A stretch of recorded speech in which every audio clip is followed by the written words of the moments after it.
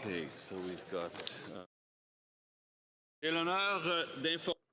I have the honor to inform the House that the following members have been appointed as members of the Board of Internal Economy for the purposes and under the provisions of the Parliament of Canada Act, subsection 52, namely Mr. McKinnon and Ms. Kayabaga, members of the King's Privy Council, Mr. Garretson, representative of the Government Caucus, Mr. Scheer and Mr. Workington, representatives of the Conservative Party Caucus, Mr. Perron, representative of the Bloc Québécois Caucus.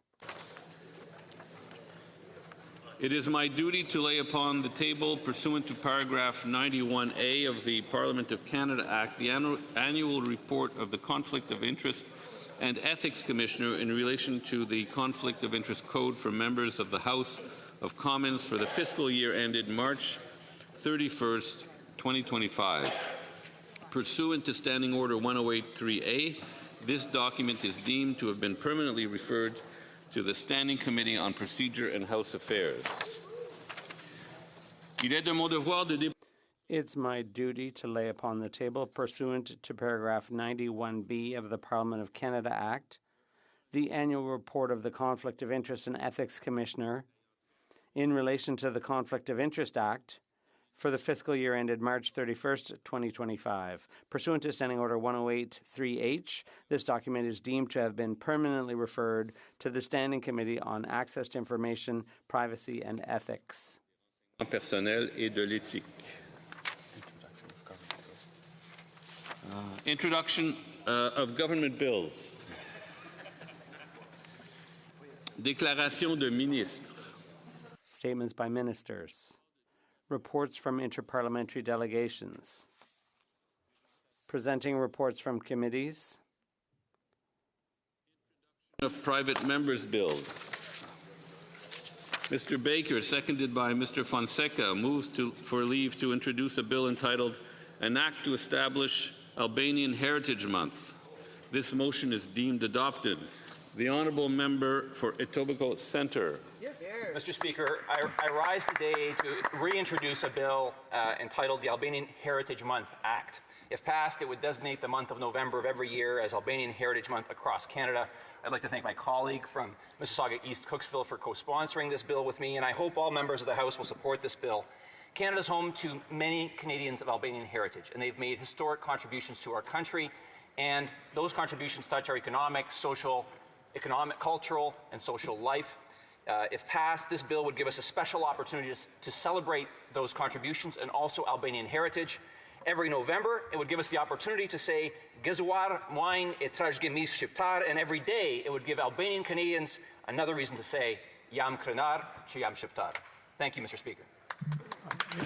The Honourable Member for Etobicoke Centre, Mr. Baker, seconded by Mr. Fonseca, moves that the bill be now read a first time and be printed. This motion is deemed adopted. First reading of this bill, première lecture de ce projet de loi. When shall the bill be read a second time? At the next sitting of the House.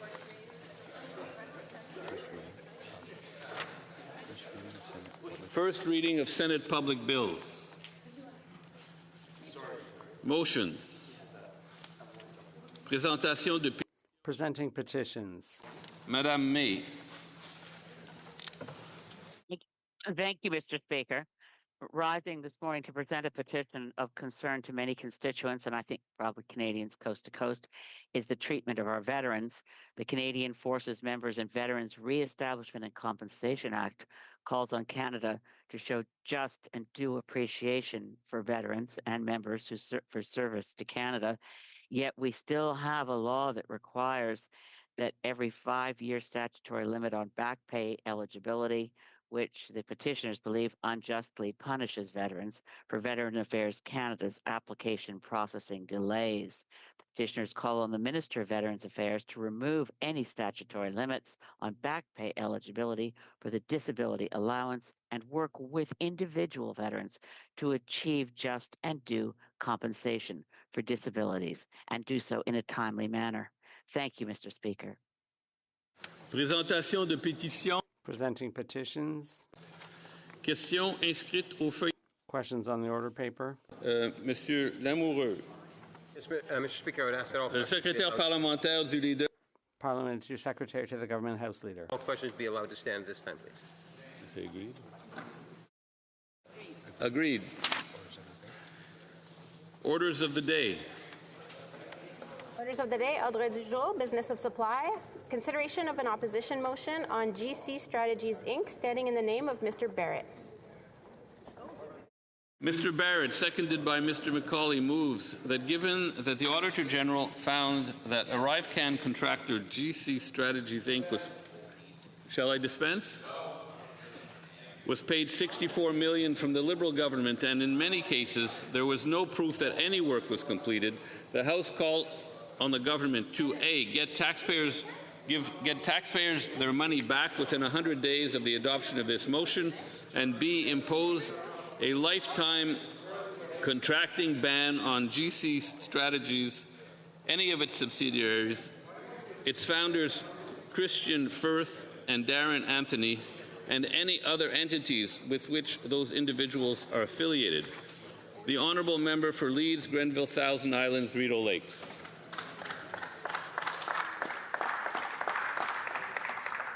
It's a pleasure to rise and to address this important matter for Canadians following the report by Canada's Auditor General.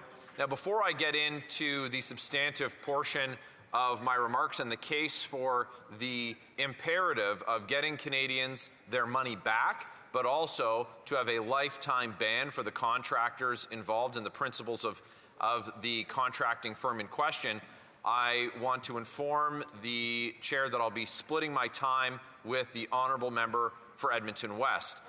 And it's actually a privilege to split my time with this member. We often talk about His Majesty's loyal opposition being a government in waiting. And it's interesting because there was an exchange recently between the Right Honourable Prime Minister, who is new to this place, and the member for Edmonton West, who's an experienced parliamentarian. And the Prime Minister, in a moment, perhaps in jest, but certainly exposing his lack of familiarity with members of the official opposition, he said that the member for Edmonton West didn't understand how things worked in this place, didn't know the difference between a budget and estimates. And I want to offer a bit of history to the Prime Minister because it's really important. It's important that the Prime Minister understand who is holding him to account. Now, the member for Edmonton West has an office complement that is the same size as all members in this House. Now, ministers, of course, get much larger offices. They get political exempt staff, and then they get access to full departments. The member for Edmonton West, has a couple people that work in his office, just like the rest of us do. But in 2018, when the government tabled the budget, now, I don't know how many people work at the Department of Finance.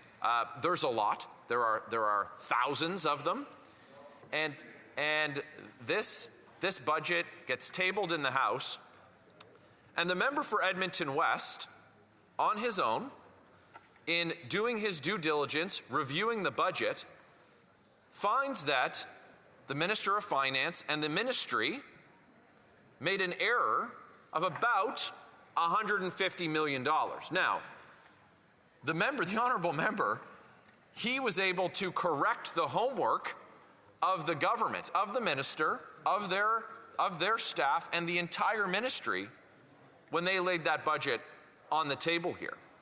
So when we bring things before this House, It's because we've done our due diligence, and it's because we're going to do what we've always done, and that's punch above our weight. So while they have the weight of the entire public service, they have all of the extra resources that come with serving in government, there's also incredible responsibilities to get it right and to make sure that they get value for taxpayers, to make sure that when mistakes are made, that they're corrected, and when value isn't received, that it's corrected. So what we saw in the Auditor General's reports this week confirms what Canada's Conservatives had raised the alarm bell about in the previous Parliament. And on a range of issues that the Auditor General looked at, she found that there were massive cost overruns and in fact, negligence by the Liberal government.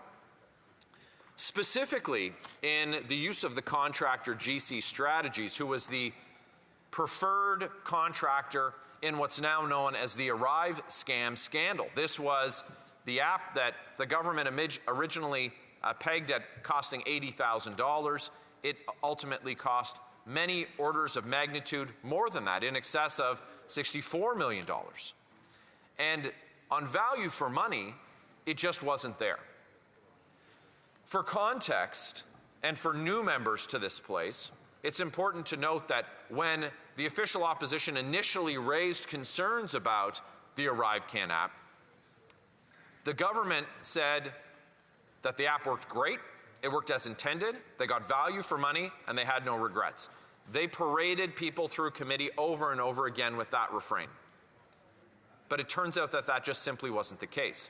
Now, when the leader of the opposition, Mr. Poilievre, he called for an Auditor General investigation, and there was a vote in the House.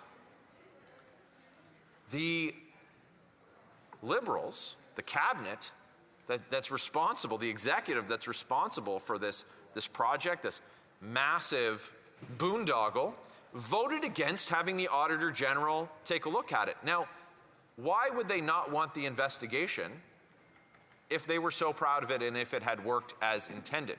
Of course, they knew that it was a corrupt process and they didn't want it to come to light. But we did our work, holding the government to account, checking their homework, and we found the errors. We found the grift that had occurred.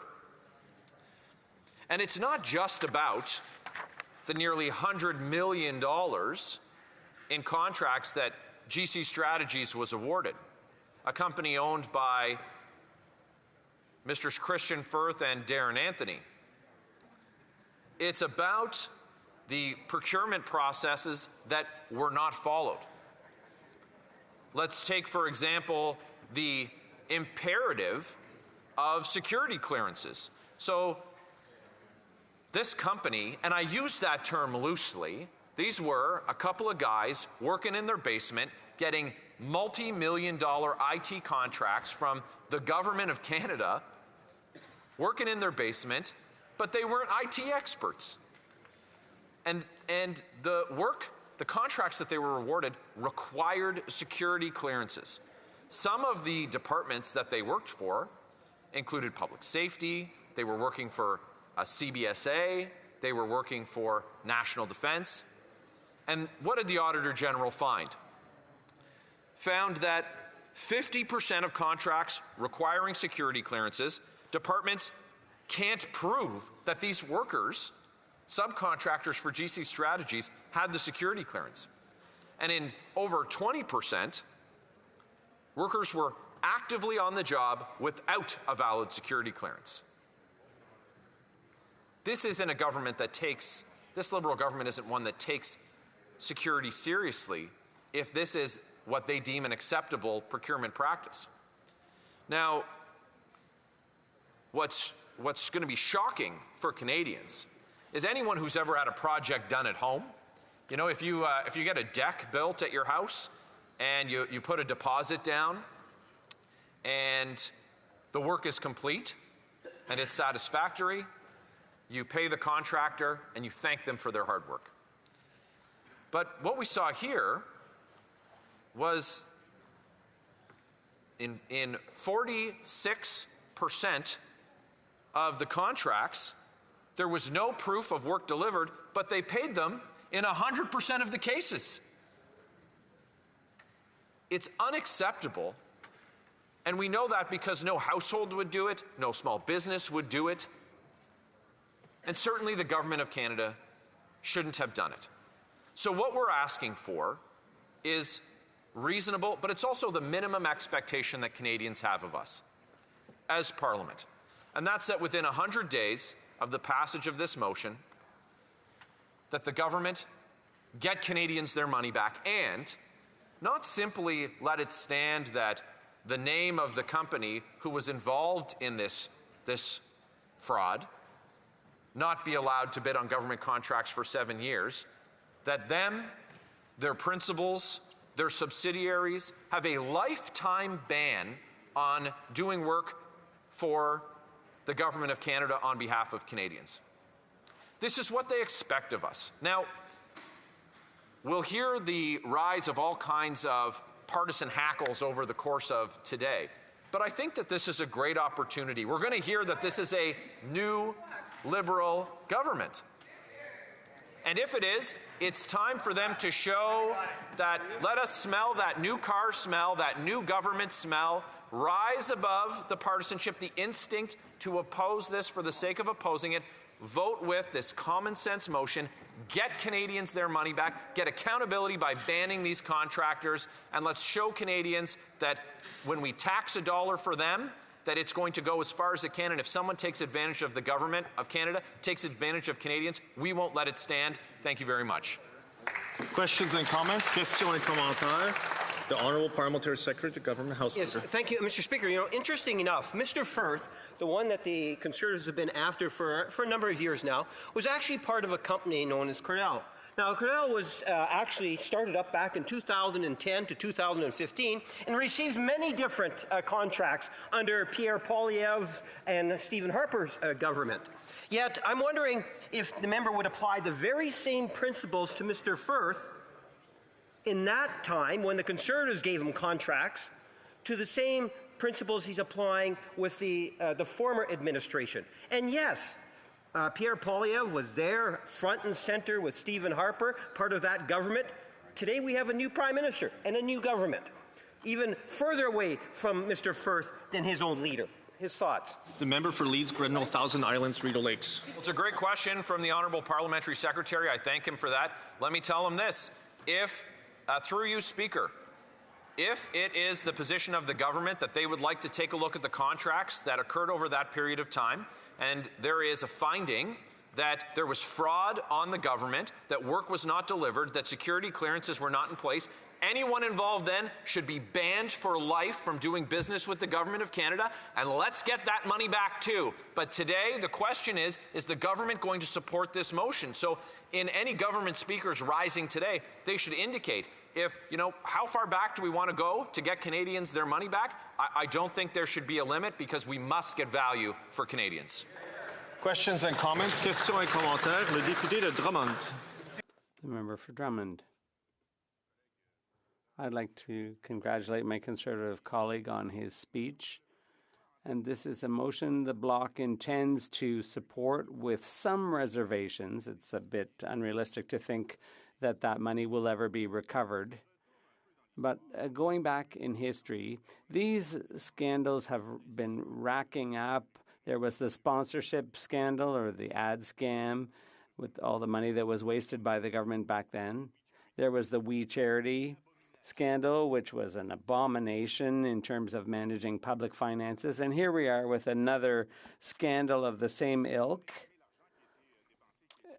It's all well and good to call for that money to be returned, but don't you think we should begin by reviewing the rules that govern this type of contracting? Where's the accountability? How do we make sure this doesn't happen again? It keeps recurring because nothing's being done to stop it from happening again. The Honourable Member. Merci à ma collègue. I'd like to thank my colleague for that good question. It's been a difficult time for Canadians when you look at the last 10 years, but of course, as the member indicated, it's not just limited to the last 10 years. We saw that with the Liberal sponsorship scandal as well. And we absolutely need to have rigorous processes in place. And it's encouraging, of course, to hear that the Bloc is going to support the motion, because we have to get that accountability. Look, when we now see that the opposition has a majority on committees, there's a real opportunity for opposition parties to ensure that we hold them to account at public accounts, at the Government Operations Committee, and at all government-chaired committees as well. And we look forward to working with my colleague to make sure that we get that accountability for Canadians. Questions and comments? The member for Haldeman Norfolk. Thank you, Mr. Speaker. The Parliamentary Secretary alluded to the fact that Mr. Firth in 2010 was also given contracts under Harper. In fact, my understanding is that GC Strategies was incorporated in 2015, and so the issue that's at hand could not pertain to any contracts that were awarded in 2010. I would like my friend to clarify that point of fact. Thank you. The honourable member. Oh, thanks very much to the honourable member for Haldeman Norfolk. She is unsurprisingly correct in her discernment of the facts, and the issue that we're dealing with here is one that was reviewed by the Auditor General. And the Auditor General was the one who made the finding that we have that we have here today, and that's the basis for this motion to get the funds back. And there hasn't been any evidence presented to independent officers of Parliament about this type of grift or fraud in the period that the Parliamentary Secretary had indicated. But as I said, if they're supporting us getting more of Canadians' tax dollars back and preventing future frauds, let's go. Reprise de débat, resuming debate. The member for Edmonton West.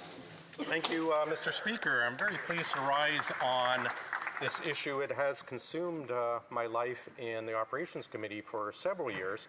Before I start, though, I'd like to seek the House's permission, just as my first time speaking in a speech, just to comment on the last election. I want to thank my constituents, Edmonton West, for sending me here for the fourth time. I certainly appreciate the support and pledge I will continue to serve the good people of Edmonton West, or as I call it, Edmonton West, Edmonton Mall. I want to thank my wife, Sasha, for her continued support. This is fourth election. She's been through probably 15 elections with me, 4 for myself. So thank you, dear, for your continued support. I realize you do so you get me out of the house and out of your hair, but thank you very much. I want to thank my son, Parker, who was my campaign manager. He did a phenomenal job. First time as campaign manager, third time helping me in the campaign. Did such a great job. We had our second best results ever, so thank you, Parker. I also like to thank my other son, Jensen, for his continued support. My office staff, Ola, Linda, Margaret, and Mick, for their continued support to the constituents. To my financial agent, Dennis, who actually, unlike this government, knows how to put together a budget, apparently. And many volunteers, too many to mention, but there are some special ones I want to thank. Barb and Judy, Graham, Dime, Brandon, Donovan, Gilles, Jeff, Yolanda, Cheryl, and Isabelita. The kids from Parkland Manual School who came out and forced the door knock with us, especially Tristan and Brandon, as well as Cheryl, who helped out, and all the door knockers who helped us hit 48,000 doors last election. We have a lot of new communities in my riding. We have 28% of the riding is new, so I want to let those people know that we will look forward to serving them. Now on to the issue at hand, the GC Strategies and the Arrive scam. And I've been here for 10 years now. I've never seen the country so consumed with a scandal. We've had plenty from this government. Of course, we had the SNC-Lavalin scandal where the Prime Minister interfered with the Justice Department. We saw the Prime Minister and his cabinet interfere to funnel money from the We Charity, in the We Charity scandal, to funnel try to funnel $900 million to their friends and family members. We had the Green Slush Fund, where we have the current finance minister oversaw $400 million getting grifted to Liberal insiders. And of course, the Edmonton-based other Randy scandal. So for all these bigger scandals, you have to wonder why did Canadians were so consumed by the ArriveCan. And I think even though they weren't as large, the ArriveCan's not as large financially, I think it's because so many Canadians had to deal with the broken ArriveCan app. Millions had to endure the problems with ArriveCan at the borders, coming in at the airports, dealing with an app that didn't work, dealing with an app that sometimes wouldn't work with certain Wi-Fi, enduring missed flights, long waits at the airport, enduring this horrible app that they thought, well, geez, it's a simple app that only costs $80,000. And then they found out this app that sent them into long lines and sometimes sent them into quarantine by mistake actually ended up costing over $60 million. I mentioned how it actually accidentally sent people into quarantine. An app upgrade came out and actually sent 10,000 people by mistake into quarantine. And we found out later, the government said, well, actually, we didn't test the upgrade before we issued it. Can you imagine? $60 million, and somehow they forget, they don't have the resources to check if the update worked. But that's okay. But again, what do you expect from an app, again, that only cost $80 million, we think? Now, I say we think because even the Auditor General cannot figure out how much this app cost because the bookkeeping from this government was so poorly done.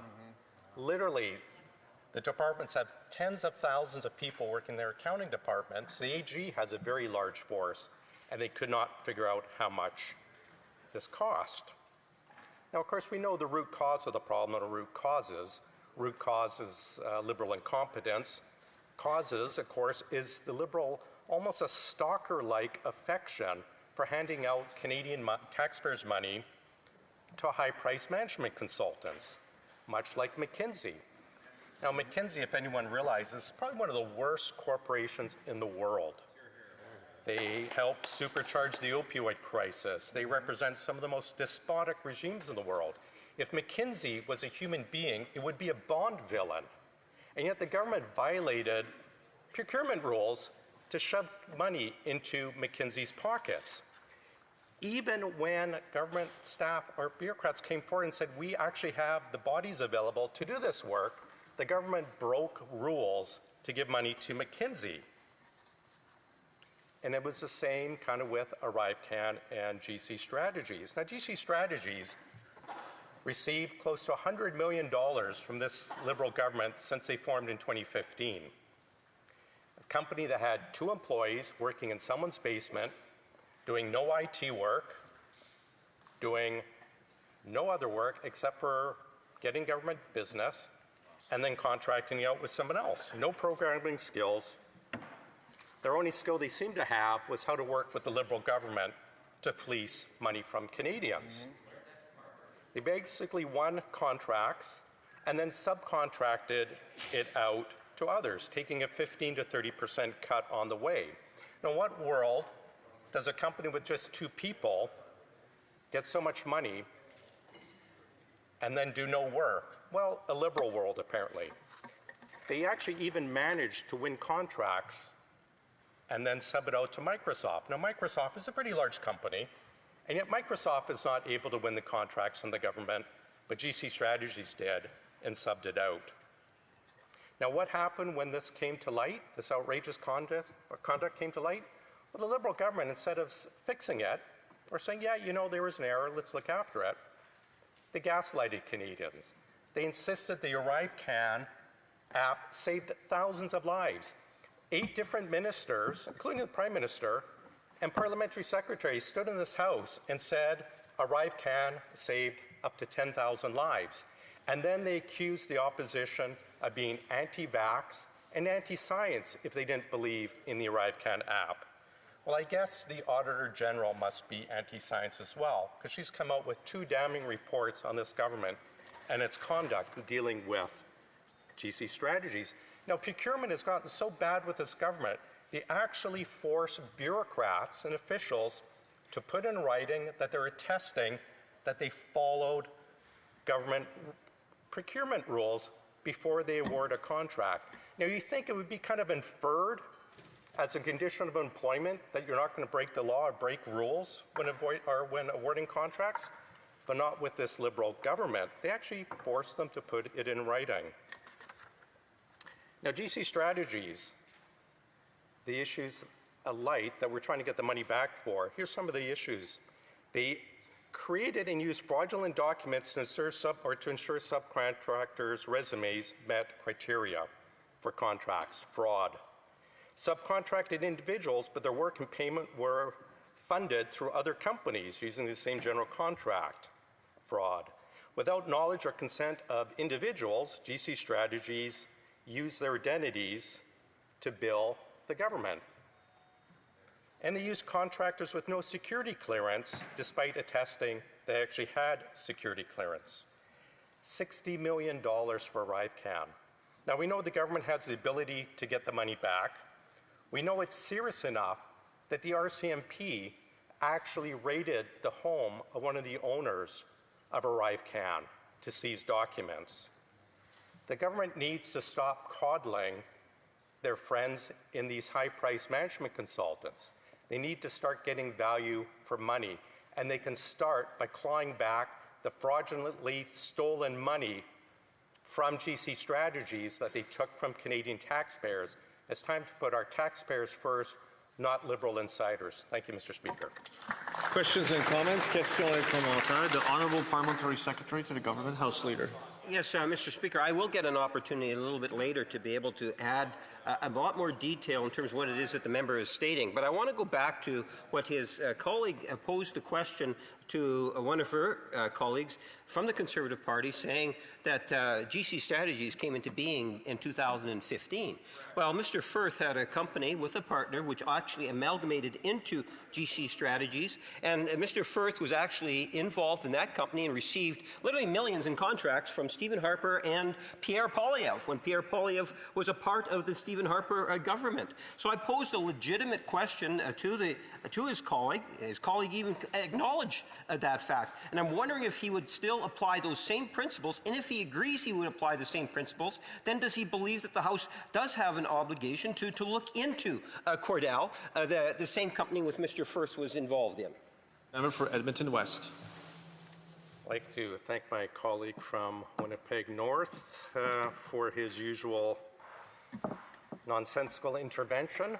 The Auditor General looked at the contracting.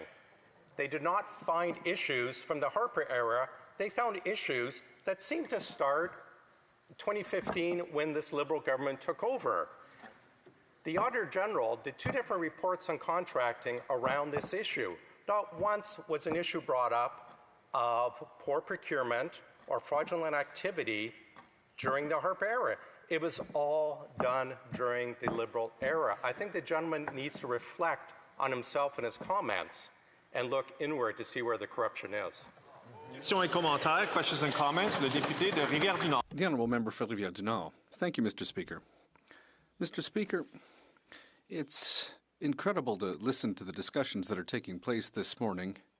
They don't seem to be contesting that that Canadian and Quebec taxpayers had one pulled over their eyes by GC Strategies, and the number of $1 million are owed to them.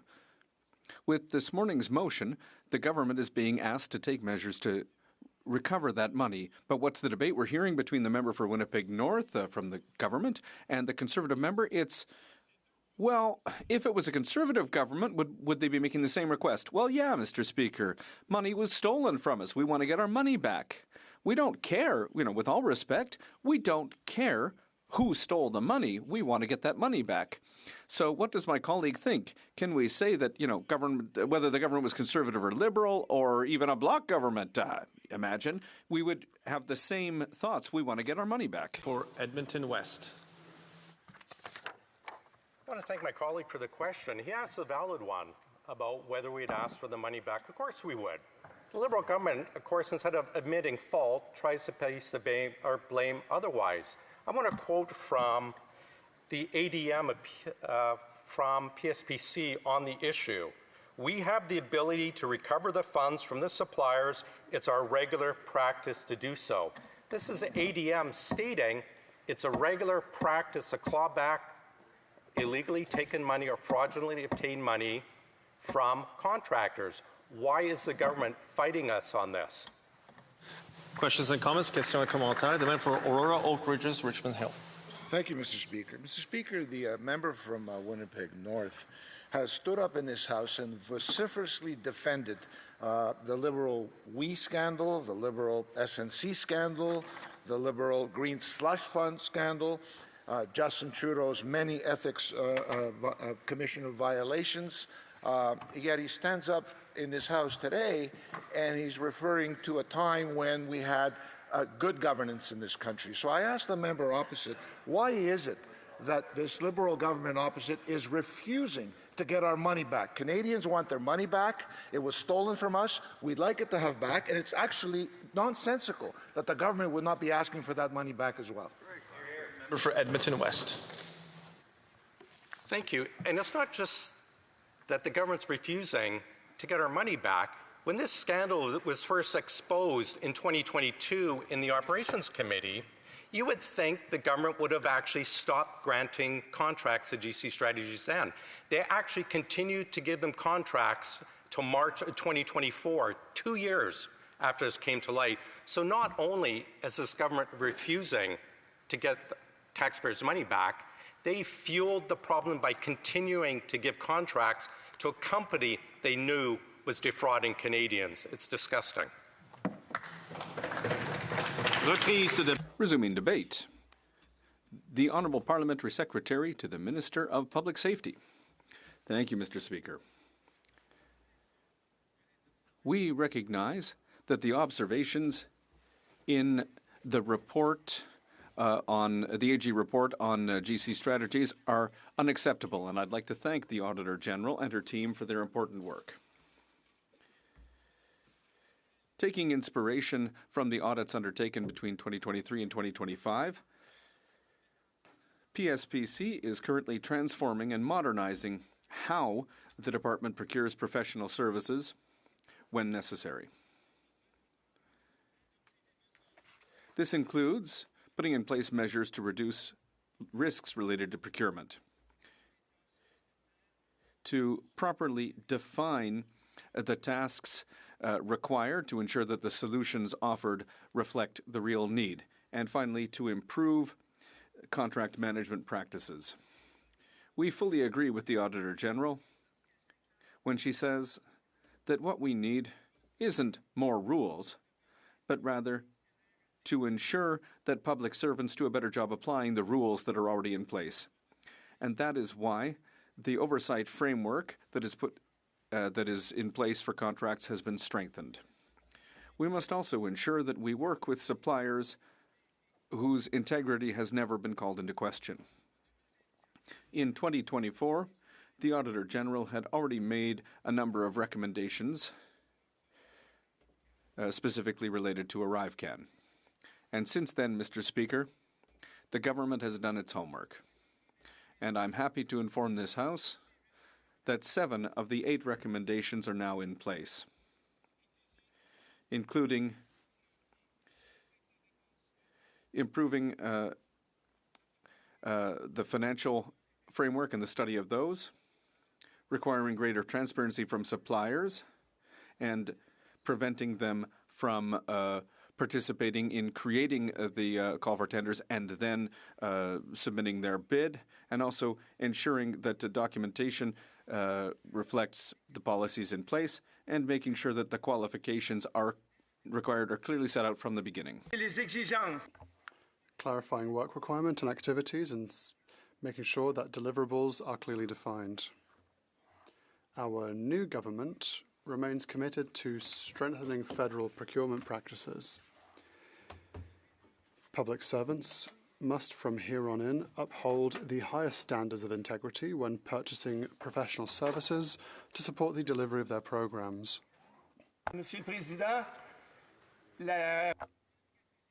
The Auditor General has made no new recommendations this year, which proves that she knows that we're doing our work. I'd like to remind members that last year the government updated its ineligibility and suspension policy to strengthen the department's ability to uphold this. The government created a new Supplier Integrity and Compliance Office, showing that it wishes to only deal with businesses that have the highest standards. Mr. Speaker, with regards to GC strategies in particular, PSPC suspended the company's security clearance status in March of 2024. This action prevented it from participating in all federal procurement contracts with security requirements. But we went even further. PSPC suspended GC strategies from all professional services contracts and all contract vehicles managed by the department. Furthermore, last week, the Office of Supplier Integrity and Compliance declared GC strategies ineligible to receive contracts from the Government of Canada for a period of 7 years, from the 6th of June 2025 to the 6th of June 2032. That's a severe penalty, which reflects the seriousness that the government has in this field. Even at the end of the 7-year period, the company will not be automatically reinstated into the Government of Canada's contracting process.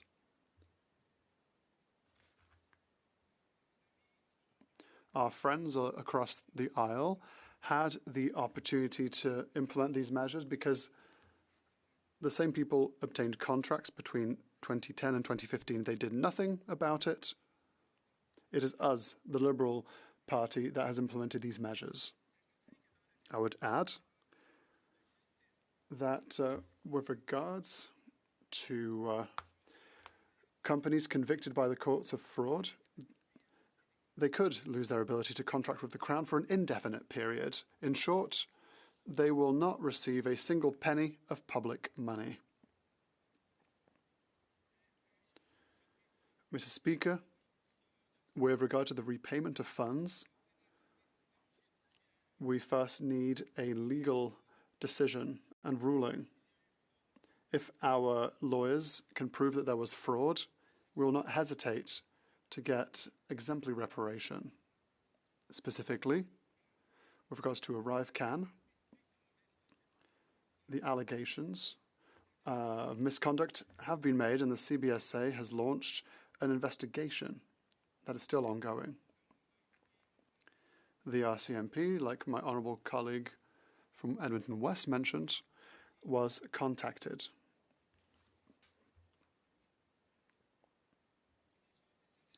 However, the CBSA is not waiting for the investigation to be completed before taking action. It has already undertaken steps to strengthen its management and oversight of its work. The agency has implemented a procurement improvement plan to strengthen its practices and ensure that all procurement it undertakes complies with Government of Canada contracting rules, supports the CBSA's mandate, and delivers value to Canadians. This improvement plan includes key steps, including from here on in, CBSA employees with financial authority at the national headquarters are now required to retake 4 mandatory courses on government contracting. Employees are now also required to disclose all interactions with potential vendors. The CBSA has established a centre of expertise to help employees fully understand their obligations and authorities. The agency now has a procurement and contracts branch with the authority to serve as a centre for procurement activities.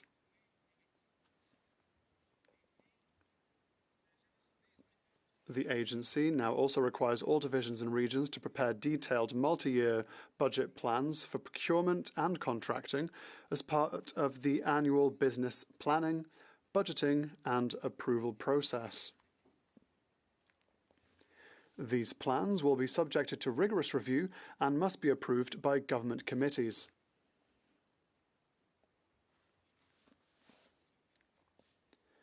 In addition, Mr. Speaker, the CBSA has recently created a new directorate for program integrity, standards and recourse. This directorate will oversee activities related to the agency's management functions and will foster a culture of excellence in service and program delivery. And this includes all areas regarding contracting.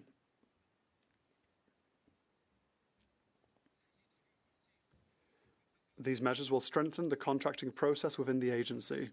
They will enable the CBSA to move forwards with confidence and rigour in the awarding of any future contracts. Mr. Speaker, our government is committed to ensuring that contracting procedures are followed correctly. Those who violate them will face appropriate consequences. I can assure you that the CBSA agrees with these statements and convictions. Agency leaders have already stated publicly on numerous occasions at committee and before members of this House that they take this issue seriously and that they have taken action accordingly.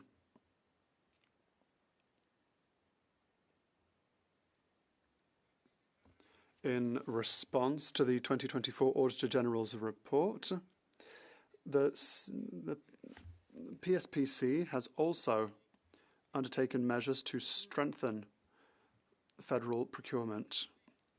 Be assured that we will use the findings of the most recent Auditor General report to improve even further the way that the Government of Canada deals with providers. To carry out its mandate, the CBSA always seeks to innovate and improve its tools so that legitimate travellers and goods can cross our borders in a way that highlights the safety of Canadians whilst respecting their rights and freedoms. I would like to conclude on this subject by highlighting the work undertaken by CBSA employees from coast to coast to coast. The agency has an important mandate, and its workers are aware of this. Today, more than ever, our borders are at the heart of the concerns of Canadians, and our concerns as well. It's essential work to protect Canadians and contributing to our country's prosperity. Mr. Speaker, I believe that all this illustrates the government's commitment in establishing and improving sound contracting and procurement practices. Our new government believes that mistakes of any kind are unacceptable from GC Strategies or other providers. Over the last Parliament, parliamentarians, as well as the Auditor General, undertook extensive work to examine contracts between the Government of Canada and providers, so they continue to be scrutinised. The government will hold people accountable when there are suspicions of inappropriate funding. Now the tools have been granted to do so effectively so that public servants can carry out the right work with the right tools. Canadians have a right to know that their hard-earned money is well managed. With new safeguards in place and serious measures adopted to hold not only GC Strategies accountable, but also to prevent any recidivism with other providers, it is now time to move forward and focus on the work ahead. Thank you, Mr. Speaker. Question en commentaire dans le membre of Sherwood Park, Fort Saskatchewan. Mr. Speaker, the member wanted to continue to claim that he represents a new government, but a new government with, for some reason, the same people. So my question is simple. If this is truly a new government, as he claims, will they request a reimbursement for the inappropriately spent funds?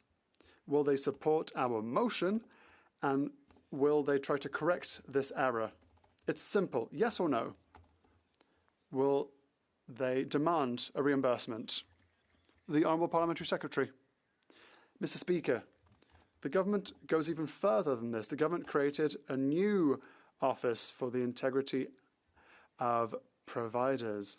And this is an independent, arm's-length organization, and they will do the work they need to do because they have been granted the tools that they need.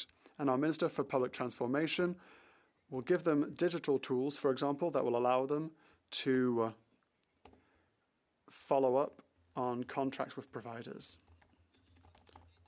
The Honourable Member for Drummond. My colleague's earnestness is appreciated when he says that they will better manage funds. Implementing this new body is like if Don Corleone was investigating the mafia. It's very weird. I have a question from my colleague from across the way. He says that GC Strategies was suspended, was banished from the realm for 7 years. Well, it should have been indefinite, in my opinion. But my question is as follows. Is it GC Strategies that was banned? Or was it Messrs. Firth and Anthony that were banned from all public contracting in the years to come? The Honourable Parliamentary Secretary. After 7 years, GC Strategies will not automatically remain or return.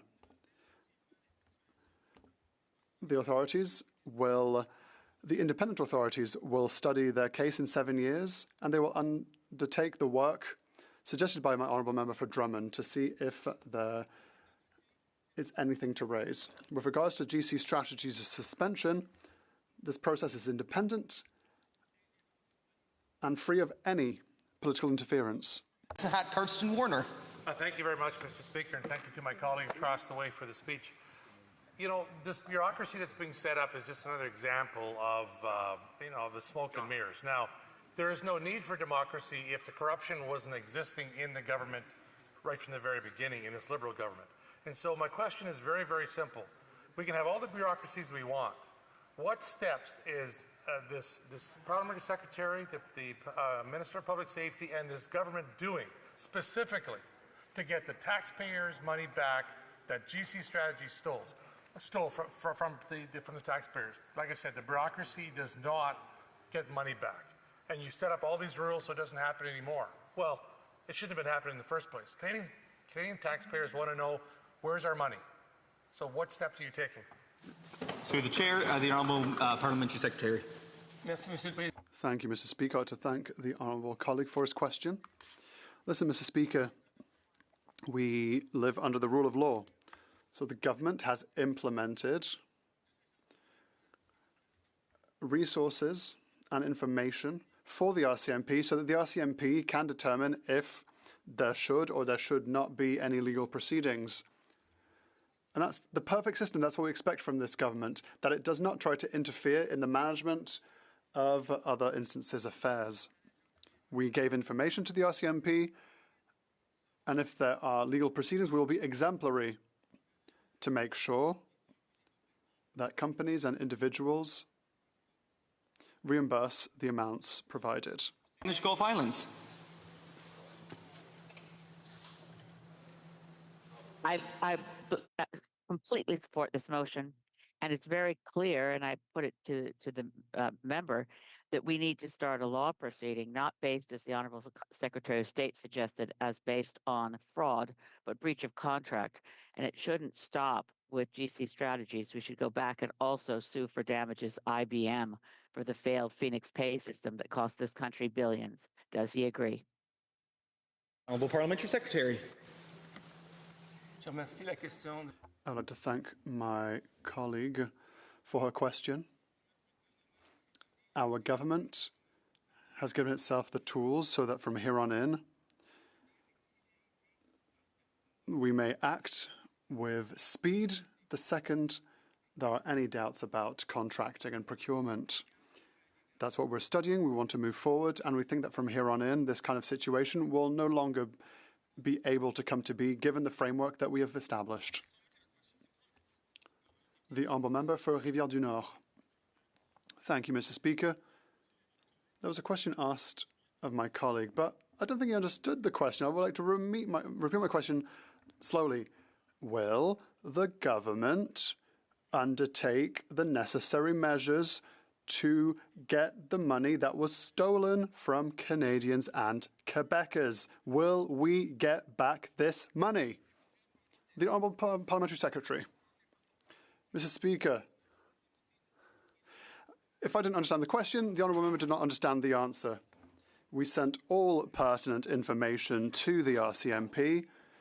We've created a new office that will study supplier integrity and compliance and to see if there is a reason to move forward. We can't do more anymore, and we'd be interfering politically.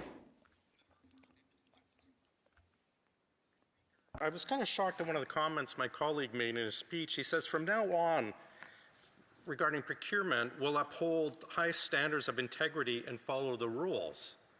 I'm just wondering, does that imply then, for the last 10 years in this government, there was no requirement to act with integrity or follow the rules with purchasing? Because that appears to be the case with GC Strategies and many other issues. The Honourable Parliamentary Secretary. Mr. Speaker, we do everything to detect fraud and other mischief. Fraudulent contracting could be detected, and let us be clear, this would be unacceptable.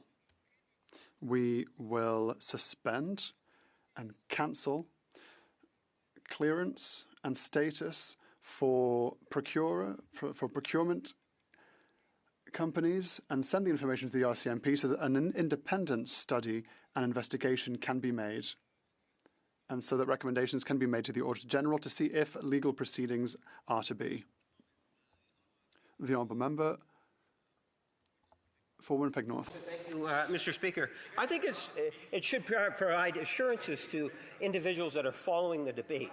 When you take a look in terms of the 2024 Auditor's Report, 8 recommendations came out of it. 7 of the 8 have been actually completed. 1 of them is still in process, Mr. Speaker. And then you have this report that is not forwarding any additional recommendations. And I think that that speaks well in terms of the civil servants are, in fact, responding positively to the 2024 recommendations. And I'm wondering if my colleague can provide his thoughts in regards to the civil service responding to the 2024 report. The Honourable Secretary. Mr. Speaker, my colleague is correct.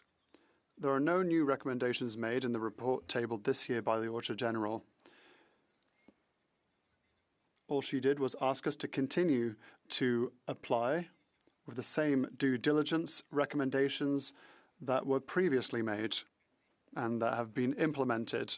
There's just one recommendation, that is to get more detailed billing with regards to projects, contracts, in the number of hours and type of work undertaken.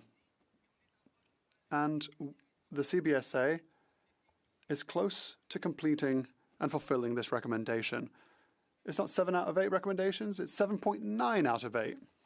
Questions and comments? The Honourable Member for Rimouski-La Metapédia in 30 seconds. Thank you, Mr. Speaker. I'd like to commend my colleague. He said that the whole situation was unacceptable. What else is unacceptable? $64 million in a contract. 50% of that $64 million, well, the government didn't even check to see if the work was done for half that money. No call for tenders. So, Mr. Speaker, there's something called ministerial and departmental accountability. Which minister was responsible to make sure that the work was done? Can he admit that this is a failure? No. He says it's the public services problem. What kind of image is is this sending to the population? We lost 50% of the contract. What does that tell the people? Secrétaire parlementaire de répondre à quelques secondes. A few seconds for an answer. Listen, we have a responsibility, and we're taking that responsibility very seriously. The member for Rimouski is perhaps forgetting that there was a pandemic going on at the time with ArriveCan. The Honourable Member. Order! Order! The Honourable Member. Merci. Thank you, Mr. Speaker, for people who missed a few seconds there. It smacks of an accountability problem. And honestly, Mr. Speaker, I would have liked to have an hour to talk about this scandal among so many others. Now, I have two great colleagues who are no longer here.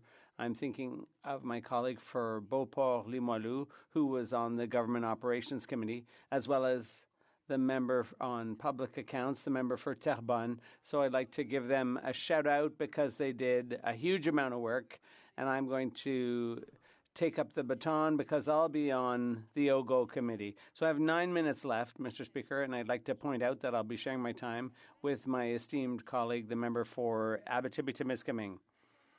So how do we sum up the situation? Well, first of all, the Conservative motion has two parts.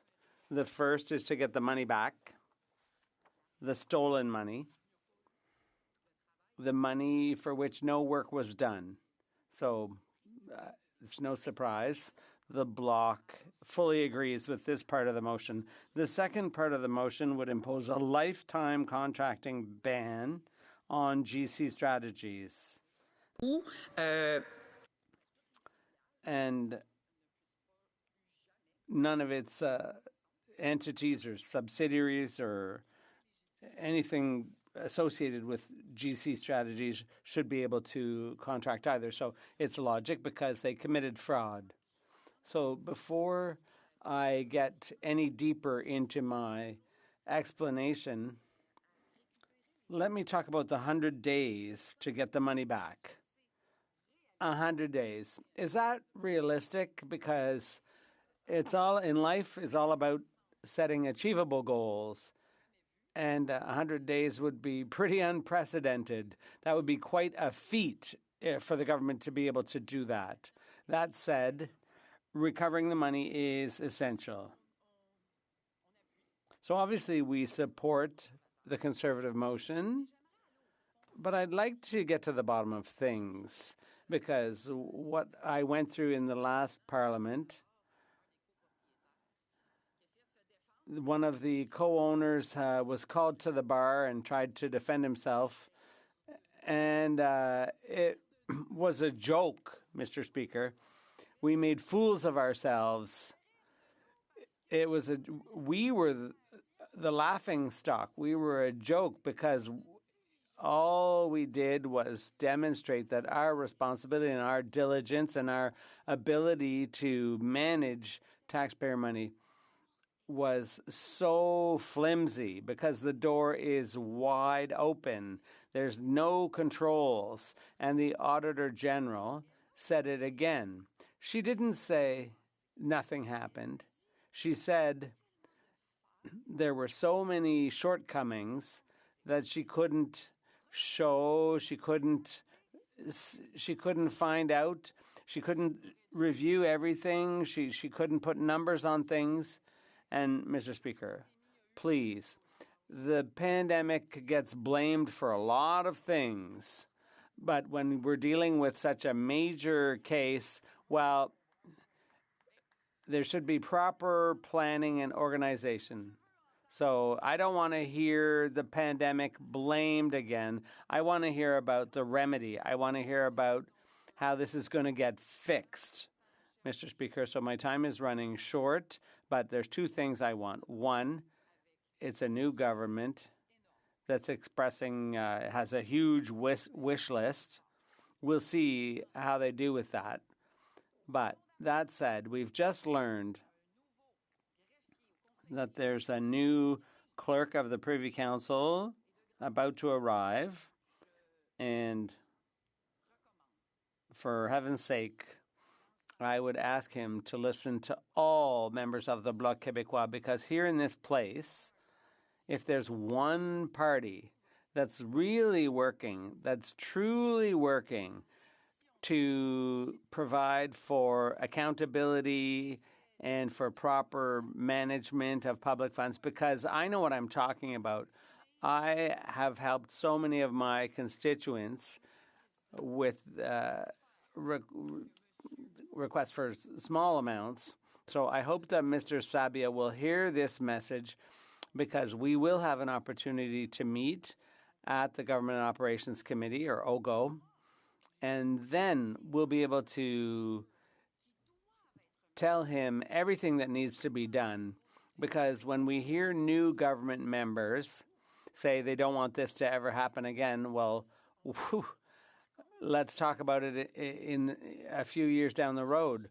But if there's someone, if this new person, Mr. Sabia, is a positive person who's trying to make change, and he has good references as an agent of change, and I see that the Prime Minister does want to make change, to make Canada a country worthy of the name, one of the wealthiest countries in the G7.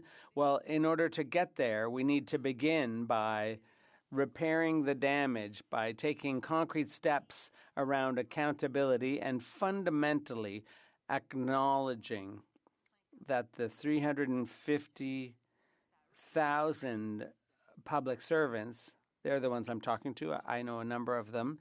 And when those people say we're being ignored, our value is not appreciated, we're always, they foist contractors on us at twice the pay, and we're just taken for idiots.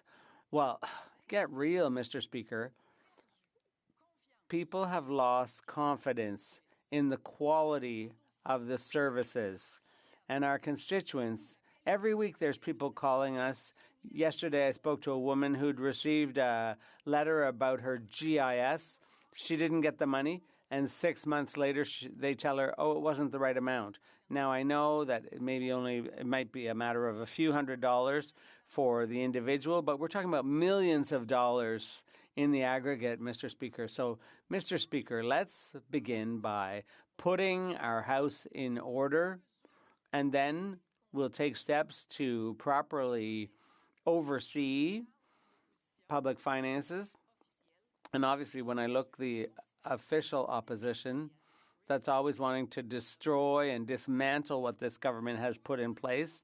And the government is doing everything it can to deny, to hide, and perhaps withhold some of the information that Quebecers and Canadians are entitled to. Well, it's the Bloc each time that manages to shed full light on what's going on here, the corruption, the collusion of this government. So, Mr. Speaker, I have no idea how much time I have left. 2 minutes? So, in conclusion, I'm a businesswoman, Mr. Speaker. I worked at the community level, but I was also a public servant. Networking, cooperation, sharing information among friends, that's a reality. In what context? Well, when I was in business, it was my own money. I was negotiating with contractors, with providers, with my private money. But here, in this place, what we see is that private sector strategies are being used with taxpayer money. And that, Mr. Speaker, is completely unacceptable. Every time you do something, every time you take a step, it should be remembered that 40 million Canadians contributed to the purse. Thank you, Mr. Speaker. Questions and comments? Leader. Yes, so thank you, Mr. Speaker. And, you know, when I look at the Prime Minister as the former governor of the Bank of Canada, understands the importance of procurement and transparency, and has been there to emphasize how important it is that we build in strength to the system. And a part of those strengths is, in fact, looking in terms of the public civil service and ensuring that the civil servants is, in fact, doing what it is that's being suggested by the Auditor General. Would she not agree with the assessment I just put on the record? The Honourable Member for Laurentides-Labelle. Thank you, Mr. Speaker, and thank you very much for the question, because exactly, I hope the wind will change. I hope when we come back in September, we'll be able to have the time it takes so that the clerk can shed light on things and get this money back, this stolen money back, and not just take steps to prevent this from ever happening again and make sure that the contracting rules are tightened up, but also that I hope that the excellence of the work of public servants will be acknowledged and recognized. We need to recognize that these people are very competent and they shouldn't be ignored. Questions and comments? Merci beaucoup, Monsieur le Thank you very much, Mr. Speaker, and I'd like to thank my colleague for her speech. Specifically from the importance of this this issue with GC Strategies. Obviously, it's a huge scandal, but I'm wondering if the member has any comments to how this is really part of a long list of scandals with this Liberal government, misuse of taxpayer dollars, whether it's SNC-Lavalin, We Charity, the list goes on. We've really seen this culture of well-connected Liberal insiders, of misuse of taxpayer funds with this Liberal government. Just wondering if my colleague has any further comments on that. Thank you. L'honorable député Laurenti. The honourable member for Laurentides-Labelle. Yes, thank you, Mr. Speaker. There was a bit of a delay with the interpretation there, but I think everything's okay now. The We Charity, that was my baptism for new members. We spent a whole summer shedding light on a contract that had been awarded. It's understandable that when there's an emergency, you have to act quickly. But two things need to be done. When you try to put a fire out, like a forest fire, you can't do that with just one bucket of water. But you also don't want to use overkill like a water cannon to put out a candle. So we saw the whole apparatus. The pandemic and the need to act quickly is not a full excuse. The government needs to show that, I think that this whole situation showed that there were big problems, and I'm hoping that we will be able to make changes in how money is managed. Questions and comments? L'honorable député Rimouski, La Matapédia. The honourable member for Rimouski, La Matapédia. I'd like to thank my colleague for her speech. The Auditor General said in her report that more than 50% of the contracts for this $64 million were paid without the government even checking to see whether the work had been done. So my colleague, as she said, she's a businesswoman. When do you manage money and pay invoices without checking to see whether the service has been provided? I'd like my colleague to answer that simple question. The honourable member for Laurentides-Labelle. Thank you very much, Mr. Speaker. Well, I appreciate that question because I'd like to inform those watching, people who are trying to get money for summer jobs or for the New Horizons program for seniors. So if there's one thing missing from their accounts, when those people apply for those funds, if there's anything missing from their application, they won't get that money.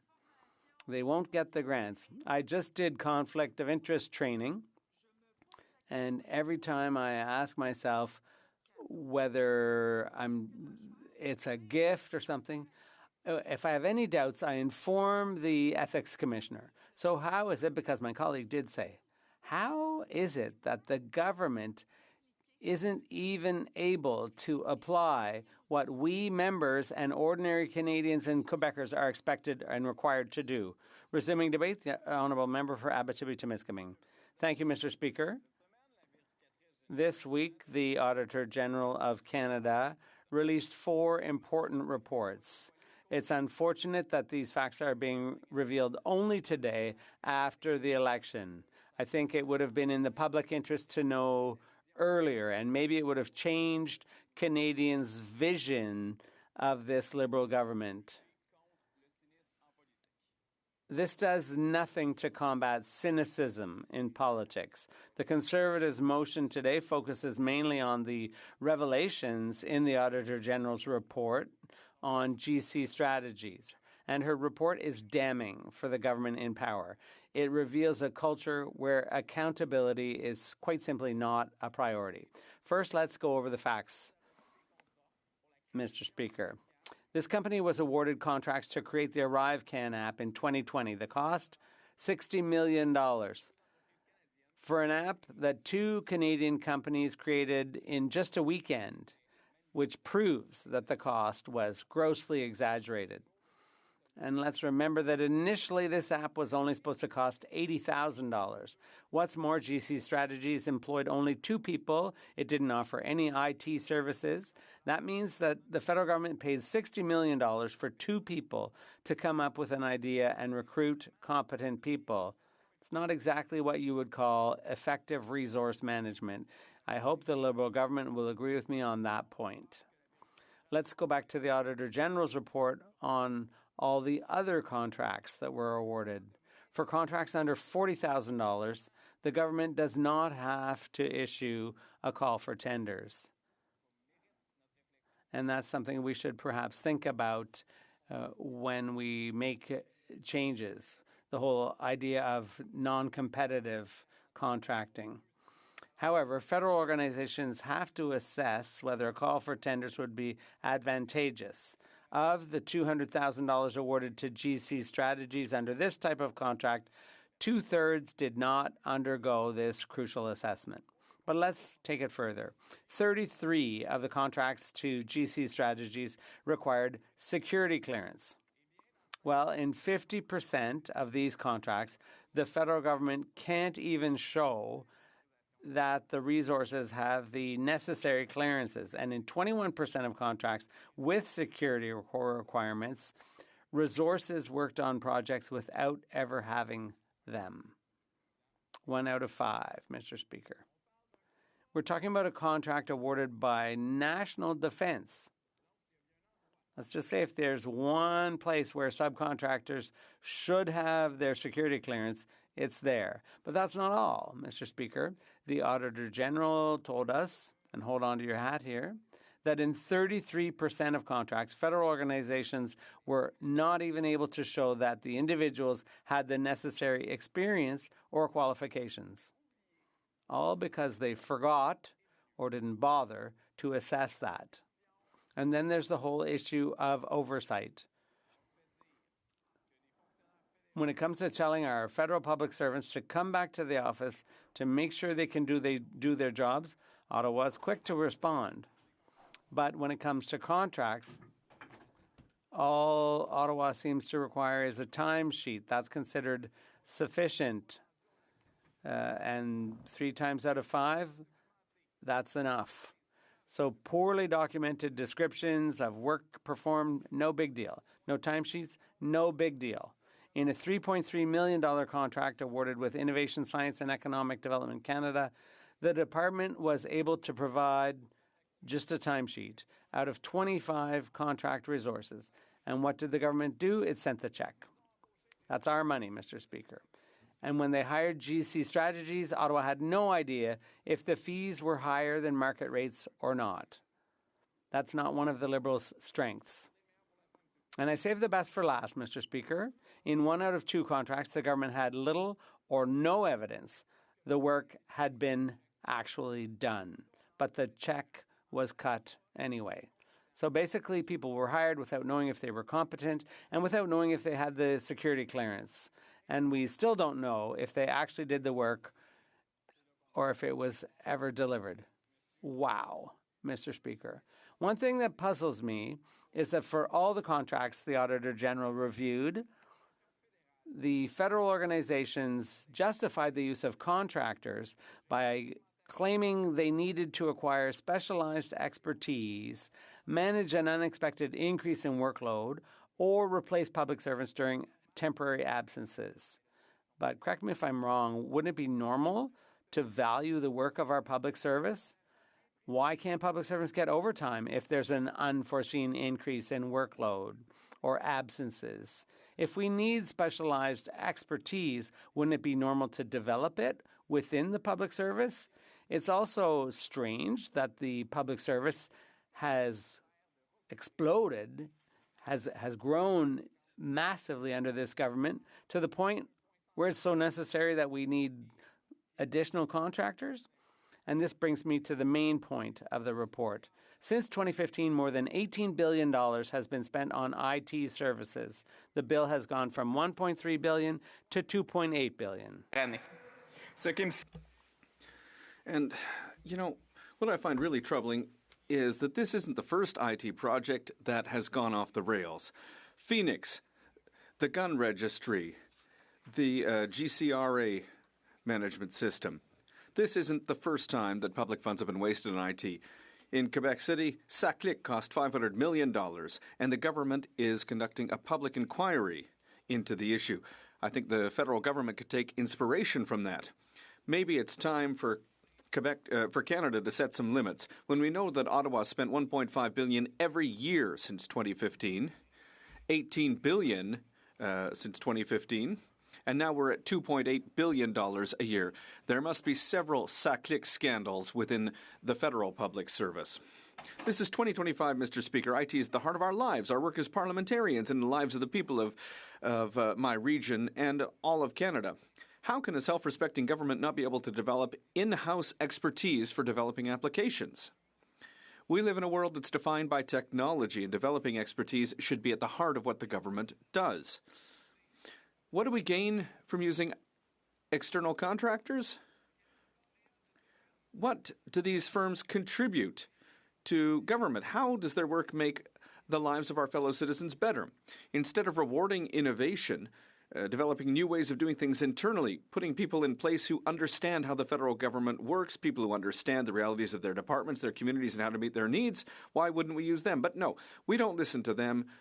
Instead, we go spend millions and billions of dollars elsewhere to get that, with a complete absence of oversight, as we know now. And that's not all. To give you an idea of the proportion of spending here, spending on GC strategies accounts for only 0.37% of the total amount of government external contracting. So if we take any lessons from the AG's report, the question is how much of the $2.8 billion being spent every year is subject to audit? Are the security clearances approved properly? Do 94% of contracts use timesheets, and are they verified? What are the required expertise and qualifications? Does the government pay its contractors without necessarily having any evidence to confirm that they've delivered the goods? These are all questions that are important, and I think it's maybe time to take a more comprehensive look at the use of outside consultants.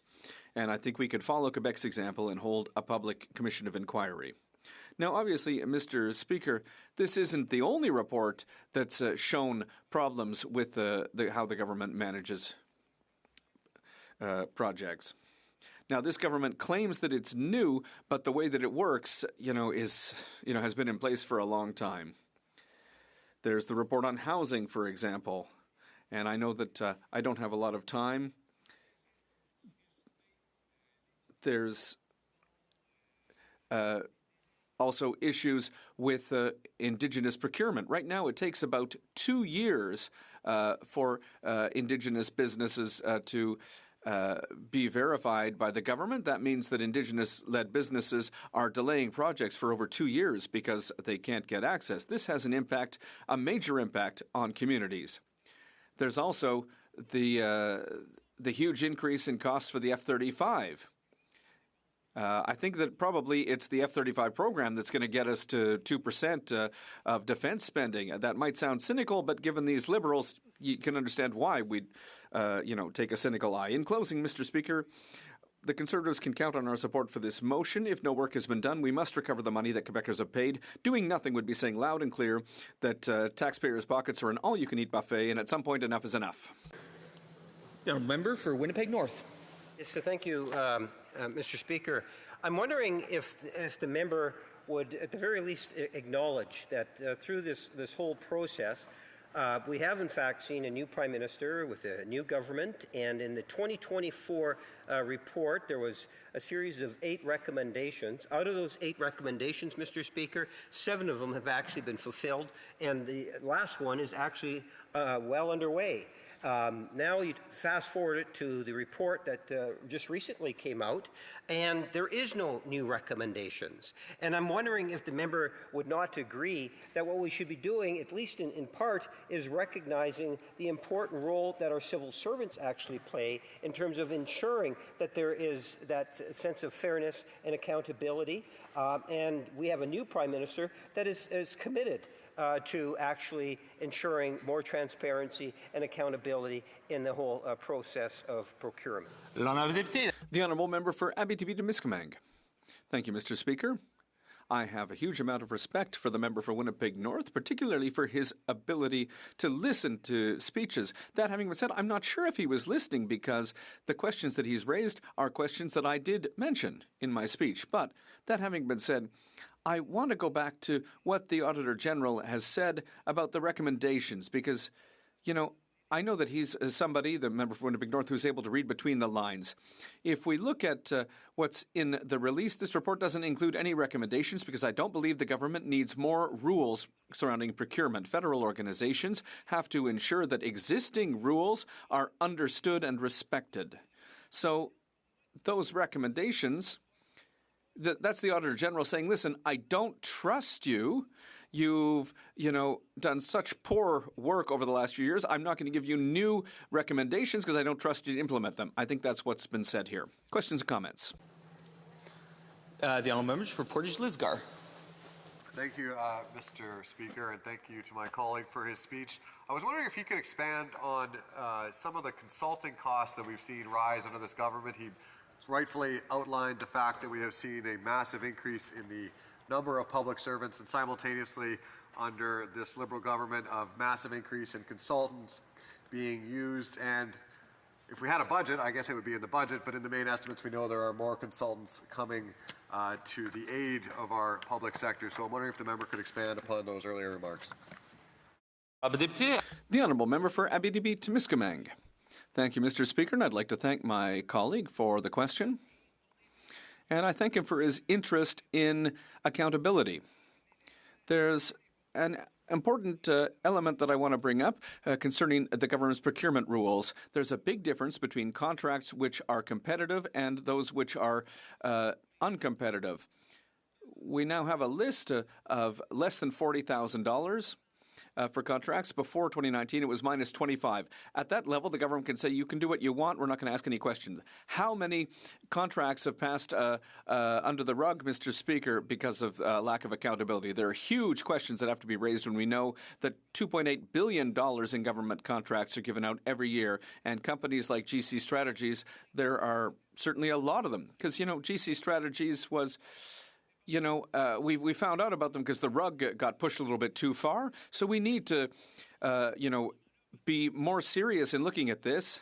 And, I don't have a lot of trust in this government because sometimes the past is a guarantee of the future.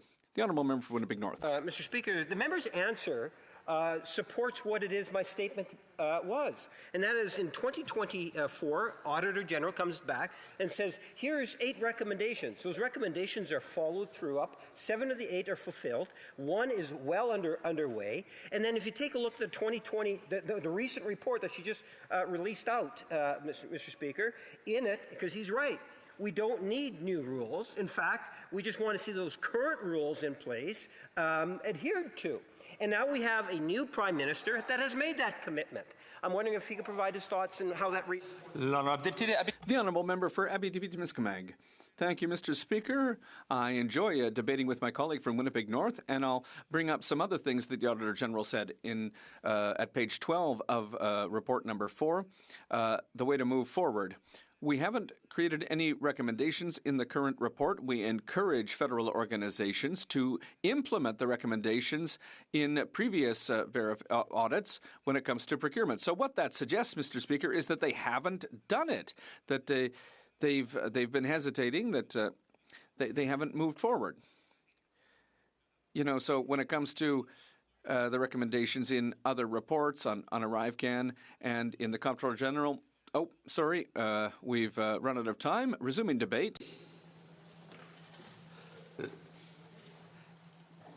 The Honourable Member for Calgary-Midnapore. Thank you so much, Mr. Speaker. Merci beaucoup. Thank you very much, Mr. Speaker. It's always a pleasure for me to be here in the House. Honor and a pleasure to be here once again on behalf. The honourable member for Calgary on a point of order. Mr. Speaker, I do think that you've got to give some consideration here for all the things that happen in this House, because this is like testament. We're still reeling from the comments from the other side, but so we're just getting our thoughts together here. So I hope you'll actually entertain me while we get a little point of order and get some things happening in order again in this House. I really appreciate you entertaining my interjection here, Mr. Chair. Thank you. I do thank the member for Calgary Centre for reminding us about the importance of order and maintaining order in this place. Resuming debate, the honourable member for Calgary Midnapore. Thank you very much, Mr. Speaker. And I just want to take a moment and thanks again to the incredible citizens of Calgary Midnapore who have returned me here for my 4th term. It is an honor to be here and to represent them once again. Thank you so very much. And you know, Mr. Speaker, when our citizens vote for us, when they bring us into this House, they really bring us here with one thing, and that is their trust, Mr. Speaker. They trust us when they come here to this place that they have chosen to put us into, that we will do the right things, that we will say the right things, we will take the right actions, and we will do the right things. And Mr. Speaker, with that comes the responsibility of deciding how we will spend their hard-earned money. This is one of the greatest elements of trust that our citizens will put in us during the time that we were here. So it is, of course, very unfortunate that the Auditor General has determined, once again, in reviewing GC strategies, that this was not the case with this government. That this government, once again, disappointed the citizens that had placed the trust within this government. In fact, they went beyond disappointing their people, Mr. Speaker. They betrayed the trust of the people who put them here. And I would also like to say that I'll be sharing my time with the great member for Louis Saint Laurent, Akia Wenrack. Thank you. They betrayed the trust that was placed in them, Mr. Speaker, by their citizens. And not just in one way, Mr. Speaker, but in several ways. Over 31 departments, 9 which had more than $1 million worth of contracts with GC Strategies. So let's examine, Mr. Speaker, some of the ways that this happened. In 33% of the contracts, they could not show that the contract resources had the experience and the qualifications necessary to complete the work. Now, Mr. Speaker, anyone knows when you're applying for a job, the first thing that you do is you give your resume, you give your CV. And you would never go to a doctor or to a dentist who was not certified. Here, Mr. Speaker, we demand that our tradespeople are certified. And by the way, Mr. Speaker, I have very many tradespeople in my riding who cannot find work as a result of the uncertain conditions created by this government. We demand that our trades have certification. Yet everyone who worked for GC Strategies, we can't necessarily ensure that this was the case. We can't ensure that they were certified to do the work that they did. In 33% of the cases, we could not verify this. Mr. Speaker, in 58% of the cases, timesheets were poorly documented. Not showing our work is the first lesson that children learn in elementary school. And so what does that say when people aren't even willing to document the work that they did, show the work that they did? How can we come to any other conclusion other than the work that was paid for wasn't necessarily completed, Mr. Speaker? Really, there is no other conclusion that we can draw other than this. It's really hard to come to another conclusion. In addition, Mr. Speaker, 82% of federal organizations could not prove that fees did not exceed market rates. I will tell you, Mr. Speaker, every Canadian in Canada right now who is shopping is doing price comparisons. I have no doubt about that. As a public servant for 15 years, Mr. Speaker, when I had to purchase an item, the first thing that I had to do was get 3 quotes. And I was obligated each and every time to choose the lowest cost item. Yet this didn't happen, Mr. Speaker, with GC Strategies. Mr. Speaker, this reeks of extortion. It reeks of collusion. Mr. Speaker, I think of a beautiful young mom in Legacy, one of my communities, where when I met her at the door, she was crying. She was crying because she has 2 sons with a genetic condition that only allow them to have a keto diet. And so she had fed them hamburger patties, like the stacks of hamburger patties that you buy in 16 or 32 at the superstore for 4 consecutive nights. She had nothing else to feed them, Mr. Speaker. And yet, this government is overcharging the public and taking advantage of this unique situation. And that is not right, Mr. Speaker. It is not right. Mr. Speaker, I went to go see my banker 2 weeks ago. He told me he is seeing 2 things he has not seen in his 20 years of banking.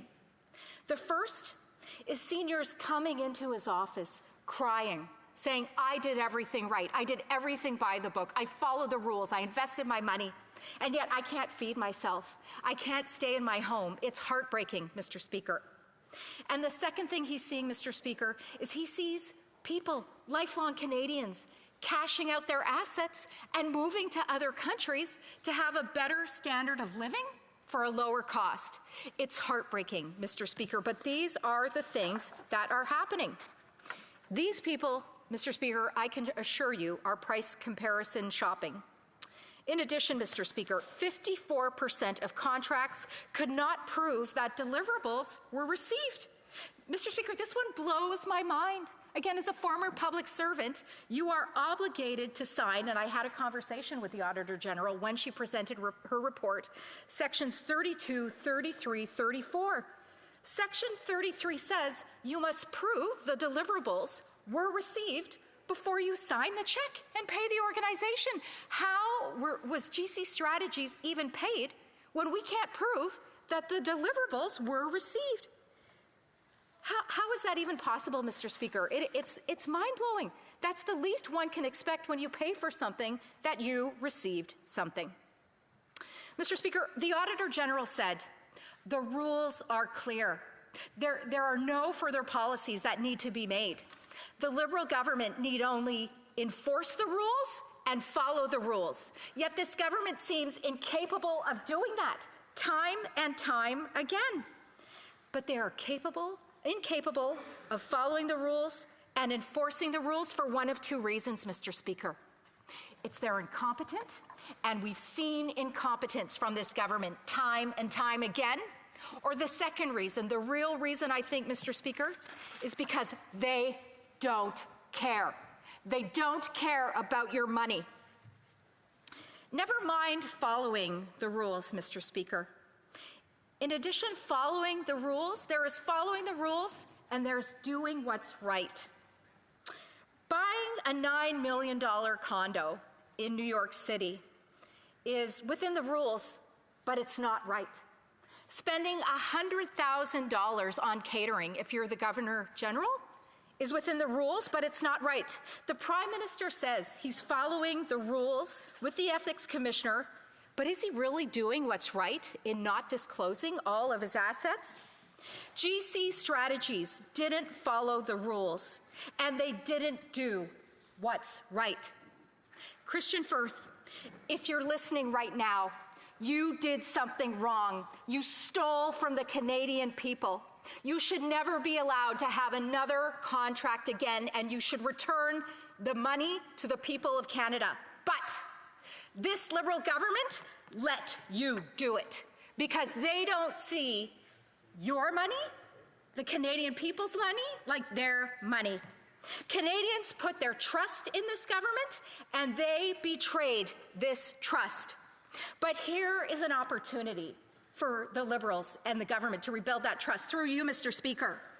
You have to get our money back. You have to make right for the hard-working people who send their taxes to Ottawa. The bad thing has happened. You let that bad thing happen, but this is your chance to make it right. Do the right thing. Support this motion. Never let GC Strategies have another contract or their affiliates, and get Canadians' money back. Thank you very much, Mr. Speaker.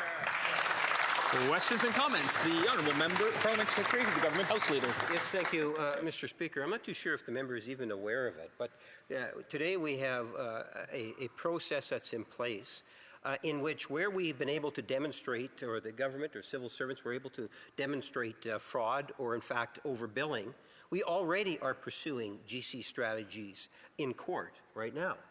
Is the member in fact aware of that? The Honourable Member for Calgary-Midnapore. Mr. Speaker, this is what the government does, is they provide breadcrumbs of examples of things they are trying to indicate to the Canadian people that they are doing right. But the reality is, GC Strategies is only banned for 7 years. They are not banned for a lifetime. They can go and create another entity to win a contract with the Canadian people. This minuscule piece of good is simply tiny and incomparable to the wrong that was done, Mr. Speaker. So much more has to be done. The Auditor General says that they are not even following the rules. They are not enforcing the rules. They must begin to do this. Little examples like this are not satisfactory, Mr. Speaker. The Honourable Member for Drummond. Mr. Speaker, I'd like to commend my colleague for her speech. How likely is it for us to get any reimbursement back? And the other question has to do with the consequences on GC Strategies by banishing them for 7 years. It's just a little rap on the knuckle saying, naughty, naughty, don't do it again. Does she not believe that we should have banished them for life? Not just GC Strategies, but the 2 men nominally. Banned them for life from any potential to work with public funds. Does she not believe that that would have been an actual consequence? Thank you, Mr. Speaker. The Honourable Member for Calgary-Midnapore. Thank you, and I'd like to thank my colleague for his question. Yes, of course, I fully agree that what we see isn't enough. We need full ban for both men for GC Strategies, but it should also be impossible for these 2 men to create another company through which they could get contracts in the future with the Government of Canada. So I completely agree with my colleague. Thank you, Mr. Speaker. Questions and comments. The Honourable Member for Essex. Thank you, Mr. Speaker, and thank you so much to my esteemed colleague here for a very impassioned speech. And through you, Mr. Speaker, I really loved the end of her speech because it talked about doing what's right. And I'm a big believer that when nobody's looking, did you do the right thing? And we certainly know that the right thing wasn't done. Mr. Speaker, through you to my colleague, I know that folks back in Essex in the Windsor region, they've almost become accustomed to it, that the government hasn't done the right thing. So, Mr. Speaker, through you to my question to my colleague is, not only would she agree with me that not only should GC Strategies pay back the money, but also pay back the interest on that money? Thank you, Speaker. The Honourable Member for Calgary-Midnapore. Thank you very much, Mr. Speaker, and thank you to my colleague as he makes his return to the House. Yes, they should pay the interest as well as Canadians are required to do on their taxes, for example. But he touches on something far more important, Mr. Speaker, and that is doing the right thing.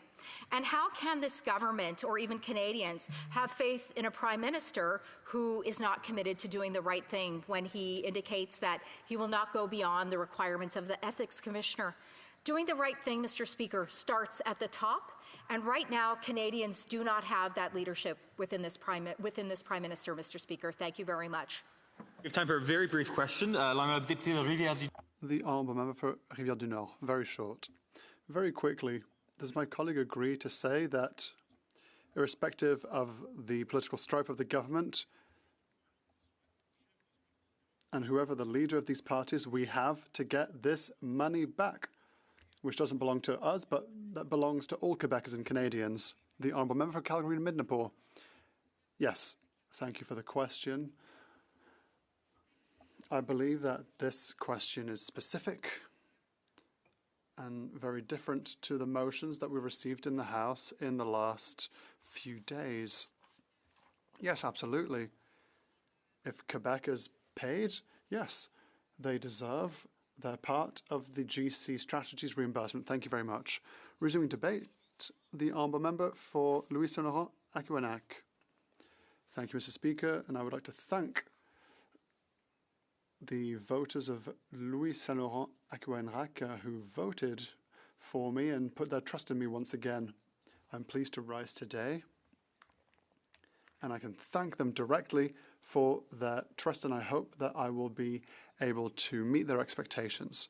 Be it the people from my riding or from anywhere else in Canada, people want their tax money to be well and responsibly managed in a pertinent and effective way. Unfortunately, Mr. Speaker, the least we can say on the matter is that the debate that we have today shows in all its ugly truth how this government, who has been here for nearly 10 years, has irresponsibly managed public funds. Let us remember, Mr. Speaker, the ArriveCan scandal.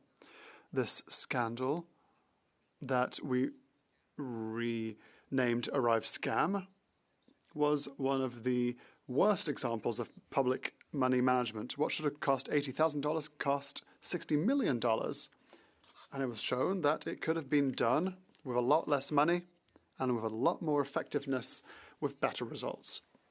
Who was behind this irresponsible public management?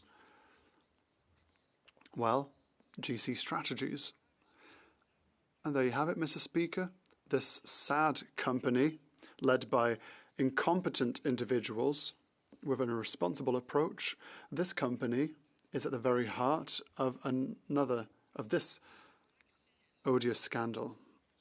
The Auditor General did a direct investigation on what GC Strategies did with the Canadian government over the last 10 years.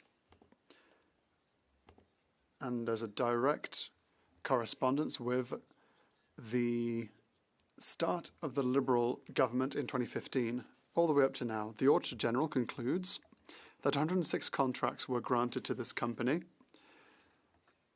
which touches 31 federal authorities directly.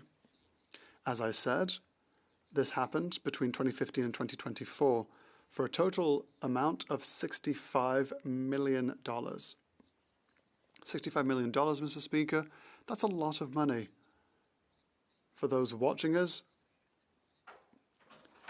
when you file your taxes, you have your federal taxes. Every time you buy something, there's GST on your taxes. And you send some of this money to the federal government. Of that amount, $65 million were managed by GC Strategies, were given to GC Strategies with terrible results. The Auditor General concluded that with the 106 contracts with 31 organizations, there was very little proof that justified the amount dispersed on nearly all fronts.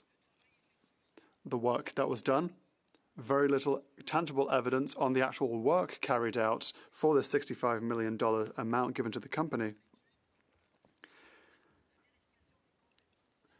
Checking the skills of those who received contracts, very little oversight was carried out to check if they were skilled. Security measures, because we are a federal country, we're a G7 country, there needs to be security involved. There was no good work done. Timesheets, the very basics of paying someone, well, timesheets were not well managed. Call for tenders. It was not clearly demonstrated that call for tenders for those contracts were following the rules at the time. And 80% of sums requested were over the median for the work.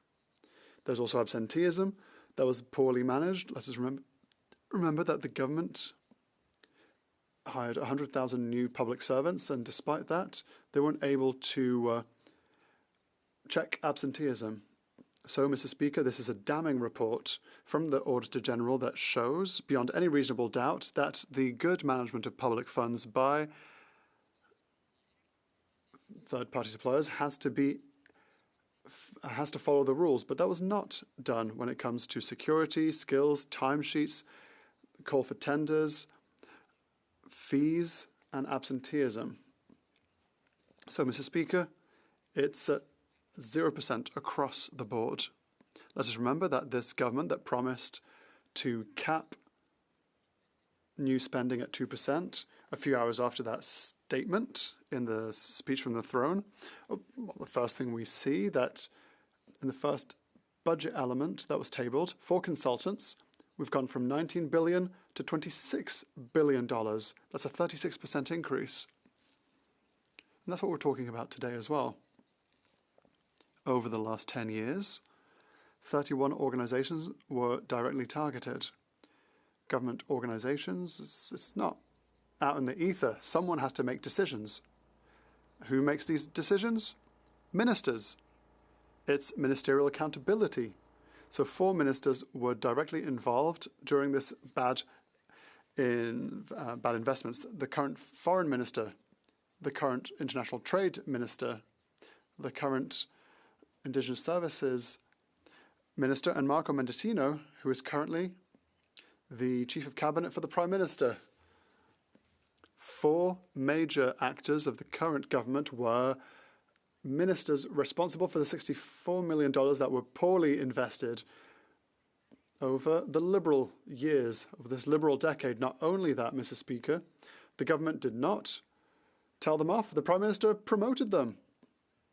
They're not managing small departments. Foreign trades, foreign affairs, trade with the US. Find me something more important than that. Minister for Finance, perhaps, but I will mention that a bit later.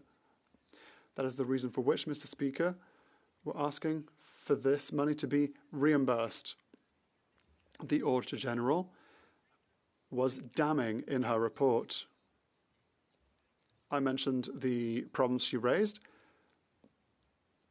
In the report, she notes, we found issues in nearly every single contract that we examined. This shows that there's no reason to believe that the errors are only with GC strategy. It could go beyond. All she found was poor management. She said, if everything I see was poorly managed, that other things may have also been poorly managed as well. So we have $64 million. But that's only the tip of the iceberg, potentially. And that's the Auditor General that said this. And listen to this, Mr. Speaker. She also said we have to go to the root. The rules need to be applied. All we have to do, if we're government, is respond and meet basic rules. My honourable colleague for Winnipeg North said, well, it's extraordinary. Do the MPs don't realise that we have undertaken actions and that we can do so without spending any money? But that's the issue, Mr. Speaker. All Canadians are asking is that the government manage their money well by respecting the rules. We're not asking for the moon. We're just saying, here's some rules. We apply them, you apply them. Let's manage our money well. But no, Mr. Speaker, absolutely not. For 10 years, the Liberals just acted irresponsibly. They're trying to tell us, no, everything's fine. We're now a new government. The 4 ministers involved are at the heart of this so-called new government's actions. Foreign Affairs Minister, Trade with the States Minister, Indigenous Services Minister, and the Prime Minister's Chief of Cabinet, 4 major players in this new government. But now we're being told it's a, quote, new government. Mr. Speaker, come on. Canadians are not duped by this poor government mismanagement. That is the reason for which Canadians need a reimbursement, because the work was poorly done. The rules weren't followed. That's not us saying this, it's the Auditor General. These people across the way got voted in by Canadians. If they have any sense of honour, they have to reimburse these same Canadians. The Honourable Parliamentary Secretary to the Government House Leader. Yes, thank you, Mr. Speaker. As I had indicated earlier, when it comes to recovering of funds, it's important that we recognize that where we have been able to demonstrate fraud and overbilling, we are in fact currently pursuing GC strategies in court. That's actually taking place.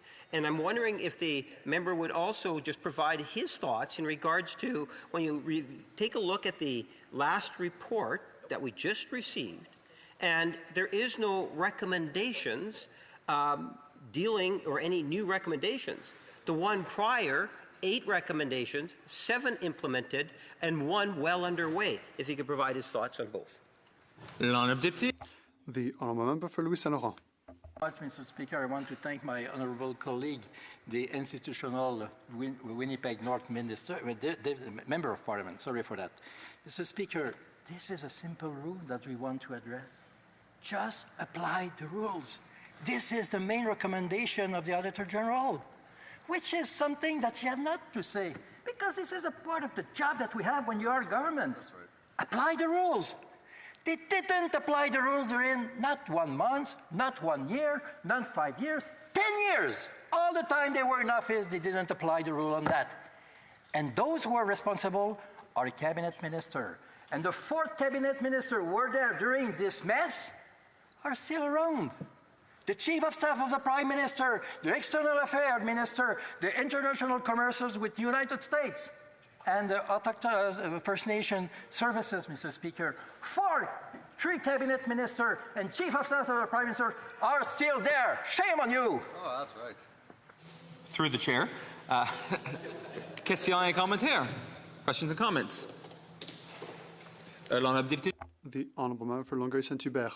Mr. Speaker, with all the respect I have for my colleague, that I watched on TV a while back,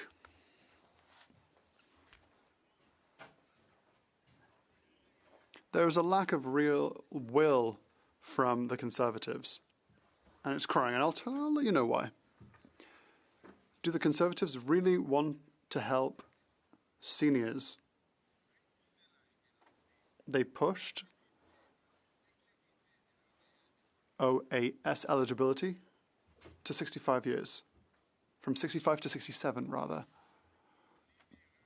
It is the Liberal government that cancelled this measure. He talks about dignity for our seniors, but without any commitments. I have a question.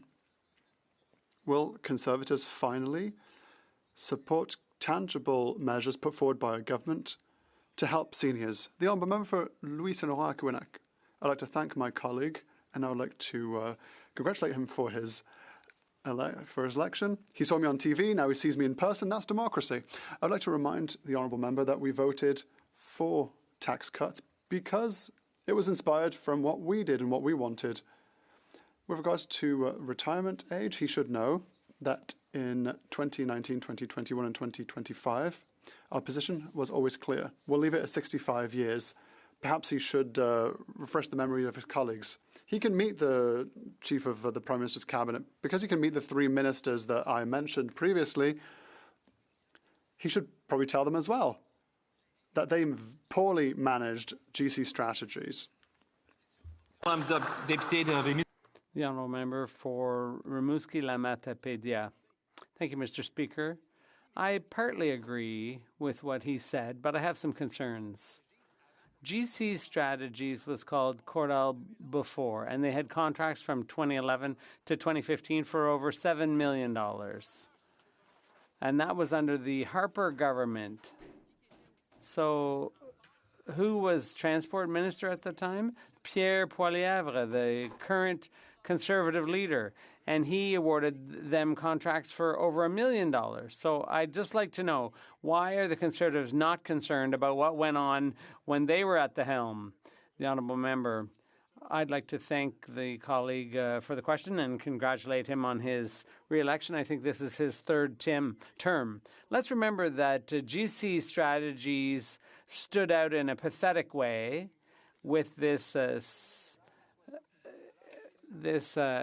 contract that went from $80,000 to $64 million, and it was because of that it was discovered all the things that were mismanaged in their case, and that's why we're calling for them to pay the money back. Thank you, Mr. Speaker, and if I may just take a little bit of liberty here to address another issue, and then I'll get right back into the topic at hand. And I want to do that because, the heart of Canada's Filipino heritage community will be found in Winnipeg North. And today's a very special day as we recognize Philippine independence. In fact, there's a flag-raising ceremony that's going to be taking place very shortly on the lawn of Parliament Hill. And the Filipino heritage community contributes in every way in all of our communities throughout Canada, in every aspect of our society. I just wanted to give that extra plug, especially being the month of June being Philippine Heritage Month. That's the positive aspect in terms of what I would like to say, Mr. Speaker. I want to be able to try to encapsulate why it is that we're here today debating this particular issue, maybe talk a little bit about the motivation and some disappointment, because I was rather enjoying the debate that we were having yesterday, Mr. Speaker, on Bill C-4, and we're going to be having a vote later on this afternoon after a question period.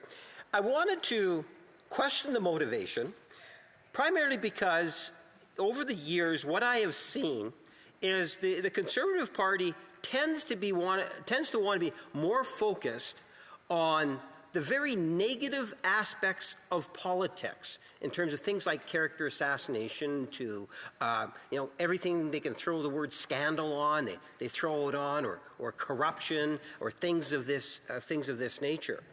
And it's interesting that here we have an opposition day, and they have a choice, and it's good for them for picking whatever it is that they want to be able to pick. They've picked an Auditor General's report that, in essence, had no new recommendations other than references in terms of that we currently have the rules in place. And I will get and talk about that in depth. But this is an opposition day in which there's going to be an actual vote on at the end of the day. Contrast that to yesterday, when Conservatives were being critical of the government, or started to be critical of the government, because the tax decrease that we were giving from their perspective wasn't large enough. And that is something in which they started to comment towards the end of the debate. I would have thought, Mr. Speaker, that would have been a far better motion of public policy, given we just came out of an election in which the Conservative Party would have had the opportunity to present their arguments as to how much of a tax break that it should have been, and maybe why. We don't know what they're going to be doing on Bill C-4, but it will come up, Mr. Speaker, later on today. I hope they vote in favor of it, but they definitely implied that they will have amendments that they want to bring to the bill. Now, I say that because opposition has 4 days of debate, 4 days in which they can actually designate. Why would they take this particular report coming from the Auditor General? Well, I suspect, Mr. Speaker, is because they want to go back to their old ways. As the Prime Minister, the newly elected Prime Minister on April the 28th, with a new government, has established mandate letters that are exceptionally clear so that all Canadians would be able to see where the government's priority is.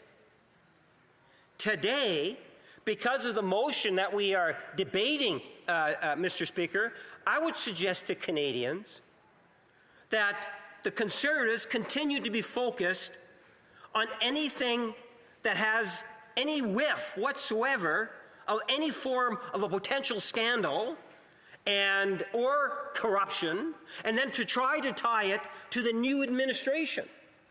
And we see that in the remarks already today where they tried to deny that there's a new administration. No, seriously, think about this. Let me give you some food to chew on here, right? The history of GC strategy. Mr. Firth, that's the gentleman that the Conservative Party called to the bar. And then after calling him to the bar, it was like a courtroom inside here, and they declared him guilty. And there are some people that in the Conservative ranks that would have liked to have seen him go to jail right away. And some actually advocated, I remember one member stood up and said, we used to have a jail inside the center block. So much for any sort of due process. But Mr. Speaker, that's what it is. That they figure their priority. Pierre Poilievre has made it very clear. Canadians might be concerned about Trump, tariffs, and trade, but not Pierre Poilievre. He's concerned of trying to make the Prime Minister look bad while the Prime Minister is out and about meeting with First Ministers, very successfully, I must add. He's actually addressed the issue that the Conservatives have brought up today, Madam Speaker. New Prime Minister, new agenda, new administration, and we're moving forward, and they're stuck in the past, Mr. Speaker. I even indicated to them, like you read the opposition day motion, and it talks, well, we want to get money back. Well, I'd like to think that there's not one member of Parliament that's in this House or even in previous administrations that would want to see taxpayer dollars abused in any fashion, Mr. Speaker. That's why I was glad to convey to members, there is a process that needs to be followed. And in fact, when it comes to the recovery of funds, where we can actually demonstrate fraud or overbilling, we are already pursuing GC strategies in particular in court. That is actually happening. You wouldn't think that, but that is the reality of the situation. Then you combine that to the auditor's report. And what does the auditor's report say? Well, Mr. Speaker, we agree. The Auditor General, when she states that we don't need more rules, we need to ensure that the rules and framework in place are followed by public servants. So let's go back to the former administration. When it was brought to their attention, what did the minister at the time do? Ordered an internal investigation. Did you ever see the former administration say no to the Auditor General? Not at all. We supported the recommendations that were brought forward by the Auditor General. The 2024 report had 8 recommendations to it. 7 of those recommendations have already been implemented. The one is well underway, Mr. Speaker. And that's under the former administration. We're not talking about the current administration, which is in fact different. And I see members already praying on the other side, Mr. Speaker. At the end of the day, I think that, yes, I appreciate the fact that we have a Prime Minister that has an incredible history. I like to highlight the fact that, as the former governor of the Bank of Canada, the former governor of the Bank of England, as an economist, not only does he understand the situation that we are in here today with Canada and the United States, but he's made a commitment to build the strongest economy in the G7, Mr. Speaker. And that's where his focus is, contrary to where Pierre Poilievre's focus. Were the voters ever correct on April the 28th, Mr. Speaker? Who knows where Mr. Poilievre's mind would be today had he been sitting in the Prime Minister's chair. And Canadians read through that. And that's why we received, I believe it was 8.5 million votes. No Prime Minister with a political party behind him, has received more votes than in the last election under this particular Prime Minister. But the members opposite want to change the channel. They don't want to talk what was being debated in the election. Rather, they want to talk about GC strategies and Mr. Frith. Well, let's talk a little bit more about GC strategies. There's a company called Cordell, Mr. Speaker. And under that particular company, you will be surprised that there were 2 individuals on the directors, Mr. Frith being one of them. And I posed that earlier. Mr. Frith, under that company, actually received contracts under Stephen Harper. You won't believe this, Mr. Speaker. Pierre Poilievre was actually sitting at the tables too. He was sitting around the caucus. He was sitting around the caucus when contracts were being given out to Mr. Frith. There's no reference to that, of course, in their motion. Well, it's all about GC strategies. When I raised that point, you had one of the members of the Conservative Party said, oh, well, he wasn't a part of GC strategies at the time. You might be surprised to know that GC strategies also received contributions. Not true, Kevin.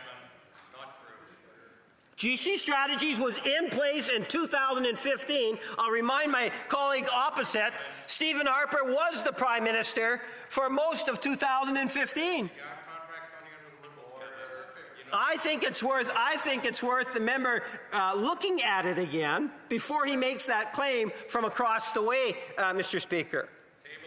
Now what you see, Mr. Speaker, is you see GC strategies, the number of contracts did increase.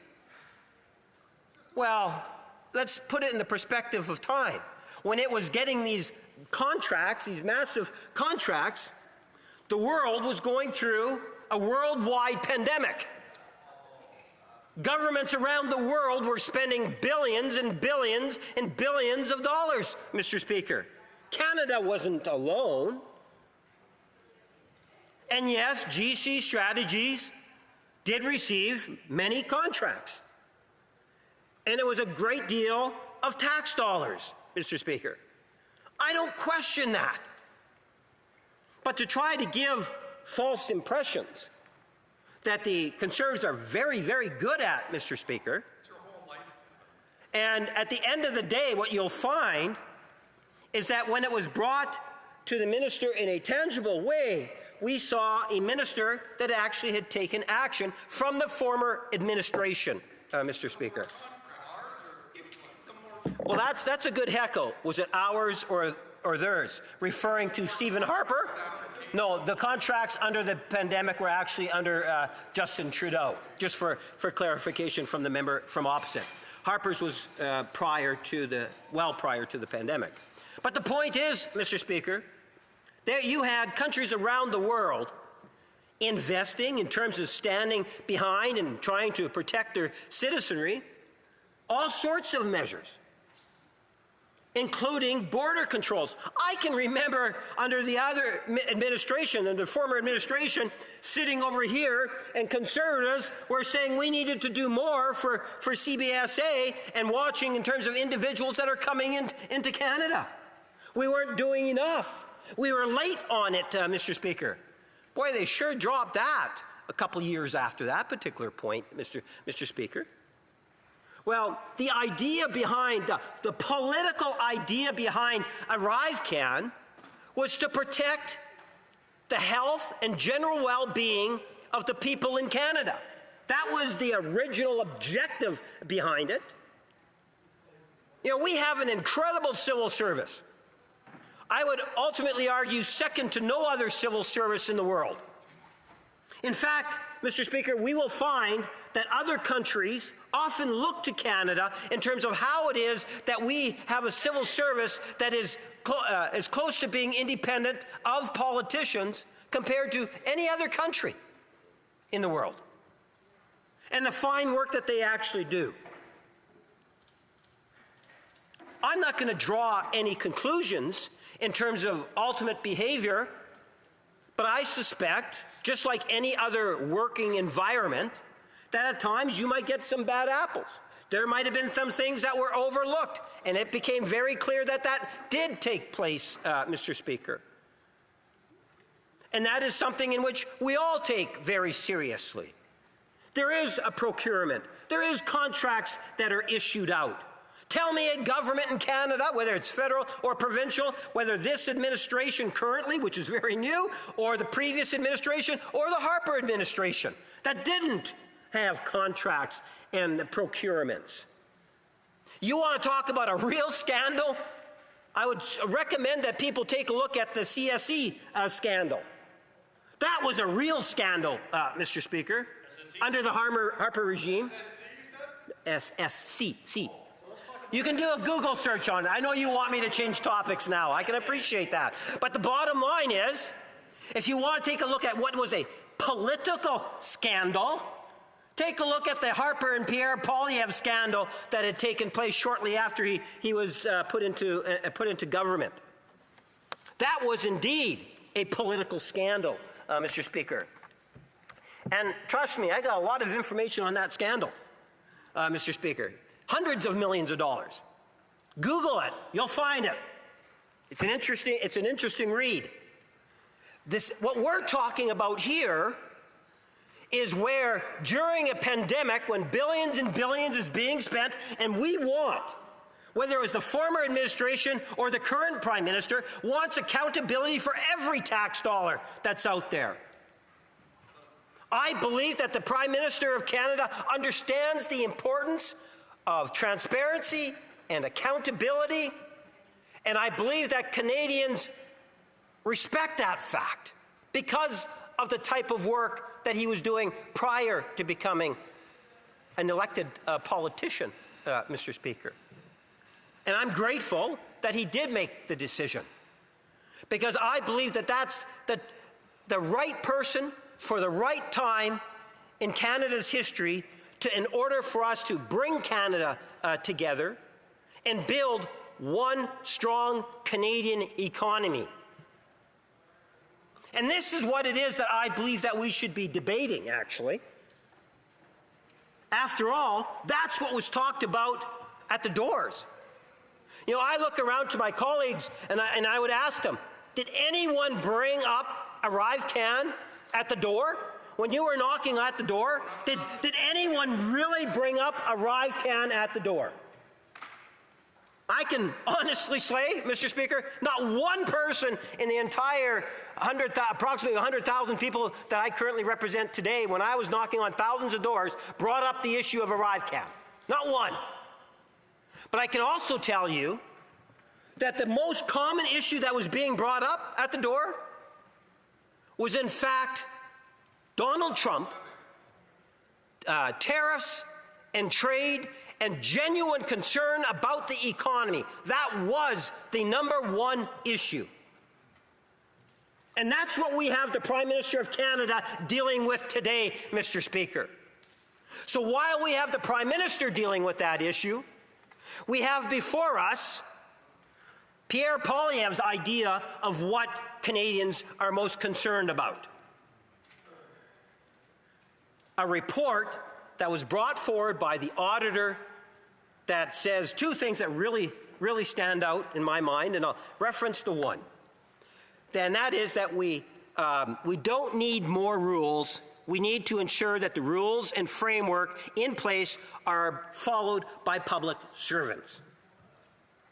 Two aspects of that statement. One is we don't need no more rules.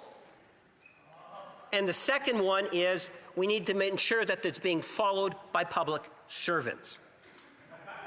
I believe that the sense of professionalism that's within our civil service is actually agrees with that statement.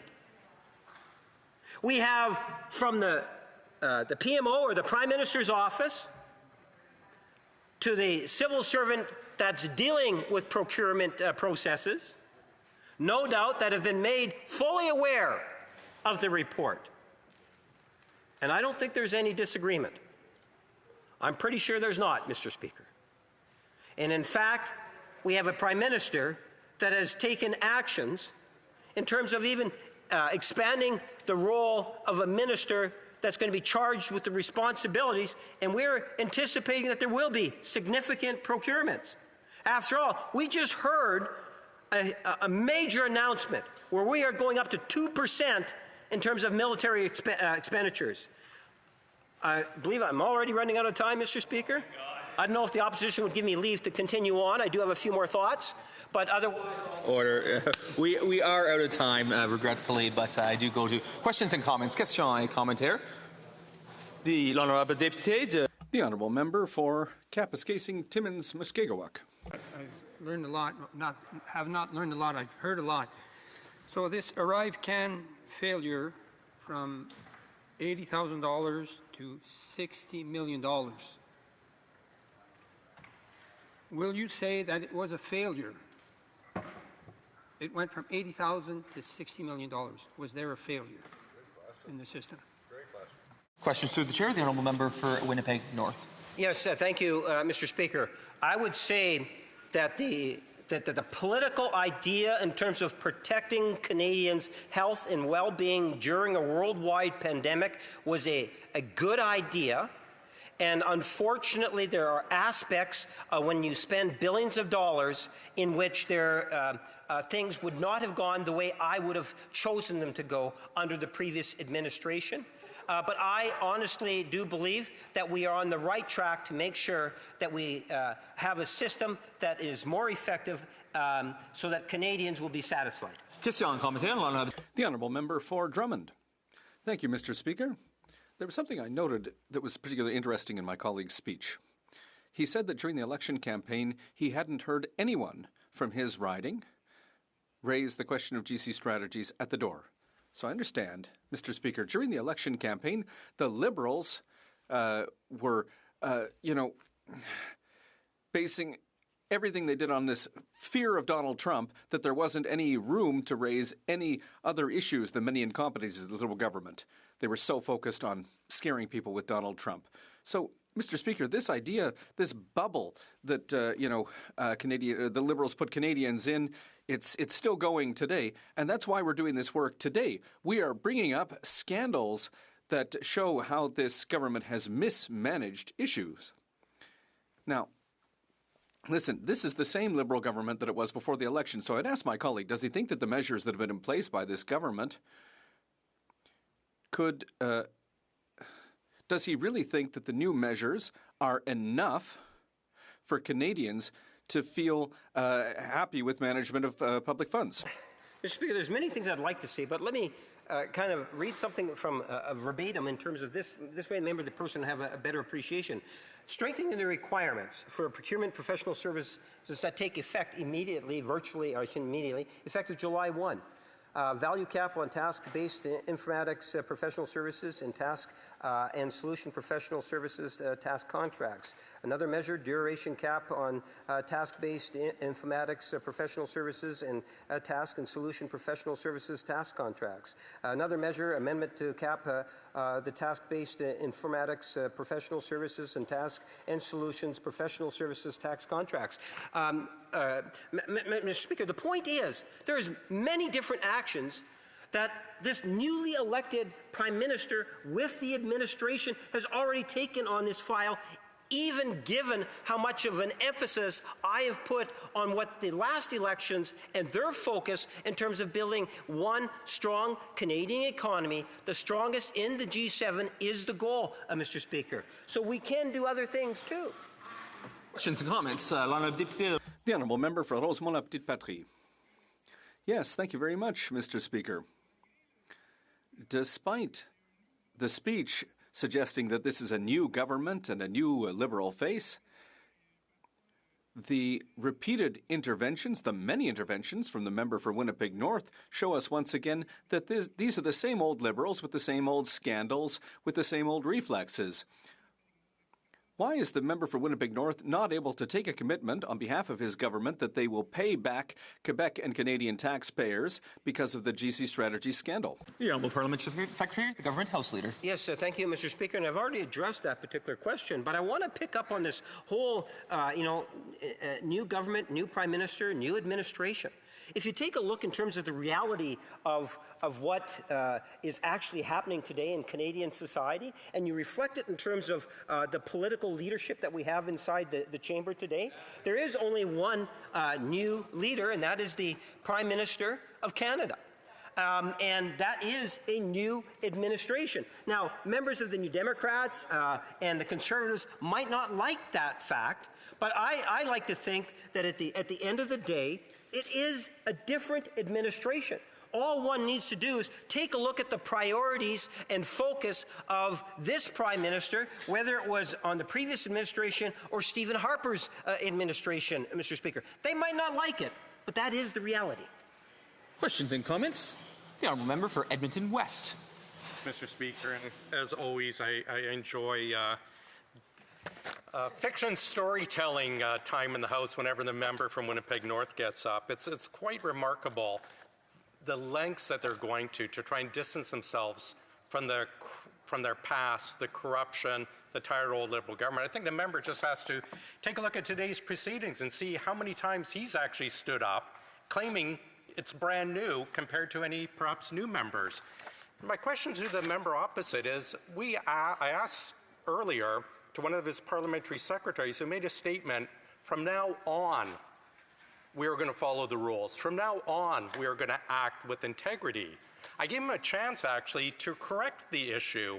Would the member opposite actually inform us why just now, after 10 years of this tired, corrupt government, are they just now vowing to act with integrity, just now offering to follow the rules on procurement? Honourable Parliamentary Secretary to the Government House Leader. Yes, Mr. Speaker. You know, I could actually draw more so-called corruption scandal type issues in a direct link to Pierre Poilievre than he can to the current Prime Minister. The current Prime Minister was just elected for the very first time on April the 28th. Very first election. Contrast that to the career politician of Pierre Poilievre and the huge number of scandals. If you provide me the leave, I could list through at least 20 plus scandals under the Stephen Harper regime or administration, in which Pierre Poilievre was not only his parliamentary secretary, but he also sat around the cabinet table and was there from the very beginning of all the corruption back then. So you want to compare newness? Pierre Poilievre is not new when it comes to politics and the House of Commons. Questions and comments. Question complémentaire. L'honourable député. The Honourable Member for Kapuskasing Timmins, Mushkegowuk. Mr. Speaker, I asked a question previously on the Arrive Can file that went from 80,000 to 60 million. I got answers. We ended up in billions of dollars. I'd like to go back. How did we go from 60,000 to 80 million, to $80,000 to 60 million? What went wrong? If you're going to correct it, you must be able to tell us what went wrong in the Liberal government. Again, through the chair, the Honourable Parliamentary Secretary. Thank you, Mr. Speaker. The current Prime Minister's focus is ensuring that we have more accountability and transparency, and has taken actions to be able to demonstrate that in terms of procurement. And one of the things that I would emphasize is that over the next year, coming years, we're going to see a lot more money spent on procurements because of the commitment to build a stronger, healthier Canadian forces. We've made the commitment to 2%. So this is a Prime Minister that is very much keen on moving forward, and we have confidence in the civil service in ensuring that justice is done in regards to the GC strategy. Comments? The Honourable Member for Waterloo.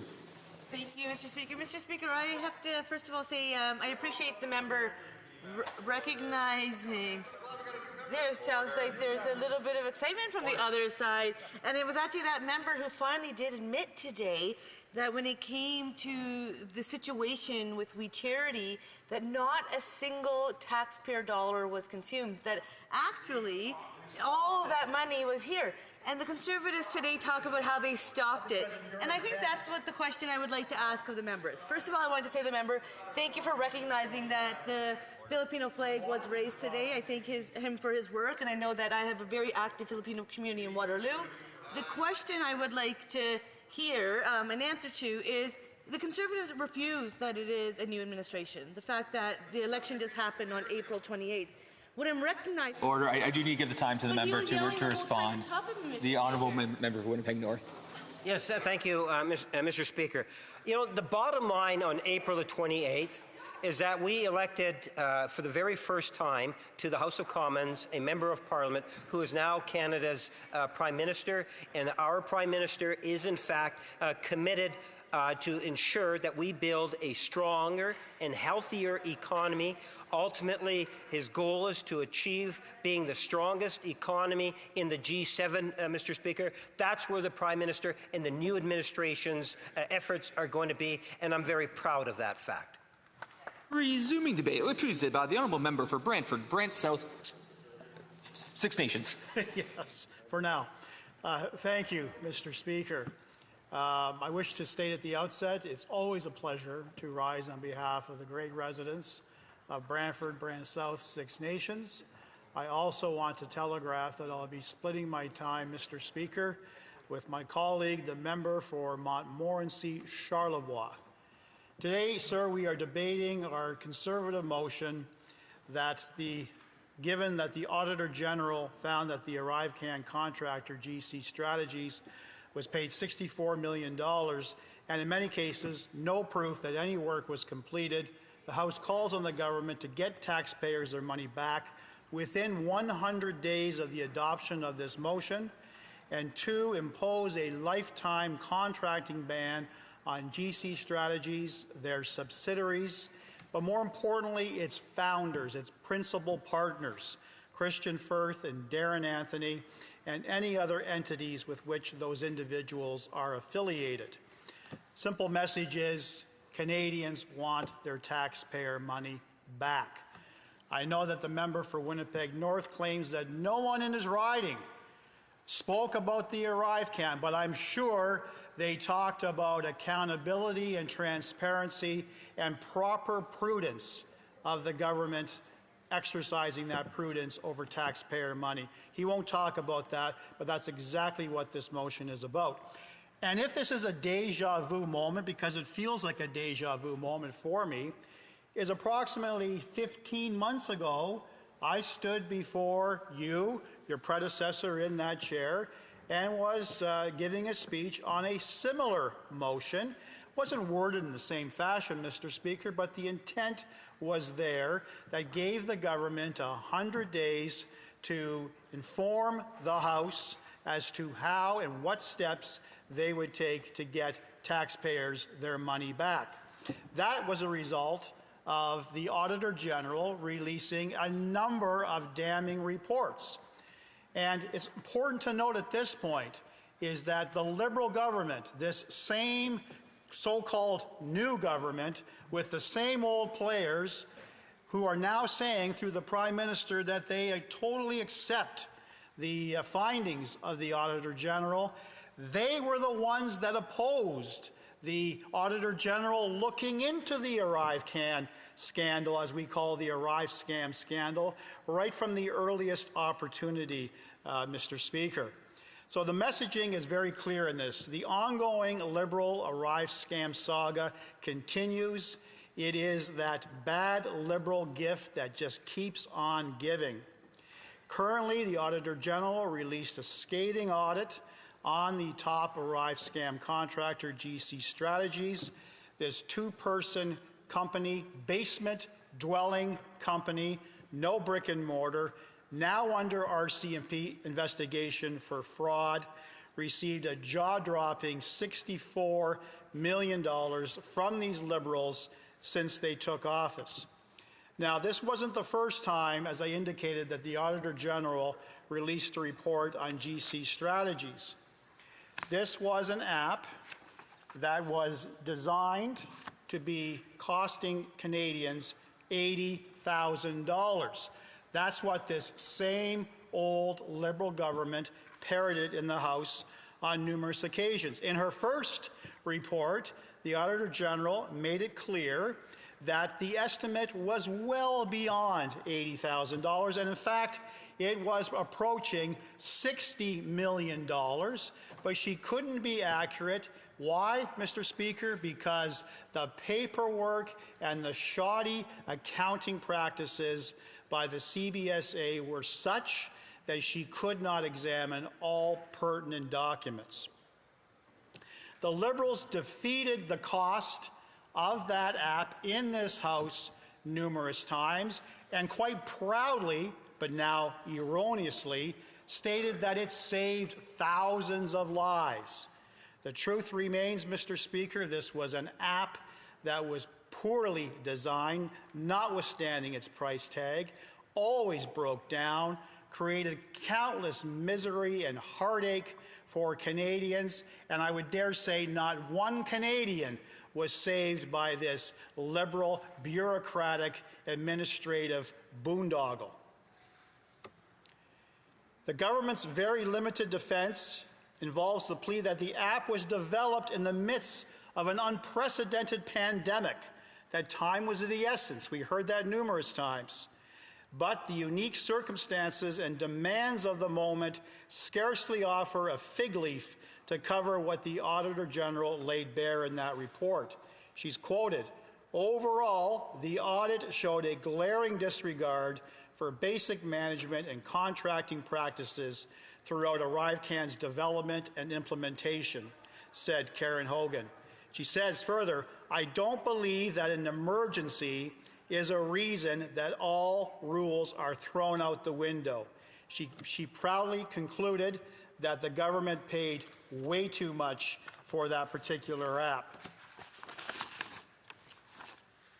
So the issue is such, Mr. Speaker, that the government has a responsibility and has the ability, has the legal ability, according to a government department official responsible for contracting and outsourcing, that the Liberal government has the power to get taxpayers their money back and testify before a committee that the government is frauded. They, quote, have the ability, when the government is frauded, they have the ability to recover the funds from the suppliers, and it's in our regular practice to do so, which should telegraph to all of my Liberal colleagues that they should stand in support of this ability to ensure taxpayers get their money back.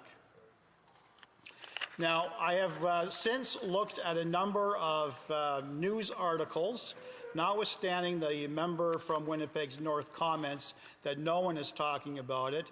Certainly ripped from the headlines are a number of interesting stories. First, Lori Goldstein. Heading is, "Ignoring Contracting Rules Costs Taxpayers Billions," according to the Auditor General. Federal Auditor General Karen Hogan on Tuesday reported widespread incompetence in the awarding of government contracts by the public service, resulting in billions of dollars of taxpayers' money being wasted. What's even more alarming is that everyone in the system knows it is, and no one is doing anything about it. Given that, what is the point of having an Auditor General if every time she exposes incompetence and waste, the government pays lip service to implementing her recommendations and then goes back to doing the same things that led to the issue being investigated by the Auditor General in the first place? In her latest report, the concern arises from Hogan's deep dive into federal contracts awarded to GC Strategies. This was supposed to cost $80,000. 2 minutes, wow, that goes by fast. I could literally speak for an hour on this, Mr. Speaker. I've been involved for literally 3 years in it. So some of the key findings: 58% of the contracts examined that were awarded without tendering failed to assess whether doing so would have resulted in lower costs to taxpayers. In more than 80% of the contracts examined that were awarded without competition or with only one valid bid, government departments failed to verify that the fees paid did not exceed market rates. In almost 50% of the contracts examined, federal departments couldn't show the work was delivered even though payments were made. In 33% of the contracts examined, Mr. Speaker, federal departments couldn't show the firms contracted were capable of completing the work. In 21% of the contracts examined, federal departments lacked documentation about showing security clearances for contractors working on government networks containing sensitive information. And alarmingly, those department agencies where security clearances were not obtained included National Defense, Global Affairs, and the Department of Justice, three of the most important ministries that have an obligation to secure sensitive data. So in essence, she concluded that ultimately no recommendations were being made because ultimately they need to follow the basic rules which have been allowed to be not followed literally for the last 10 years, and that simply Canadians did not receive value for their money. In essence, I'm asking every member to rise, to stand up for their constituents and ensure accountability is here. Questions and comments? Questions et commentaires. The member for Waterloo. Thank you, Mr. Speaker. Mr. Speaker, I have to say thank you for that speech. I am one who oftentimes provides a lot of commentary from this little corner here, but I did appreciate the member taking through and just bringing to light some of the details that should be shared. And I would say that constituents in the riding of Waterloo would want to hear them as well. So I do hear the concerns and the comments that were raised within the report. I appreciate that this new government has committed to following all the recommendations. The member made a comment in regards to oftentimes that comment is made, yet there's not a follow-through. And that really did kind of bring to light a little bit more attention, because we do have a new Minister of Government Transformations. I would like to ask the member, with his experience and his background in law, what advice, I hear the 2 points that want to be raised in the motion, what advice, as we are spending more on defense, as we are building one economy in Canada, what advice and guidance can we hear from him so that we can ensure the success? I have to give time to the member to respond. The member for Brantford, Brant South, Six Nations. Yes, thank you. I thank the member for Waterloo for that very thoughtful question. I don't think she's going to like the answer, and I'm not going to take credit for this answer. I'm actually going to take credit for a journalist from the National Post who reported today with an interesting story about all the items that I spoke to. But the heading, sir, to answer my friend's question, job one for Canada in this scary new world is to stop being stupid. Stop being stupid and follow the damn rules. It's simple. It's common sense, Mr. Speaker. Before I recognize the member for Columbia, Kootenay, Southern Rockies, just during the debate, just remind members to be careful of their language. The honourable member. Thank you, Mr. Speaker, and thank my colleague for a great speech. And I'm wondering if, looking at the people in Columbia, Kootenay, Southern Rockies, expecting that this money will be recovered, obviously everybody in this House will be voting for this motion. Wouldn't you agree? And how do you also propose that what happens if some people, perhaps on the other side, don't vote in favor of this motion and not wanting to recover the money that's been taken? Thank you. Before I recognize the member for Brantford, Brant South, Six Nations, always through the chair. Yes. Honourable member. I thank my colleague for that great question. As I indicated in my speech, one would only hope that there would be unanimous approval for this motion if all of us live true to our responsibilities to our constituents, is to ensure that we are delivering value to them. It has been clearly demonstrated over the last 10 years, and GC Strategies is but one contractor. 0.37% of all the money that was spent on outside consultants went to this contractor, $64 million. According to Ms. Hogan, it would be naive for us to think that this is only applicable to this one contractor. We are literally talking about billions. With that being said, every member should stand for their constituents and ensure transparency and accountability and a plan to pay the money back. Questions et commentaires, questions and comments. The Parliamentary Secretary to the President of the Treasury Board.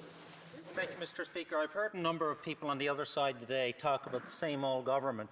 That's not, in fact, the case. This government was judged in the court of public opinion. We got more seats. I would say it's the same old opposition, Mr. Speaker. 100%. They lost their leader as a choice of the Canadian public. What are you doing different to earn the confidence of the general public of this country? Through the chair. Well, I am here, and I will let the member for Brantford Brant South Six Nations explain what he is doing. Yeah.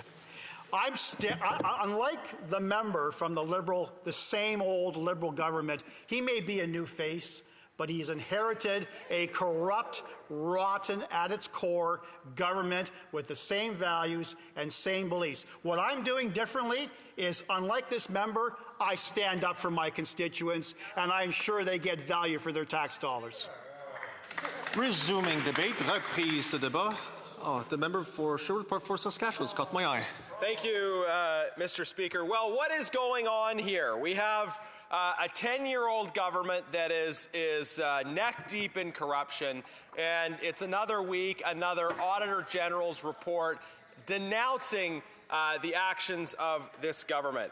A government that really wants to profess to be new.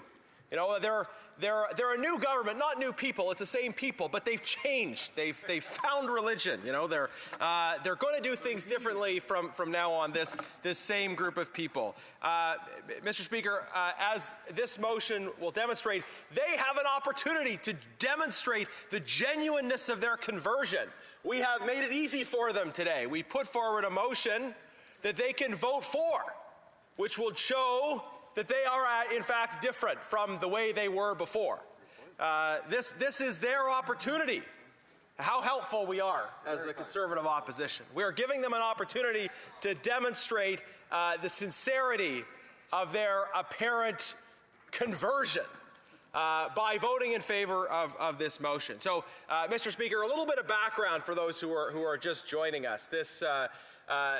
Today we are debating a motion from the Conservative Party, the Conservative opposition, that calls on the government to demand the return of money that was improperly taken by GC Strategies. Now, GC Strategies is a two-person company that has gotten tens of millions of taxpayers' dollars. And what they do is something called staff augmentation, right? And if I had known about this, I might have gone into this business instead of going into politics, because it's a really, really good deal. Here's how it works, right?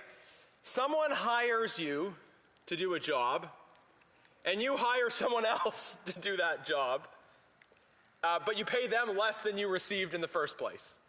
So, Mr. Speaker, you hire me to paint your fence, and you pay me $100 to paint the fence.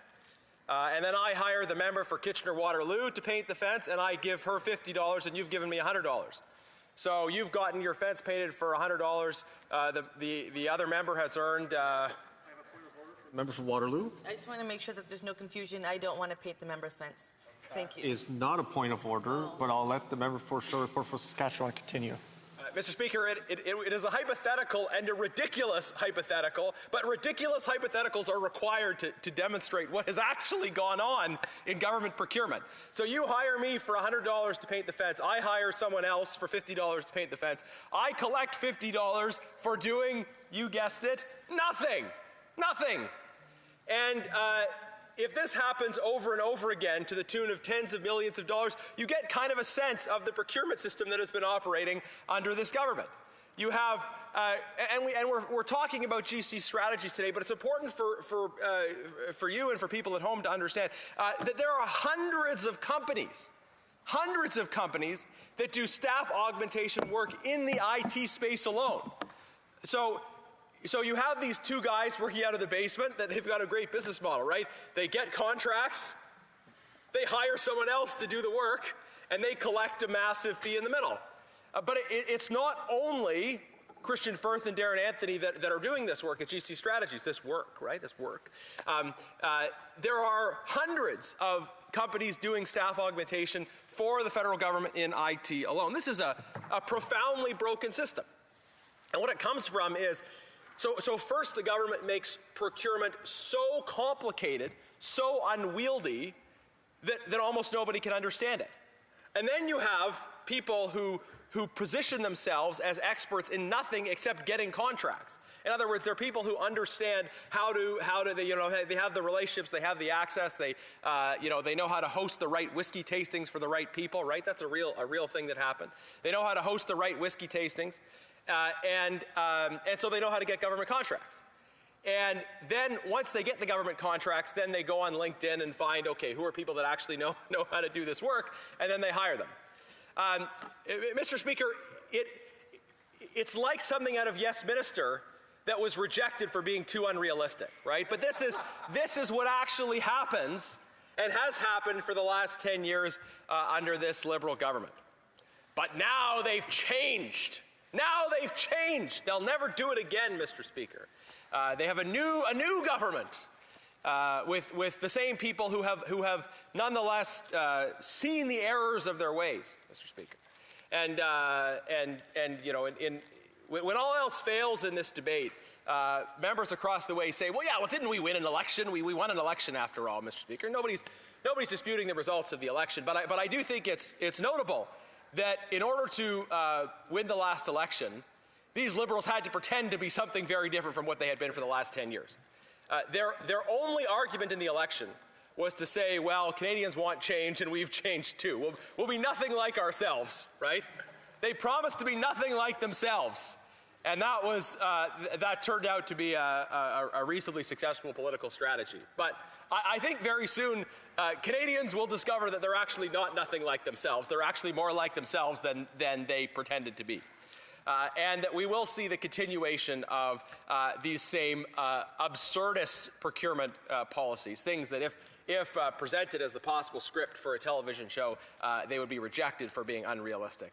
The fact that you have people getting hired to hire other people, a procurement system that is so broken and so complicated that only well-connected insider brokers can understand it. Those well-connected insider brokers receive the contracts, hire the people, and collect a massive premium for doing so. And this week, the Auditor General came out with a report having looked in detail into what happened with this one particularly notorious company, GC Strategies, found that there was massive abuse. And just to share one highlight from committee exchanges we've had with GC Strategies, right? They admitted to presenting fraudulent resumes to the Government of Canada in order to get work. So, it's the old resume padding that we all tell our children not to do. This is how GC Strategies was getting contracts. And they explained, though, what their normal process was. Their normal process was you get a resume that may not be compliant with the requirements of the bid. So then they adjust the resume to make it compliant. So let's say the contract requires that you have 5 years experience at something. And then the person they're proposing to do the work actually only has 5 months. So they change the months to years to make it compliant, and then they go back to the original resource, the person who would do the work, and they say, is this okay with you, right? We changed the numbers here, is that okay with you?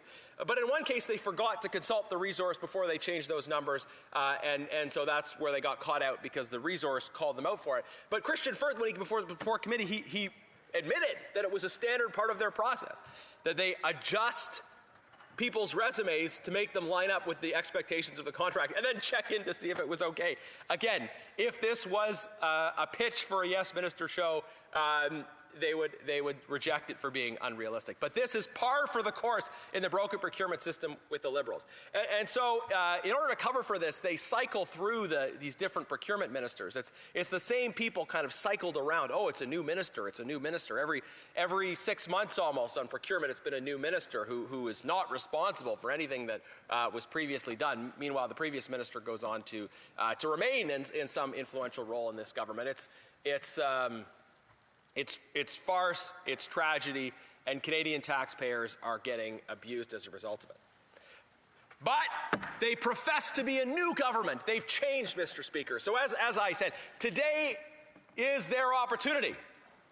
We have put forward a motion that says GC Strategies should be banned from ever getting government contracts, and they should pay the money back. Not that difficult. If you abuse contracting rules, if you falsify resumes, if you don't actually do work, then you should pay back the money that you took from taxpayers. If our friends across the way have truly changed, they should vote for this motion. It would be a great demonstration, not just if they vote for it, mind you, if they actually followed through on it, because sometimes we've had instances where they vote for motions and then don't follow through on it. This is their opportunity to vote for the motion and then to act on the motion. And so we've been asking them today, are they prepared to vote in favor of this motion? And they're trying to fill this debate with kind of the great fog of nonsense and distraction. And I welcome the member for Winnipeg North. I'm looking forward to receiving that gust of fog. But my question for them is, will they support our motion to pay the money back? If they are the new Liberal Party, then I think they would vote for this motion to order the money back. If they are voting against this motion, then it will demonstrate, of course, that they are the same old Liberals, unchanged as they have always been. Questions et commentaires. Questions and comments. The member for Waterloo. Thank you, Mr. Speaker. I know the member wanted to hear from one of my dear colleagues, and hopefully there'll be enough time. I listened to the member's comments, and I hear what he's saying, and I really do appreciate the fact that he recognizes that Canadians made a decision on April 28th and that he accepts the decision that he made. What's interesting to me is that we do have a new government. There is a new government transformation. There is new processes in place. There is a desire to want to do better, to really ensure that we have one Canadian economy and that we're fighting for Canadians. What I hear from the member is really a professional opposition member with 10 years experience. I don't doubt he's had any other job that he's done for 10 years.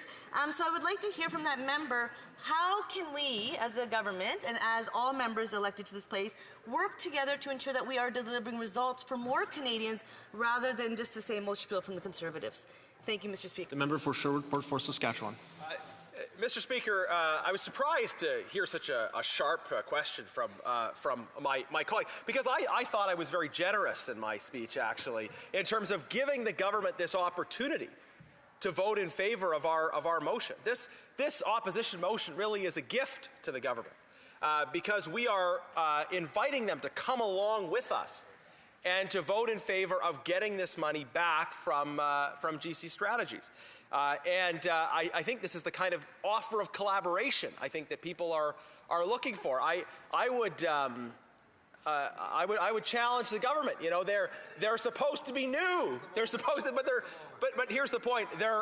I suspect they'll actually vote against this motion in the end. But I would challenge them to do the right thing. The member wants to know how we can work together. Vote in favor of this motion. That's how we can work together. That's what we need. Questions and comments. Questions et commentaires. Le député.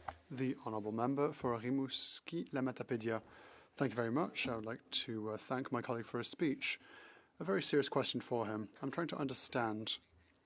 His party heard from a whistleblower, Luc Sabourin, who came to the committee to explain that he saw certain irregularities, serious irregularities at the CBSA. He said that they contacted the Conservative Party, but there was no follow-up. It took years for the Conservatives to put forward this issue. And then we went to committee. I'd like to hear my colleague on the following. Why did it take so many years to say that finally we should act on this particular scandal? For Sherwood Park for Saskatchewan. Monsieur le Président, je peux dire... Mr. Speaker, I can say that we've worked hard with whistleblowers on this matter. I don't quite remember this case in particular, but I can state that we worked diligently with other opposition parties. We've worked tooth and nail to try and force the government to answer our questions. And it's clear that the government, it's always necessary for the opposition to act for actions. Thank you. Questions and commentaires. The member for Edmonton West. Mr. Speaker, We heard in committee repeatedly from actually the Deputy Minister of PSPC that they're aware of many cases of fraud like GC Strategies, but they're negotiating with the contractors to receive the money back for taxpayers. Not demanding it back, but negotiating. We heard from a parliamentary secretary today saying that despite them banning GC Strategies from bidding on business because of the known corruption and the fraud, they won't seek the money until they get a legal opinion. I wonder if my colleague could weigh in on why this government is so fighting Parliament and common sense to get the money back for Canadians. For Sherwood Park for Saskatchewan. You know, Mr. Speaker, it underlines, this question underlines the problem with this government in terms of whose side they really are on. Because compare the way they treat elite insiders who have abused the rules and taken money from taxpayers versus what would happen to everyday Canadians who might have a dispute with CRA, for example, about what is owed. The gentleness with which this government approaches elite insider contractors, even those who have flagrantly broken the rules, versus how ordinary Canadians are treated, shows that, in fact, this government is persistently on the side of their elite insider friends. Reprise de débat, resuming debate. The member for Peterborough. Thank you, Mr. Speaker. I would like to just note that I'll be sharing my time with the member from Trois-Rivières. And it feels like a great opportunity to introduce myself. I've heard a lot about the old government. I'm new here.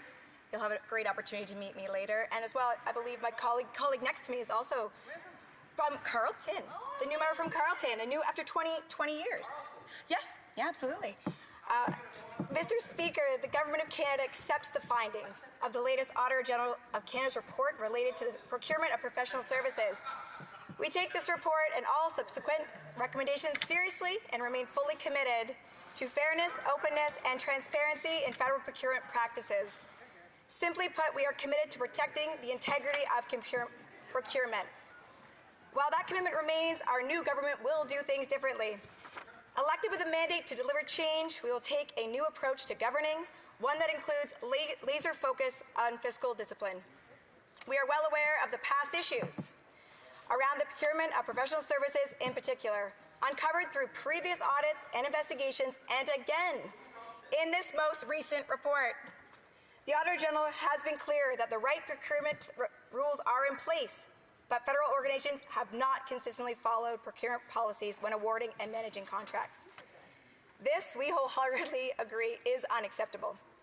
While the Auditor General did not make any new recommendations for the government, the report reinforces that the previously identified issues in procurement practices, underlining the importance of clearly understanding and correctly applying existing policies.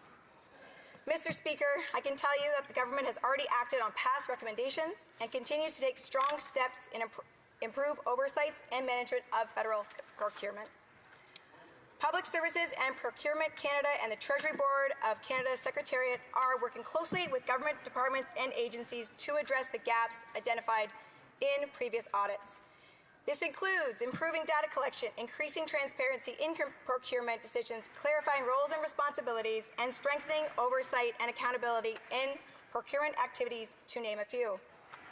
We are making these changes to strengthen the federal procurement process, improve the way the government does business with suppliers, and achieve the best value for Canadian taxpayers. The findings of this report are very much in line with previous reports from the Auditor General relating to similar matters. Previous reports provided the government with important recommendations to improve the oversight and integrity of federal procurement, particularly in professional services. Sorry, there's so many P's in this speech. One second. There it is. We are taking these lessons, and I assure you that we are working hard to apply them, Mr. Speaker. Over the past year, PSPC has taken concrete actions to strengthen oversight on all professional services contracts falling under its authority. In collaboration with the Treasury Board of Canada's Secretariat, the department has acted swiftly to implement several measures, including improving evaluation requirements to ensure resources are appropriately qualified for the job, requiring suppliers to be more transparent about their prices and subcontractors they use, improving our own documentation when awarding contracts and authorizing tasks, and better specifying and documenting what needs to be done, as well as which projects and tasks contractors are working on. And by streamlining and simplifying our mandatory procurement mechanisms, we are transforming and modernizing how the government procures professional services. This includes reducing risk in our buying processes, improving how we manage contracts, and doing more to promote solution-based procurement approaches that ensure we are always getting the best value for Canadians. The Auditor General had no additional recommendations for the government regarding this file, but asked that we continue to implement the measures we've introduced to respond to previous recommendations, and we will ensure that happens. We will actively engage with client departments and agencies to ensure these new measures are implemented quickly and efficiently. We are also taking strong action to ensure we do not do business with suppliers of concern. Earlier this month, the Office of Supplier Integrity and Compliance deemed GC Strategies as ineligible from entering into contracts or real property agreements with the Government of Canada for 7 years. PSPC had previously suspended the security status of GC Strategies in March 2024, which precluded it from participating in federal procurements with security requirements. PSPC had also suspended GC Strategies from all professional services, contracts, and contract vehicles administered by the department. And when it comes to recovering funds in cases where we identified fraudulent behavior or overbilling, I can assure this House, as my colleague has mentioned, that we are pursuing GC Strategies in court. As I noted earlier, we remain committed to protecting the integrity of procurement and expecting public servants and departments to operate with the highest standards of integrity when procuring professional services to support their program delivery. Our government will continue to strengthen procurement practices where needed. We know our work isn't finished, and there will be more to be done. We take to heart the Auditor General's advisement to continue applying recommendations made in previous audits. That is exactly what we are doing. Again, Mr. Speaker, I want to thank the Auditor General and her team for undertaking this review and for their findings and previous recommendations. This report affirms that we have the right policies and rules in place, but they need to be well understood and applied properly.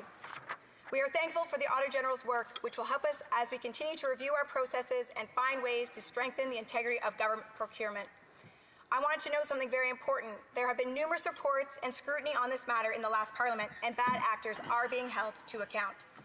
Now it is time for the Conservatives to stop playing games and get down to the business of governing. Canadians elected our new government to move forward on a bold agenda, such as tackling crime, securing the border, and making life more affordable. Let's put the games behind us and focus on what Canadians sent us here to do. Thank you, Mr. Speaker. Questions et commentaires. Questions and comments. The member for Edmonton West. Thank you, Mr. Speaker. It's funny, every time I hear someone from the new Liberal government say, you know, we're going to be ethical in the future. We're going to do things right in the future. We're not going to be corrupt in the future. It seems very clear it's an admission of the last 10 years was nothing but ineptness, incompetence, and corruption. It's very clear. My question to the member, though, on her speech, she said they are going ahead with trying to recover the money from GC Strategies through the courts. One of her colleagues earlier stated they weren't at that point because they're waiting for a legal opinion. And at the same time, the Deputy Minister of PSPC says they have the ability to recover the funds from suppliers anytime they wish. So of the three, which is the truth? Member for Peterborough. Thank you, Mr. Speaker, and thank you to my colleague. The decisions around suspending contractors must be made independently and free of political interference. That is why we have set up the Office of Supplier Integrity and Compliance. Currently, the PSPC is in court to recoup money from GC Strategies for work that was not completed. We will never tolerate fraudulent behavior and unethical behavior. Questions et commentaires. Le député de Drummond. The honourable member for Drummond. Thank you, Mr. Speaker, and I'd like to congratulate the member for Peterborough on her speech. But it's incredible to hear the Liberals claiming that a new government, a new gang with a new vision, a new management style, as if they're going to be virtuous in their management of public funds.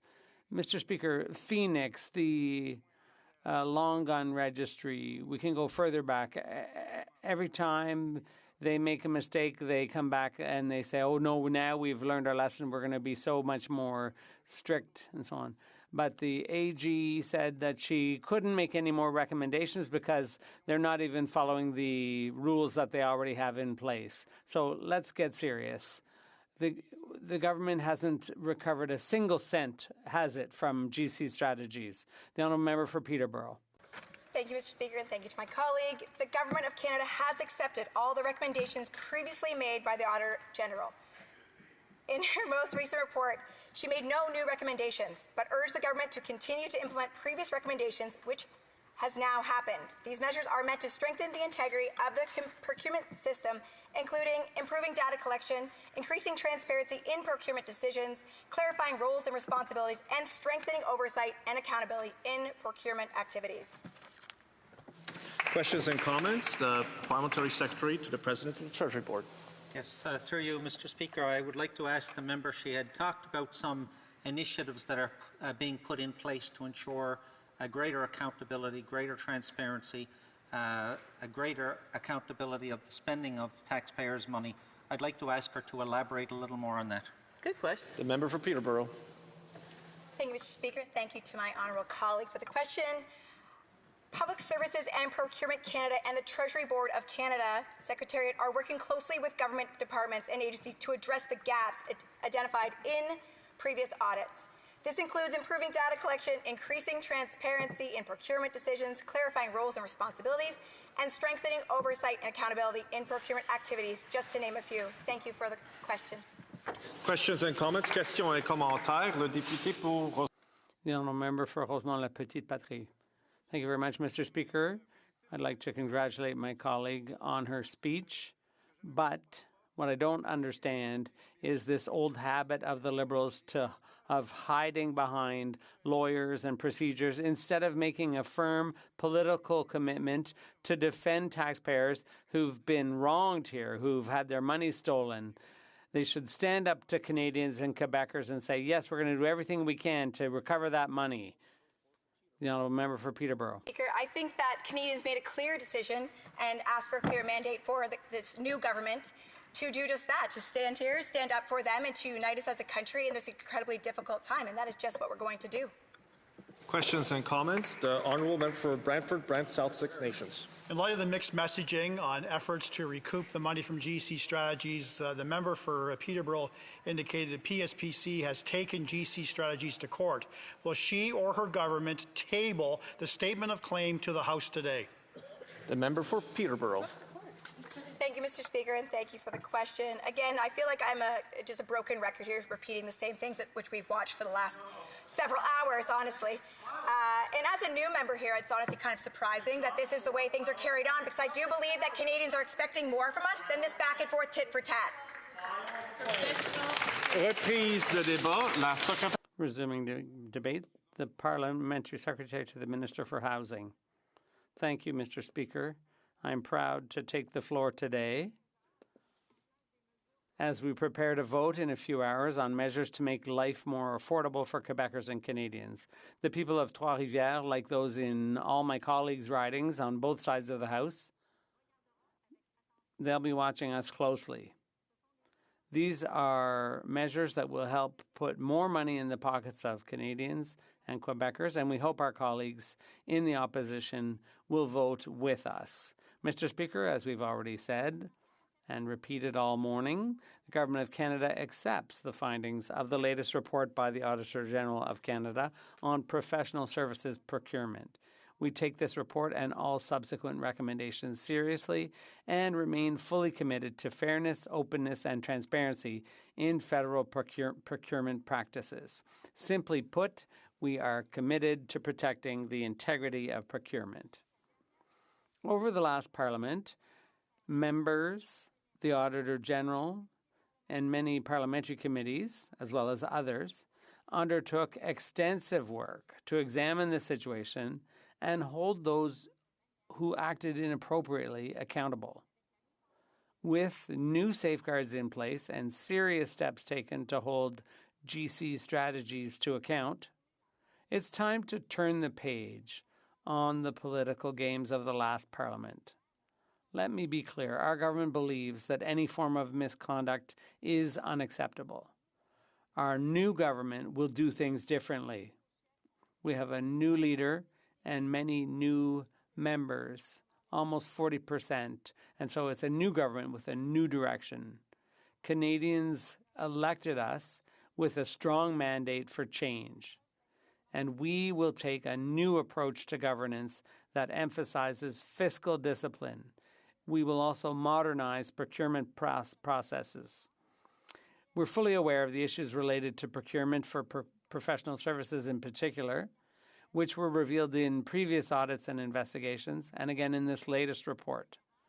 The Auditor General has clearly said that good procurement rules are already in place, but that federal organizations haven't consistently followed those policies when awarding and managing contracts.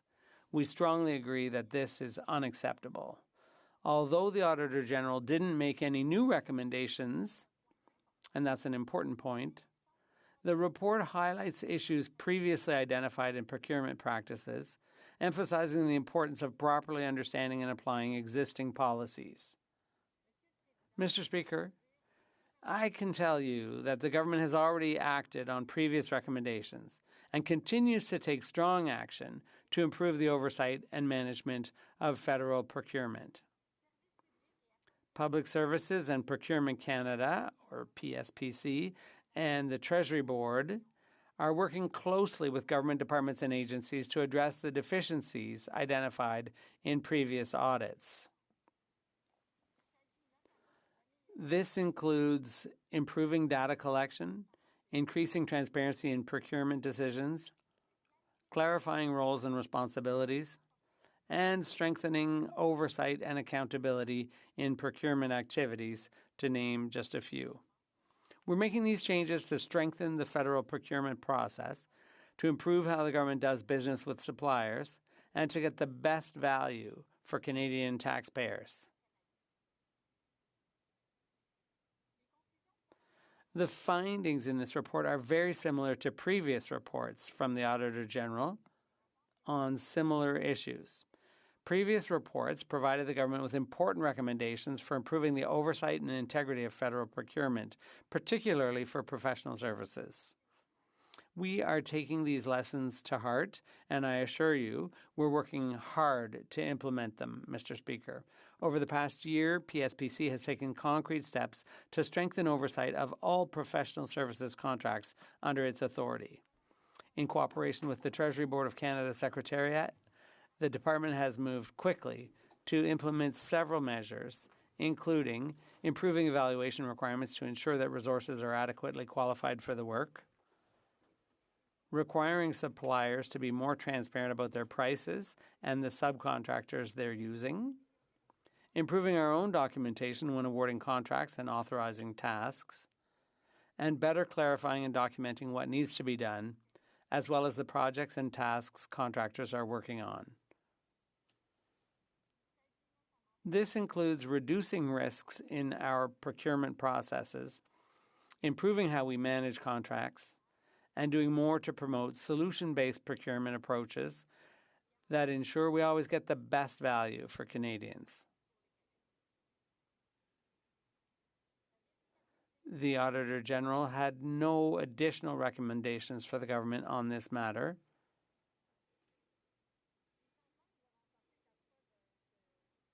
So the changes we're talking about don't just go back to the latest report. Problems were identified previously, and PSPC wrote to the government to inform them of the steps that would be taken to rectify the situation with clients.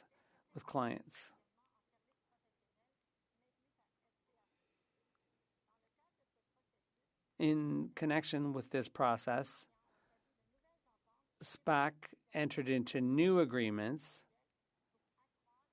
to strengthen transparency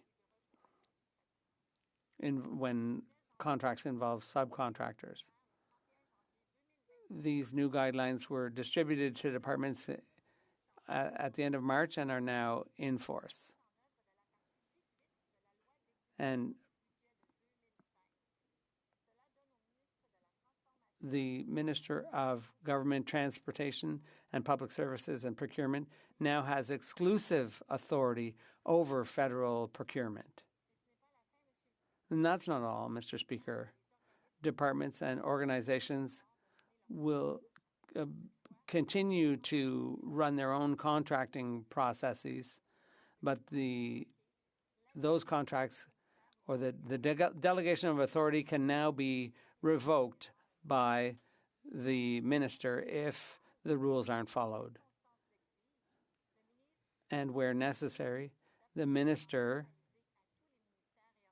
can issue directives to all departments and organizations.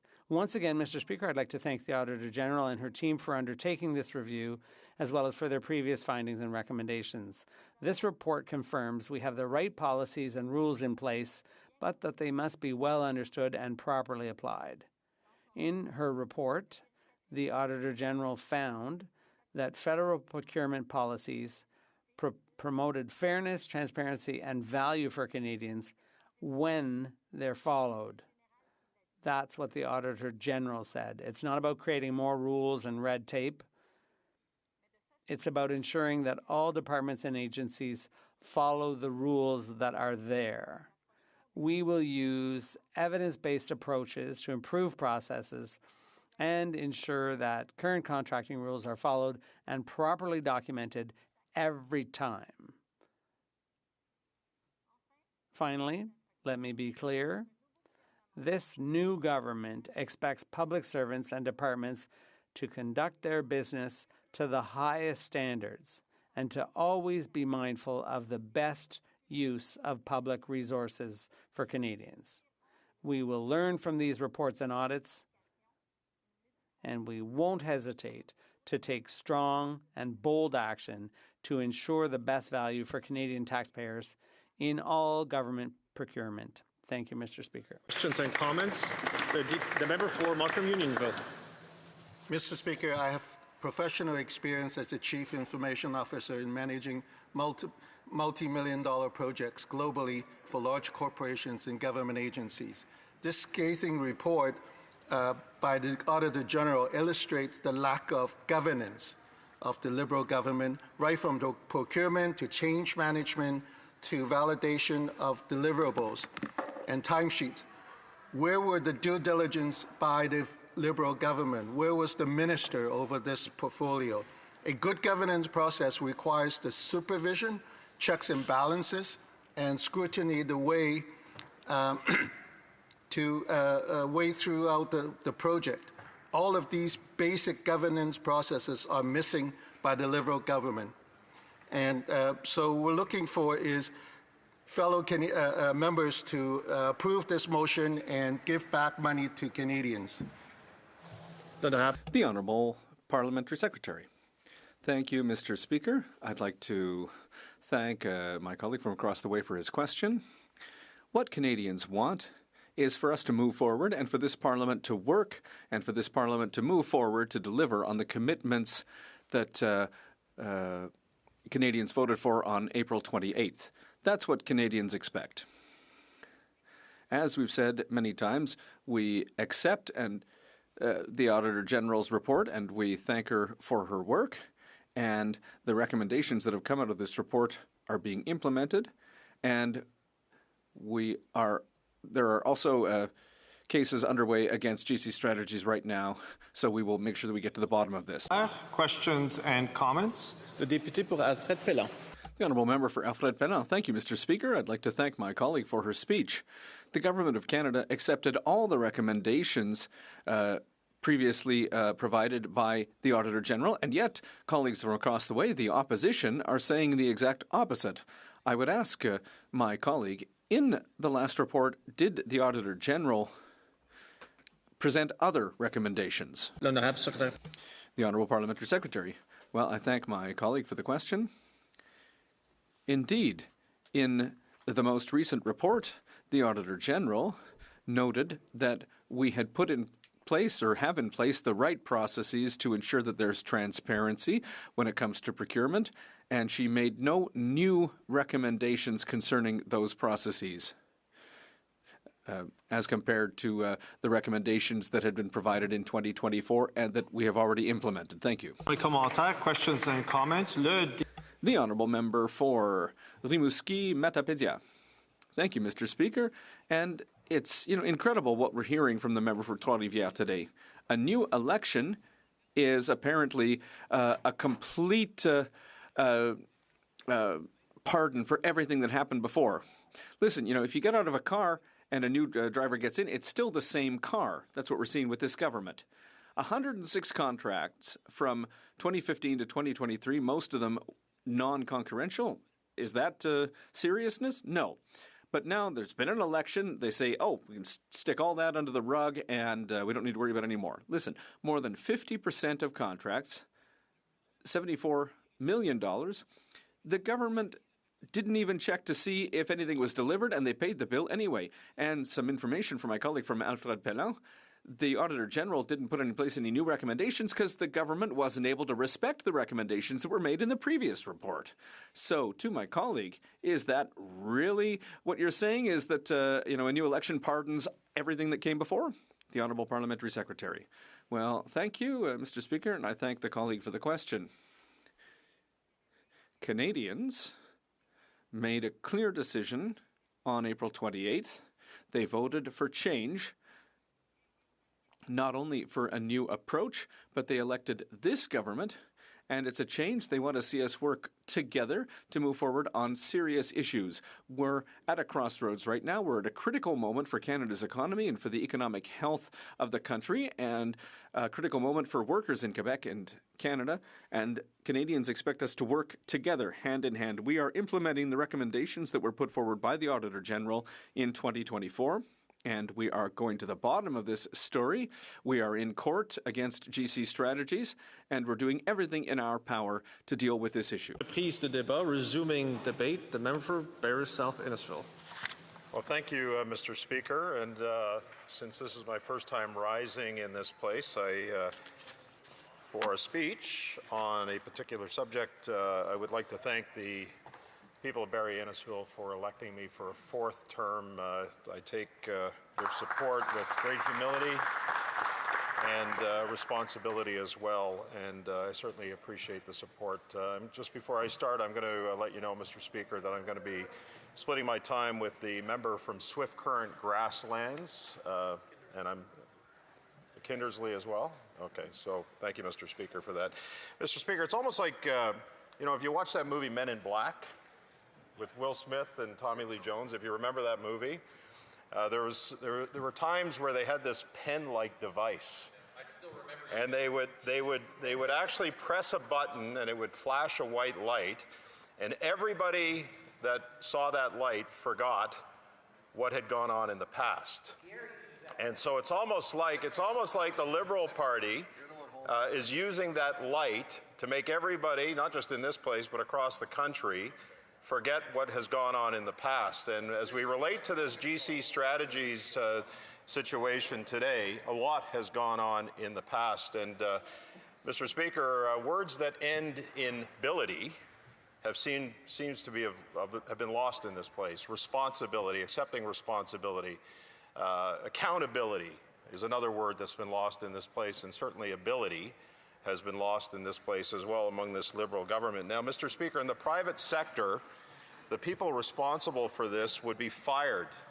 They'd be publicly shamed and never hired within industry again.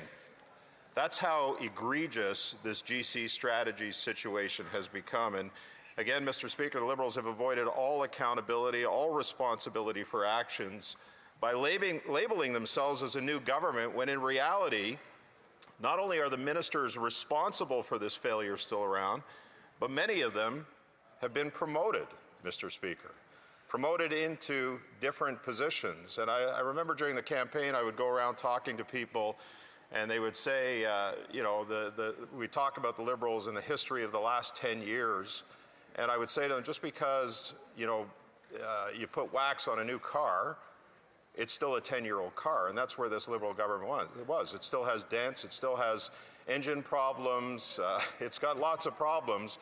A new wax is not going to change anything, Mr. Speaker, and so this is not a new government. We can shift people around, we can change titles and pretend that this isn't the same Liberal government that's been driving our country into the ground over the last 10 years, but it is. And this would not be tolerated in the private sector. So why are we tolerating it in this place? And all we're asking for is for the government to take accountability and support the motion to claw back the fraudulent spending and ensure that Canadians, hardworking taxpayers, are able to get their money back, Mr. Speaker. Is that a hard ask? It's not, especially in a situation as egregious as this. Now, as we go back and we look at what happened with GC Strategies, and again reaffirmed in the Auditor General's report from the other day, and I happened to be in the lockup. I listened to the Auditor General, and again, having gone through all of this in the previous Parliament, I was shocked once again just how deep the rot goes with this and how systemic a problem this is within this current government. And there's no signs that it's going to change. 82% of the contracts that received one valid bid that this government failed. There was one that they failed to verify that the fees were paid did not exceed the market rates. This deliberately allowed room for the government to overpay for contracts and waste taxpayer dollars. The government chose not to verify whether they were overpaying 82% of the time. They were overpaying on these contracts, and yet they still awarded GC Strategies $92.7 million in contracts with $64.5 million being paid out, and yet there's nothing to show for it, nothing to show for the corruption or the fraud that occurred. And this project was supposed to cost only $80,000, and yet it ballooned to $64.5 million, 80,000% over budget. Even the Auditor General says she doesn't know what the true cost would be because she can't have access to certain record keeping, etc. And so, this is also not considering the cost, as we know, to investigate, spend time, have taxpayer dollars investigated, and uncover the depth of this scam instead of working to improve this country. And I think the thing that really bothered me, and as the most recent chair of the Ethics Committee, Mr. Speaker, studying foreign interference, the impact that was having on our country, the fact that many parts of our institutions and some political parties as well had been infiltrated by foreign interference. The security lapses that occurred were probably the thing that, there were a lot of things that disturbed me, but one of the things that really disturbed me throughout this whole saga. And a sample of the contracts that were showed, and this was reaffirmed again the other day by the Auditor General, showed that 33 out of the 35 contracts required security clearance, with 50% of those contracts not able to show that all contract resources, including the subcontractors, had the appropriate security clearance prior to collecting the award. Obviously, we've heard about the implications of foreign interference. The fact that there are regimes that are trying to, and successfully, I would argue, infiltrating our institutions, our parliament, other areas. We could not even guarantee, the government could not even guarantee that these security clearances were not having an impact on what was going on. And in knowing the damaging facts and the evidence that would come in light of the Auditor General's report, the Liberals were quick to issue a 7-year ban on government contracts to GC Strategies. Now, it wasn't lost on me. It shouldn't be lost on you, Mr. Speaker, that this 7-year ban happened on the Friday before the Auditor General's scathing report came out on Tuesday morning. So whether that speaks to the government having a heads up and trying to get ahead of the story is certainly in question, but it wasn't issued out of the goodness of their hearts, but rather to overcompensate for their prior lack of accountability, responsibility, variability, and traceability in their work on GC Strategies and with GC Strategies. And there's those words with ability again. And so why not, and this is a fair question, Mr. Speaker, issue a lifetime ban on this company? Why not on a specific ban to Christian Firth and Darren Anthony to ensure the people involved don't reincorporate under a different name and continue with their grift on this government? They can, in effect, Mr. Speaker, change their name, start another company, and even after these 7 years, or perhaps within it, they can come back to the government and start issuing contracts again, Mr. Speaker. And so, this sets a tone. Obviously, Mr. Speaker, GC Strategy scandal has set the standard and tolerance for this kind of behavior, signaling that this government can be taken advantage of and exploited at the expense of the taxpayer. It's completely undermined Canadians' abilities to place their trust in their own government, old government, new government, and the government certainly needs to make an example out of GC Strategies, signaling a new message that this level of fraud and incompetence will not be tolerated, Mr. Speaker. And my concern going forward, quite frankly, and I spoke about this in August of 2022, we just saw it with the main estimates where we're seeing $26 billion in additional increases for contractor costs. My concern is that the kleptocracy is going to continue within this government. If you're a friend, a family, a lobbyist who is connected with this government, you are going to benefit to a great degree.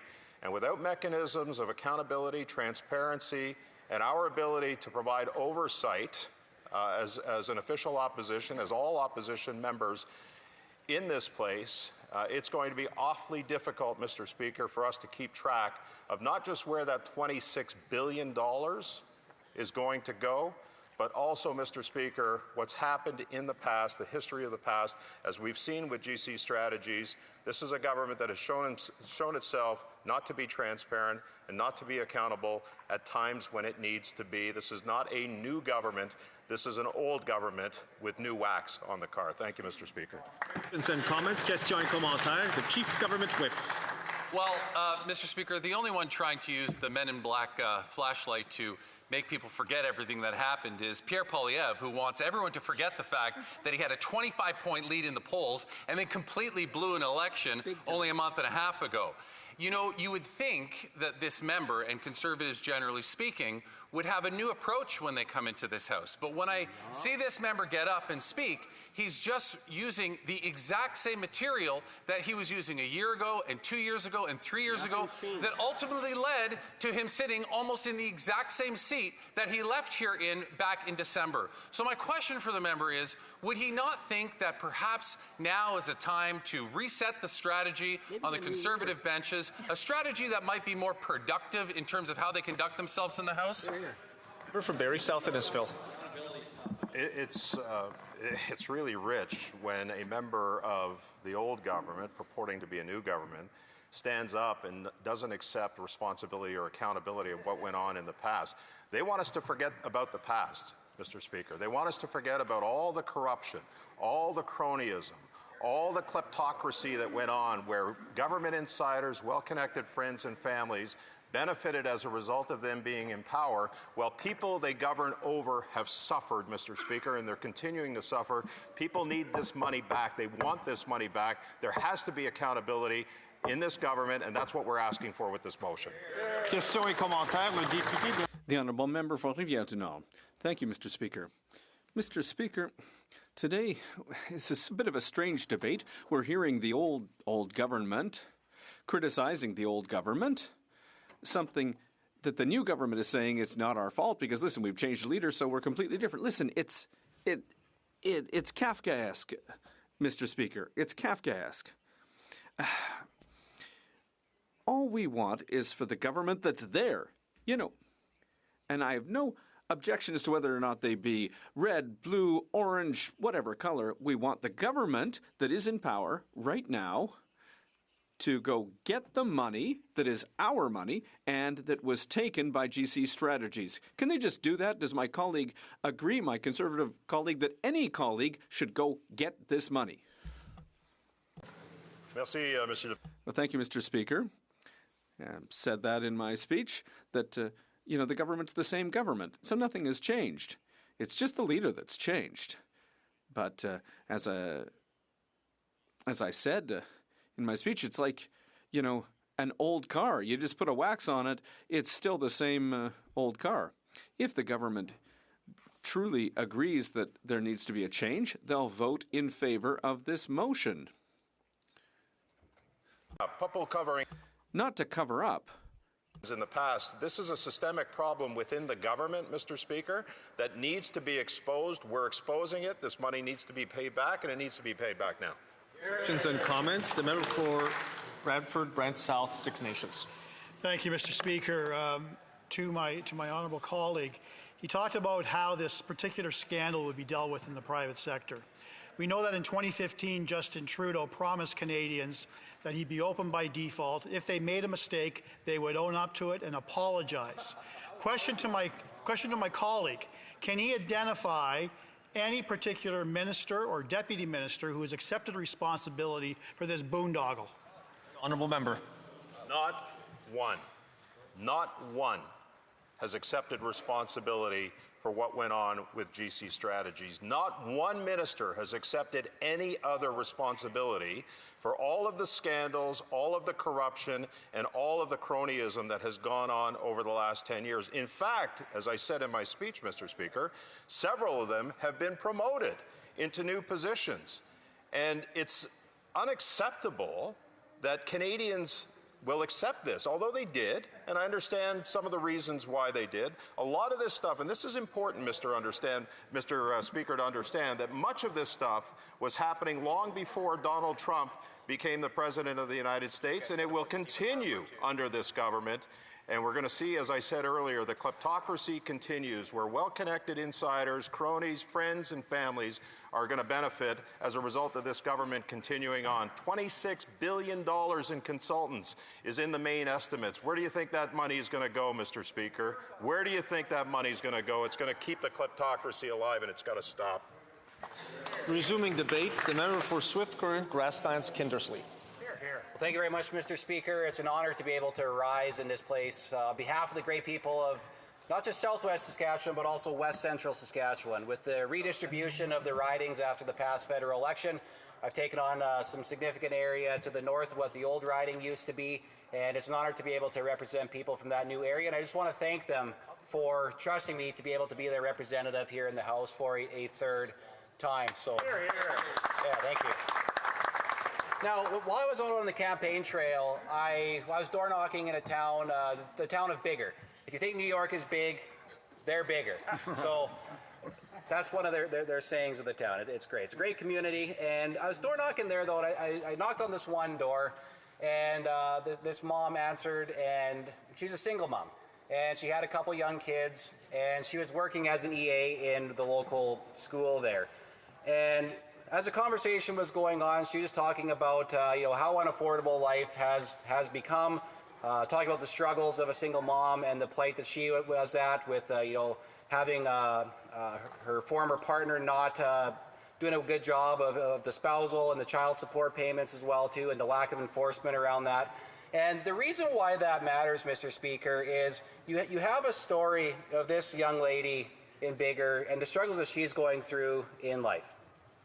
But then on the other hand, you take a look at what's happening with this government, because they are the last government, and they're not the new government that they say they are, right? So we got a track record here from so many ministers, and we look at the scandals, we look at the waste, we look at what's gone on over the last 10 years, and GC Strategies and what happened there is just another glaring example of the type of cronyism, the type of fraud that's really been committed to the taxpayer. And you look at this young mom, in the situation that she's in, she sees this, and she's just like, what on earth is going on? I can't even get ahead. And yet you got Christian Firth, in the Auditor General report here, it says that not only did he get all this money that he shouldn't have been getting, he also got to help write some of the contracts. He got to help write some of the conditions for the deals. There's a $25 million deal. He helped write it. And then he got it. And of course, it heavily slanted in favor of GC Strategies. Shocker, right? So you see that.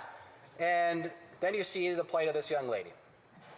And I know that all of us, as we were out on the campaign trail, we all would have heard similar stories to people who are struggling with the cost of living, to people who are struggling with 10 years of bad Liberal policy and what that has done for them, for their communities, for being able to afford housing, to be able to afford groceries, to be able to afford a vehicle, to get out of high school, to get out of college, to get out of university and enter the workforce, and just that opportunity not being there, thanks to their mismanagement of basically everything. And after this last campaign, these are the kind of stories that people elected us here to be able to tell.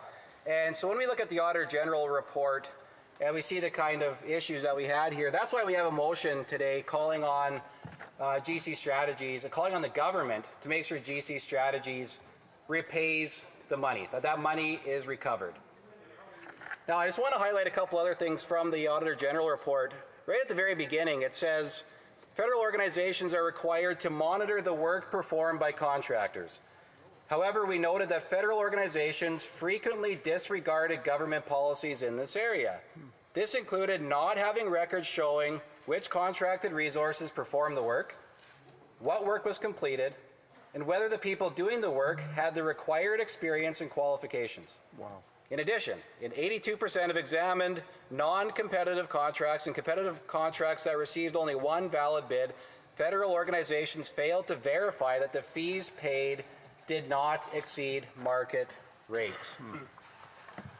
On top of that, let's take a look at some of the other, just some of the notes in here in the report as well. Underneath the rubric of federal organizations did not follow procurement policies when awarding contracts. Procurement methods were not consistently justified. Security requirements were not enforced. There were weaknesses in contract monitoring. Information on suppliers' performance and rates was not collected and shared. Support for contract prices frequently lacked justification. Federal organizations made payments without evidence showing that all deliverables were received.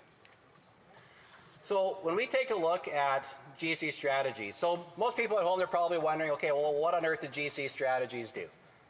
Well, nothing. Basically nothing. But what they did, the one thing they did do was take a lot of money for the ArriveCan app.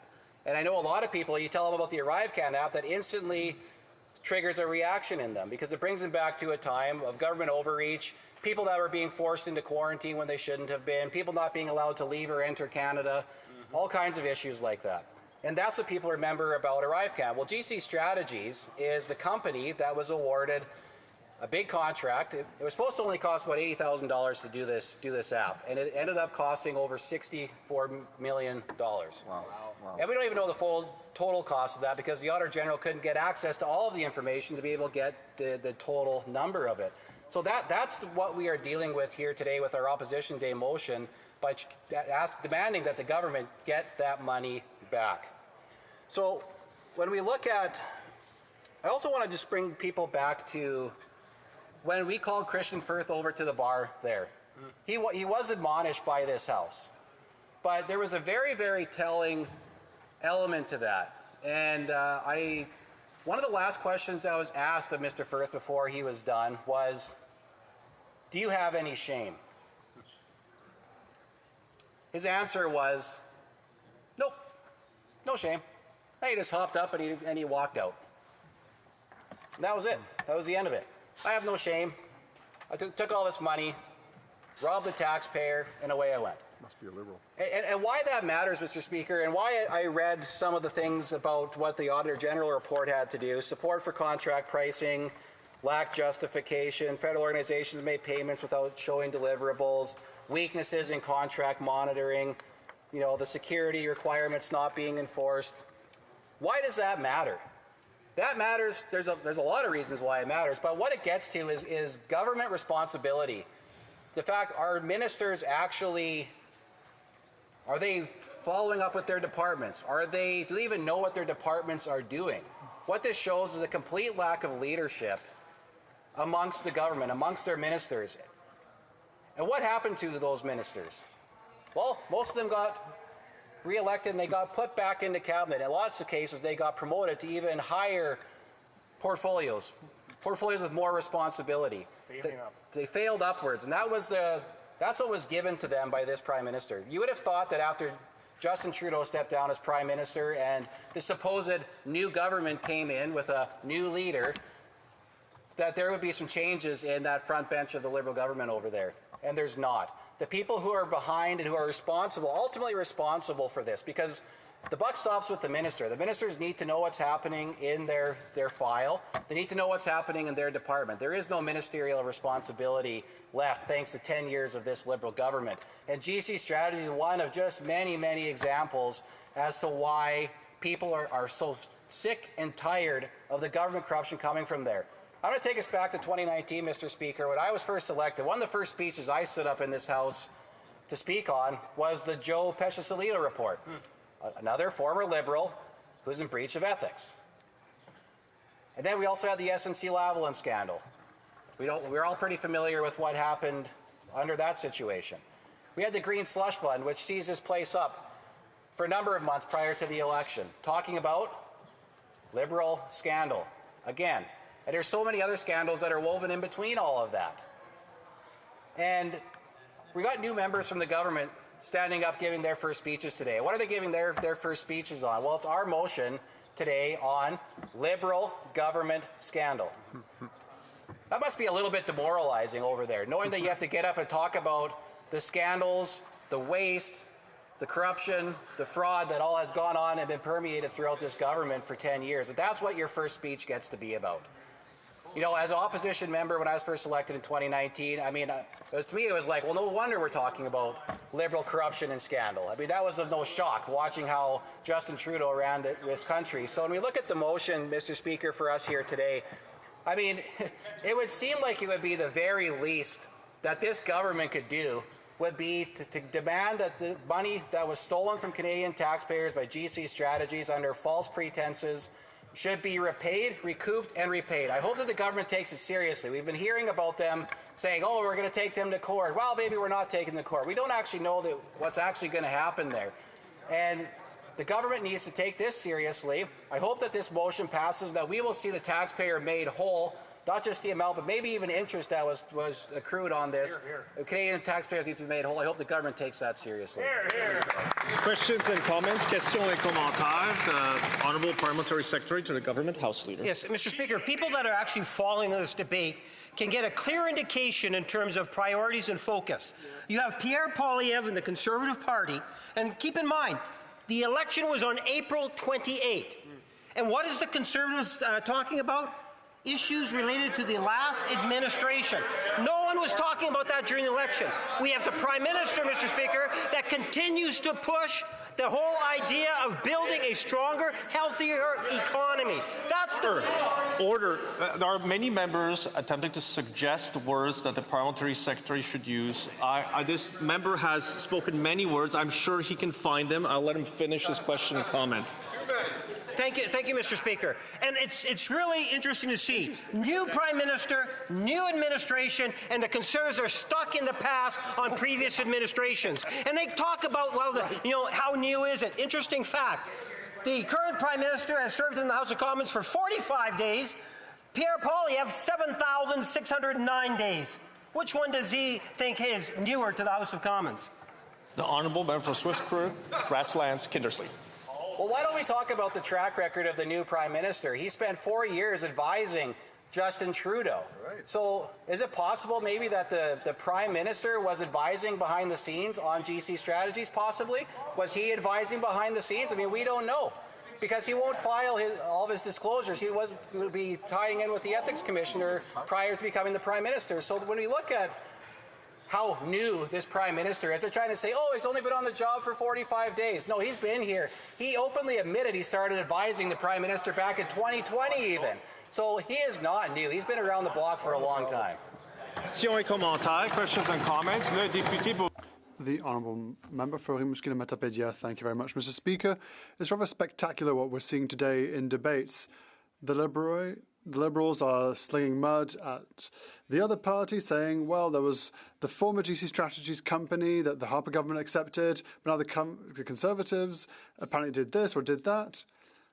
But now the Conservatives sling mud back, saying that GC Strategies is the worst. Yesterday, something historic happened. A minority government said it was time for a coalition, the Conservative Liberal coalition, which is the Anti-Quebec Alliance, because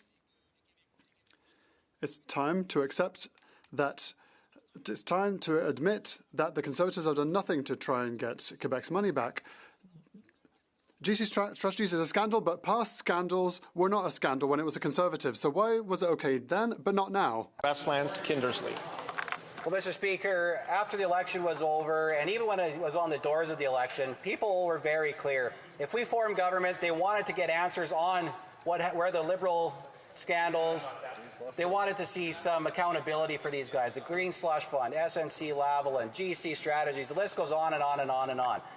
And now that we are in opposition, they want us to keep pushing the government on these things. So as the opposition, we're going to continue to demand accountability for this government for the things they've done in the past, because they are not a new government, but also the things that they're going to do in the future, because the best indicator of the future is the past. When we look at this Liberal government, we know exactly how this is going to go. Questions and comments? Questions et commentaires? The Honourable Member for Caribou, Prince George. Thank you.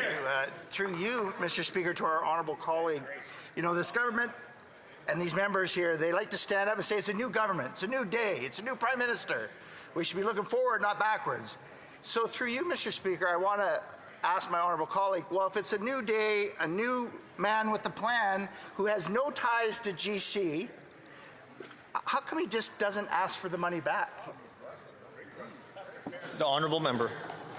Yeah, I want to thank my colleague for that great question. You know, it should be really simple for the Prime Minister to say, well, I wasn't part of that, so I demand the money back. That should be really simple. It should be really easy for him to do that. If he's as new, if he's as clean as they say that he are, but because he's been behind the scenes for 4 or 5 years, I think it puts him in a tough spot to be the one to come up here and demand for the money. That's why the opposition is holding this government accountable with motions like this that are demanding that that money be recovered on behalf of the taxpayer, because what happened was ridiculous, it was criminal, and people want to see accountability, not just for Christian Firth, but for this government. Resuming debate, reprise the débat, and I'll have to warn the Parliamentary Secretary to the Prime Minister that at about 1400 we'll have to interrupt for statements by members. He has about 4 minutes before we'll have to interrupt him. Thank you, Mr. Speaker. This is not my first rodeo, so to speak, in this place, so it's great to have this slot with all these members here. I know my Conservative colleagues particularly enjoy when I get up to debate. They will be champing at the bit to be able to ask questions afterwards. And yes, it is not the honourable colleague from Winnipeg North, so you have a little bit of fresh opportunity to engage with this side. But we do love our honourable colleague from Winnipeg North.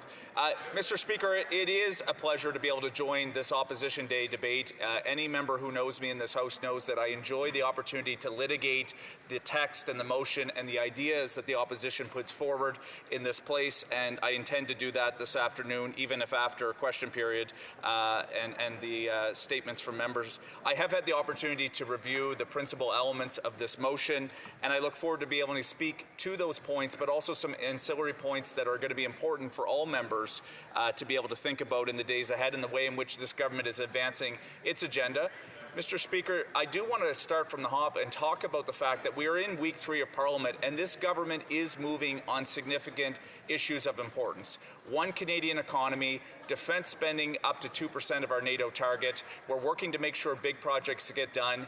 Engagement on the international stage with the G7. This Parliament and this government is working, and I'm going to look forward to my opposition colleagues to joining the efforts of what this government is trying to get accomplished. It's clear from public opinion, it's clear from the election result on April 28th, that Canadians are liking what they're seeing from this Prime Minister, his government, and the leadership of what we are trying to get accomplished with this new government moving forward. So the Conservative motion does speak to a company called GC Strategies.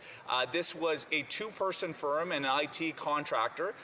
And what I think is very important, because Canadians that were watching the debate and they watched the way in which members engaged, they may not recognize that the government from day one of the Auditor General's report has been absolutely wanting to work to implement the reports. It has been an absolute failure of procurement at the civil service level. And I think it's important to separate those two things, because when you hear Conservative members in this place, the way that they raise this issue, and we agree that it's an important issue to be raised, you would hear the suggestion in the language that Liberal ministers themselves were involved in this. No, this was a failure of procurement at the civil service level. And I know there are some new members to this House, particularly on the other side. It's important to separate our Westminster tradition between the elected element of government versus the civil servants who do the work of behalf of government. Yes, there is ministerial accountability, and the ministers the former Liberal government have engaged and worked and to be able to move forward. But at the end of the day, there is a separation. And I think I would caution the Conservative colleagues when they stand here in this place to be able to separate the difference, because they clip these things, send them home to their constituents, and Canadians who are maybe not watching as closely would be led to believe from the comments of the members on the opposite side that ministers themselves were absolutely involved with what we on the government side absolutely suggest was a failure of procurement. And that is a difference. That is a level of engagement, Mr. Speaker, that it's a responsibility of every parliamentarian in this House to show a level of nuance, not to clip things home and suggest that Liberal members or ministers are corrupt. That is dangerous language. That is not the way that we should move forward. I look forward in the next 16 minutes that I have, Mr. Speaker, after we go to member statements, to continue to litigate this argument because it is important. I look forward to talking about the ways in which the government is addressing the concerns the opposition is raising and how we are going to be having a process to get money back for taxpayers. Thank you, Mr. Speaker. Indeed, I'm sorry to interrupt, and the member will have 16 minutes after the vote to continue his speech. Statements by members, déclaration de députés, l'honorable député. The honourable member for Rosemont-la-Petite-Patrie. Since time immemorial, the arts have been an integral part of human life. From cave art in Lascaux through music, dance, and poetry, all the way to cinema, art has marked all peoples at all times. Art contributes to the beauty of the world. It inspires, stirs emotions, and gives meaning to our lives. To be awestruck by a work of art is an essential act. It's also the ability to project yourself into another person's life.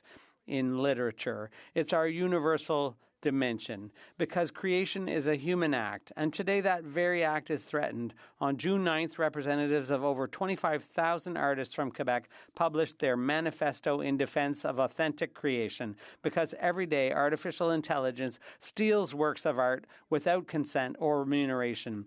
AI-generated content must be identified, and the government must protect creators and copyrights. Culture is the human condition. Quinty. Mr. Speaker, I rise today to recognize a great company in my riding, Bay of Quinte, that is celebrating a major milestone this month. Located in Wapoose, the County Cider Company is now 30 years in business this June as Ontario's longest-running craft cider company. County Cider first started fermenting cider for the public back in 1995. Founded by Grant Howes, known as the grandfather of Ontario cider, who passed in 2017, he created an institution that now attracts thousands of tourists each season. County Cider is now helmed by Grant's partner, Jennifer Dean, who continues this legacy of helping others in the industry and promoting the county at large. This Saturday, June 14th, they are hosting an anniversary party at their estate. All are welcome. For its importance to Prince Edward County and the Ontario craft cider industry as a whole, I want to congratulate County Cider on this incredible accomplishment. Thank you, Mr. The honourable member for Provencher. Mr. Speaker, as Canadians prepare to celebrate Canada Day, we are reminded of the foundations upon which our country was built. When the Fathers of Confederation founded this country in 1867, they recognized that Canada's strength would rest not only on law and government, but on the recognition of God's authority. There are 25 verses from the Bible in the architecture of Parliament, like Psalm 72, which says, "He shall have dominion from sea to sea." From these stone walls, the words taken from God's word remind us that freedom doesn't come from bureaucrats, global bodies, or unelected elites. It comes from hard work, personal responsibility, and recognition of a higher authority. These words teach us that good government needs vision, justice, and accountability to the people and to God. As Canada Day approaches, let us give thanks to God for the blessings of freedom, peace, and abundance, and recommit ourselves to be faithful to the biblical principles that have guided our nation since its birth. God keep our land glorious and free. The honourable member for Dartmouth-Cole Harbour. Mr. Speaker, I rise to pay tribute to Dartmouth-Cole Harbour's Anne Ring, an extraordinary educator, athlete, and community leader whose warmth and spirit touched all who knew her. Anne led with heart in everything that she did, from hatching chicks in her classroom for the students to empowering young minds as a beloved principal. She brought joy and creativity to learning and believed deeply in the potential of every child. A national record-holding swimmer, ringette player, paddler, coach, and Girl Guide leader. Anne's energy was boundless. She skydived, scuba dived, rode motorcycles, and lived the life fully and fearlessly. I had the pleasure of getting to know Anne better through her passionate work to preserve and modernize the Bannock Canoe Club. She was kind, smart, and deeply committed to leaving this legacy for future generations on the lakes she loved. Anne Ring led a remarkable life. My thoughts are with her husband, and all those who knew her and loved her. Thank you, Mr. Speaker. The honourable member for Algonquin, Renfrew, Pembroke. Mr. Speaker, I rise to honour MPP John Yakabuski, recently retired for Renfrew, Nipissing, Pembroke. Following in his father, Paul Yakabuski's footsteps, John was first elected in 2003. His 22 years of service left an indelible mark. I heard him called Paul as often as John. He always took that as a compliment, having lived up to his father's standards. John was the singing MP, not just O Canada on solemn occasions, but crooning a repertoire of Mac Beatty. As Minister of Natural Resources, John was a steadfast leader during Ottawa Valley crises, swiftly mobilizing aid to combat spring floods and marshalling firefighters against summer wildfires. His compassion shone through in initiatives like his 2010 album, Taking Care, raising funds for long-term care homes. John's legacy is one of service, song, and strength. We salute the remarkable contributions he made to the Ottawa Valley. The honourable member for Eglinton Lawrence. Thank you, Mr. Speaker. Monday, I had the opportunity to visit the Nova exhibition in my riding of Eglinton Lawrence for the second time, but it was my first visit alongside the Member of Parliament for Toronto St. Paul's and the Prime Minister. The exhibition commemorates the brutal massacres carried out by Hamas at the Nova Music Festival on October 7th, 2023, which tragically claimed the lives of 1,200 Israelis, including 8 Canadians, took over 251 men, women, and children hostage. The exhibition is deeply moving as it retraces the harrowing events of October 7th and highlights the resilience of those who attended the festival. Sadly, it requires heightened security, a stark reminder of the continued threats faced by the Jewish community. Just this week, the National Holocaust Monument was vandalized right here in Ottawa. We must stand united against the global rise of anti-Semitism. This exhibition stands as a timely and powerful call to confront anti-Semitism. Thank you, Mr. Speaker. The honourable member for Yorkton Melville. Speaker, 1 year ago today, the Standing Committee on Veterans Affairs released a landmark report. Invisible No More, the experience of Canadian women veterans was the first of its kind, finally putting on record their unique and often painful stories. From poor equipment, more likely to injure than protect, to unimaginable sexual trauma, more than 50 women showed their immense courage in sharing with the committee the realities of their service. A tireless advocate for women veterans, Dr. Karen Breck, rightly said, "I hope a day like this isn't just about appreciation for our service. I hope it becomes a day when women veterans engage with their communities and their parliamentarians to work together towards making things better for the next generation of women who wish to serve their country." Speaker, I'm honoured and humbled to stand in the presence of the incredible veterans joining us today in recognition of Women's Veterans Appreciation Day. This is not a day for meaningless platitudes, but measurable action. It's my hope that this report paves the way for countless more women to serve Canada with pride and dignity. The honourable member for South Shore St. Margaret's. Today with my first member statement, I do so with deep gratitude to the fine people of South Shore St. Margaret's. Thank you for placing their trust in me in this historic election. I want to thank my partner Ken, my daughter, the thousands of students that I taught for over 17 years in my career as an educator, and my family and friends for being my rock. I also want to thank the incredible volunteers who gave their time, their energy, and knowledge in this effort. We concluded with 87 events in a 37-day election. South Shore St. Margaret's, we are the heart of Canada's ocean playground, from Barrington to Tantallon, Caledonia to Lunenburg. Our region is strong, resilient, and full of heart. And together now in this House, let's invest and build in a future guided by compassion, opportunity, partnerships, and strength, equally in rural Canada. Thank you, Mr. Speaker. The honourable member for Calgary Signal Hill. Thank you, Mr. Speaker. The Liberal government has spent 10 years strangling Canada's energy sector with red tape and anti-energy law and policy. The world came to us to ask for our help in supporting their energy security, and the Liberal Prime Minister said no, there was no business case. The fact is, Mr. Speaker, pipelines and infrastructure won't be built because of 4 Liberal laws: C-69, the No New Pipelines Act; C-48, the West Coast shipping ban; the job-killing oil and gas production cap; and the industrial carbon tax. Canada does not need the Liberal government to build pipelines. Canada needs the Liberal government to get out of the way so that our private sector can build our infrastructure and, in fact, make Canada an energy superpower. Canadians call on the Liberal government to repeal their anti-energy laws and not just add more red tape to the pile. Let's stop the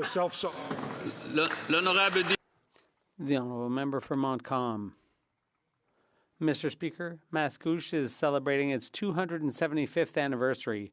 This city, whose original Algonquin name means bear cub, is one of the oldest communities in Quebec. Known for its history and architecture, it's a city that has transcended history. From one century to the next, it has constantly reinvented itself. It stands out for its unique balance between nature and urban life. This duality gives it a certain je ne sais quoi, and it creates a unique atmosphere. And I know what I'm talking about, Mr. Speaker. I've lived there for 35 years. When I think of Mascouche, I think of the moor gardens, the horse trails, the walking trails of the seigneurial estate, the wonderful farmland, the chez nous du communautaire, the Grand Tribot, the festivals, the theater, chapeau, frisson, and many family celebrations that make Mascouche the town for young families. To the people of Mascouche, happy 275th. The honourable member for Etobicoke Centre. Mr. Speaker, June 13th marks the 2nd annual National Long-Term Care Day in Canada, and whether it's in Etobicoke Centre or across Canada, long-term care plays a vital role in the health and the quality of care of Canadians. In fact, over 200,000 Canadians currently reside in long-term care across Canada. Today is important for a number of reasons. First of all, to remember the importance of long-term care. Secondly, to thank the volunteers, the staff, the family members who give care to seniors in our long-term care homes. But it's also a day when we can redouble our efforts to improve the quality of care of long-term care across Canada.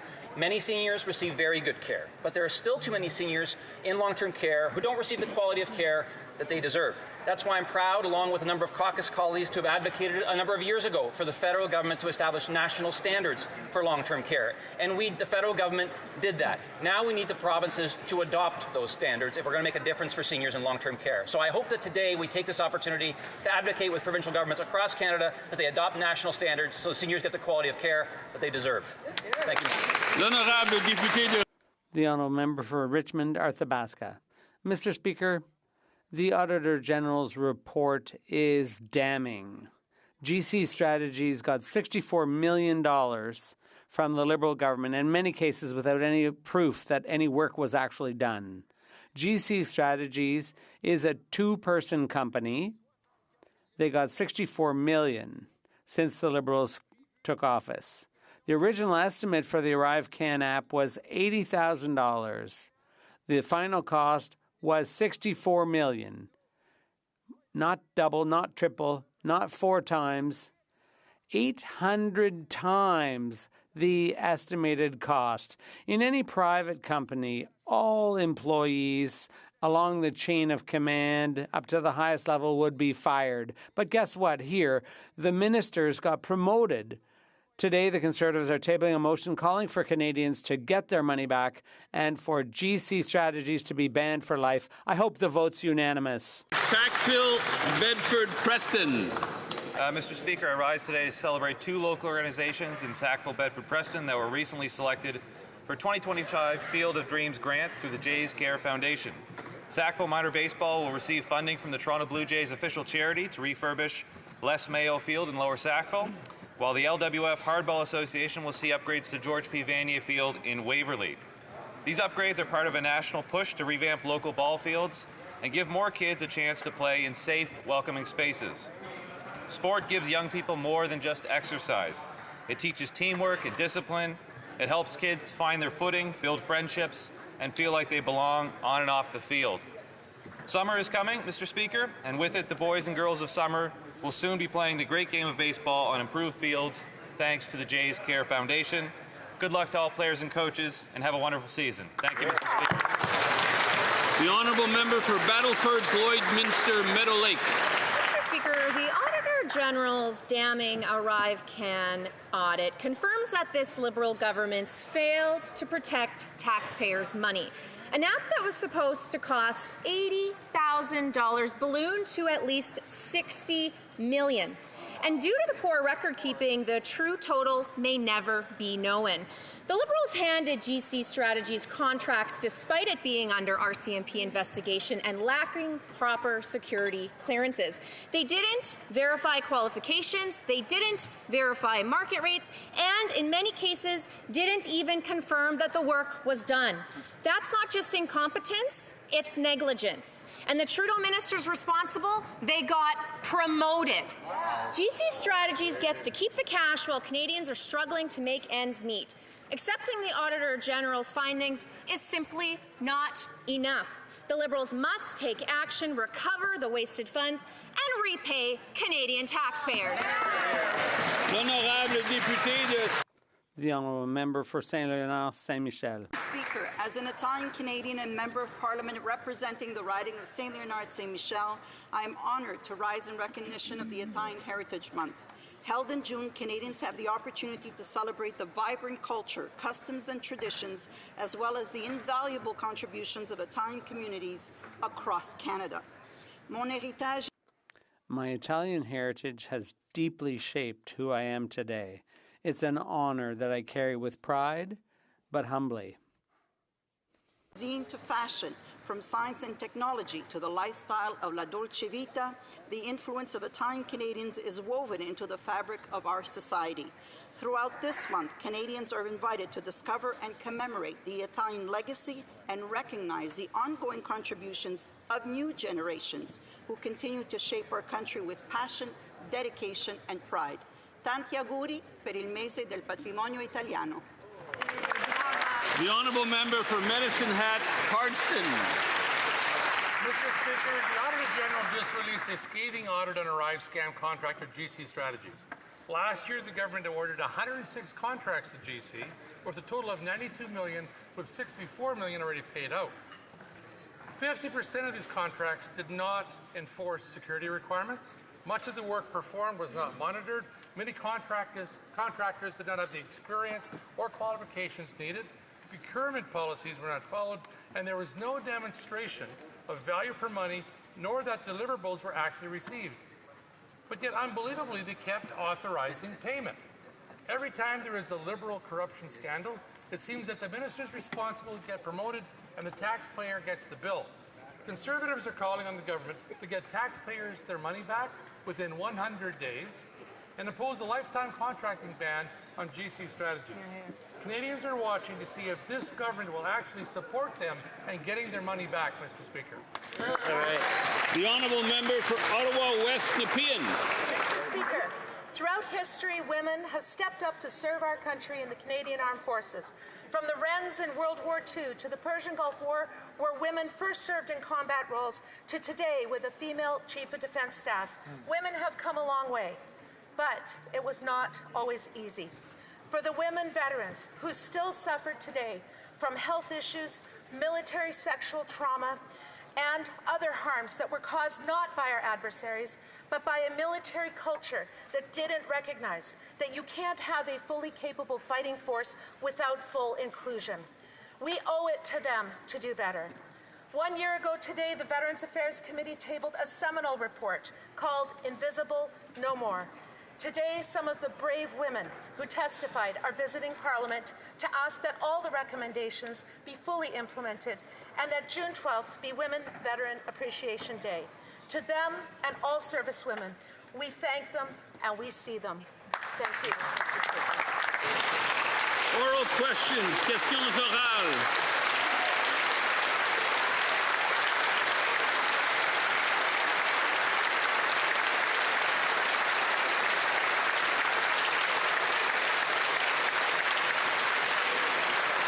The honourable member for Haldimand Norfolk.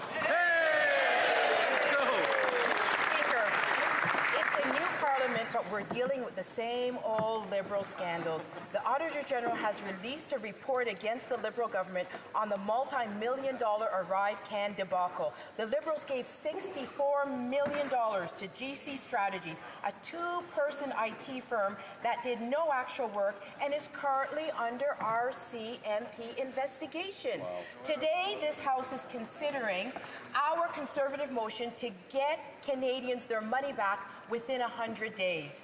Will the Liberals vote to give back the $64 million to Canadians? Yes?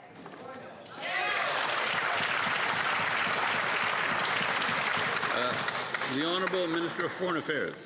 Mr. Speaker, we will address that question in a moment, but I am devastated to learn of the Air India crash that occurred earlier this morning. The flight was carrying 242 people, one of whom was Canadian. We are in touch with our international partners, and I have been speaking with Canadians this morning. I am sure that all members of this House will join in extending our collective condolences to the families of those who have lost loved ones this morning. Thank you.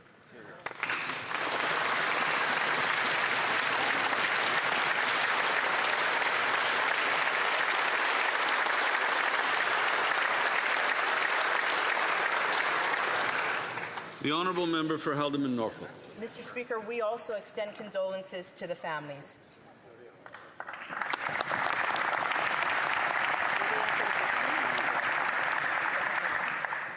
Mr. Speaker, these Liberals should not be dodging accountability.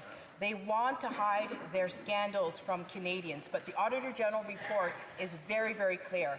This Liberal government ignored the rules and allowed insiders to profit to the tune of $64 million. Wow. The Liberals have shown a complete disdain for hardworking Canadians by promoting the very same ministers who engaged in the cronyism and corruption. Why should wasteful Liberal politicians get promoted while Canadian taxpayers get a $64 million bill? The Honourable Minister for Government Transformation. Thank you, Mr. Speaker. And I'd just like to note that we've implemented the measures recommended by the Auditor General in previous reports as well as internal audits. We have revoked the security clearance of GC Strategies. We have terminated all contracts with GC Strategies. We've barred GC Strategies from future contracts with the Government of Canada. We've taken legal action against GC Strategies. We've referred cases to the RCMP because, Mr. Speaker, we will never tolerate misconduct from our suppliers or their subcontractors. Thank you. The Honourable Member for Prince George, Peace River, Northern Rockies. The Auditor General released a scathing audit this week on the top ArriveScam contractor, GC Strategies. This two-person company under RCMP investigation received a jaw-dropping $64 million from these Liberals. And the old ministers responsible for this all got promoted by this Prime Minister and are sitting as ministers right there, right now. Wow. Canadians are incensed by these same old Liberal ministers continuing in their corrupt ways. A simple question for their Prime Minister: when are Canadians going to get their money back? The Honourable Minister for Government Transformation. Thank you, Mr. Speaker. We will always protect the integrity of our procurement process, which is why we've implemented recommendations from the Auditor General from past reports, such as increased transparency, strengthening oversight, clarifying the roles, the responsibilities across departments. We will always hold bad actors to account, which is why, Mr. Speaker, we've taken legal actions against GC Strategies. We've referred cases to the RCMP. We will always protect the integrity of our procurement process. The Honourable Member for Prince George, Peace River, Northern Rockies. That answer doesn't cut it for Canadians struggling to pay their bills in record numbers. These old Liberals have turned ArriveScam into a masterclass in rewarding failure and corruption. The old ministers responsible for this scam are the same old ministers sitting over there as cabinet ministers right now. These same old ministers are ignoring the rules, allowing their insiders to get rich with taxpayers' hard-earned money. Why do corrupt Liberal ministers keep getting promoted and Canadians keep getting the bill? That's a good question. The Honourable Minister of Government Transformation. Thank you, Mr. Speaker. Let me be absolutely clear. We will never tolerate misconduct from our suppliers or their subcontractors, which is why we've taken legal action against GC Strategies. We've referred cases to the RCMP. We've barred them from contracting with the Canadian government. We've revoked their security clearance, Mr. Speaker. This is the mandate we've been elected on to make sure that we have the best-in-class procurement system in this country. Thank you, Mr. Speaker. The Honourable Member for Bellechasse, Les Etchemins-Lévis.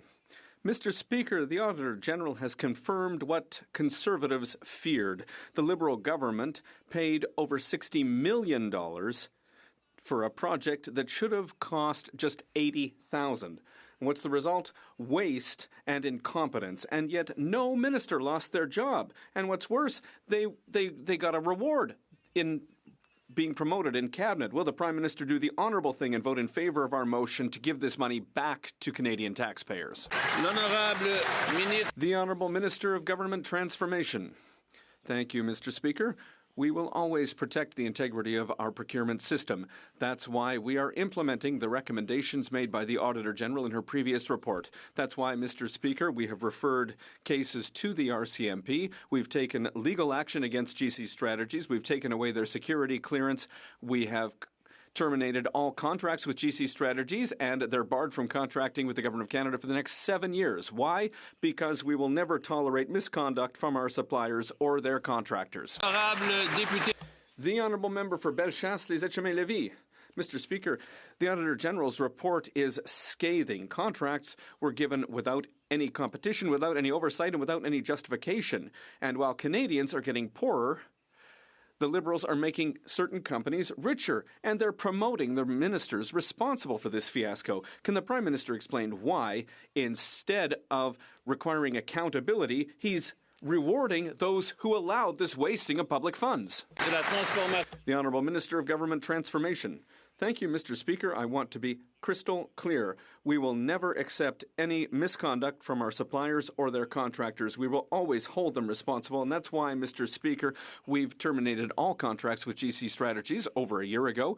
We took away their security clearance. We will prevent them from contracting with the Government of Canada for the next 7 years. And, Mr. Speaker, we've also taken legal action against GC Strategies. We've referred cases to the RCMP. Why? Because we will always protect the integrity of our procurement system. The Honourable Member for Saint-Jean. Mr. Speaker, the Prime Minister will be moving closure on C5. The House has been sitting just for 3 weeks, and already he wants to steamroll a bill through the House, and not just any bill. C5 would give the Prime Minister the power to govern by decree when it comes to fossil fuel projects. Bill C5 completely guts environmental assessments. Bill C5 threatens Quebec's powers and the rights of Indigenous peoples. It makes no sense to impose this bill without debate, without committee study, and without hearing from witnesses. Will the Prime Minister let Parliament do its job? The Honourable Leader of the Government in the House of Commons. Mr. Speaker, Canadians and Quebecers spoke loud and clear of the necessity of transforming our economy. Yes, in part because of the trade war, which was provoked illegally by our friends, our neighbours to the south.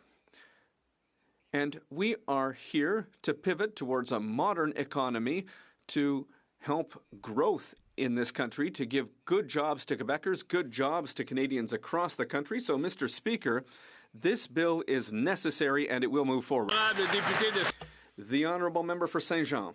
Mr. Speaker, the Prime Minister is going to need to leave the banker behind. He's going to need to learn how to act like a Democrat. C5 raises major debates about the environment and Quebec's sovereignty over its own territory. If there's any bill that just needs to be studied thoroughly, it's this one. The Prime Minister has no right to impose C5 under closure when the bill gives him exceptional powers, unlike anything that we've seen before. Is that the Prime Minister's intention, to bypass Parliament and govern by decree like Donald Trump? The Honourable Leader of the Government in the House of Commons. Mr. Speaker, Quebecers elected 44 Liberal members. That's the highest number of Liberal members from Quebec since 1980. They all ran under a Liberal platform that on page 1 spoke about the necessity of acting quickly to accelerate growth in this country, to break down barriers between provinces and create one Canadian economy. We are acting in a democratic way, Mr. Speaker. The Honourable Member for Repentigny. Mr. Speaker, the 44 Liberals from Quebec all voted yesterday to steal $814 million from Quebecers. The Liberals from Quebec voted to make Quebecers pay for election gifts for Canadians. The Liberals from Quebec voted against the unanimous request of the National Assembly of Quebec to reimburse Quebecers. The Liberals elected by Quebecers, who were afraid that the Conservatives would take us back to the Stone Age, abolished the carbon tax, and then they rewarded Canadians with our money. Mr. Speaker, aren't they ashamed of working against their own constituents? The Honourable Minister of Canadian Identity and Culture. Mr. Speaker, I'd like to remind my colleague with respect that we still have a carbon price in Canada for big polluters, for major emitters, and that reduces 3 times the number of emissions as the consumer carbon price.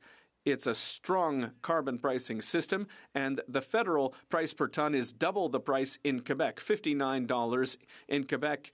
It's $59 in Quebec and $85 for Canada. We will continue to build a strong economy for Canada while protecting the environment. Burton, Kawartha Lakes.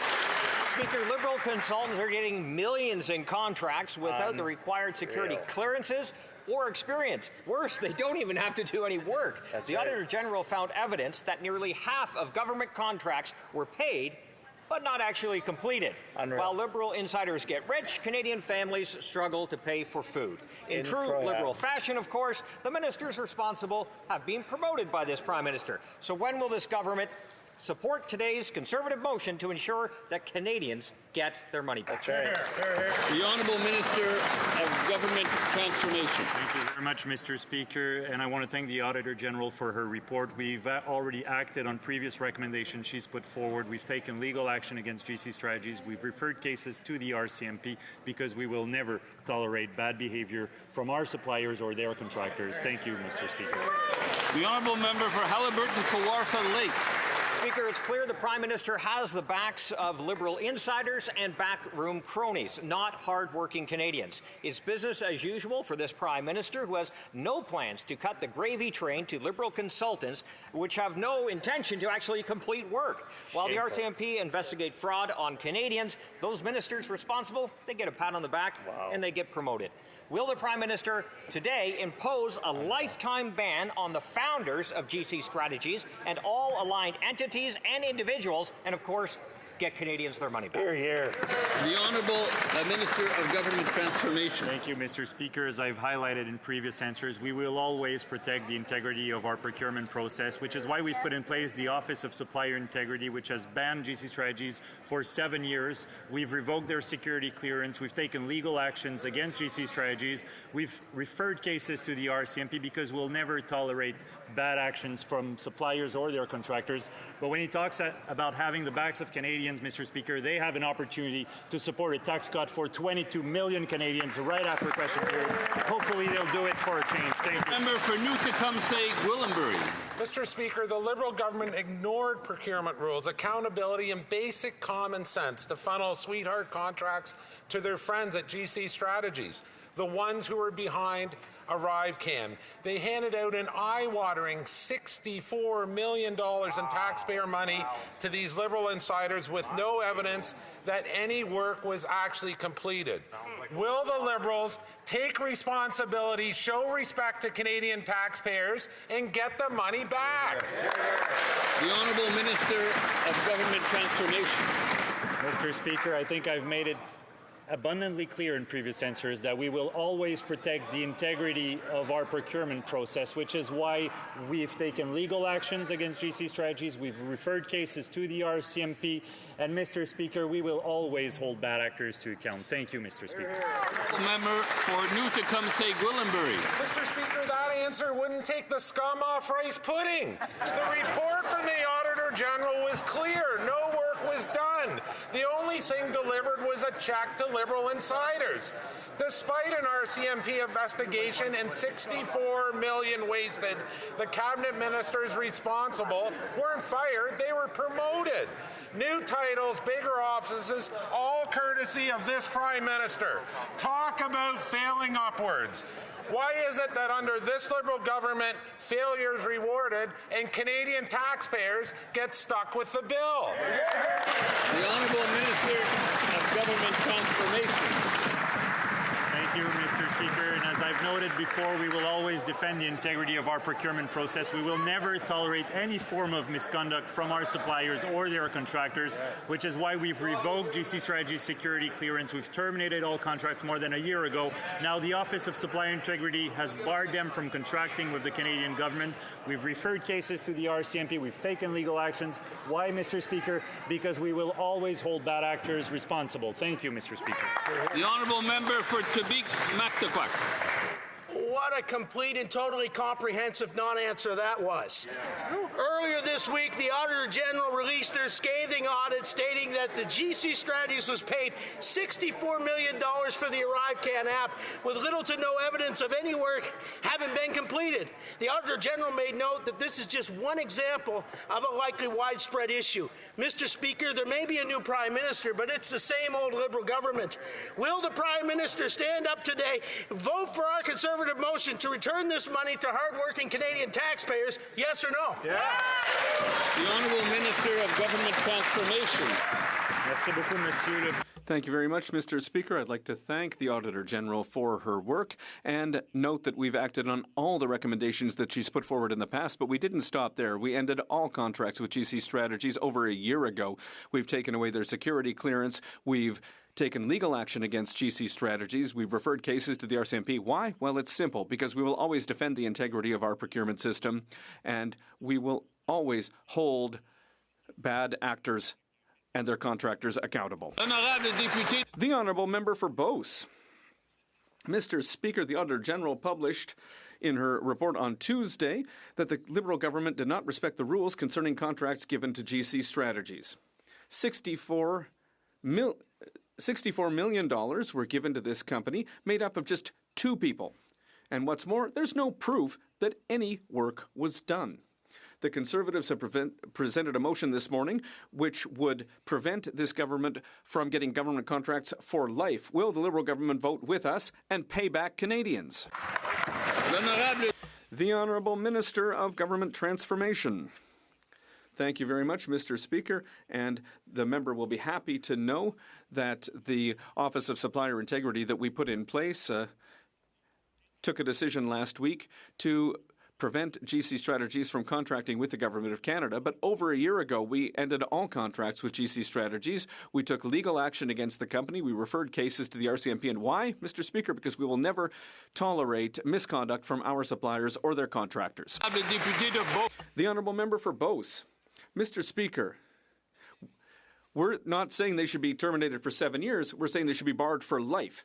It's just scandal after scandal from this Liberal government. The Liberals ignore the rules, they let their friends get rich, and it's taxpayers in Beauce and across Canada who are paying the price.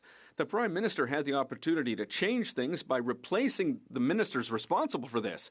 But no, what did he do? He promoted them. Why, with the Liberals, are politicians always rewarded, and why is it Canadians who have to pay the bill? The Honourable Minister of Government Transformation. Thank you very much, Mr. Speaker. We will always defend the integrity of our procurement system, and that's why, Mr. Speaker, over a year ago, we ended all contracts with GC Strategies. We took away their security clearance. We've implemented the Auditor General's recommendations from her previous reports to ensure that bad actors are held responsible. We've referred cases to the RCMP concerning this company. We've taken legal action against GC Strategies. And, Mr. Speaker, on this side of the House, we will always hold accountable bad actors. Thank you. The Honourable Member for Lac-Saint-Jean.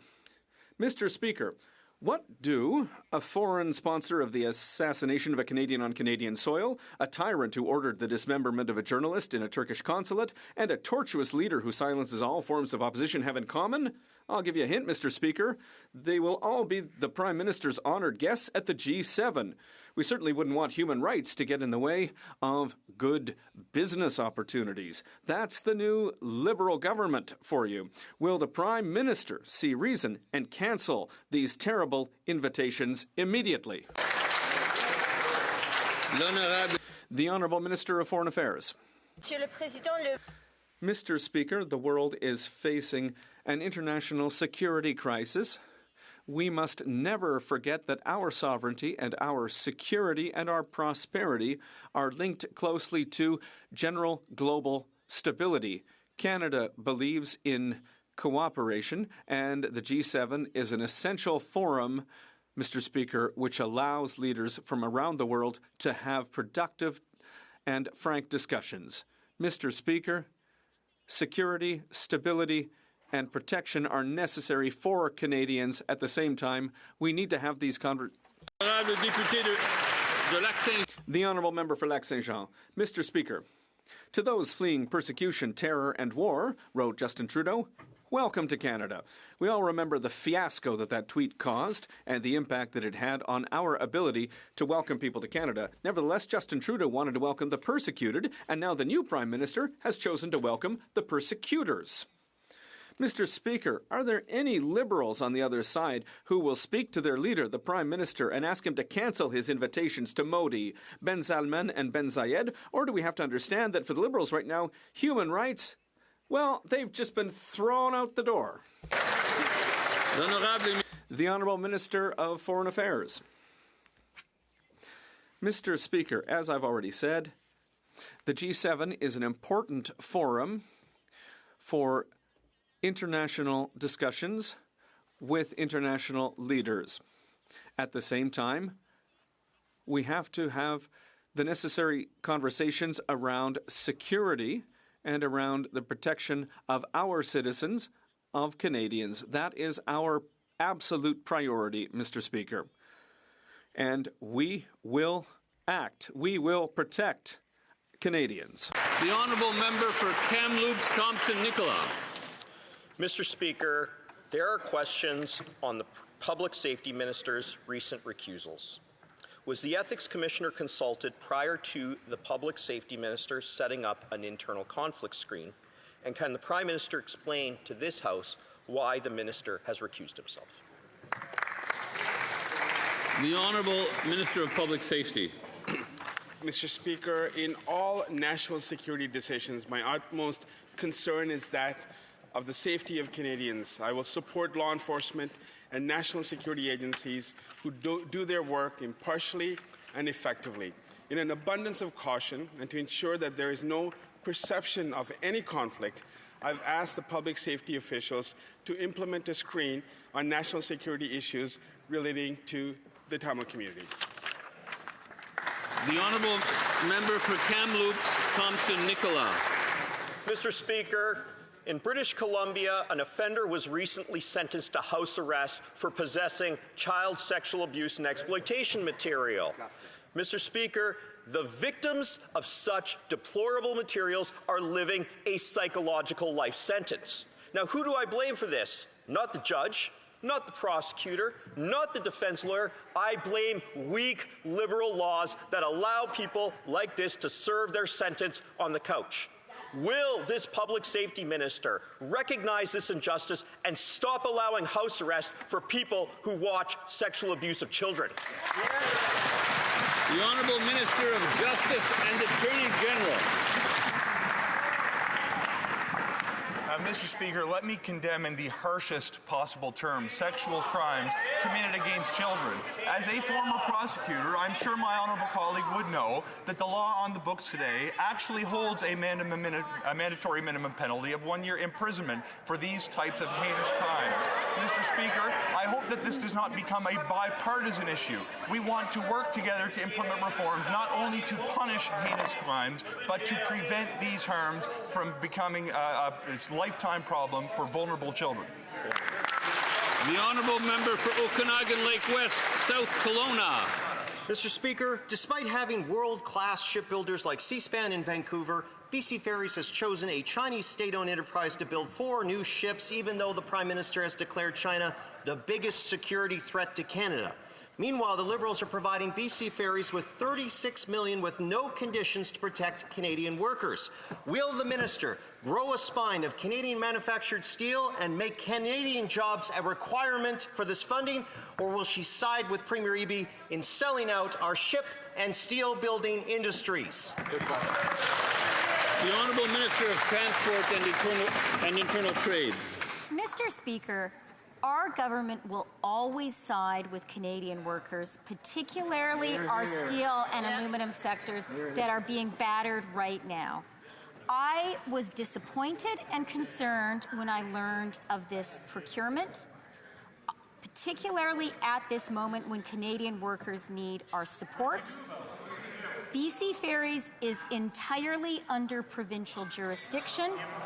The support BC Ferries receives from Transport Canada is entirely for operations and there is no capital expenditure. The Honourable Member for Cowichan, Malahat, Langford. Mr. Speaker, what a great non-answer. Look, yesterday, the Minister of Transport refused to act on my concern over BC Ferries buying 4 ships from a Chinese state-owned shipyard and used the excuse that it was not a federal project, which was not the question that I asked. The Liberals should be supporting Canadian shipyards and our economy instead of supporting CCP-owned shipyards and their economy. So again, I ask, will the Liberals attach the obvious condition of buying Canadian-built ships in order for BC Ferries to get their over $30 million Liberal subsidy? The Honourable Minister of Transport. Mr. Speaker, I absolutely agree we need to be supporting Canadian shipbuilders. That's why we have a national shipbuilding strategy. I absolutely agree we need to be supporting Canadian steel and aluminum workers. And further, I agree that we need to be alive to national security challenges and bear those in mind when it comes to procurement. I have spoken to my BC counterpart about this issue, and I would underscore BC Ferries is entirely under provincial jurisdiction. I do not think any BC MPs would challenge federal support for operations of ferries. The Honourable Member for Chicoutimi-Le-Fjord. Mr. Speaker, we've learned that Canadian production of critical minerals could fall by almost 60% by 2040. It's not very surprising, as mining projects under the Liberals take forever to develop. However, we have exceptional geological potential in the Saguenay-Lac-Saint-Jean, including phosphate. Since 2018, we have been working to have it added to the list of critical minerals. Mr. Speaker, why are the Liberals incapable of extracting our natural resources? Of Energy and Natural Resources. Mr. Speaker, mining is crucial to our economy, and Canada is facing American tariffs. We must support our mining workers. That's why we will speed up permitting of new mines by cutting red tape and approving projects within 2 years. This will create jobs for Canadians, grow our economy, and provide more opportunity for mining workers in our country. We hope our members across the aisle will support the One Canadian Act. The Honourable Member for Winnipeg South. Well, thank you, Mr. Speaker. Our government has introduced the One Economy Act, which aims to help advance major projects through the regulatory process. We have seen Indigenous people across Canada strongly assert the requirement for consultation before major projects are approved. Can the Minister of Crown Indigenous Relations tell us about how consultations will happen under the new Act? The Honourable Minister of Crown Indigenous Relations. Thank you, Mr. Speaker. This bill requires meaningful consultation with Indigenous peoples, consistent with Section 35 of the Constitution and the duty to consult. It requires it during both the process of determining which projects are in the national interest and, most importantly, once a project is selected during the permitting process. Both steps require our Indigenous partners. I look forward to continuing to engage with partners to ensure the success of this legislation and the involvement of Indigenous peoples in moving our economy forward. Thank you, Mr. Speaker. The Honourable Member for Calgary Centre. Mr. Speaker, the average Canadian family is going to spend $800 more on food this year because of Liberal inflationary spending. The Calgary Food Bank says that 65% of working Calgarians are now experiencing severe food insecurity. What affects this, of course, is bad government budgeting. Deficits lead to inflation, and this government plans to spend 8% more this coming year. The Liberals want to go on a spending spree and force Canadians onto a diet. Will the Prime Minister set the table and finally serve up this year's budget? The Honourable Minister of Jobs and Families. Well, Mr. Speaker, good news for Canadians. Over 22 million Canadians are going to receive a tax cut thanks to the work of this Parliament. And further good news, Mr. Speaker, in the last elections, Canadians coast to coast to coast said the kinds of measures that are helping them, like affordable childcare, like the Canada Child Benefit that's indexed to inflation, like the National Food Program, like the Canada Disability Benefit that will be available next month. These are the kinds of things that are making a difference for Canadians, and we just hope the Conservatives will stop voting against them. The Honourable Member for Calgary Centre. Well, Mr. Speaker, the Liberals are delaying tabling a budget as it's expected to show a supersized deficit, which will increase inflation even further. The higher the deficits, the higher the inflation. The prices Canadians pay for food is dependent upon this government's budget. But don't worry, the government's budgets only affect Canadians who eat. Will the government stop driving up costs and bring forward a budget so Canadians can feed their families without going further into debt? The Honourable Secretary of State for the Canada Revenue Agency. Thank you, Mr. Speaker. Mr. Speaker, let's look at some economic facts. Inflation has dropped from 8.1 to 1.7% over the last 2 years. Our real GDP numbers are growing. We've had workforce participation of 65.3% versus 62.5% compared to the USA. We have a AAA Moody's credit rating. Mr. Speaker, the fundamentals of our economy are very strong. We have a strong mandate from Canadians, and we're going to continue to work together across the aisle to get things done for Canadians. Thank you, Mr. Speaker. The Honourable Member for Oshawa. Mr. Speaker, yes, let's look at some actual facts. Stats Can reports that for every dollar of disposable income, Canadians now owe $1.74, the worst debt ratio in the G7. Oshawa's unemployment is at 9.1%, and the TD Bank warns of a looming recession with 100,000 jobs at risk. This government's response is to blow through $500 billion with no budget, no plan, and no accountability. Will the Liberals finally table a budget, or will their silence continue to speak louder than their commitment to Canadians? The Honourable Parliamentary Secretary. Mr. Speaker, I think we all know who brought it home in the last election. It was every member on this side of the House.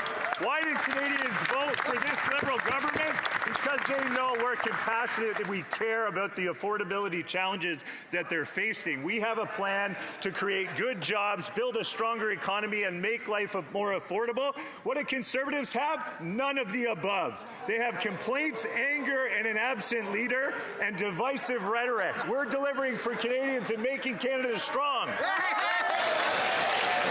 Honourable Member for Kitchener Centre. In yesterday's Waterloo Regional Record, Ontario businesses are freezing summer hiring. Unemployment in the region is up... Sorry, I can't hear the question, so we'll start from the top. In yesterday's Waterloo Regional Record, Ontario businesses are freezing summer hiring. Unemployment in the region is up 7.3%, and TD Bank says there's a looming recession with job losses of 100,000 jobs, causing local businesses to focus on staying lean. Nearly 1/3 of Canadian small businesses have adjusted or paused their summer hiring plans, according to a survey by Merchant Growth. Kitchener businesses need a plan. A budget is a plan. Why does this government refuse to heed our calls and table a budget that reverses their inflationary spending? The Honourable Minister of Jobs and Families. Mr. Speaker, good news for Canadian youth this summer. In addition to the 70,000 Canada summer jobs, we're adding 6,000 more, Mr. Speaker, all across the country. Mr. Speaker. For youth unemployment, that is indeed rising. But, Mr. Speaker, what won't help is votes against the measures that Canadians are looking for this summer.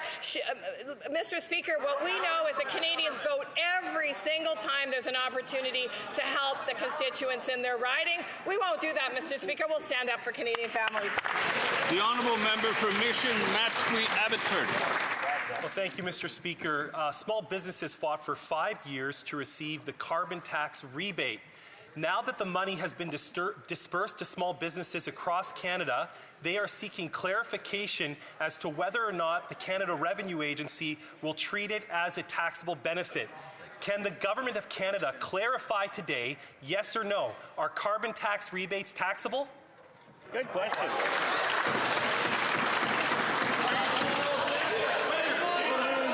The Honourable Minister of Women and Gender Equality. Mr. Speaker, as we know, small businesses are the backbone of our Canadian economy, and our new government has their back. We're cutting taxes for small businesses and red tape. We're breaking down interprovincial trade barriers by July 1st and helping businesses go digital. We also welcome our middle-class tax cut, which will help entrepreneurs get well-deserved tax break while they can. And, Mr. Speaker, we will always be there for small businesses. And let's forget that we have also cut the carbon tax for small business as well. Thank you so much, Mr. Speaker. The honourable member for Swift Current, Grasslands, Kindersley. Mr. Speaker, Saskatchewan is responsible for over 1/5 of the world's canola exports, and China being one of the largest buyers. The communist regime in Beijing implemented 100% tariffs on canola oil and meal, and it's been radio silence from the Prime Minister. Farmers plan their crop rotations years in advance and have had to ride out this trade war all on their own. Will the Prime Minister prioritize our farmers for once and end China's tariffs on our canola, or is he too compromised from Brookfield's $250 million loan from a Chinese bank? The Honourable Minister of Agriculture and Agri-Food. Well, it's a little over 3 weeks, Mr. Speaker, and I'm finally getting to my feet. First and foremost, I want to thank the people of Malpeque for putting me here, and my wife and my family. Mr. Speaker, it's immensely important for us. Mr. Speaker, I'll be traveling to the Prairie Provinces this weekend to meet with farmers to see firsthand the effect of the canola tariffs. But I will say this, Mr. Speaker, we've had the International Trade Minister meeting with officials and the Prime Minister. We're moving in the right direction, and we always stand up for farmers. The honourable member for Souris Moose Mountain. Mr. Speaker, farmers in Souris Moose Mountain and across the prairies are being crushed by 100% crippling tariffs on canola. The Liberal government, they've done nothing. These unjust tariffs are jeopardizing family farms, threatening livelihoods, and undermining the backbone of our agricultural economy. While producers urgently seek leadership and support, the Liberals remain silent. When will the Liberals take real concrete action to eliminate these punitive tariffs on Canadian canola and for once stand up for Canadian farmers? The Honourable Minister of Agriculture and Agri-Food. Thank you, Mr. Speaker. It gives me the opportunity to talk about how important farming is in this country, Mr. Speaker. 1 in 9 jobs, Mr. Speaker, related to farming. 6.75% of our GDP related to farming. Mr. Speaker, I've spoken to every First Minister across this country, and one thing that is in common, we're united in our front against these tariffs, and we will stay that way, Mr. Speaker, because it's going to benefit everybody. Yeah. The honourable member for Hamilton East Stony Creek. Mr. Speaker, just days after the minister's promise-filled visit to ArcelorMittal this past weekend in Hamilton, they have announced a closure to their long wire mill, resulting in a loss of 153 mortgage-paying jobs in my community. Yesterday, I spoke to a concerned father whose daughter, Amanda, lost her job to the mill closure. Her father stated that the Prime Minister promised tariff relief on TV. Mr. Speaker, when will Amanda get her tariff relief? The Honourable Parliamentary Secretary. Thank you, Mr. Speaker, for the question. These illegal and unjustified tariffs, we're fighting them every day, and they're hurting workers on both sides of the border. Canadian workers, Canadian companies, this government will not be bullied. We're going to fight against these tariffs. Every job, defending every job, every business in Hamilton, in the Sioux, and across Canada. The honourable member for Hamilton East Stony Creek. Mr. Speaker, I cannot take that answer to the hard workers of Hamilton. This closure is not just a local story. It is a warning sign to all working Canadians in this country. The Prime Minister promised elbows up with the United States and to collect $20 billion. All we've seen is elbows down. I ask this question on behalf of the workers of Hamiltonian's Industrial Corridor and Canadians. Mr. Speaker, to the Prime Minister, is this the end of closures or just the beginning? L'honorable secrétaire parlementaire. Monsieur le Président, je vous rappelle. Mr. Speaker, I'd like to remind everyone that these tariffs were imposed by the United States. These are American tariffs that were imposed on products. Our government is here to support workers, companies, so we can weather the storm. And we're looking forward to everyone's collaboration to weather the storm. Thank you very much. The Honourable Member for Alfred Pélan. Mr. Speaker, our new government was elected to implement a strong vision for nature conservation, both on land and in the water, as well as improved access for Canadians. Can the Secretary of State for Nature inform this House of our upcoming actions to protect nature in Canada? The Honourable Secretary of State for Nature. Thank you, Mr. Speaker. I'd like to thank my colleague from Alfred Pélan for his excellent question. I would also like to take a moment, as I rise for the first time in this House, to thank all the constituents of the wonderful riding of Châteauguay-les-Jardins de Napierville for their trust. Nature is a fundamental part of our Canadian identity. It unites us, and irrespective of their political stripe, all Canadians love nature. Our new government will work with provinces, territories, Indigenous peoples, and all stakeholders to protect nature. That's what a strong united Canada looks like. For Lethbridge. Mr. Speaker, in the last Parliament, these Liberals forced through one piece of censorship legislation after another. Bill C-18, which of course stops the spread of news on social media outlets. Bill C-11, which controls what Canadians can see and say online. And then came Bill C-63, which is bloated censorship legislation, which actually brought in an internet czar and controls freedom of speech. The Liberals claim that this is a, quote, new government, so my curiosity is this. Whoever is in charge over there, of course, will they commit to respecting Canadians and, of course, stop censoring them? L'honorable ministre de l'Identité. The Honourable Minister. Mr. Speaker, for decades we've witnessed journalists losing their jobs, newsrooms shutting down, and local media going bankrupt. Access to fact-based information from coast to coast to coast is essential to keep Canadians informed. Unfortunately, Mr. Speaker, my Conservative colleague did not believe that preserving this pillar of our democracy is important. On our side, we chose to pass the Online News Act to ensure that journalists can continue their important work for our country, for our democracy, for our Canadian unity. The Honourable Member for Lethbridge. So what I'm hearing is that this is the same old government, absolutely hell-bent on continuing to censor what Canadians can see and say online. My question is with regards to Bill C-63 and going forward. You see, C-63 doesn't just target predators, it targets opinions, it targets freedom of thought, it targets discourse within the online sphere. It institutes thought police, for crying out loud. It's a Trojan horse for further government control. So I ask again, in any future legislation going forward, will this Liberal government commit to respecting Canadians and making sure that they do not censor them?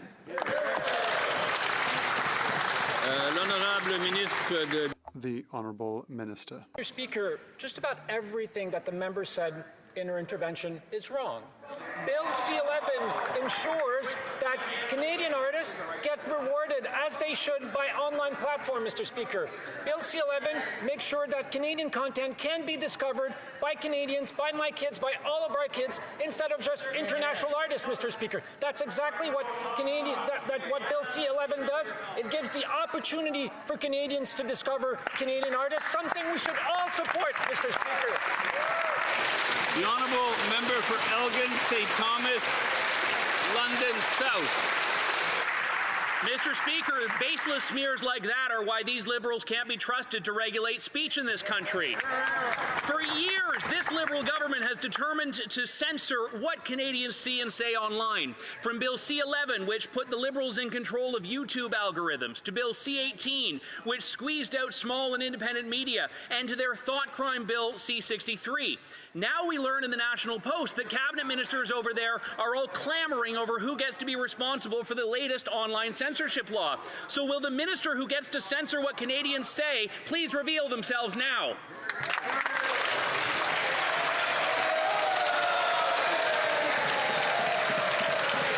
L'honorable ministre de l'Identité. The Honourable Minister.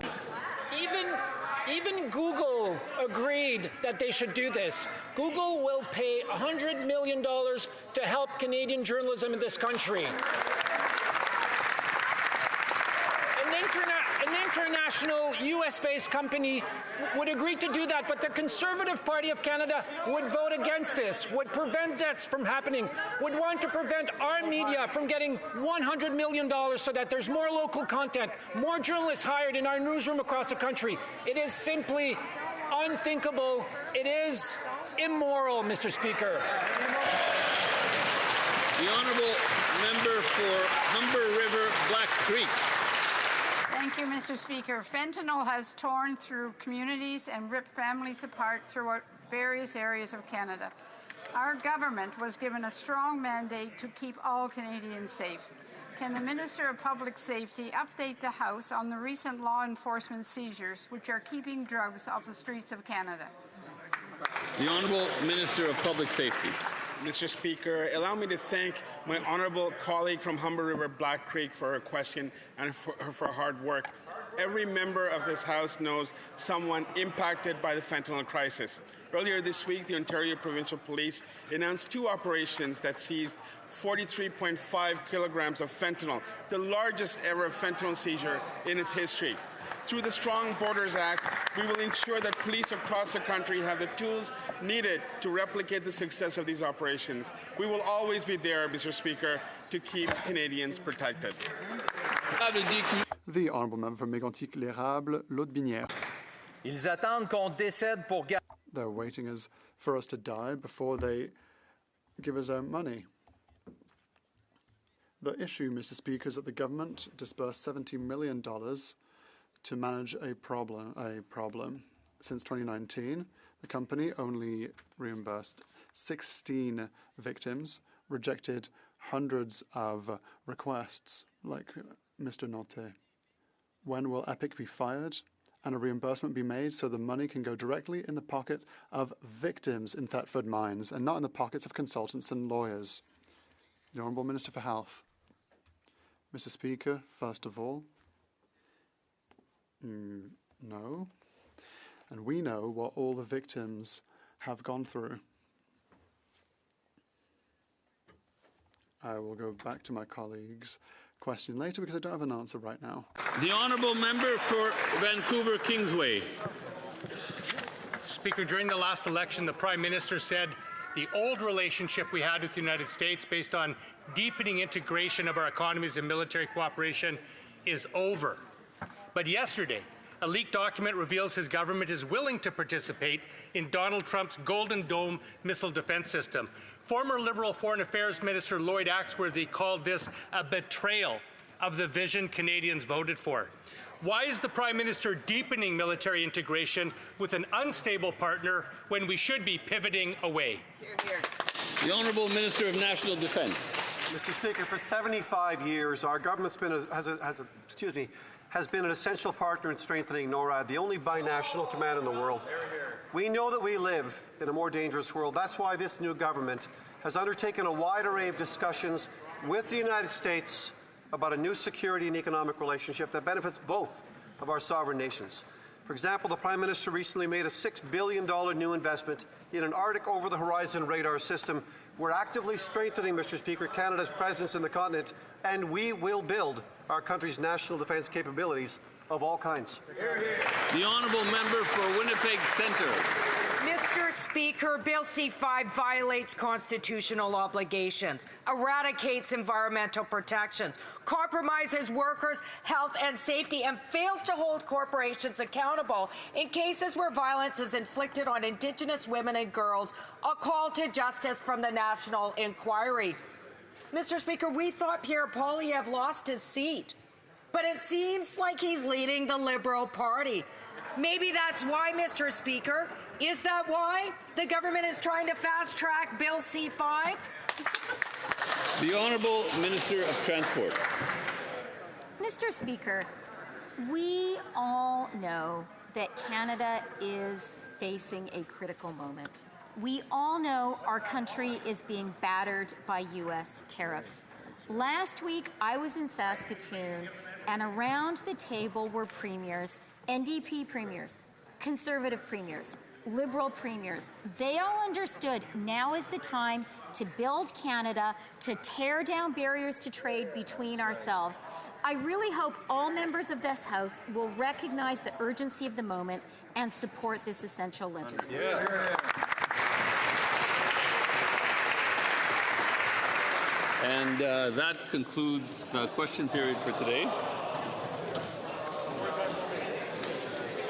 It being 3:09, the House will now proceed to the taking of the deferred recorded division on the motion at the second reading stage of Bill C-4. Call in the members. Thank you.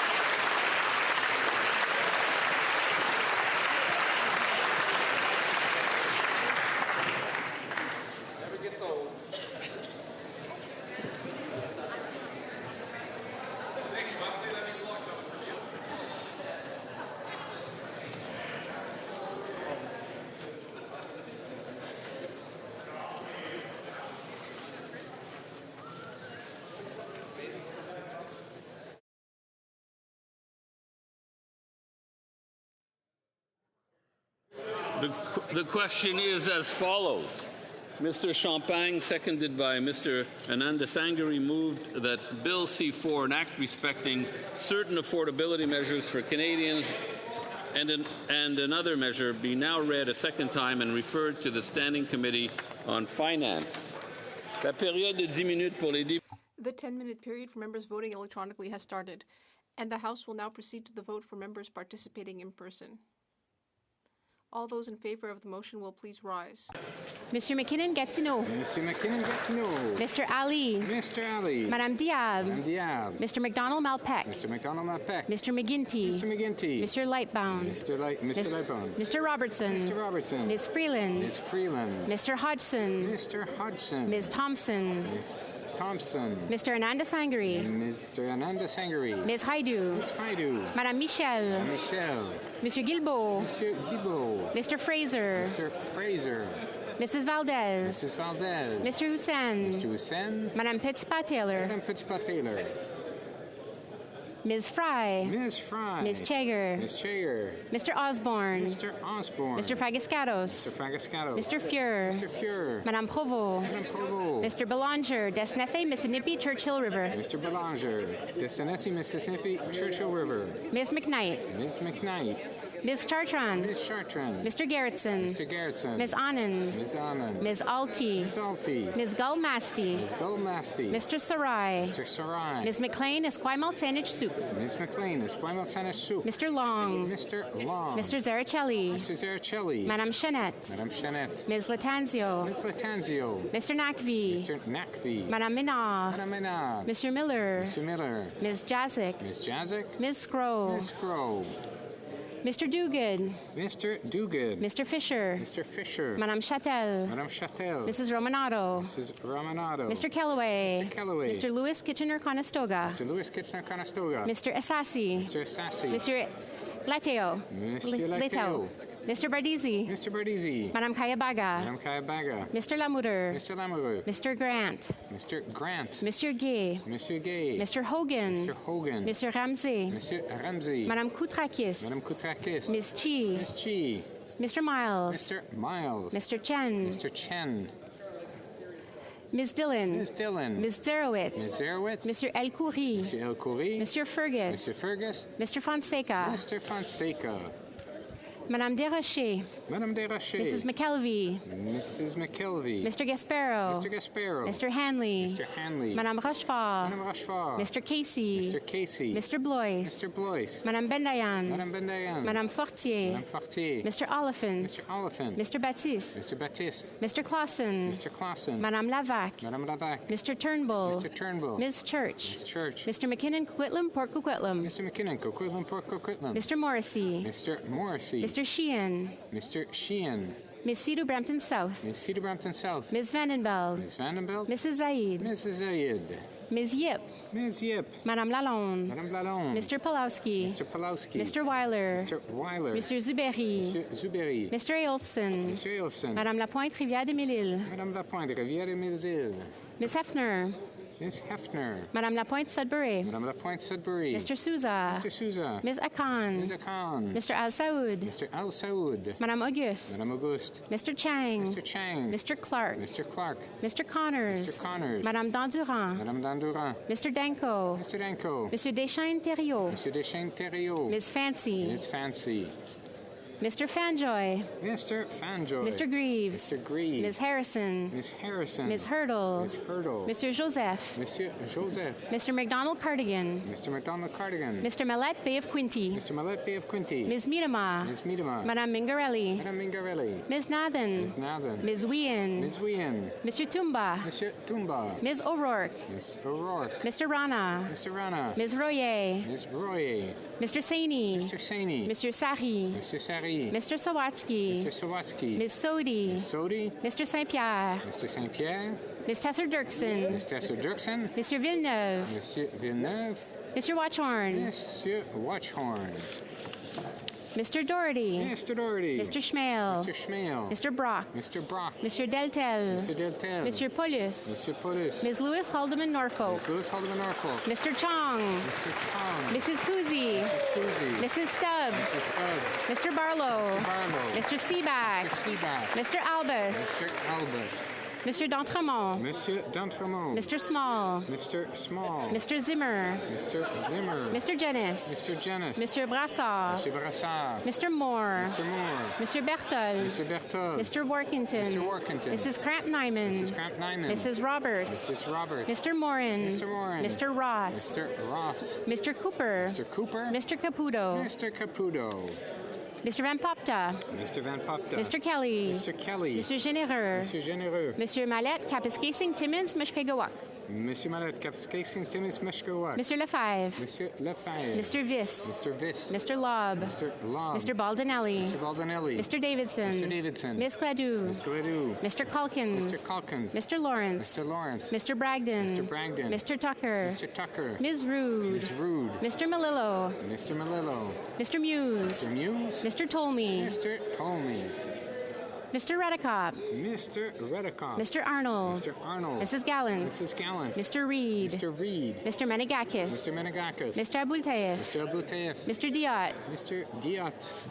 Mr. McCulley. Mr. McCulley. Mrs. Wagenthal. Mrs. Wagenthal. Mr. Motts. Mr. Motts. Mr. Dalton. Mr. Dalton. Mr. Cram. Mr. Cram. Mr. Lewis Essex. Mr. Lewis Essex. Mr. McLean Calgary Centre. Mr. McLean Calgary Centre. Mr. Patzer. Mr. Patzer. Mr. Leslie. Mr. Leslie. Mr. Giovanni. Mr. Giovanni. Mr. Anderson. Mr. Anderson. Mrs. Anstey. Mrs. Anstey. Mr. Owl. Mr. Owl. Mr. Babber. Mr. Babber. Mr. Bailey. Mr. Bailey. Mr. Belanger, Sudbury Est, Manitoulin, Nickelbelt. Mr. Bélanger, Sudbury Est, Manitoulin, Nickelbelt. Mr. Bexty. Mr. Bexty. Mr. Bonk. Mr. Bonk. Mrs. Borelli. Mrs. Borelli. Mrs. Cody. Mrs. Cody. Mr. Davies, Niagara South. Mr. Davies, Niagara South. Mr. Dawson. Mr. Dawson. Mrs. DeRitter. Mrs. DeRitter. Mr. Gill, Calgary Skyview. Mr. Gill, Calgary Skyview. Mr. Gill, Brampton West. Mr. Gill, Brampton West. Mr. Gill, Calgary McKnight. Mr. Gill, Calgary McKnight. Mr. Gill, Windsor West. Mr. Gill, Windsor West. Mr. Gill, Abbotsford, South Langley. Mr. Gill, Abbotsford, South Langley. Mr. Groslo. Mr. Groslo. Mr. Kimmich. Mr. Kimmich. Mr. Guglielmin. Mr. Guglielmin. Mr. Gunn. Mr. Gunn. Mr. Hardy. Mr. Hardy. Mr. Ho. Mr. Ho. Mr. Holman. Mr. Holman. Mr. Jackson. Mr. Jackson. Mr. Kibble. Mr. Kibble. Mrs. Conan. Mrs. Conan. Ms. Cronus. Ms. Cronus. Mr. Kirk, Hamilton East, Stony Creek. Mr. Kirk, Hamilton East, Stony Creek. Mr. Lawton. Mr. Lawton. Mr. Ma. Mr. Ma. Mr. Mantle. Mr. Mantle. Mr. McKenzie. Mr. McKenzie. Mr. Reynolds. Mr. Reynolds. Mr. Rowe. Mr. Rowe. Mr. Stevenson. Mr. Stevenson. Mr. Strauss. Mr. Strauss. Monsieur Fortin. Monsieur Fortin. Monsieur Thériault. Monsieur Thériault. Monsieur Champoux. Monsieur Champoux. Monsieur Perron. Monsieur Perron. Monsieur Deschaines. Monsieur Deschaines. Madame Gill, Côte-Nord, Kawawashikamak, Nitassinan. Madame Gill, Côte-Nord, Kawachimach, Nitsin. Madame Larouche. Madame Larouche. Madame de Bellefeuille. Madame de Bellefeuille. Madame Godreau. Madame Godreau.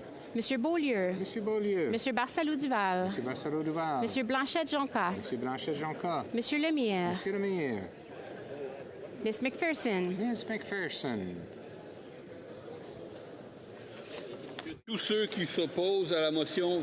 All those opposed to the motion will please say nay. The House will now wait for the electronic voting period to end before resuming its proceedings.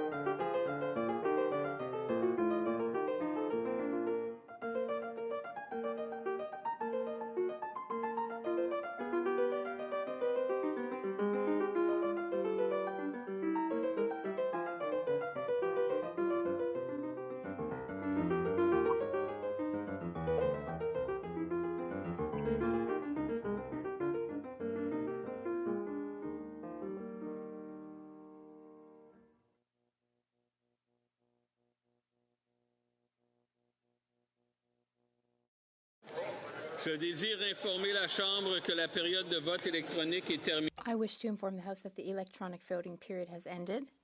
If members were unable to vote due to technical difficulties, they may now use the raise hand function, and the chair will recognize them. We're all good, everybody? Le bureau va maintenant The table will now compile the results of the vote. Yeas pour 335, 335. Nays contre, 0, aucun.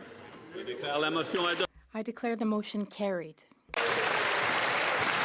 Accordingly, the bill stands referred to the Standing Committee on Finance. Thursday questions? I believe we'll give it a moment for people to leave the chamber quietly on their way to other appointments and activities. Mégantic l'érable, hein?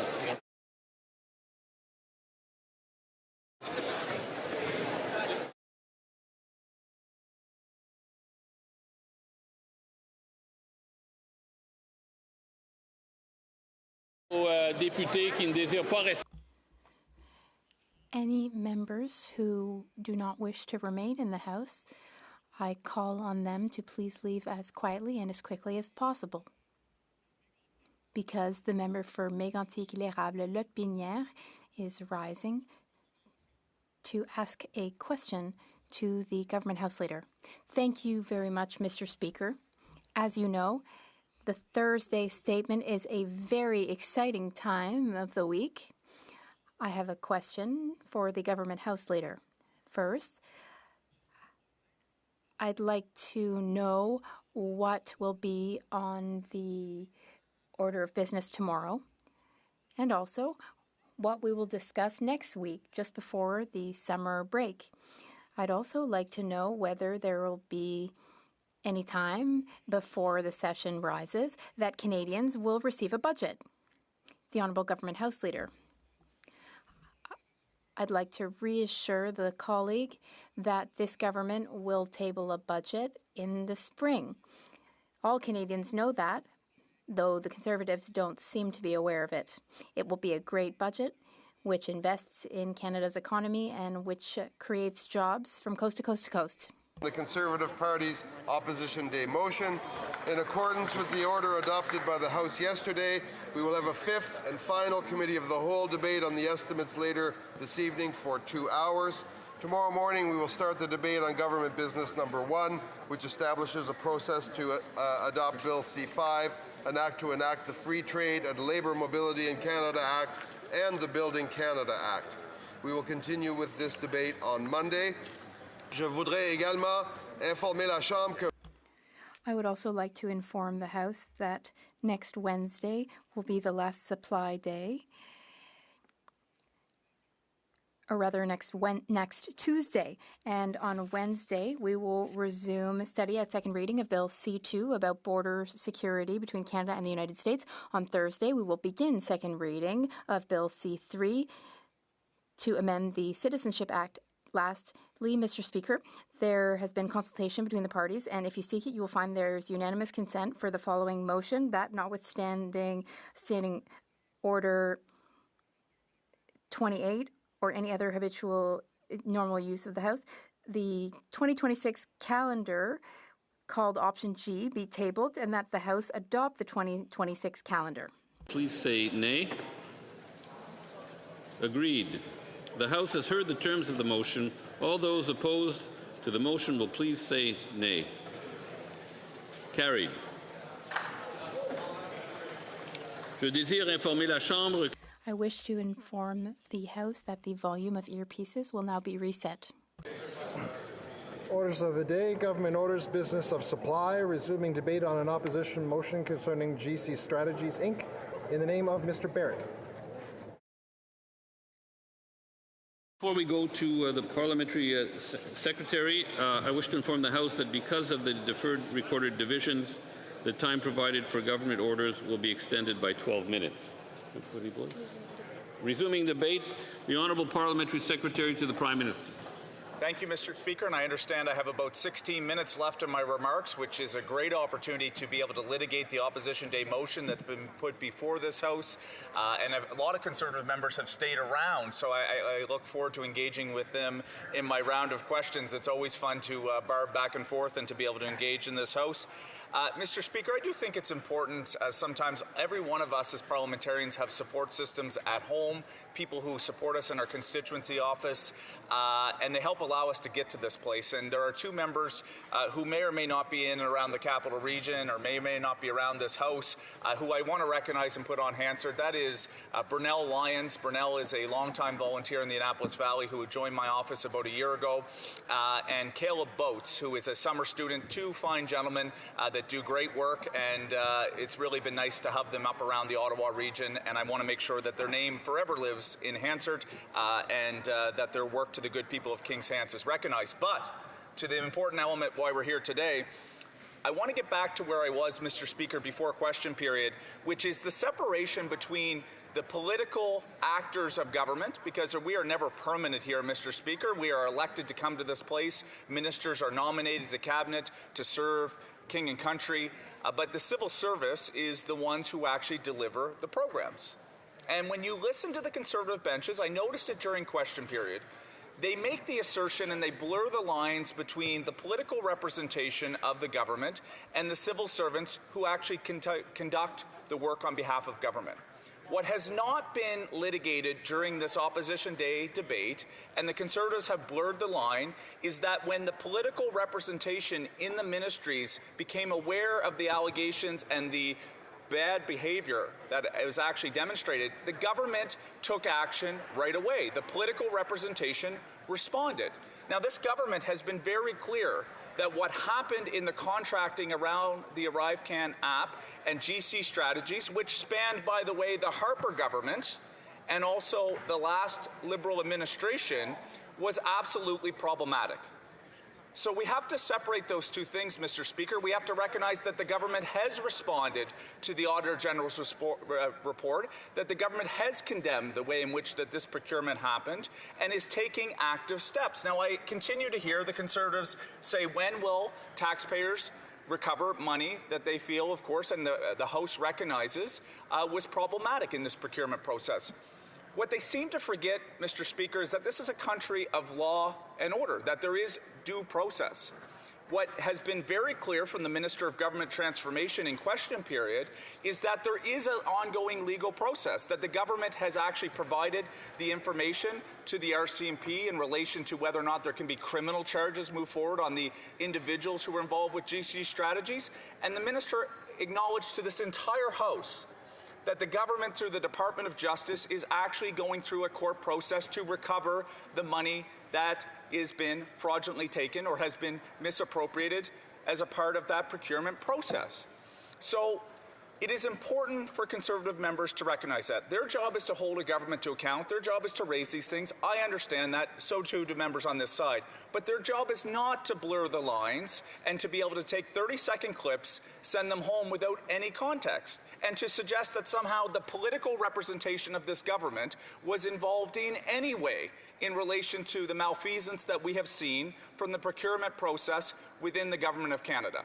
So I would expect my honourable colleagues to have and can conduct themselves in this place with the level of respect and integrity that I think is befitting and is responsible as parliamentarians to make sure that that line is corrected, that that line is shown nuance. Of course, they should push and ask the government about what steps are being taken, but it's important to recognize that the Auditor General, in her second report, provided no further recommendation other than to continue, and the government recognizing that they are taking the steps in the first Auditor General's report. So let's get a few things clear, Mr. Speaker, for everything at home. The government is taking GC Strategies and its membership and its directors to court to recover the money that the government ought to be able to recover. It is not just by decree that that should happen, that there's actually a legal judicial process for that to happen and to move forward, and the government is following that. In relation to the 7-year ban from anyone involved with GC Strategies, there is an organization, Speaker, called the Office of Supplier Integrity Compliance. This is built within government processes. This is so that government itself does not actually determine what that ban should be. So an independent arm's length review process of government has determined that 7 years. We can all have a view on whether or not that should be higher or lower. I think many of us would say at least more, that if not more. My personal view is that, yeah, it should be further. But again, for the government to absolutely weigh in when there's an independent process to do so, the Conservatives are not showing that level of nuance in their argument here today. And it's important to be able to distinguish on those things. You know, back to law and order, again, the Conservative Party for the longest time would have put one of their foundational cores of what that party stands for at law and order. Mr. Speaker, you were here in Parliament Hill a few years ago when we got into the challenge around the trucker convoy. People who were frustrated with government policy. And I have no problem, by the way, with people who are frustrated with government policy. But when law enforcement and law authorities are asking people to clear streets, to remove what we saw in Ottawa, the Conservative Party, instead of standing up for the rule of law and saying, look, we understand that you are frustrated with government policy, we understand that you want to move forward. Oh, this is absolutely... Order. Point of order, the honourable member for Calgary Centre.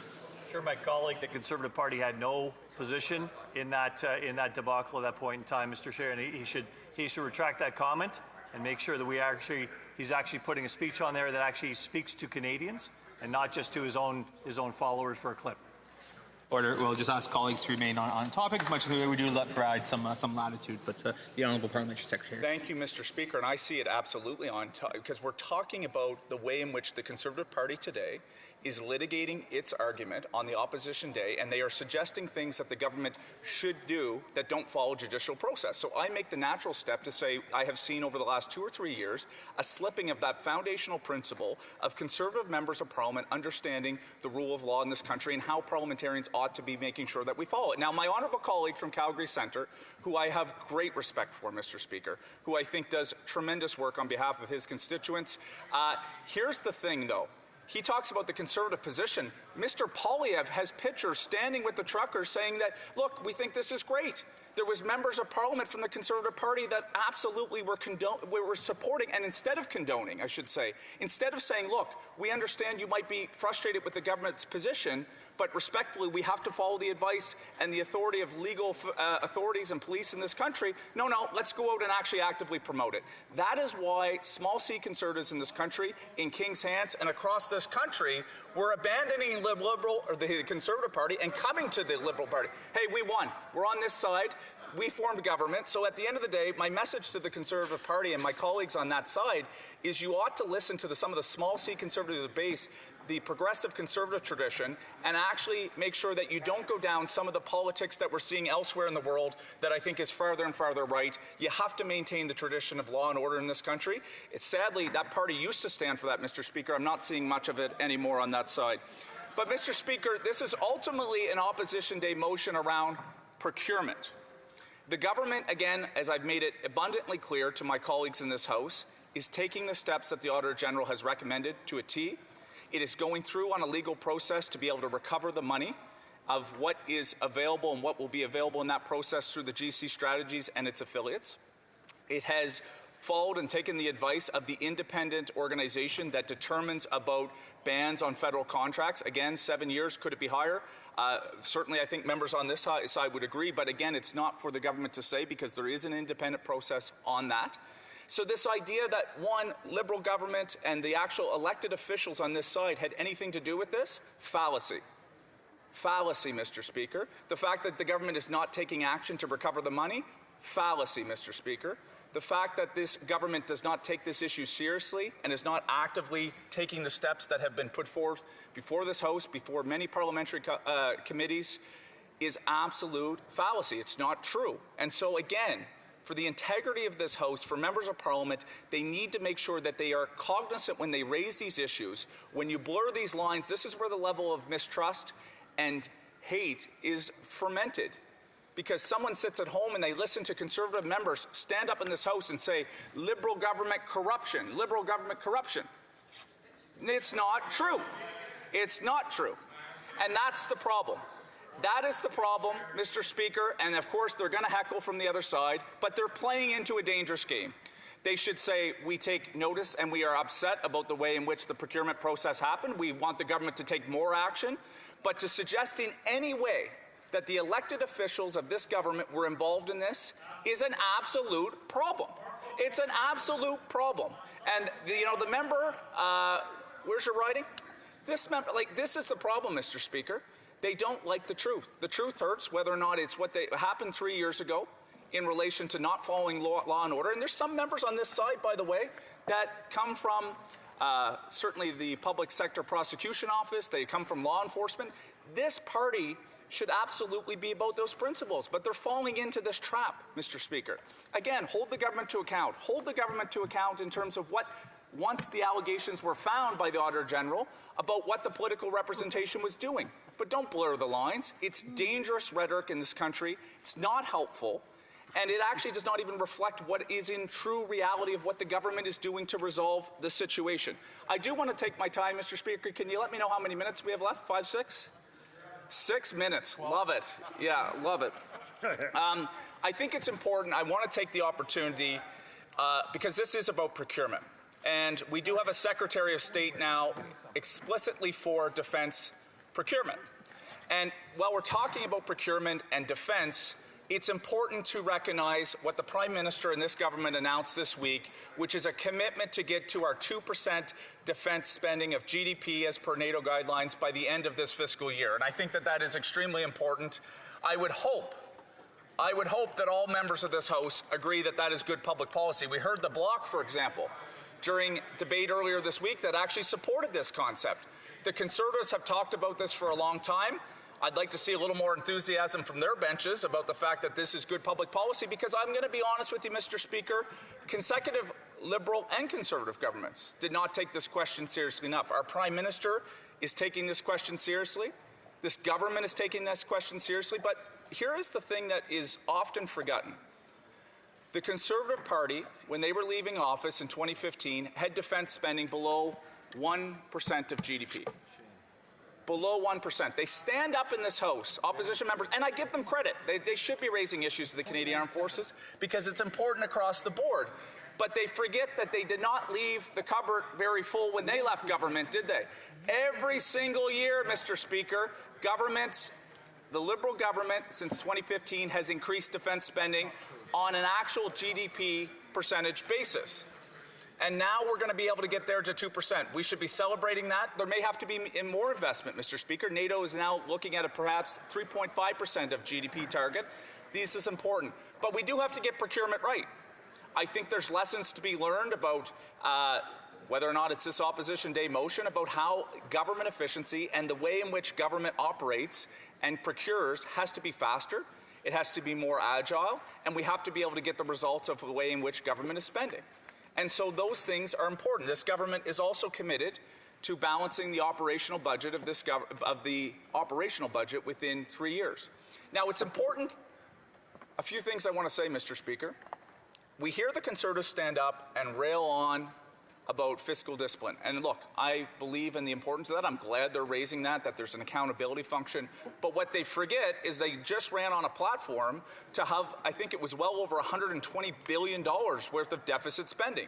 So pardon me when I sit here in this House and I listen to the Conservatives' narrative talking about government spending, not recognizing that whether it's the Canadian Armed Forces, whether or not it's additional investment in housing, whether or not it's building the major projects that have to get done and catalyzing private investment, that we are in a moment that, particularly on the capital side of government investment, we have to continue to be able to invest to drive our economy forward, to be able to reduce our reliance on the United States, and be able to find other trade markets and other economic opportunities. That level of nuance in the debate is never actually highlighted from the opposition benches. And that's what is, in my mind, so frustrating moving forward.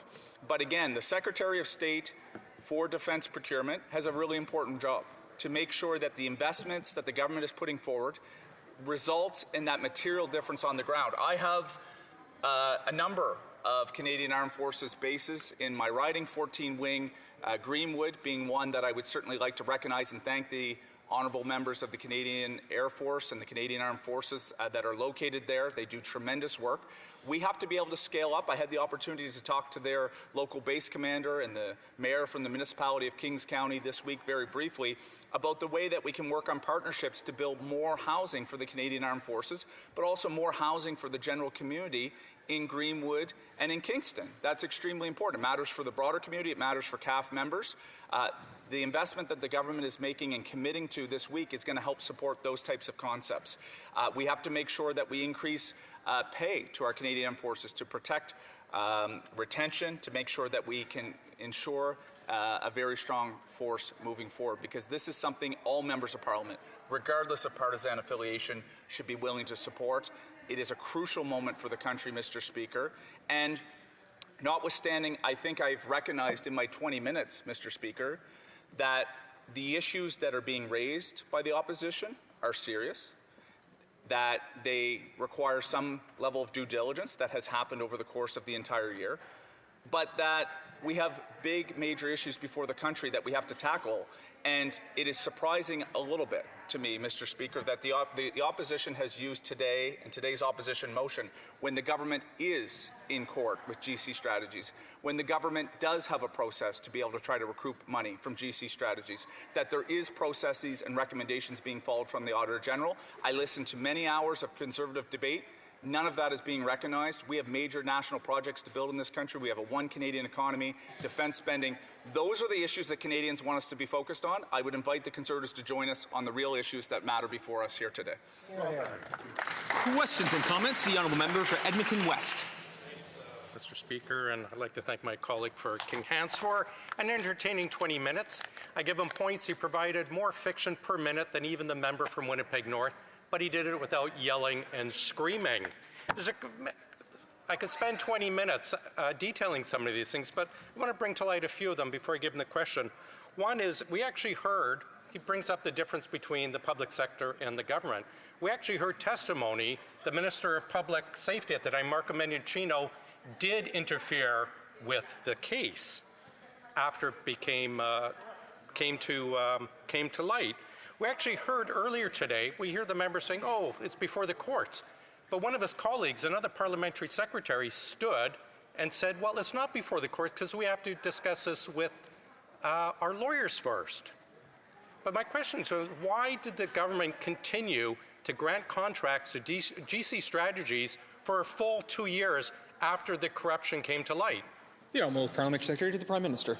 Well, I respect my colleague from Edmonton West. I'm glad he enjoyed the remarks today. I wish he didn't feel as though they were all fiction. Again, that plays into that narrative that I don't think is particularly helpful on that side of the way.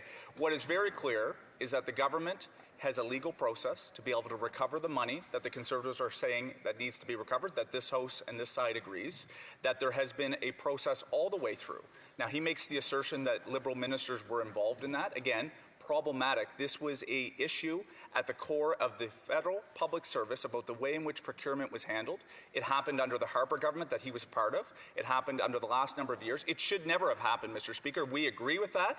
As soon as the allegation came to light, the government took actions to be able to recourse and reset and to be able to make sure that the issues were addressed as per the recommendations of the Auditor General. That's the key element that people need to take away from this. Comments? Question and commentaire. The Honourable Member for Winnipeg North. Speaker, I want to pick up on the member's comments in regards to the Conservative agenda. Election was on April the 28th. Not once did I hear in the thousands of doors that I knocked on anyone raise this issue. But what I would say, Mr. Speaker, I continuously, every day, heard about the issue of the Canadian economy, Donald Trump, tariffs, trade, and they wanted to be able to see that issue dealt with. Our Prime Minister actually made very strong statements in regards to it, and we are focused on the issue. This is a priority issue that's coming out of the election. I'm wondering if he could point or emphasize the contrast between the Prime Minister of Canada and what we're focused on compared to Pierre Poilievre and the Conservatives, which is really highlighted by today's... The Honourable Parliamentary Secretary to the Prime Minister. Mr. Speaker, I think the member from Winnipeg North really gets to the essence of what I was talking about. Again, the issue around procurement and improving processes is an important one, but the Opposition Day motion today blurs the lines in terms of not actually suggesting, and the way in which the Conservatives have litigated this argument does not show any level of nuance. It does not recognize that the government has taken steps. And I think to the member from Winnipeg North and many members of Parliament, if you went back and surveyed constituents right now, it is around the Canada-US relationship. It's around Canada's economy. It's how we build one Canadian economy, get major projects built. That is the focus of this government. This government is working quickly to be able to make the change that Canadians want to see. This Prime Minister has shown tremendous leadership. We have an opportunity to continue that on the G7 stage next week, and we're going to continue to stay focused on the things Canadians care about. Questions and comments? The Honourable Member for York Durham. Speaker, and I listened to the Parliamentary Secretary's speech, and the issue that I want to raise here is his characterization of the Auditor General's lack of having any further recommendations. And I've heard the Parliamentary Secretary say this, and other Liberal members seem to be suggesting that because there are no further recommendations, everything is fine. And I think that's a non sequitur. It does not follow that because the Auditor General did not make any further recommendations that everything is fine. In fact, the complete opposite is the case. If you listen to the Auditor General's press conference, she said in an audit you're only supposed to find a few errors. But in fact, she said in all of the contracts she looked at there were errors. So she couldn't make recommendations here because there's errors everywhere. And if you want to build things in this country, procurement you're going to have to get right. And if you're doing all these things to go after GC strategies, will you do just one more thing, which is agree with the House and pass our motion? Through the chair, the Honourable Member for Kings Hants. Thank you, Mr. Speaker. And again, the Honourable Member picks up on a few things. Yeah, the government agrees that this was an absolute abuse of procurement process, that the federal civil servants who were responsible for this did not do their due diligence on behalf of the country. When it became abundantly clear to this government, as per the Auditor General reports, we have worked every single recommendation. We had representatives from GC Strategies who were admonished before the bar of this House. There was parliamentary committees. At every single turn, this government, when it became clear that this was a problem, has sought to address it. There is a process underway to be able to legally claim the money that ought to be returned to taxpayers, and the Conservatives are choosing to burn a day on this instead of talking about other major issues. Procurement does have to be addressed, Mr. Speaker. We are working on that across the board, and that's why we're going to be able to stay focused on the big things in the days ahead. Questions and comments? The Honourable Member for Edmonton Strathcona. The member spoke a lot about the mandate that the Canadian people have given him or given his government. And one of the things that the Prime Minister ran on is the idea of elbows up and fighting back against Donald Trump and the illegal tariffs that he has put on Canada. But we've learned now that they're texting, they're buddies, they're sending messages back and forth, they're agreeing on some ridiculous golden dome that will cost $61 billion for Canadians. That doesn't appear to me to be something that Canadians did in fact vote for. That doesn't appear to be very elbows up as well. So I'm wondering if the member could talk about the fact that what Canadians voted for is definitely not what they're getting with this Prime Minister and this government. Parliamentary Secretary to the Prime Minister.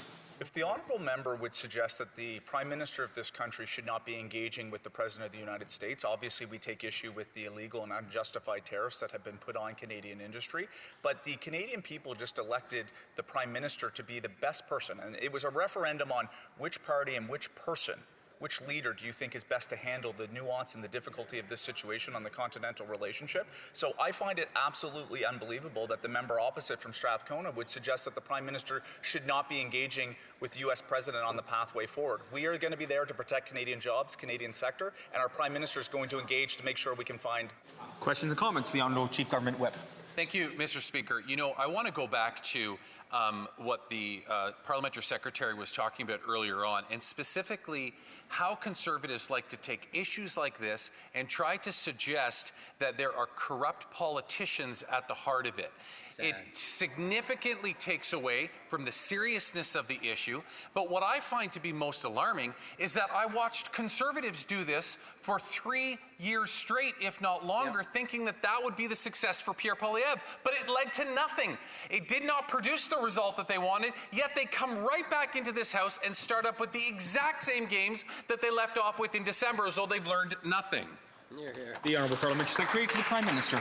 think the Chief Government Whip is correct to highlight the fact that, look, as I said throughout my entire remarks, there is, and this was a serious issue of breach of the way in which the federal public service handled this procurement issue.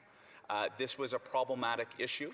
And what it became, but the problem is when you hear the Conservatives speak, they make it as though the elected officials who are in these ministerial portfolios were actively involved. And that is a complete fallacy. It is untrue.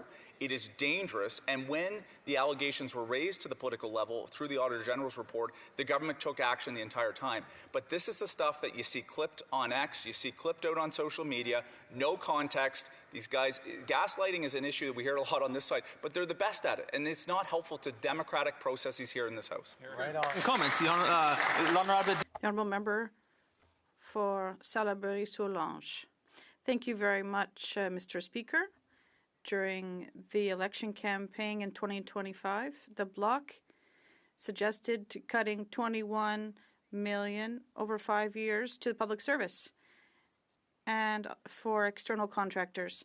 And the Liberal government is also proposing to cut the use of consultants, which is good. What we don't understand is that in the main estimates, we see an 8% increase with $9.3 billion in new spending. Is the government also suggesting to decrease the percentage of revenue without presenting a new budget? Thank you very much, Mr. Speaker. And I would like to recognize my colleague for her question. The reason why we have this 8% increase in government is the motion that was before us that the honourable member voted in favor for a tax cut, for the GST cut on the purchase of for first-time home buyers, and also eliminating the carbon tax. So we will have a budget and efficient government spending will be there. Du débat. The honourable member for the honourable member for Hamilton East, Stony Creek. Thank you, Mr. Speaker. I would like to split my time with the member of St. Albert Sturgeon River. Mr. Speaker, in Hamilton, when you hire someone and they don't do a job, they don't get paid. It's that simple.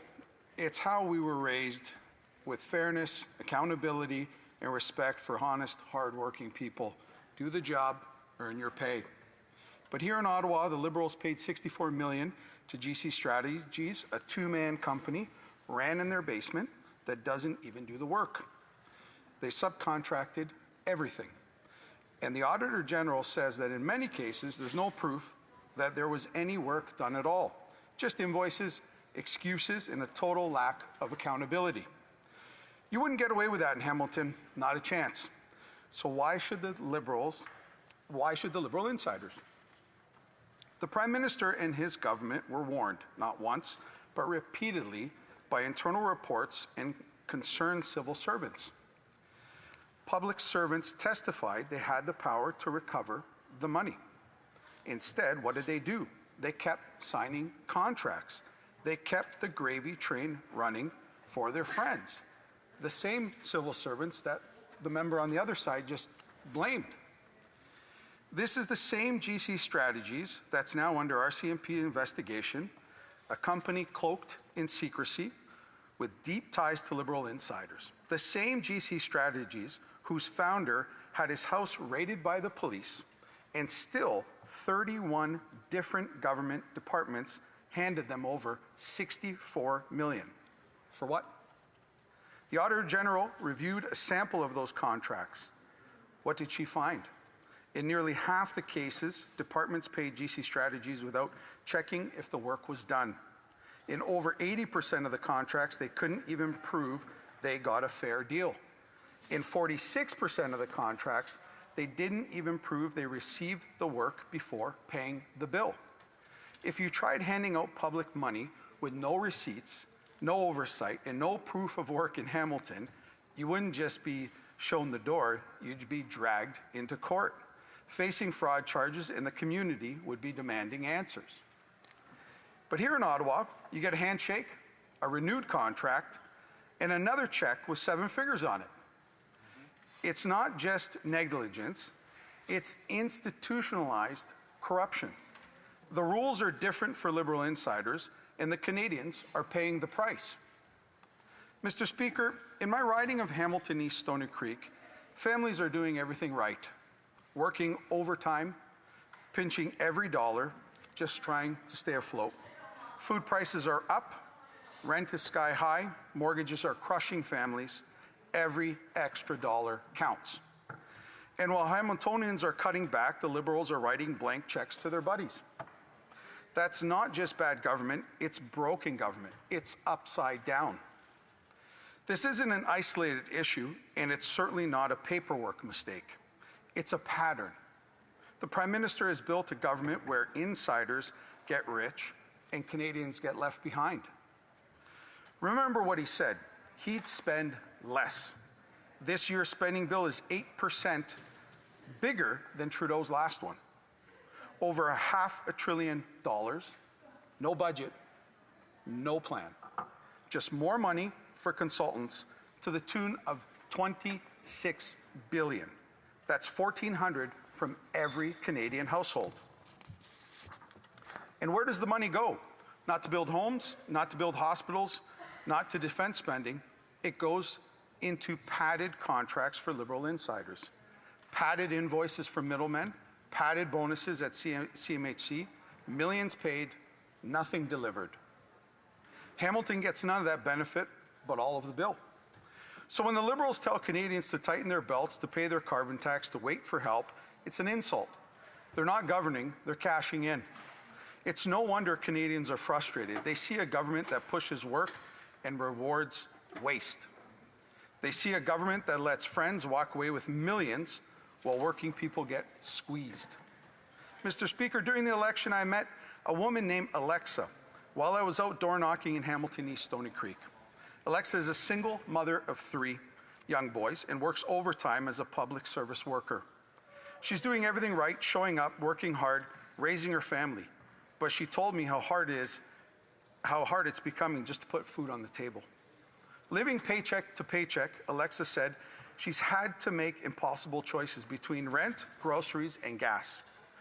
The dream of raising her kids in a good neighborhood and providing a decent life feels more out of reach every passing month. We talked about the skyrocketing cost of living, and now a decade of Liberal waste and mismanagement has made things worse. This day, I made her a promise. Not just to Alexa, but to every family like hers across Hamilton and across the country. I promised I'd come to Ottawa to fight to make life more affordable, to put money back in their pockets, to stand up to the insiders and the waste so families like Alexa's aren't left behind. Because, Mr. Speaker, that's who this is about. It's about Alexa. It's about the people doing everything right and getting nothing back. And when they see this government hand out $64 million to a company that didn't even do the work, where they're scraping together dollars for their kids' lunches, it's not just frustrating, it's infuriating. Enough is enough. Today, the Conservatives are demanding 2 things. First, get taxpayers' money back, $64 million, recovered within 100 days. If Hamilton families have to live on a budget, this government should so also. Second, ban GC Strategies and its founders for ever getting another federal contract. This includes all of their shell companies, subsidiaries, and spin-offs. They cashed in on Canadians. They should not get a second chance. Let me be clear, Mr. Speaker. This isn't about politics. It's about trust. It's about fairness. It's about respecting the people who sent us here to represent them. And right now, that trust is broken. We've got a government that paid a company to do work it didn't do, a company that's now under RCMP investigation, a company that's been exposed by the Auditor General, and the Liberals want to move on like nothing has happened. We won't let that happen, not on our watch, not in this House. I came to Ottawa to represent Hamilton, and in Hamilton, we hold people accountable. We don't tolerate waste, we don't reward failure, and we don't let people get rich by ripping off taxpayers. This motion is simple. It gives the government a clear chance to show Canadians they're serious about cleaning up the mess. No more talk, no more spin, just action. Recover the money, ban the contractors, stand up for taxpayers. Because if Hamiltonians can't skip the bill, then when they don't get service, neither should the Liberal insiders. When someone cuts corners, they don't get a raise, they get the door. And when the government insiders get caught abusing public trust, they shouldn't get a slap on the wrist. They should be banned for life. Let me remind the House, we've seen this before. The sponsorship scandal, the WE scandal, the McKenzie contracts, it's always the same. Liberal connected firms, Liberal insiders, and regular Canadians paying the price. In the same movie over and over, Canadians are tired of it. It's time we're drawing the line. To every hardworking Canadian out there, to the nurses pulling overtime, to the truck drivers paying high fuel costs, to the steel workers putting in double shifts, I want to know, someone is finally fighting for your dollar. We're here to say enough waste, enough favors, enough payouts, get taxpayers' money back. And to every member in this House, you've got a choice. Stand up with Canadians or stand up with the consultants. Stand up for accountability or stand up for corruption. It's time for action now. Thank you. Questions and comments? The honourable member for Winnipeg North. Thank you, Mr. Speaker. You would think that the member opposite wasn't even listening to the previous speech. He referenced Liberal insiders on several occasions, Liberal insiders and friends. And you want to talk about misinformation, Mr. Speaker? Mr. Frith actually received contracts when Pierre Poilievre and Stephen Harper was the Prime Minister. You know, at the end of the day, he tries to give this false impression that there is some sort of a direct link to Liberal insiders receiving money, when in fact, it's just not true. Members opposite should know that. But that doesn't feed into the gaslighting that my friend made reference to, because he wants to try to give the false impression as if there was something that the government of Canada that did wrong, or the politicians did wrong. Does the member have any sense of guilt for trying to advance misinformation and gaslighting? The honourable member for Hamilton East, Stony Creek. Do I have any sense of guilt? You people in this House, honourable members on this side of the House, have blamed Pierre, blame the convoy, blame Conservatives, blame everybody but yourselves. If you want to say it's a new government, why not start by getting the $64 million back? That's all we're asking for. Get the $64 million back. Order. Questions and comments? The honourable member for St. Albert, Sturgeon River. Mr. Speaker, we have heard again and again today government members get up and say, we're not responsible. Well, it's true this Liberal government isn't a responsible government, but the buck ultimately stops with ministers in this government. It's called ministerial responsibility.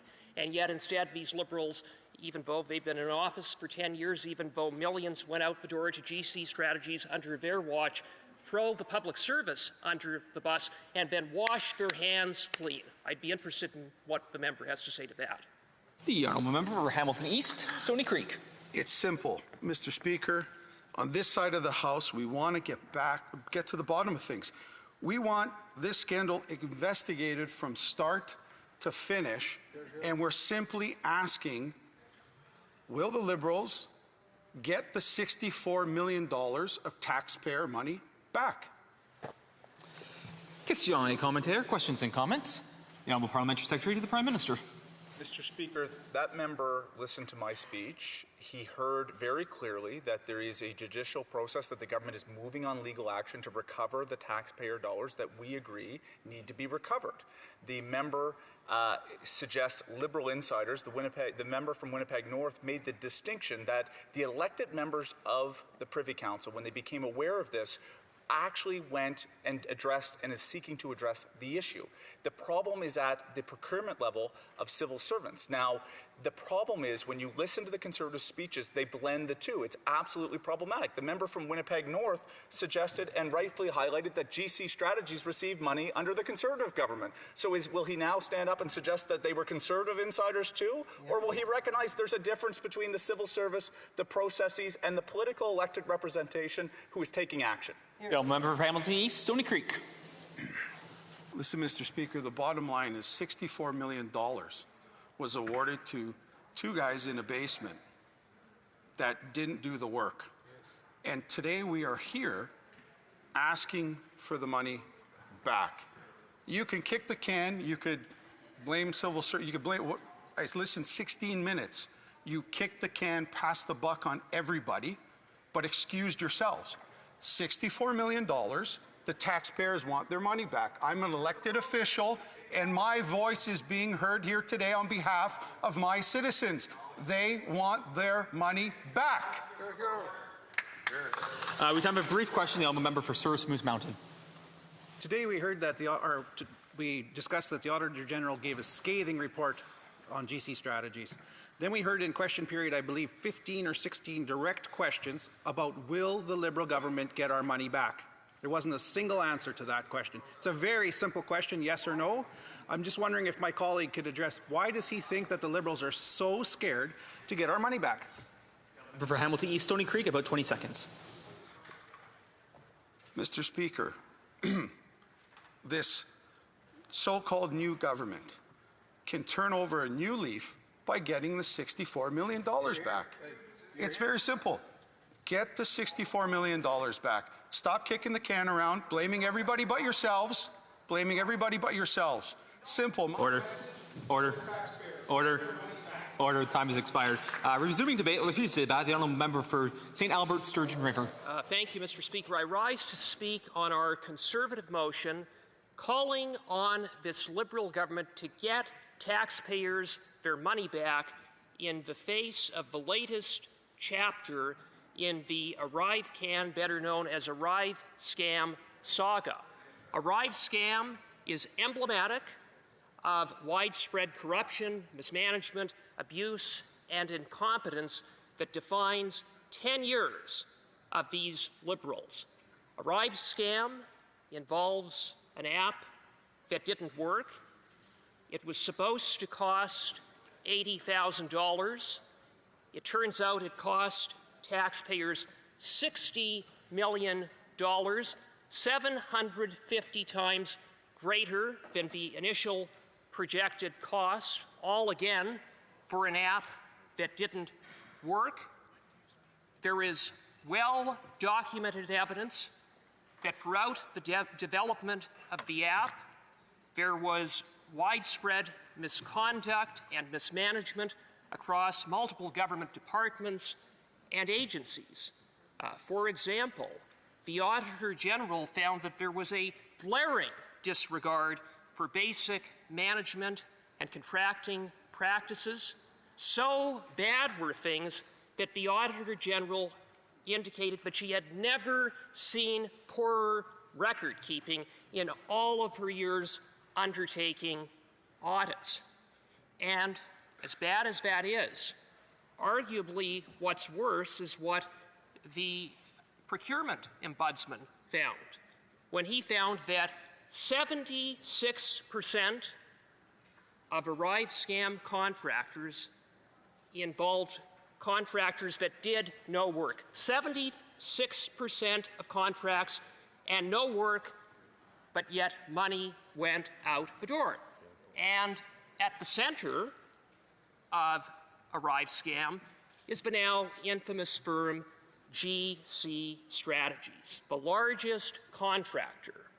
GC Strategies is a two-person basement firm that did no work, that offered no services, that has no expertise, and yet walked away like bandits with $20 million taxpayer dollars.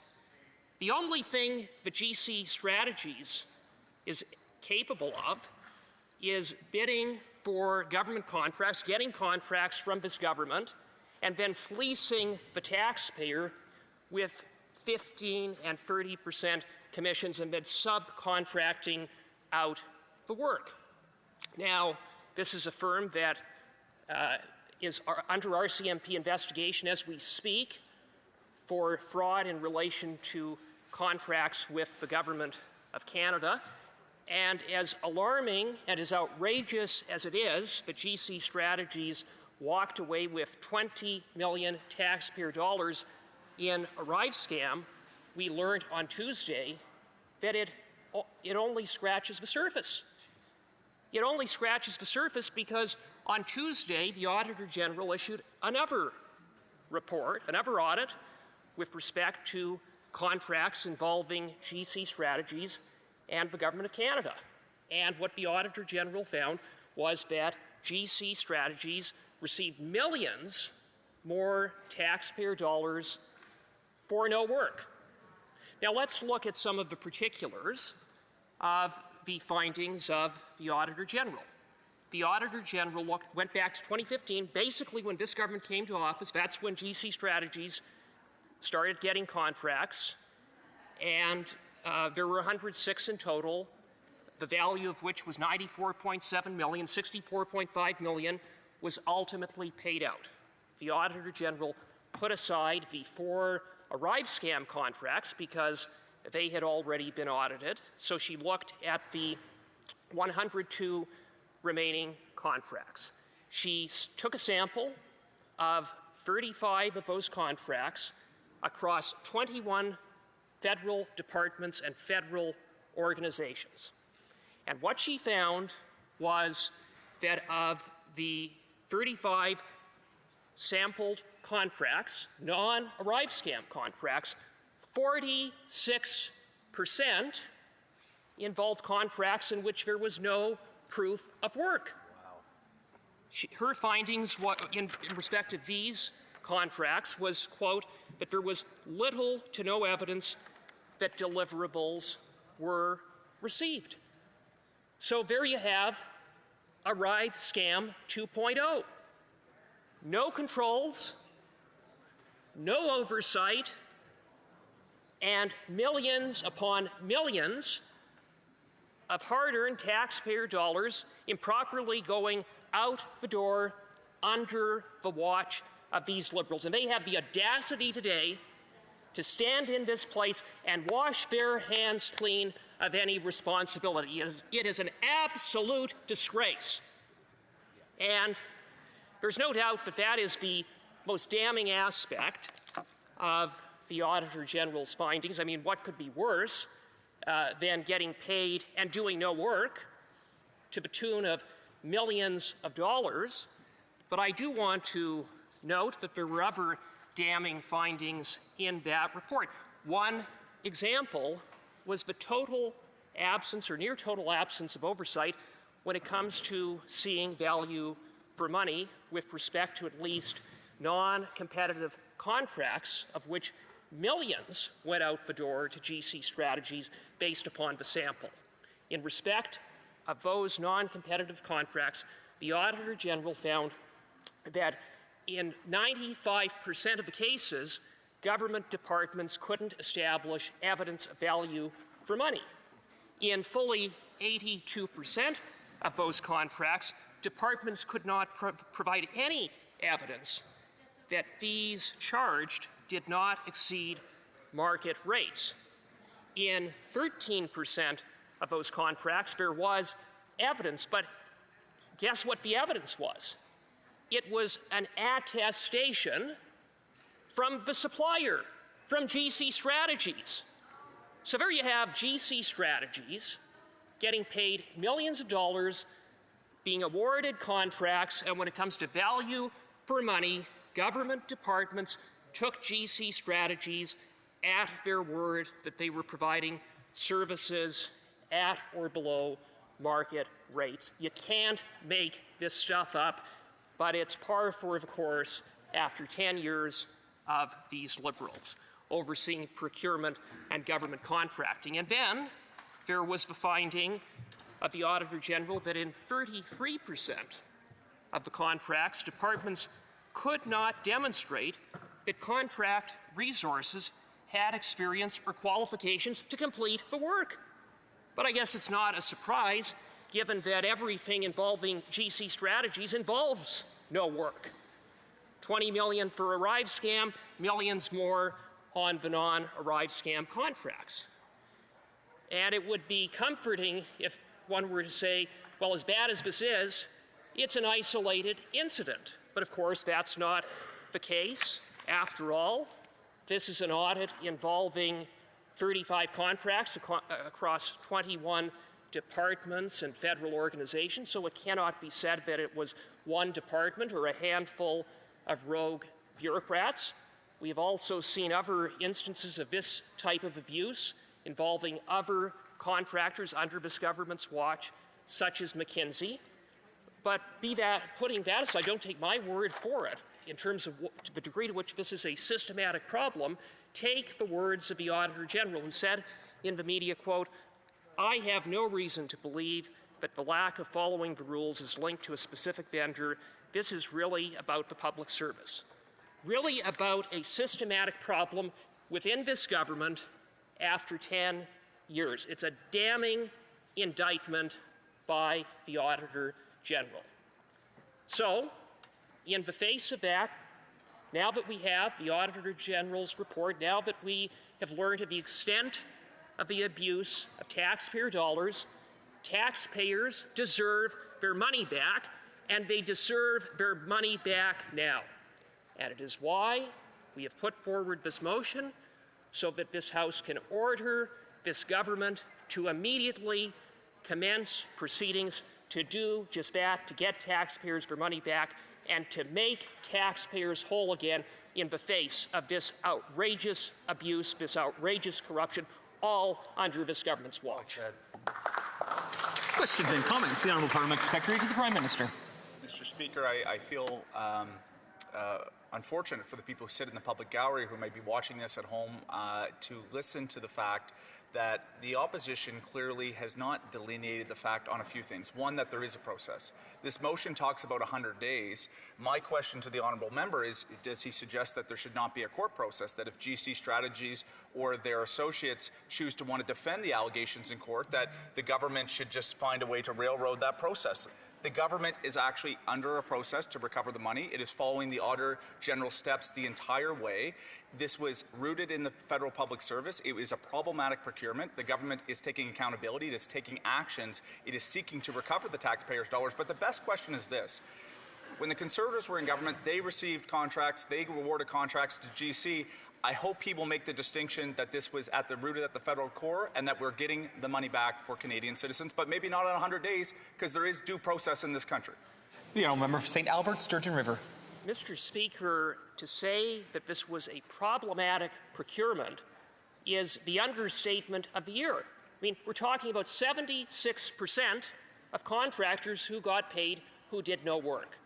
And this House, 16 months ago, ordered this government to recover all of the stolen money, not just from GC Strategies, but from the other contractors. It's been 16 months later, and it is.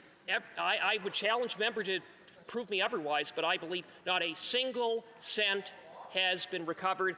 And as far as proceedings that have been commenced, I would ask the honourable member or a member across the way to cite where the action has been filed and for what amount, and who are the parties named.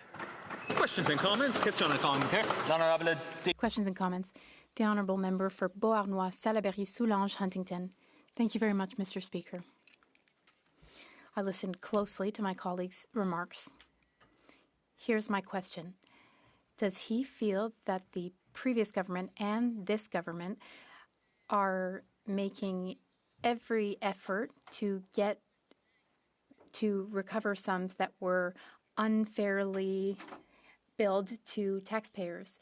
Also, does he feel that the government is working hard enough to find those who lacked diligence and vigilance within the public service, those who did not work hard enough to oversee these contracts? Is there work left to do? Well, thank you, Madam Speaker, and the short answer is no. I don't believe that we see evidence of accountability for those who engaged in wrongdoing.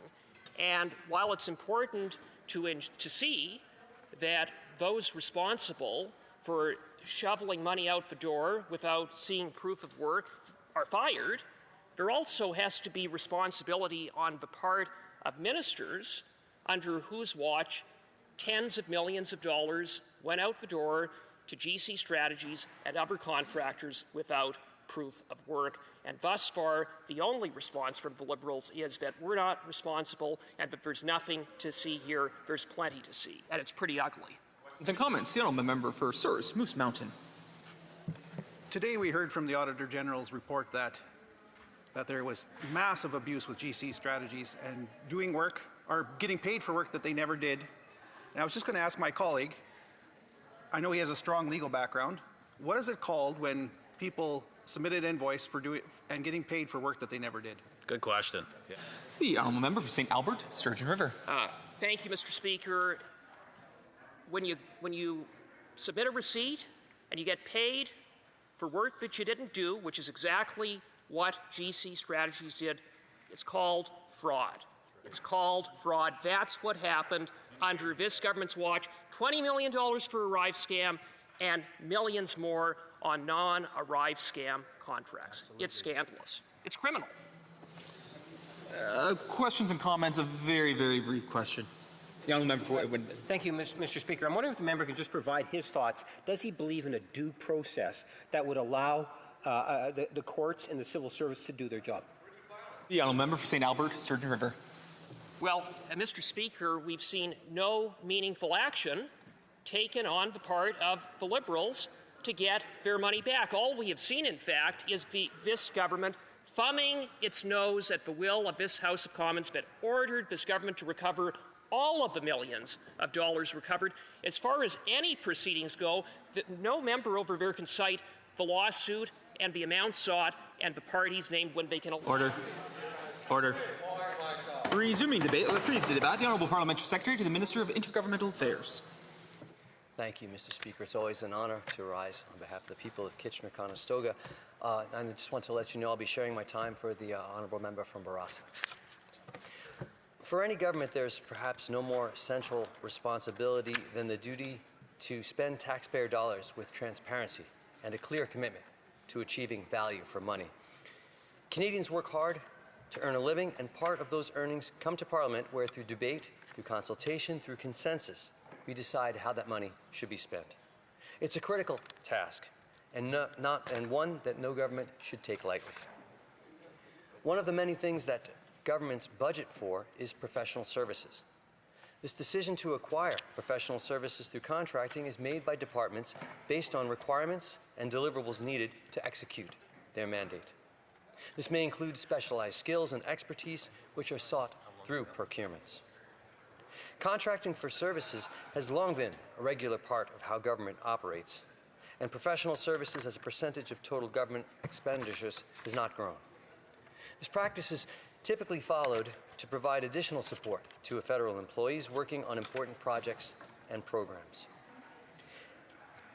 In the Auditor General's report, the most recent study of professional service contracts with GC Strategies Incorporated, the Auditor General of Canada highlighted gaps in documentation and other necessary controls.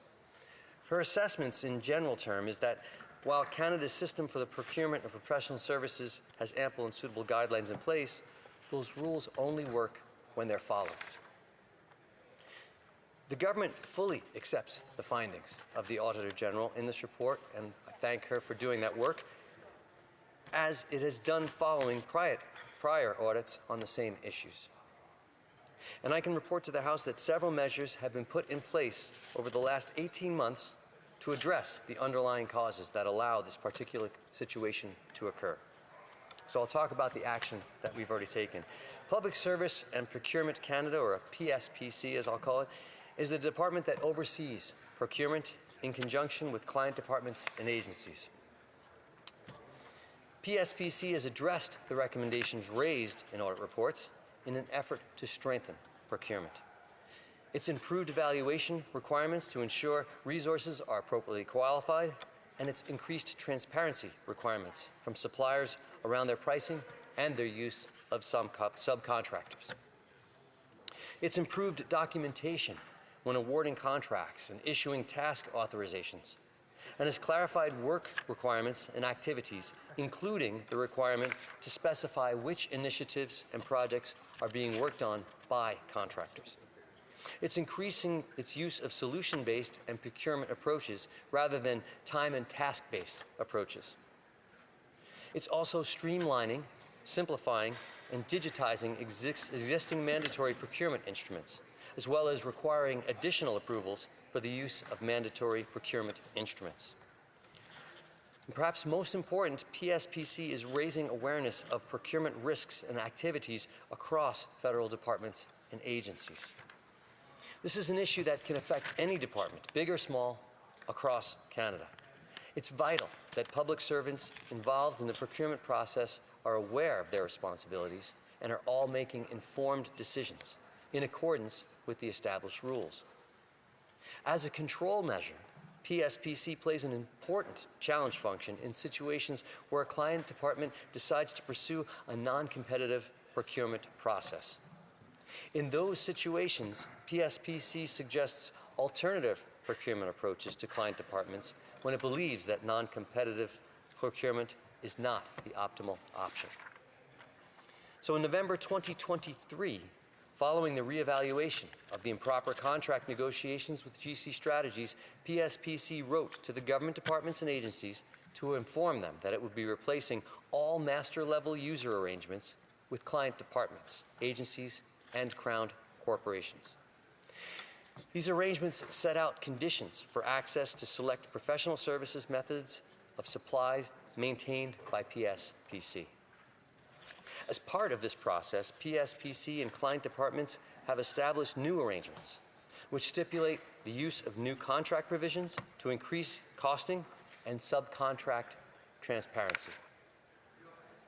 These new arrangements were circulated to the departments at the end of January 31st, 2024, and they are now in force.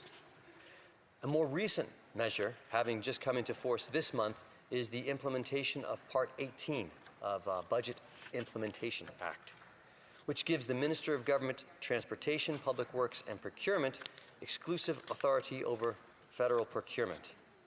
It's not an end to delegation. It's, on the contrary, departments and agencies will continue to exercise the authority to conduct their own procurements. However, the Minister of Government, Transformation, Public Works and Procurement can now revoke a department agency's delegation if there's reason to believe that the procurement rules aren't being followed. More broadly, as circumstances dictate, the Minister can mandate standard procurement processes across all federal departments and agencies. So, to conclude, Mr. Speaker, I'd like to note that GC Strategies has been determined to be ineligible under PSPC's ineligibility and suspension policy and will not see a dime of taxpayer monies for the next 7 years. This company is responsible for what has happened, and we are pursuing GC Strategies in court. Nevertheless, we cannot ignore systemic issues inside government that permitted wrongdoing, however intentional or unintentional. The Auditor General has made her recommendations on the necessary course of action, and PSPC has, over the past year and a half, taken many steps to strengthen the oversight on all professional services and contracts falling under PSPC's authority. This government will never tolerate misconduct from suppliers or their contractors. GC Strategies has been banned, their security clearance has been revoked, legal action has been taken, and referred the case to the RCMP. We're also strengthening procurement oversight and accountability across departments. So I believe it's time. Canadians have sent us here to get work done, and I look forward to questions, and I look forward to working together. Thank you, Mr. Speaker. Questions and comments? Questions et commentaires. The honourable member for Swift Current, Grasslands Kindersley. Yeah, thank you very much, Mr. Speaker. And, you know, I think part of the issue that we're seeing with the debate today with Liberal members giving their speeches is there seems to be a bit of a refusal to acknowledge that there's a pattern that has existed with scandal within government. I mean, we know that Justin Trudeau had multiple ethics reports with his name on it.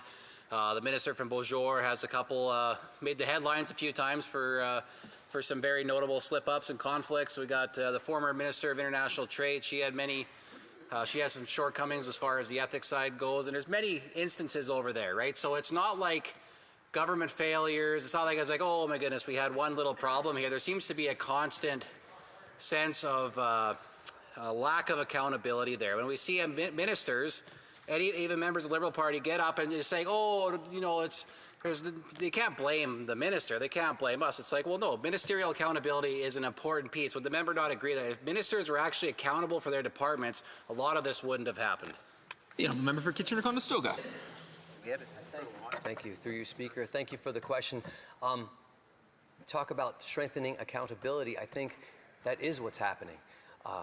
Government should be in a role of constant improvement, and strengthening accountability is something that we're doing. We're strengthening the oversight, which has already happened, clarifying the responsibilities, which is a big part of that, by taking legal action against GC Strategies. That's going after the money that they have. Revoking their security clearance, and also referring to the case to the RCMP. So I know that more work is needed to be done, but I believe that we're taking those necessary steps, and we'll continue to do so.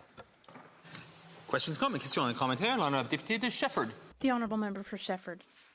Thank you very much, Mr. Speaker. I thank my colleague for his speech. I've been listening carefully to discussion and debate today, but I feel like I caught my daughter with her hands in the candy jar, caught red-handed, and then trying to just apologize even though the harm is already done. I feel like that's what the government is doing right now. The government is trying to clear their conscience, but there are members here who were in the previous government. A Conservative colleague raised the issue of this troublesome trend. A year or two ago, I replaced a colleague I substituted at an OGO committee meeting. The government was increasing its use of external consultants. It's more expensive, though, and there is less accountability when we deal with external consultants. I asked the question, and the government said, well, it's because we lack expertise in the function in the public service. That's a lack of vision. Can he explain to me why they go with external consultants rather than finding expertise in the public service? Through you, Speaker, I want to thank the member for her question. You can tell that she's passionate and very knowledgeable about the subject. She mentioned OGO committee. I've never had the privilege to sit on that committee, but it does mention that I bring up the point that the committees are important. Committees are part of oversight for government, and they play an integral part. So we need to continue to work together, whether it's in this chamber, whether it's in committee. And I also want to thank, again, the Auditor General, because when Auditor Generals do those reports and give recommendations, that does hold us accountable as government. So if there are improvements to be made, we'll continue to make them. Comments? The member for Winnipeg North. Mr. Speaker, April 28, election, and I cannot recall one individual in the entire constituency of Winnipeg North that actually raised the issue that the Conservatives wanted to spend an entire day to debate. We have been talking about what I believe our voters were telling us. They want to deal with the issue of Donald Trump, tariffs, trade. They're pleased to see that the Prime Minister has actually met with the premiers, building a one Canadian economy. This is the things that I was hearing at the door. Contrast that to Pierre Poilievre and what the Conservatives want us to debate today, and I'm wondering if he could provide his thoughts on them not having their priorities right. Your secretary in about 30 seconds. Thank you. I can do that. My colleague is right. Canadians sent us here to address affordability issues, to make life better for Canadians. We've got legislation before us that if we work together, we can pass quickly. That's going to help $22 million with a tax cut, 22 million Canadians with a tax cut. That's going to help with the GST rebate, and I look forward to working across the aisle as fast as possible to making sure that we can do what Canadians have sent us here to do. Resuming debate, reprise du débat. L'honorable député de Bourassa. The honourable member for Bourassa. Thank you very much, Mr. Speaker. First, I would like to explain that our government has implemented measures in 2020 because the international community was very worried about a new virus in China. Then we faced an unprecedented situation throughout the pandemic. Throughout the COVID-19 pandemic, we took a very comprehensive approach to protecting our borders. The situation was constantly evolving. Things were moving, and we had to adapt. We based our decisions on operational considerations, data, and science, as well as epidemiological monitoring in Canada and abroad. ArriveCan as a solution was launched in April 2020 in order to have digital reporting, which was mandatory for all those arriving to Canada. Those mandatory health measures at the border were designed to protect Canadians and to prevent the spread of COVID-19. We also sought to limit pressure on our healthcare system. And of course, we hoped to see an uptick in travel. It was essential that we reopen our borders during COVID. It was important for the national and international economy. Mr. Speaker, I'd like to tell you about the value of that mandatory system of ArriveCan. In fact, in her December 2021 report, the Auditor General said that ArriveCan was an important way to improve quality of data. And as a result of ArriveCan, the Public Health Agency of Canada was able to have better data to monitor the COVID-19 situation. It also improved decisions made by public health. ArriveCan allowed Canada to implement new measures or stop certain measures, especially with regards to the borders.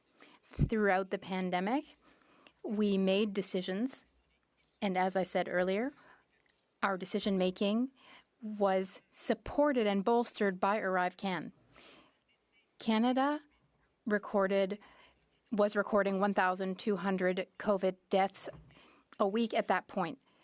ArriveCan was necessary to limit the spread of COVID-19. ArriveCan also helped relieve some of the pressure on our healthcare system. The information we collected through ArriveCan was essential. It enabled the federal government to monitor and assess COVID-19 and take real-time action based on that information.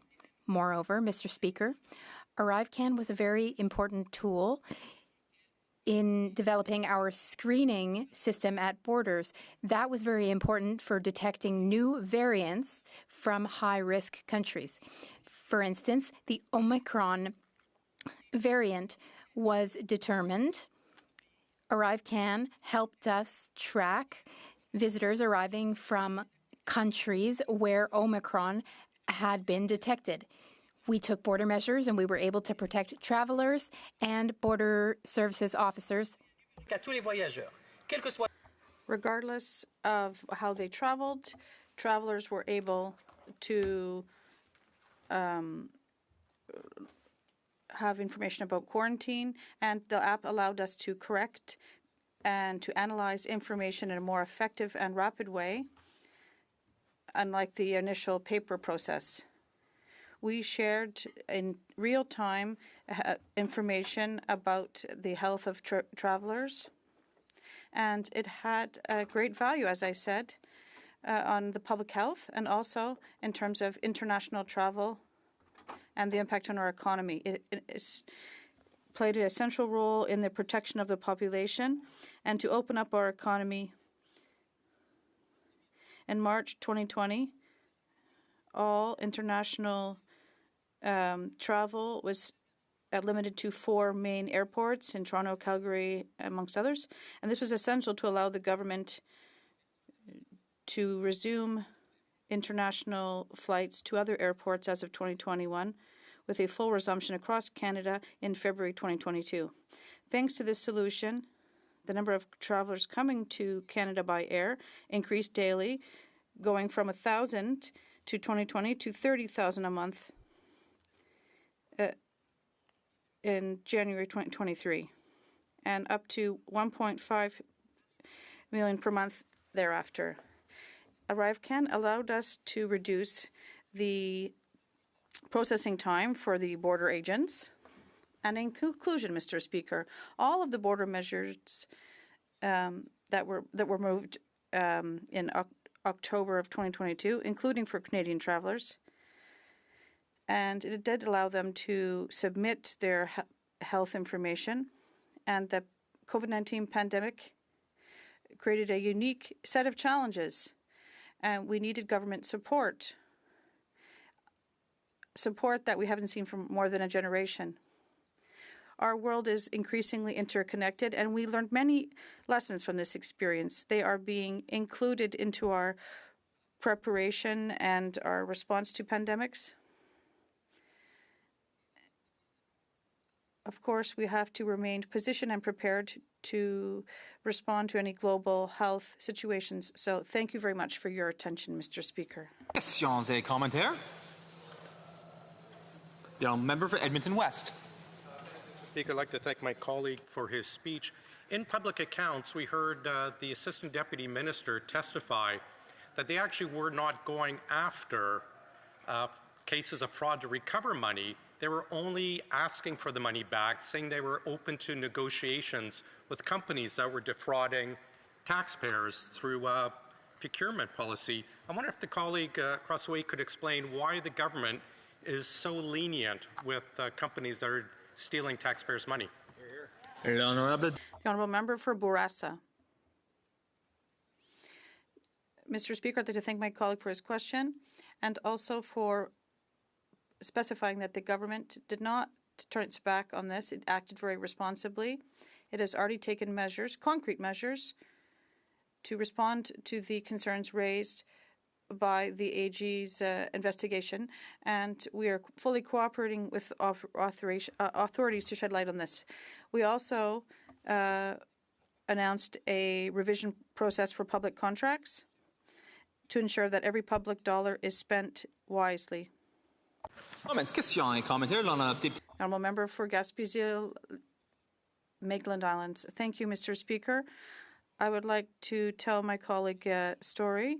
It's the story of Jean-Claude two members from my area. I represented them at Legal Aid. They did their tax return together to declare themselves as a couple, but to get the GIS, they just called up a public servant to explain their situation. They didn't have to fill out a form because it was never sent to them. And then after a few years, the federal government woke up and then now turned to my two clients who are low income and asked them for $38,000. Imagine the stress they went through. So we challenged this together, and we had to asked the government to erase their debt. We went up to the federal court. We asked Minister Duclos to erase their debt. So could we ask for a fair system? And in this case as well, people and in other cases who behave badly will be tried in court. First, I'd like to thank the member for his question. Chair, whether it's for this case or other cases, Canadians find that administrative processes can be heavy, but I'd like to go back to the topic at hand. What's important for this government in terms of the administration, integrating AI and Canadians' concerns, but I'd like to remind everyone who is here, rather than making this file divisive, we should, as members, act to strengthen the trust of Canadians and trust our system, our public servants, and that's the message we need to send to Canadians. The honourable member for Carleton. We agree fully and wholeheartedly with the Auditor General when she states that we don't need more rules. We need to ensure that rules and frameworks are in place and followed by public servants. I'd like to hear your thoughts on how we do that, given that that the processes are in place and we just need to follow them. Thank you. Through the chair, l'honorable député. The honourable member for Bourassa. It's really important for our government. Well, it must obviously continue to strengthen the integrity of the public administration. We have to work together, all parties together, of course, in a nonpartisan fashion, so we can ensure that situation never happens again. And it's really important that this subject not to be a partisan one for any political gain. Resuming debate of the prise de débat, the honourable member for Niagara Falls, Niagara-on-the-Lake. Speaker, I'll be splitting my time with the member of Windsor West. One of our primary duties as members of His Majesty's loyal opposition is to hold this federal government to account. Although the new Prime Minister wishes to reset the clocks as if this is a new Liberal government, the reality is the team around him is the same old scandal-plagued, tired Liberals who are carryovers from the previous era of Liberal incompetence. Canada continues to face several challenges. There's a housing crisis, there's a crime crisis, there's a fentanyl crisis, there's a federal spending and debt crisis, and many more. And today, Speaker, we are here to speak about how this government wastefully spent taxpayer money on a project they did not even confirm if the work was completed or not. Those are not our words. That's the recent findings of the Auditor General when it came to the federal contracting of ArriveCan, which inspired this headline in the Globe and Mail on June 10th. ArriveCan's main contractor, GC Strategies, paid without ensuring work was done. Although ArriveCan was a Trudeau-era creation, its fallout is now this Liberal government's problem. That is why I'm here this afternoon, Speaker, to take part in our common sense Conservative motion, which states that given that the Auditor General found that ArriveCan contractor, GC Strategies Inc., was paid $64 million from the Liberal government, and in many cases there was no proof that any work was completed, the House call on this government to A, get taxpayers back their money within 100 days of the adoption of this motion, and B, impose a lifetime contracting ban on GC Strategies Inc., any of its subsidiaries, its founders, Christian Firth and Darren Anthony, and any other entities with which these individuals are affiliated. Truly, it's the least this Liberal government can do. Let me explain. The impacts of the disastrous ArriveCan app are still fresh in the minds of my constituents. The City of Niagara Falls and the town of Niagara-on-the-Lake are tourism communities located along the Canada-U.S. border. We are home to 3 international bridge crossings that span the Niagara River and connect Canada to the U.S. All 3 are part of the Niagara Falls Bridge Commission. There is the Queenston-Lewiston Bridge in Niagara-on-the-Lake, both the Whirlpool Bridge and Rainbow Bridge in Niagara Falls. Together, these bridges facilitate trade, travel, and tourism.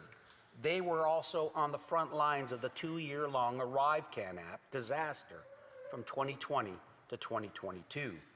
When COVID-19 was declared a global pandemic on March 11, 2020, Niagara Falls and Niagara-on-the-Lake were amongst the first and hardest hit by the consequences of restrictive government policies intending to preserve public health by slowing the virus from spreading. The ArriveCan app first launched on April 30th, 2020 as a digital tool that was developed in collaboration with the Public Health Agency of Canada and the Canada Border Services Agency. Between November 21st, 2020 and September 30th, 2022, the mandatory use of ArriveCan was aimed at ensuring that all travelers to Canada complied with federal travel and border measures relating to COVID-19. In theory, this app was supposed to help limit the spread of the coronavirus, but in practice, it instantly turned into a disaster. My constituency office became inundated with phone calls and correspondence from constituents and travelers who were experiencing a wide range of issues with the app. Many travelers could not access or use ArriveCan if they did not have a computer, a cell phone, or a data plan. At times, data coverage on the border can be sketchy, and travelers can also accidentally incur expensive roaming fees. Language barriers were also a challenge, and seniors felt disproportionately targeted and discriminated against, and the app failed on many occasions when it glitched or faced other software issues. In fact, this is exactly what happened to Bernadette, a 75-year-old constituent at the time from my riding. Upon arriving to Canada from her trip to the U.S., Bernadette was told she would have to be quarantined for 14 days, despite being double vaccinated and having a booster. Shortly after returning home, she began receiving threatening phone calls from the Government of Canada, harassing her to complete her testing requirements or face jail time and/or a $650,000 fine. Bernadette's case wasn't the only one. In fact, over 10,000 Canadians were wrongly ordered to quarantine as a result of a glitch in the ArriveCan app. This glitch created undue and significant emotional stress and impacted people's lives in different ways, whether it was having to go to work, give up work shifts, cancel appointments, or miss important family events. In addition to the personal impacts that the dysfunctional ArriveCan app caused people, there is also the economic cost. In March of 2023, the International Trade Committee, of which I sat on as a member, published a report on the economic impacts of ArriveCan. In that report, the Tourism Industry Association of Canada stated that the mandatory use of ArriveCan and its requirement had a massive effect on Canada's tourism sector, resulting in a drop of 50% or more in the number of Americans coming into this country. Further, the Buffalo and Fort Erie Peace Bridge Authority characterized the mandatory use of ArriveCan as a disincentive and an inconvenience to discretionary travel. We felt these economic impacts in my region of Niagara. As a result of fewer American tourists arriving by auto, the Niagara Falls Bridge Commission experienced a 53% drop in auto crossings in June of 2022 when compared to the same month in 2019. In addition to lower volume, travel essentially came to a halt. In the report, the Customs and Immigration Union compared the country's land borders to parking lots, as the mandatory use of the app at the borders caused processing times for all travelers arriving in Canada to skyrocket. As of June 15, 2022, the Customs and Immigration Union observed that CBSA officers were processing 30 cars per hour at the Canadian Port of Entry, compared to 60 cars per hour in the years preceding the pandemic. Further, the wait times at the Rainbow Bridge rose from about 1/2 hour during the 2019 Victoria Day weekend to just over 2 hours during the same weekend in 2022. These delays were not only felt at land borders, airports also experienced these pains and significant bottlenecks. In fact, the National Airline Council of Canada stated that following the requirements to use ArriveCan, processing time for air travelers at Canadian ports of entry were about 5 times as long as they were before ArriveCan. In addition to the direct impacts of the app, there were also concerns being raised about why the federal government mandated the use of ArriveCan for as long as they did. In the report, testimony provided by McMaster University's Dr. Zain Chagla openly questioned the continued mandatory use of ArriveCan in the spring of 2022, when some public health measures were being lifted in time to welcome the 2022 summer tourism season, which in Niagara is our peak tourism season. Despite measures being lifted, the Liberal government kept the mandatory use of ArriveCan in place until the fall, when they finally made this app optional on October 2022. This delayed action was a self-inflicted attack, there can be no other word for it, by the federal Liberals against the Canadian tourism industry, and delayed any hope for a tourism recovery that year. Although the costs we are discussing today in this motion focus on the GC Strategies contract, the personal and economic costs incurred by Canadians as a result of this broken and dysfunctional ArriveCan app that was implemented by these reckless and careless Liberals are enormous, perhaps immeasurable, and not recoverable.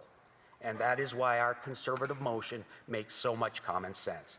Getting Canadian taxpayers their money back and protecting Canadians from another Arrive scam from ever happening again by this company or its founders is the least this Liberal government can do. And that is why I call on all my colleagues in this House to stand in support of this motion. Thank you, Speaker. Questions and comments. Question and commentary. The honourable member for Hamilton, Ancaster, Dundas. Hamilton West, Ancaster, Dundas. Thank you, Mr. Speaker. Appreciate the comments from the member from Niagara, just down the road from Hamilton. Although sometimes we seem to have a convenient amnesia about the level of emergency that the COVID-19 pandemic caused, when governments of all levels were putting in emergency measures to protect Canadians. So through you, Mr. Speaker, my question to the honourable member is, does he agree that the COVID-19 pandemic was the most severe public health emergency of the past century? The honourable member for Niagara Falls, Niagara-on-the-Lake. Speaker, and to the honourable member, welcome to this place. Speaker, the Auditor General indicated that despite emergency measures being put in place does not mean that the government still cannot follow the rules and should ensure that they do follow the procurement rules. And in this case, they failed to do so. And that was to the detriment of Canadians, not only taxpayers, but the tourism sector in particular. And they suffered because of it, because of this inept Liberal government.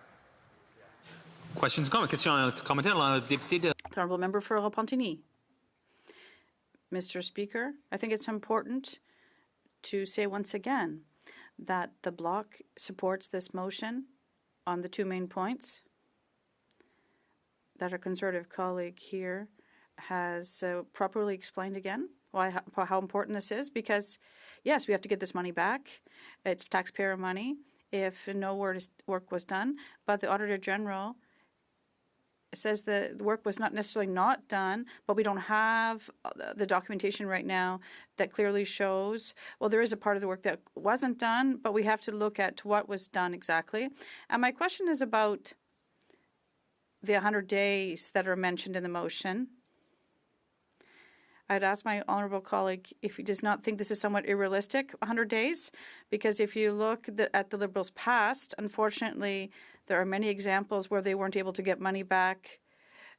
Is it really realistic, 100 days, given the Liberals' past? Lake. Mr. Speaker, I thank the honourable member for his question and their support for this upcoming motion and the vote on the motion. What is important is that we have put a timeline on it. What we're asking for is this government to act, and act with a sense of urgency. What I mentioned in my remarks is this is $64 million that we can actually go and recover. The damage that this government did through its ArriveCan app did to the tourism economy, those monies are not recoverable. We owe it to those hard-working taxpayers, those hard-working individuals in the tourism sector to get that money back for the results of that Arrive scam that had on its impact on my community. Comments. The member for Lakeland. Thank you, Mr. Speaker. I'd just like to ask my colleague what he hears from the people that he represents about how they perceive a government that has for a decade imposed inflationary tax and spending policies, which has hiked the costs of all essentials and made life more expensive for all Canadians, while TD also predicts Canada heading into a recession and 100,000 job losses to come.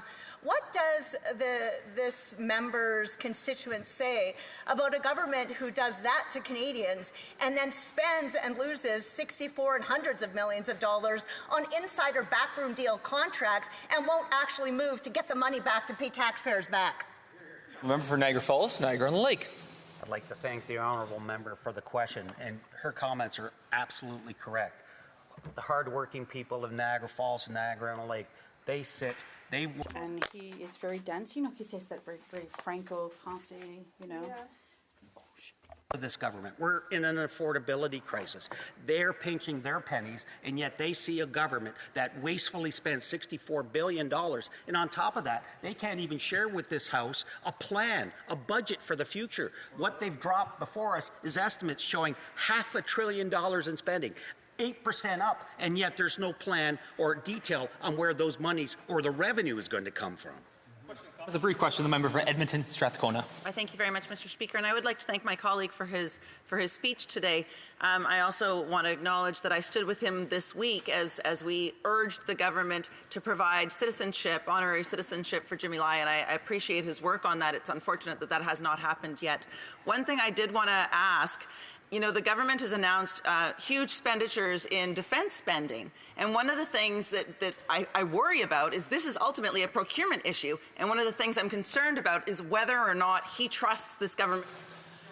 Member for Niagara Falls, Niagara-on-the-Lake, a very brief response.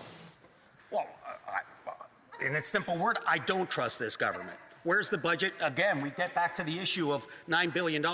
Where's that money? Where's the revenue? How's it to be spent?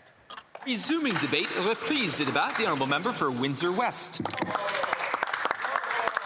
you, Mr. Speaker. Mr. Speaker, before I start with the matter at hand, I would like to take a moment to wish one of my constituents a belated happy birthday. Mrs. Winnie Lynn celebrated her 100th birthday on June 10th, Mr. Speaker. She's an inspiration to me and all who know her, including her 4 sons and many grandchildren, nieces, and nephews. As the daughter of an itinerant minister, she traveled across the globe with her family, her father, before she set roots in Windsor in 1947. Shortly thereafter, she married a naval officer, the Royal Canadian Navy. Besides raising her sons and being there for her family, friends, and neighbors, she volunteered with the Canadian Cancer Society for over 50 years. And has consistently worked on improving and helping our community. It is citizens like Mrs. Lynn who are the glue that bind our families and communities together. So once again, happy birthday, Mrs. Lynn. On a sadder note, Mr. Speaker, we all heard of the tragic news of the crash of Air India flight originating from Ahmedabad, India, a city where many of my friends live and I have flown from before. My heart aches for the families who have lost loved ones. We as Canadians share their grief, and as we too lost a citizen of ours in this tragic crash. We will pray for those who are no longer with us, and we will stand with the families in this painful hour. May the Almighty grant everyone strength and peace. Mr. Speaker, with respect to the matter at hand, today, Canadians are watching to see if their Parliament can still do the basics. Sorry, alors, il n'y a pas de traduction maintenant? Oh, il n'y a pas de traduction. There's no translation. I'll speak in English. Is there translation en français? Is it? All right, it's working now. Can continue. Thank you, sir. So, Mr. Speaker, with respect to the matter at hand, today Canadians are watching if their Parliament can still do the basics, recover their money when it's wasted, and protect them from being defrauded by their own government. And so I rise today to speak in support of this motion, not just as the member of Windsor West, but as someone who has seen firsthand how Liberal mismanagement harmed our economy, damaged trust at the border, and wasted millions of our hard-earned dollars. This motion calls on the government to do 2 simple things. 1, to get taxpayers their money back within 100 days, and impose a lifetime contracting ban on GC Strategies Incorporated, its subsidiaries and its founders, who are now under criminal investigation by the RCMP. Let me repeat the headline, because it cannot be said enough. The Liberals need to get the taxpayers their money back. Mr. Speaker, the Auditor General released one of the most scathing reports in recent memory. A deep dive into how GC Strategies, a so-called IT firm with just 2 employees and no developers, received over $64 million in contracts from this Liberal government. GC Strategies didn't build software. They didn't write code. They subcontracted the work while skimming millions in fees. They were middlemen billing the government while virtually doing nothing themselves. And for this, they were rewarded not once, not twice, but 106 times across 31 government departments, including Global Affairs, National Defense, and even the Department of Justice. Mr. Speaker, this is not just waste, it's systemic rot. There was no proof of work, no accountability, no consequences. The Auditor General found that in 46% of the contracts, the government had no proof of deliverables that were received, yet officials still signed off on the payments. In 33% of the cases, they couldn't even confirm if the contractors had experience to do the job. In over 50% of the cases, contract staff had no security clearance where they began work, even on sensitive projects. The government paid out $64 million with almost no documentation, no oversight, and no explanation. And let's be clear, GC Strategies was cleared to receive over $100 million in total. We may have only scratched the surface, so let's see what the RCMP find out. And what happened when all this came to light? The RCMP raided the home of one of the company's founders. Parliament was misled. Border communities like mine were ignored, and yet no one has been held accountable. But we did get excuses. We got many deflections, and of course, we got more spending. Mr. Speaker, Windsor West was hit especially hard by the ArriveCan disaster. We are Canada's busiest border region. We rely on cross-border travel, not just for tourism, but for trade, family, healthcare, and work. ArriveCan wasn't just a glitchy app. It was a gatekeeper, and it failed. We saw seniors and truckers detained and fined because the app crashed. Or seniors who did not have a smartphone were punished with fines or unbelievable delays while crossing. Nurses and doctors were delayed at crossings. American visitors disappeared overnight from our small businesses. And all the while, the Liberals handed out contracts like candy on Canada Day while telling Canadians it was just a tech issue. Mr. Speaker, this scandal is about judgment, values, and governance, or rather the lack thereof. And Canadians, especially in my community, were the ones left holding the bag. We now know, thanks to the Auditor General, that the government had the power to fix this. Public Service and Procurement Canada testified before a committee that if fraud occurred, quote, we have the ability to recover the funds from the suppliers, and it's a regular practice to do so, unquote. So let's do it. What are we waiting for, a red carpet?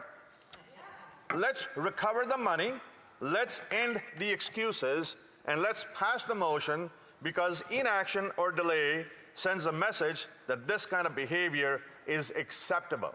Clearly, it is not, and I'm sure both sides of the House would agree on that. And let's also talk about this government's first major spending bill. The Liberals have said they would spend less. Instead, they brought forward a spending bill that increases total expenditures by 8%, nearly 3 times the combined rate of inflation and population growth. And where is the money going? $26.1 billion on consultants. That's $1,400 per household in Canada, handed to insiders and lobbyists, even after the Arrive scam mess. That is not about innovation. It's not about investment. It's about a government addicted to outsourcing with no accountability and no shame, Mr. Speaker. And so let's turn to the core of this motion, Mr. Speaker. This is not radical. It's not partisan. It's about restoring faith in how your money is spent. The Liberals gave $64 million to a 2-person firm that never delivered and is now being investigated by the RCMP. They ignored procurement rules, they ignored security rules, and they ignored you, the taxpayer. And now they want to move on like, nothing to see here, folks. Let's go on. Well, not this time. The motion gives them 100 days to act. 100 days to return the money using the very tools that their own departments say already exist. 100 days to ban GC Strategies, its subsidiaries, its founders, and any shell company they try to hide behind from ever touching federal dollars again. Because public service, Mr. Speaker, is a privilege, as we all know, not a business model. To my colleagues, especially those on the government benches, this is your moment to shine. Are you willing to stand up for your constituents, or are you going to protect a pair of contractors who cashed $64 million in exchange for smoke and mirrors? To the people of Windsor and the rest of Canada, I say this: we are fighting to get your money back. We are fighting to end the gravy train and demand accountability and responsibility. And we are demanding on your behalf that this Parliament finally deserves results, not just reviews. The Liberals need to get the taxpayers their money back, Mr. Speaker. This House needs to send a clear message that that needs to happen at the end of this motion. Thank you, sir. Well said. Well said. Then comments, questions et commentaires. L'honorable député de Longueuil, Saint-Hubert. The honourable member for Longueuil Saint-Hubert. Thank you, Mr. Speaker. I have a great deal of respect for my colleague across the way, and I would like to take this opportunity to thank him for his speech. But this is the type of thing that happens when you spend your time criticizing. Mr. Speaker, after spending a great deal of time criticizing the ArriveCAN application, can my colleague now tell us concretely today what credible solutions can be put into place to protect Canadians? Ma question. Mr. Speaker, I'll repeat this again. After criticizing the ArriveCAN application on many occasions, can my colleague today tell us very concretely what credible solutions would be proposed to protect Canadians at the border? Or is this once again a matter of just opposing? I must give the member the time to answer. Let's be clear, Mr. Speaker. No one's denying the need for swift action during a pandemic. But swift doesn't mean sloppy. An emergency doesn't mean unaccountable. Canadians expect their government to protect public health and use taxpayer money responsibly. We've learned now that $64 million went out the door with almost no oversight, and only $8 million can be properly accounted for. My community wasn't asking for perfection. We were asking not to be punished for living at the border. What we needed was a functional, transparent system. What we got was a $60 million glitch, Mr. Speaker. Comments, questions et commentaires. L'honorable député de Shefford. Merci beaucoup. The honourable member for Shefford. Thank you, Mr. Speaker. I'd like to thank my colleague for this speech. But I remember that when we looked into the matter of GC strategies during the last Parliament, we realized that it's very easy for these firms to change their name so that they can actually end up getting other contracts. And that's what happened with GC strategies. That originally had a different name and that had contracted to the Department of Transportation under the Harper government between 2012 and 2015. So my question is that even though the government changes, they often seem to make the same mistakes, which makes people more cynical. So today, what can we do to improve that? And of course, one thing to do would be to give back the money, but also how can we ensure this doesn't happen again? Windsor West. Thank you, Mr. Speaker, and that's a great question from my honourable colleague.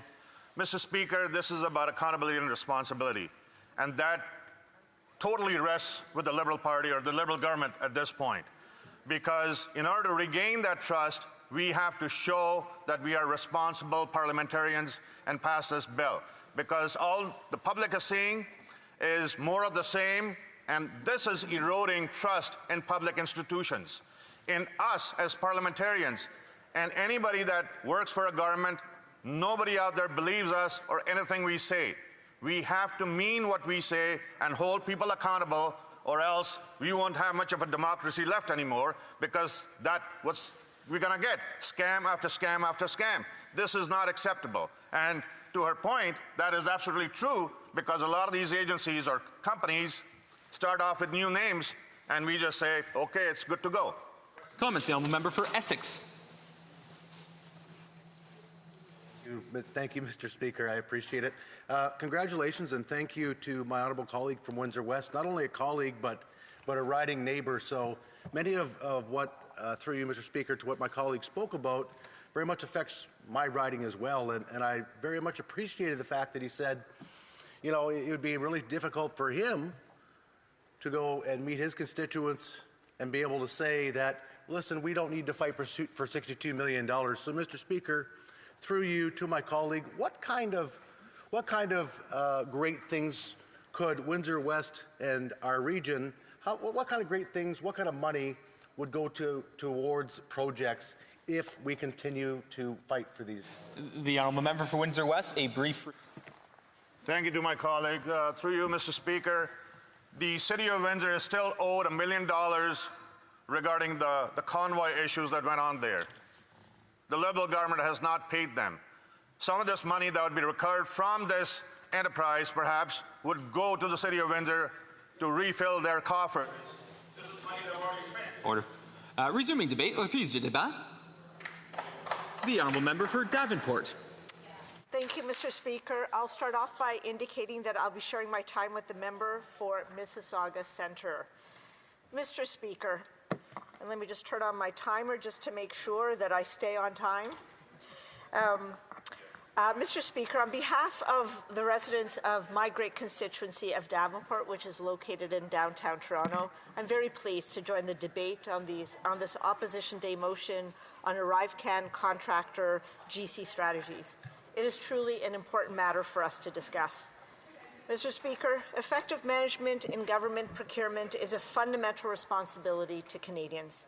Every dollar spent by the government must reflect the commitment to transparency, accountability, and value for money. Robust procurement practices ensure that taxpayer funds are used wisely. The practices must cultivate trust and deliver essential services to benefit communities. This is precisely what our government strives to achieve. We can always improve the way we work. If and when concerns are raised, we listen to them and we act. Which brings me, Mr. Speaker, to the audit tabled by the Office of the Auditor General on Tuesday regarding professional services contracts awarded to GC Strategies. I want to lend my thanks to the Auditor General and her team for their hard work on this audit. I can tell honourable members that public servants are committed to improving procurement practices. It's important for members to remember that the Office of Supplier Integrity and Compliance has declared GC strategies ineligible from being awarded Government of Canada contracts for 7 years, specifically from June 6, 2025 until June 6, 2032. Mr. Speaker, this is a severe sanction. It reflects the seriousness of the misconduct of the supplier in its dealings with the federal government. The Government of Canada has accepted all of the recommendations previously made by the Auditor General. In her most recent report, she made no new recommendations, but she urged the government to continue to implement previous recommendations, which are now currently underway. And maybe I'll go a little bit through some of those efforts that are happening right now. The Public Services and Procurement Canada, which is short form for PSPC, they're in the process of transforming and modernizing how the department procures professional services by simplifying existing mandatory procurement tools. To date, the department has taken the following actions on previous recommendations from the Auditor General, including improving evaluation requirements to ensure its resources are appropriately qualified, ensuring increased transparency from suppliers around their pricing and use of subcontractors, improving documentation when awarding contracts, and issuing task authorizations. And finally, clarifying work requirements and activities and specifying which initiatives and projects are being worked on by contractors. All these measures are meant to strengthen the integrity of the procurement system. They're meant to improve data collection, they're meant to increase transparency in procurement decisions, they're meant to clarify roles and responsibility, and they're most of all meant to strengthen oversight and accountability in procurement activities. The Government of Canada has also taken steps to hold GC Strategies accountable. With regards to ArriveCan, where specific allegations of misconduct has been made, CBSA has launched an investigation that is still in process and has referred all allegations to the RCMP. The CBSA has already taken steps as well to strengthen its management and oversight of its work. One of these steps is to improve a procurement improvement plan. Anyone can see this plan on the CBSA website. The plan ensures all CBSA procurement follows Government of Canada contracting rules, supports the agency's mandate, and provides value for Canadians.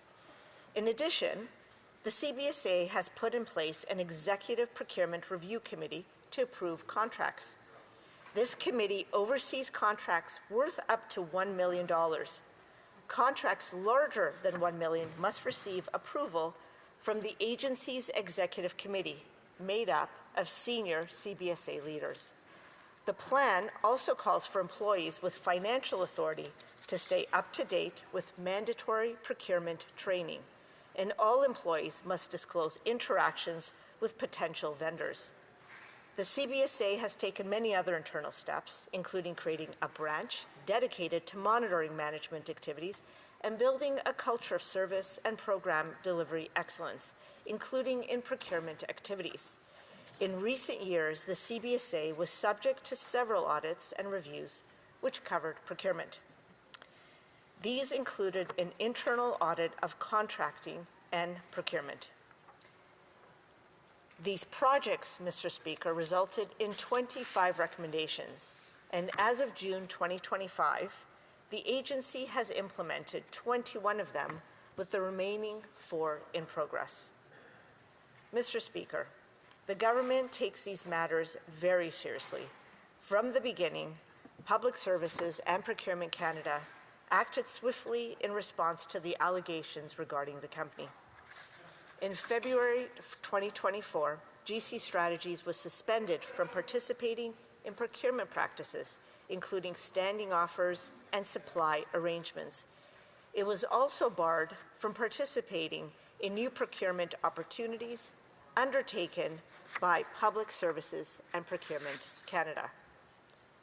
Furthermore, in March 2024, the security status of GC Strategies Incorporated was suspended. At that time, PSPC informed the RCMP of its initial concerns related to some procurement irregularities. GC Strategies was declared ineligible pursuant to the ineligibility and suspension policy. This means that starting on June 6, 2025, GC Strategies is disqualified from receiving Government of Canada contracts for 7 years, ending on June 6, 2032. This period, Mr. Speaker, is justified. It is justified based on the severity and the duration of the misconduct, as well as the significant impact on the federal procurement system. Our government has also launched legal action against GC Strategies to recoup payments made for work that was not completed. Mr. Speaker, I believe all of this illustrates how our government is committed to establishing and improving sound contract and procurement practices. Our new government believes that misconduct of any kind is completely unacceptable. In the last Parliament, parliamentarians, the Auditor General, multiple parliamentary committees, and others undertook extensive work to examine and to hold to account those who were found to have acted inappropriately. With new safeguards in place and serious action taken to hold GC Strategies accountable, it is time for us to move forward and focus on the work ahead of us. Thank you, Mr. Speaker. Thank you for the opportunity to have my say on behalf of the residents of my great riding of Davenport on this important debate that we're having today. I'm now ready to...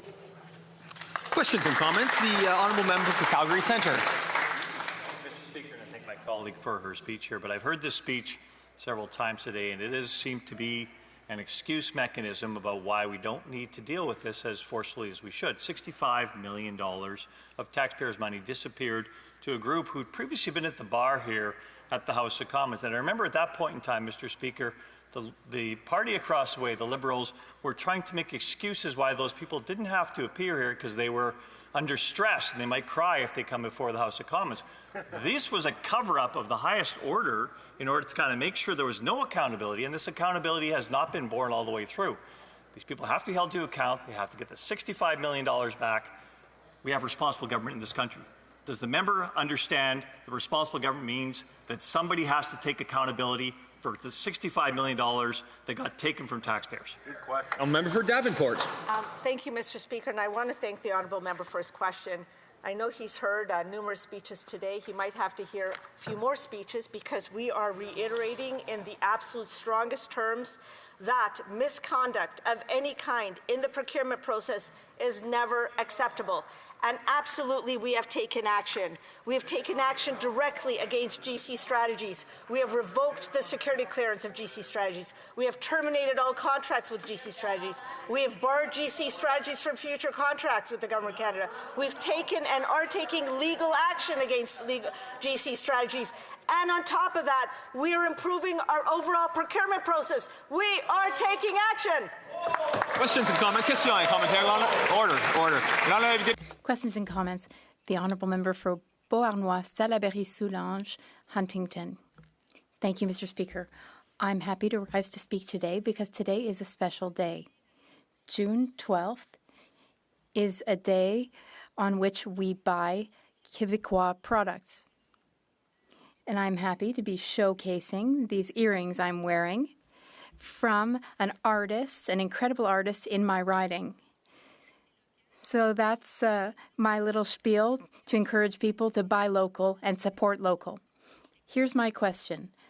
I know that the colleague is very hardworking. I listened closely to his speech, but here's what caught my attention. If the ArriveCan scandal hadn't been discovered, if there hadn't been a leak, we might never have found out that the government and taxpayers were having their money stolen by businesses who were profiting from their ties to the public administration, to the government. Does the colleague feel that this government is deploying enough effort to go after these people and make sure that we get reimbursed? Thank you, Mr. Speaker, and I want to thank the honourable member for her question. And I agree with her. I think we should always be shopping local. As someone who lived in Quebec for 4 years, I'm very fond of the great businesses there, and I think it is great that today she shared that she bought something local from Quebec. In terms of just procurement and best practices, look, this is why we have an Auditor General. There are a number of oversight measures that we have in place in our government to ensure that when things aren't working, that we try to root it out, and then when we realize that things are not going well or things have gone badly, that we take immediate action to correct it. And I think that is what... Questions and comments. The Honourable Member for Winnipeg North. In 2024, the Auditor General of Canada came forward and provided 8 recommendations. Out of those 8 recommendations, 7 of them, in fact, have been fully implemented. The 8th recommendation is well underway. Fast forward it to today, where we now have the Auditor General, in essence, saying that we have the rules in place, but what we need to do is ensure that there's public sector involvement in making sure that the rules are properly followed. Now, for me, I look at the broader issue of we just finished an election, all sorts of things on Canadians' minds, and the Conservatives have chosen this as the issue of priority, according to Pierre Poilievre. Can she provide her thoughts on that? The Honourable Member for Davenport. Thank you so much, Mr. Speaker. I was reading a few things, so I'm not sure if I heard the question correctly, but I will say to the honourable member that our government is absolutely committed to ensuring that federal procurement is always conducted in an open, fair, and transparent manner, and that we at no point will ever accept misconduct of any kind, and we will constantly be improving our procurement process. Resuming debate, reprise de débat. The Honourable Member for Mississauga Centre. Thank you, Mr. Speaker. Merci, Monsieur le Président. I'd like to first take a moment to express my deepest condolences to all victims of the Air India tragedy. I want to notably offer my condolences to Dr. Patel, a member of our Mississauga community. To all those mourning this heartbreaking loss, our community grieves with you. I'm pleased to have the opportunity to rise in the House today to address the important motion put forward by the opposition. First, I would like to echo the words of my colleagues here in the House that the government welcomes the Auditor General's findings in her report on professional services contracts. The government is committed to procuring professional services in a fair, open, and transparent manner. And let's be clear, Mr. Speaker, this is not the first audit or investigation into the procurement of professional services generally or into GC strategies in particular. The government, and certainly this House, is well aware of the wholly unacceptable past issues that have been uncovered through these reports and investigations. And those bad actors have been held to account. The latest report from the Auditor General addressed contracts awarded and payments made to GC Strategies and other companies incorporated by its co-founders. Mr. Speaker, these contracts, which were awarded by numerous departments and agencies, did not provide value for money. And that is not acceptable to all of us here who work to serve Canadians collectively. I will note that the Auditor General's report did not make any new recommendations for the government when it comes to the procurement of professional services. The government is in complete agreement with the Auditor General when she encourages federal organizations to implement the recommendations from recent procurement. Mr. Speaker, allow me to assure this House that when these concerns were first discovered, this government took action to make sure unacceptable practices do not occur again. This government put in place a number of measures to improve the oversight of federal procurement, including of professional services. Mr. Speaker, the reason there are no new recommendations is because we've taken action and continue to take action to address earlier findings. This motion is simply another round of political games by the opposition. Canadians elected our new government to move forward with an ambitious agenda, tackling crime, strengthening the border, and making life more affordable. I suggest that the opposition should also be focused on those things. Moving on, Mr. Speaker, the government is in agreement with the Auditor General that this is not about creating new rules and regulations. This is about making sure that rules are followed and frameworks are adhered to so that we're providing the best value for money for Canadians. The rules are there, Mr. Speaker. They must be followed, and this government has taken action to make sure that happens. Mr. Speaker, we're enhancing the evaluation requirements so that we can make sure that the individuals who will be doing the work are properly qualified for the job.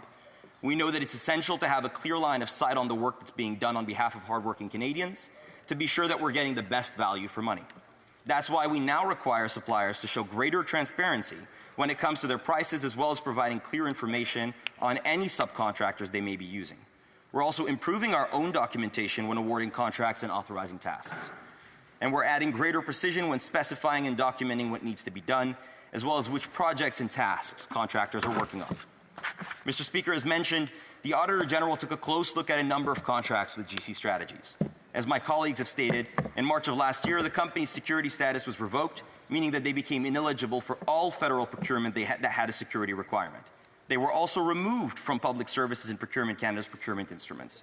And just last week, following a thorough assessment of the supplier's conduct, the Office of Supplier Integrity and Compliance deemed GC Strategies ineligible for any contract or real property agreements with the Government of Canada for 7 years. If the company were indeed convicted of fraud against the Crown in courts, the company could lose its capacity to contract with the Crown permanently. And Mr. Speaker, when it comes to recovering funds where we identify fraudulent or overbilling, we are pursuing GC Strategies right now in court. Mr. Speaker, this new government will not let up when it comes to taking action to strengthen the integrity of the procurement process and making sure we are not conducting business with buyers of concern. This new government has a renewed focus on making government work better, and this work is very much part of that commitment. Mr. Speaker, it's essential that we make sure that the government is not only working more efficiently, but following the rules. Following the rules leads to efficiency, and that means savings for Canadians. That means getting the very best value for money for Canadians. More needs to be done to transform how government operates right across the board. And that is why we have a new Minister for Government Transformation. To build the kind of Canada we need now, we must change the way we deliver for Canadians. This means improving productivity, but also focusing on maintaining service delivery standards. That's going to require us to look at new technologies like artificial intelligence and change the way we manage many of our processes. Right now, the government is transforming and modernizing how the federal government procures professional services by streamlining and simplifying existing mandatory procurement mechanisms. And this modernization is in lockstep with our commitment on integrity, as the work includes reducing risks in our buying processes, improving how we manage contracts, and doing more to promote solution-based procurement approaches that ensure we are getting the best value for Canadians. We're continuing to improve the procurement system to make sure that errors such as those reported by the Auditor General cannot happen again. This new government is committed to delivering for Canadians. I implore the opposition to end the political games and focus on the mission at hand, which is to build Canada strong. Thank you, Mr. Speaker. Merci, Monsieur le Président. I am now ready to take questions. Questions and comments. The Honourable Member for Edmonton Northwest. Thank you, Mr. Speaker. Under this new government, under this new Prime Minister, consultant spending is up to $26 billion, up 37%, about $1,400 per Canadian families. I'm wondering if the member opposite can tell Canadians that he thinks it's value for money and it's rising, that spending $1,400 on consultants is good value for their money, especially the ones that are in line for the food banks. Member from Mississauga Centre. Thank you, Mr. Speaker. Merci, Monsieur le Président. I'd like to first thank the member for their question, and as this is only my second time rising in this House, I will take a moment to once again thank my constituents out in Mississauga Centre for putting their trust in me. This past election, I heard from constituents day in, day out about a lot of issues, about their biggest priorities, things like affordability, healthcare, and public safety. I also heard a lot about the confidence they have in this government to deliver. Mr. Speaker, we're on the same page. This is problematic, which is exactly why we're acting. Only we're doing it within the perimeters of the law. And the way our government has responded is... Questions and comments? Question et commentaire. Député de Gaspésie-Les-Îles. The Honourable Member for Gaspésie, Les Îles de la Madeleine, Listigouche. Thank you, Mr. Speaker. Earlier, I told the story of a good couple, but they made an honest mistake. The federal government went after them tirelessly, and they're still reimbursing that. So the government says it will go after GC strategies, or that it did, but was there a cease and desist? Have negotiations begun? If not, has a claim been filed in court? The Honourable Member for Mississauga Centre. Thank you, Mr. Speaker, and I thank my colleague for his question. Specific allegations of misconduct have been made. CBSA has launched an investigation that is still in process and has referred allegations to the RCMP. Additionally, on March 15, 2024, Public Services and Procurement Canada terminated all contracts and supply arrangements awarded to GC Strategies and suspended its security clearances, rendering GC Strategies ineligible to participate in public services and procurement tenders. In June 2025, the Office of Supplier Integrity and Compliance issued a 7-year ban on GC Strategies for participating in government contracts. The OSIC process is independent, free from political interference, and we will ensure that we hold all who break the law accountable. Thank you. Questions and comments. The Honourable Member for Milton East, Halton Hills South. Thank you very much, Mr. Speaker. And I thank my colleague for his comments, and I do want to offer my condolences on the loss of your community member. We're all with you. Mr. Speaker, like many people in this House, I have a legal background, and I know when we encounter contractual disputes, there is a clear legal process for parties that violate contracts, for parties that are bad faith actors in contracts, and even for parties that commit fraud. Would my colleague like to comment on the importance of due process and the legal process that the government should follow in recovering losses and damages and in seeking a remedy? Member for Mississauga Centre. Thank you, Mr. Speaker, and I thank my dear colleague for the very kind words and the condolences provided.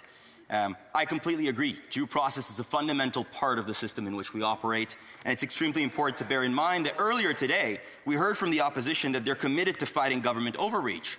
And yet, when we stand here willing and committed to fight for the system that very much defines what we are as a country, they have a problem with it. And so we're committed to continuing to do things in the way that we have because we know it's the right way to serve Canadians. Thank you, Mr. Speaker. Questions, comments? The Honourable Member for Brantford, Brant South, Six Nations. Thank you, Mr. Speaker. And I know the member is new to the chamber, but perhaps he needs to reflect on the last 10 years of waste and corruption and scandal that he now represents being a part of. He talks about welcoming the Auditor General's report into the ArriveScan issue, but he also needs to remember that the first report that she gave, they opposed the inquest by the Auditor General in her report. So the question is very simple. We've heard all kinds of mixed messages about the status of litigation against GC Strategies. If the government has taken GC Strategies to court to recover monies on behalf of the Canadian taxpayer, when was the suit filed, how much is it for, and where was it filed? Member for Mississauga Centre. Mr. Speaker, thank you, and thank you to the member of the opposition for the question. The truth is we did hear from constituents and we did hear from Canadians this past election about the work that our government has been doing. And here we stand re-elected as government because they have faith in the work that we will continue to do. And so with response to this question and addressing this question, I will reiterate, our government is committed to following due process, and we will do exactly that to deliver for Canadians. Thank you, Mr. Speaker. Merci, Mr. President. Resuming debate, reprise du débat, the honourable member for Yellowhead. Thank you, Mr. Speaker. I'll be splitting my time. As a chartered professional accountant, now a proud representative of Yellowhead, I rise today to speak in opposition to the government's blatant mismanagement and disregard for taxpayer money, specifically relating to the shocking findings concerning GC Strategies and the ArriveCan contracts. The Auditor General's report revealed that GC Strategies, a contractor for the ArriveCan app, was paid an astonishing $64 million by this Liberal government. Yet in many cases, there was no proof that any work was even completed. This is not just a minor administrative hiccup, it is a fundamental failure of oversight, responsibility, and transparency. It's a betrayal of Canadians' trust and abuse of public funds. Accountability is non-negotiable. When public funds are wasted, taxpayers suffer. I spent 26 years as a chartered professional accountant ensuring that every dollar was tracked, justified, and accounted for. Governments should be held to the same standard, if not a higher one. But what we see here is a government that appears to have turned a blind eye to due diligence. How could a contract that was originally supposed to be worth $80,000 turn into tens of millions of dollars being paid out without clear evidence of work being completed, without proper security clearances, without going through the proper bidding processes? Where were the checks and balances? The Auditor General's report paints a picture of complacency, or worse, willful neglect. Canadians deserve better. They deserve transparency, they deserve accountability, and they deserve a government who can manage their own spending. This Liberal government has already proven itself incapable of that task. The motion calls on the government to get taxpayers their money back within 100 days. I would argue it is just the first step. The government must commit not only to recovering these funds, but to continue conducting full and public audits of contracts awarded from today onward and going back during the pandemic. Misuse of funds here is not an isolated incident. The motion also calls for a lifetime contracting ban on GC Strategies, its subsidiaries, its founders, Christian Firth and Darren Anthony, and all affiliated entities. I support this wholeheartedly. The government has an obligation to protect taxpayers from repeat offenders, entities and individuals who have proven themselves untrustworthy and have abused public funds. A lifetime ban sends a strong message. This behavior will not be tolerated. Moreover, it protects the other contractors who operate and interact with our federal procurement system with integrity from being undercut by companies that engage in such reckless practices. Public contracting must be a level playing field built on trust, performance, and accountability. Throughout the speeches today, I've heard members from the other side consistently say that they will implement previous recommendations for better rules to make processes more transparent and accountable. I see two problems with that. One is that the auditor recommendations have been around for a few years. What's taking them so long to implement a plan? And second is that the Auditor General states there doesn't need to be any new recommendations. The government seems to be taking credit that they don't have to start something new for recommendations. The problem is there are no rules. The problem is there are rules, but the government isn't following them. All they had to do was to avoid a scandal is for the government to simply follow the rules. There should not have been any shortcuts to fast-track funds to Liberal insiders. So it seems that the government didn't follow their own rules when it comes to GC Strategies. Is anyone in the Liberal government going to be responsible for their mismanagement? Or is the reason for the lawsuit against GC Strategies so that they can deflect their responsibility? As a CPA, I had to deal with CRA on a weekly basis. Sometimes you had agents that were experienced and knew what they were doing. Often you'd get agents that were relatively new and inexperienced. Sometimes that was an issue, but most often CRA staff were required to follow a checklist. And if something didn't fill in the details required, they wouldn't go any further. So those staff would say, sorry, you can't continue without any checking all the boxes. Or the CRA employees would say, without proof of your expenses, you were guilty in putting the onus on taxpayers. There should be no difference in the procurement process. Vendors should prove they have done the work. Mr. Speaker, as a new MP, I'm learning I can't ever make assumptions that the Liberal government and other departments will follow the rules in the checklist. This is a bit hypocritical when it comes to government demanding Canadians must follow the rules and are punished if they don't. When it comes to this Liberal government, when caught doing things wrong, there are no consequences. As an MP from Alberta, a province that often feels ignored or sidelined by federal decisions, I want to stress the gravity of the issue for my constituents. Albertans are hardworking people. They pay their taxes diligently and often greater than amounts relative to the other provinces, only to see their money squandered by a government that lacks fiscal discipline. Over and over again, Albertans get the short end of the stick when it comes to federal funding, and this only highlights the countless ways that the Liberal government has time and time again irresponsibly wasted taxpayer money. As a CPA, I saw firsthand how a business could be destroyed by poor fiscal management. The same principles should apply to the government. Tax dollars are not unlimited. They represent the hard work of Canadians. When funds are wasted, it means fewer resources for other areas such as healthcare, infrastructure, education. Mr. Speaker, the Auditor General's findings are alarming and unacceptable. Taxpayers deserve to have their money returned swiftly and fully. It is unacceptable that this has not yet happened, and this needs to be a priority of the House. This scandal underscores a much larger problem of the government mismanagement and lack of accountability. When Canadians hear that millions of tax dollars have been handed out with no proof of work done, it confirms their opinions that governments waste their tax money. People begin to question whether their voices matter, whether their hard work is respected, and whether their government truly serves them or just its special interests. Rebuilding that trust is a long and difficult process.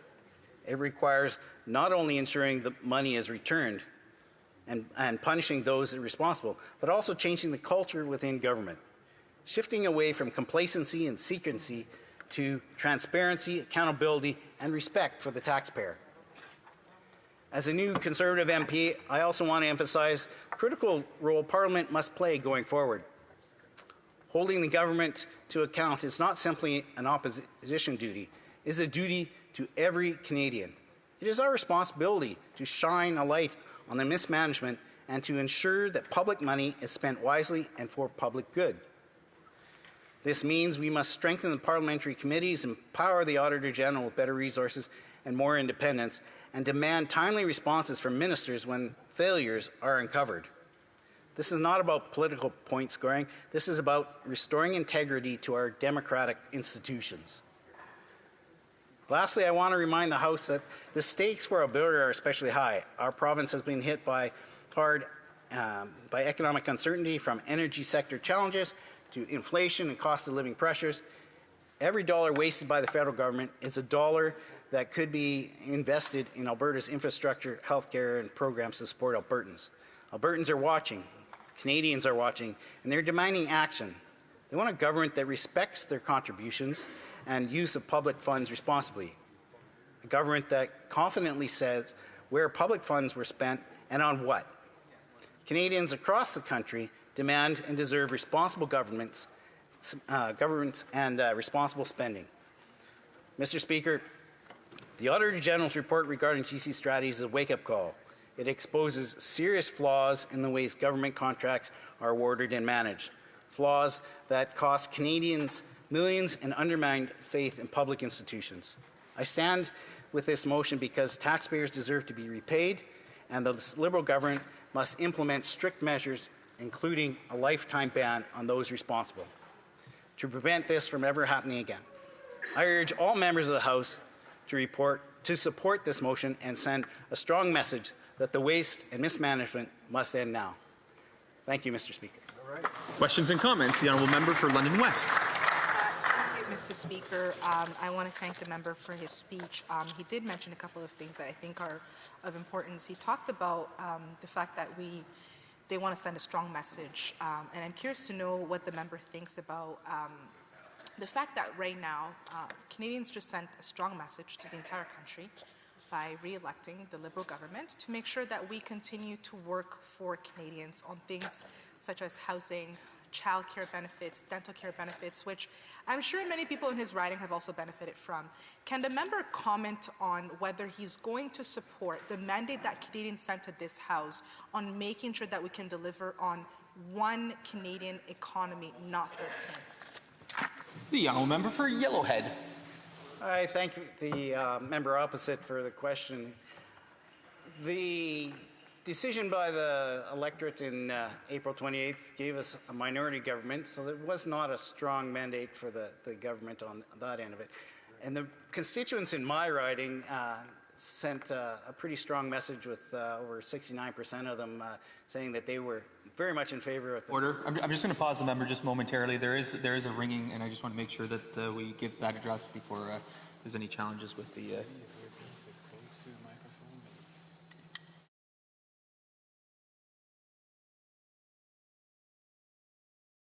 I just asked the honourable member if his earpiece is kept away from the microphone or any electronic devices, and I'll let him conclude his response about 25 seconds. Sorry, Mr. Speaker, I don't know if I had something in the wrong place there, but and as I was saying, my constituents were very much on side with the opposition here, and we want to send a strong message to make sure that the last 10 years of fiscal mismanagement are corrected, and we hope that the government will follow suit in the short period in the next little while. The honourable member for Repentigny. Mr. Speaker, the problem with using contractors and cost overruns is nothing new. It's even a growing problem. And the Auditor General still talks about $18 billion in IT services to private companies. $18 billion. Right now in Quebec, there is an investigation underway around the SACLIC fiasco, which with a major cost overrun. When we spend billions more than expected and no one, well, we do have a motion on the table, but no one seems to be upset. Aside from passports having a hard time being distributed in Quebec, well, there doesn't seem to be any urgency. The idea of Ottawa always investing more and more, and it sends money to Yellowhead. I thank the member for the question. From our end, this is a beginning. This is in regards to one aspect of where the government is mismanaging its spending in the past. We know that in this recent spending means that they're going to have an extra $26 billion in contractors, and that we can't continue on that without some better oversight, in which, as we've said before, we need a budget to actually look at some of those spending. So I think we'll all need to look at all the governments further. Questions and comments. The honourable member for Brant South, Six Nations. Thank you, Mr. Speaker, and I thank my colleague for that excellent speech. And we've heard nothing all day today, nothing about any steps this government plans on taking on getting the money back. We've heard nothing but comments about gamemanship, that we should be looking at other issues. They seem to forget that the official opposition has a constitutional mandate to hold this government to account. In light of the explosive AG report released on Tuesday, a damning indictment against this particular government, perhaps my colleague can better explain why it was important to bring this particular motion today. The honourable member for Yellowhead. Thank you, for my colleague, for the question. Timing seems to be everything. The Liberal government announced on Friday, just before they were going to be caught with their pants down, so they tried to get ahead of this about banning the GC strategies, but really they already probably had advanced notice what they were going to be doing. So We have to bring this forward right now, dealing with GC Strategies. It's one of the audit reports. It was only one of 9. There's a lot of other damning issues that we have to address, but this is just the beginning on the start with regards to that one audit report. Thank you. The honourable member for Montmorency-Charlevoix. Thank you, Mr. Speaker. Today, I am rising to speak on behalf of all Canadians who are increasingly skeptical and disillusioned about these type of scandals. The one that this AG has underlined has just fed this discouragement. The Arrive Scam scandal is the perfect example of public waste, of favoritism, and of a deep lack of respect for people who work hard to earn a living, to pay their mortgage, their groceries, their travel, and who, with good faith and all due respect, pay their taxes to see Canada prosper. But what do we owe them? Let's bear in mind that the objective of this app was national security at a critical time in our history. This app was supposed to gather personal information such as contact information, health information, proof of vaccination, and even quarantine plans. There was follow-up for mandatory quarantine. It was a dialogue between the government and its citizens, and it involves our customs and our border security. It was a question of public health to limit the transmission of the virus and to facilitate the work of our customs agent. It was important, and it also was supposed to be a temporary vaccine passport. It was a moment of crisis, a crucial time of public security, so perhaps we could give them a pass on this. But I have to say that when the house is burning, the first reflex should be to call your brother-in-law, who is a plumber. Well, they took the wrong action. It was a lack of priorities, and that's what happened. We were at a critical time, and the government gave contracts to a 2-person company who didn't even have the skills to accomplish what they were supposed to.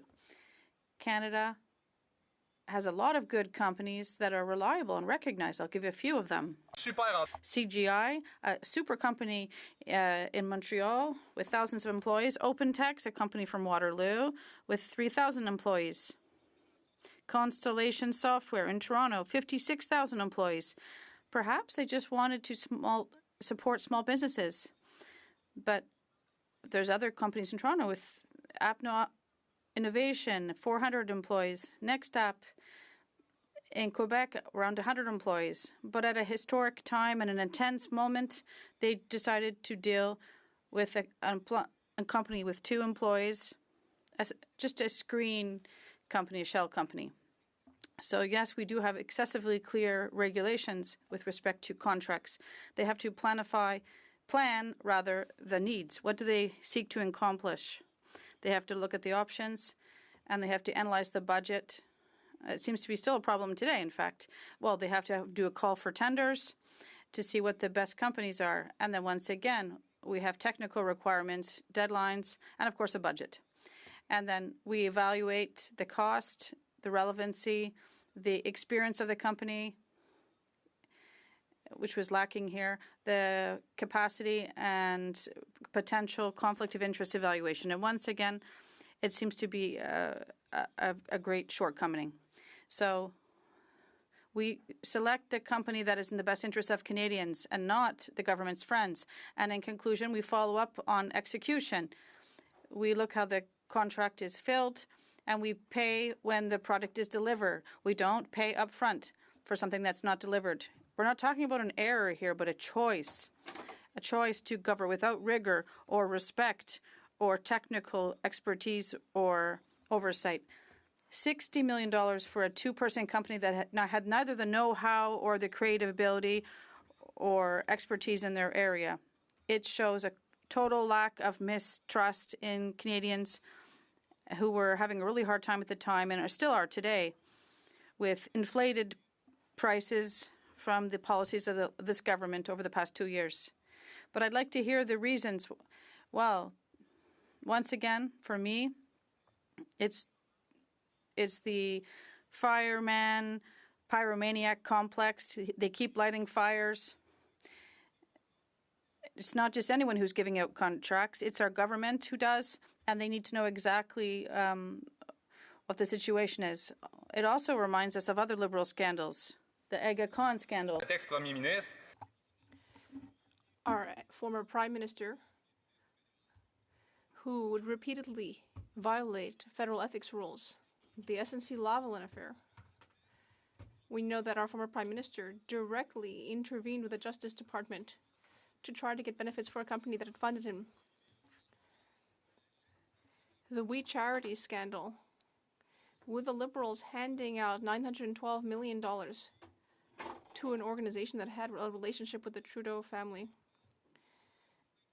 And also, let's not forget the Frank Baylis affair, a former Liberal member who received a $237 million ventilator contract,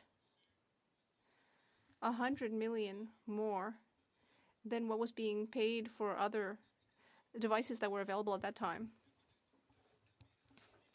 So this ArriveCan app, which was supposed to help Canadians travel and was supposed to protect Canada from the virus, ultimately became a huge failure, which did more to empty the public coffers than anything else. We see now that $100 million was pre-approved for a company with 2 employees. $59 million were handed out without any traceability. $20 million for a completely or almost completely non-functional application. 46% of the money spent didn't even have any kind of proof of what work had been done. GC Strategies, with only 2 employees, received contracts from 31 different departments, 106 different contracts, 177 different versions of ArriveCan were put out without any testing, and that affected 10,000 travelers who had to be placed in quarantine even though there was no actual need for it, which caused them a great deal of financial problems and personal stress. If we look carefully at what happened, the original contract was of around $2 million, and I called around to see if that made sense. But, okay, they said, well, it seems like a little much, but it vaguely makes sense. But then in 2022, as the world was starting to emerge from the crisis, another contract was granted that was an order of magnitude greater, $25 million. But they are the ones who actually helped to draft the contract. They're saying, oh, this is what we're going to apply for, and we're also setting the terms. In addition, GC Strategies has a 15 to 30% profit margin, whereas actually it subcontracts everything.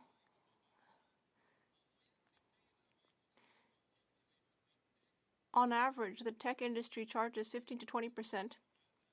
Here there were 6 different subcontractors,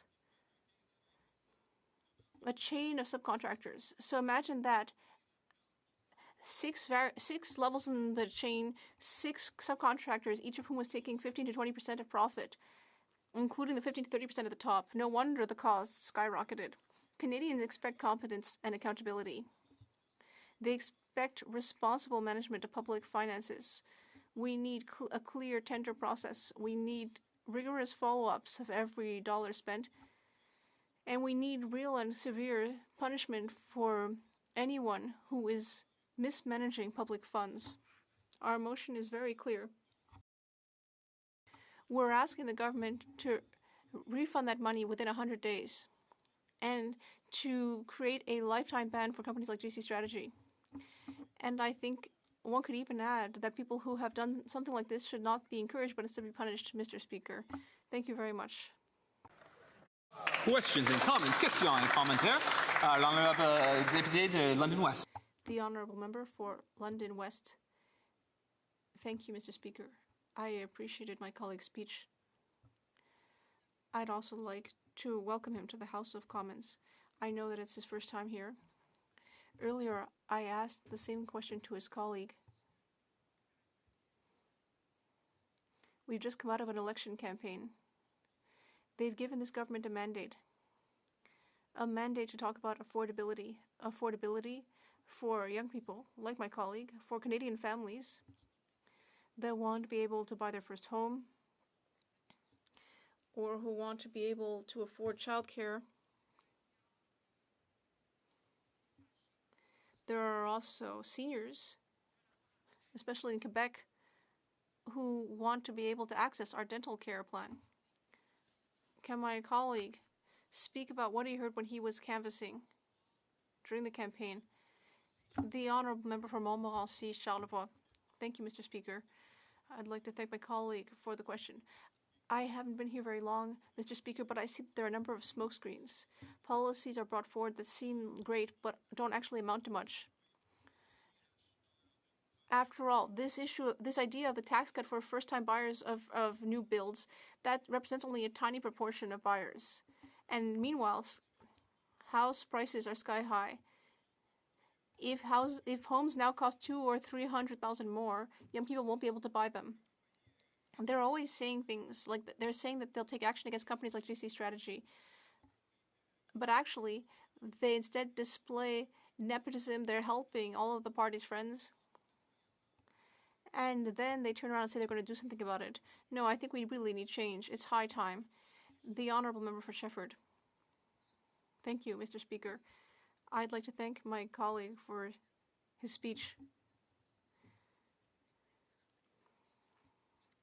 This reminded me of something that happened soon after my election in 2019.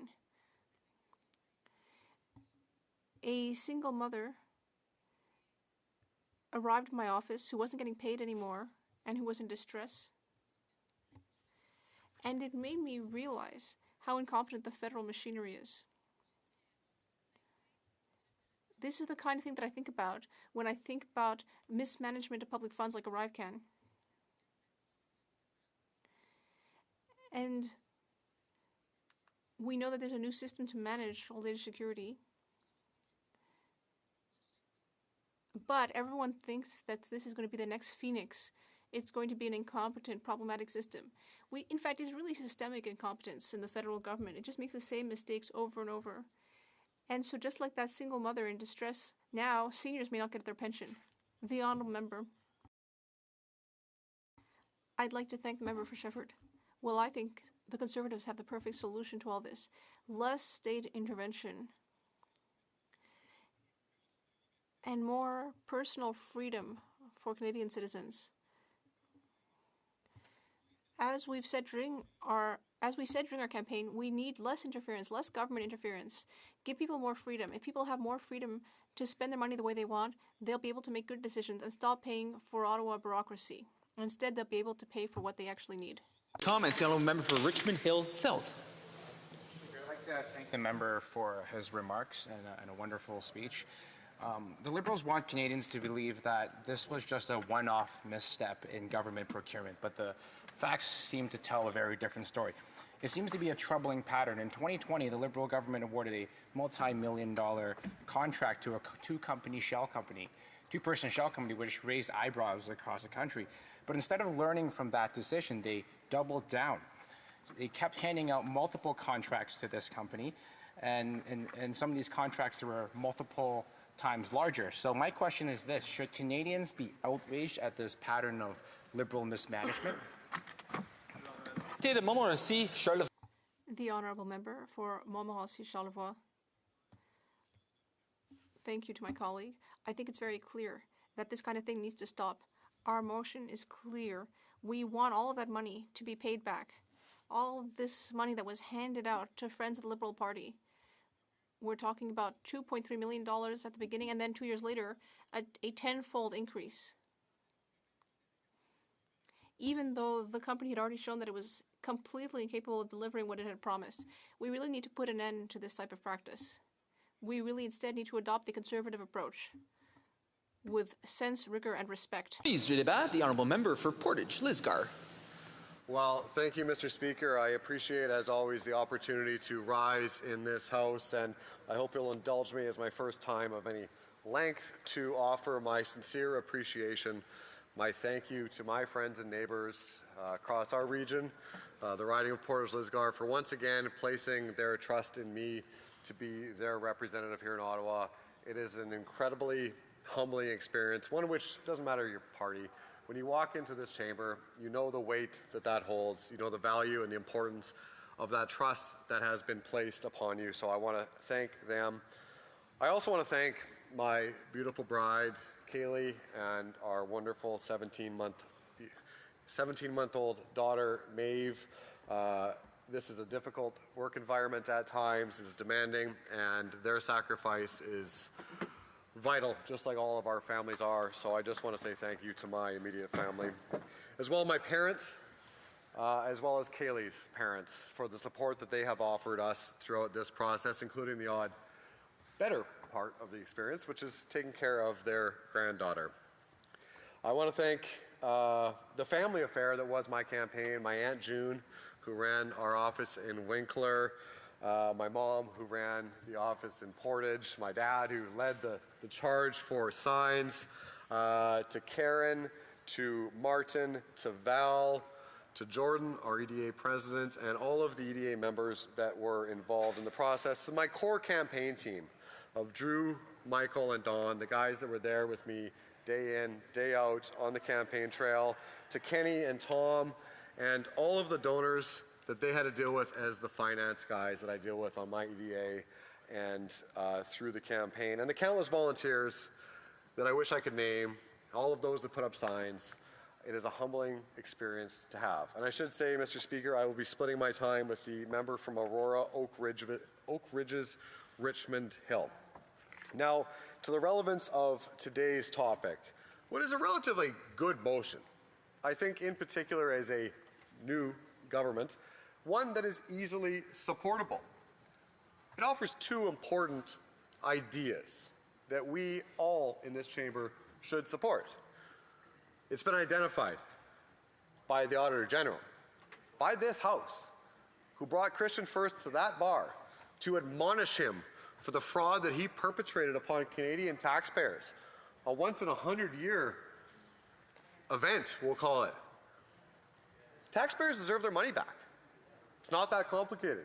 Yeah. They took $64 million from Canadian taxpayers to deliver little to no proof of any of the projects, while failing to deliver security clearances for most of their subcontractors.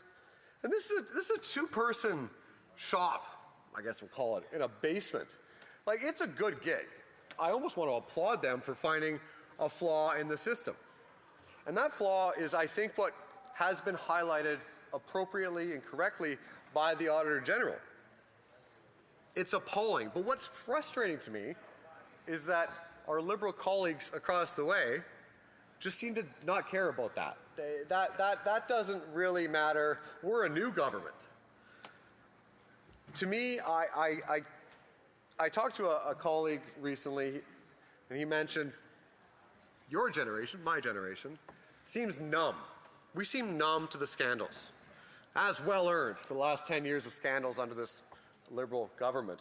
But we seem numb to $64 million just being blown with no recourse.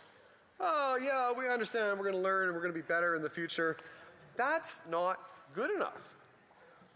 Many people are rightfully appalled at the scam that was ran by GC Strategies, including the ad scam app, this $80,000 app that turned into a $60 million boondoggle, that held up people at the border, that forced them into quarantine for 2 weeks because the app didn't function correctly. The overpaid, expensive app that didn't fulfill its purpose and cost far too much.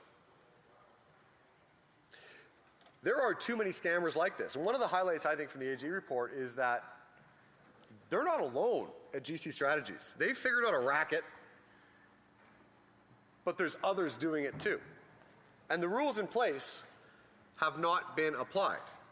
And they need to be applied. But I'm just not willing to let this government, this so-called new Liberal government, just walk past that. We have CRA who will go after happily a small business owner who's a little bit late on a small tax or a dispute, some little old lady who's getting jammed up on some taxes. They will go after her. But our Parliament, the people that we are sent by Canadians to represent them, should have the will to push back to get Canadians their money back. And the second part of this very reasonable motion is to ban GC Strategies, their owners, from ever being involved in any government contract ever again. The government will talk about how they gave a 7-year ban. Well, they could reform. They're going to work the system because that's what they're good at. That's what these guys are good at. They figured out how to game the system. Ban them for life. Both elements of our motion today are entirely reasonable. Work to get the money back and ban the guys that caused the problem. There's no reason to vote against this motion. Now, I just want to highlight one thing. I'll tell a story. I've heard a lot today. This is a new government. We've heard the last few months. This is a new government. Often said by the same people that were here like 6 months ago or 5, 10 years ago. The same people, oh, this one's new. We've learned our lesson. We've learned our lesson. We've changed.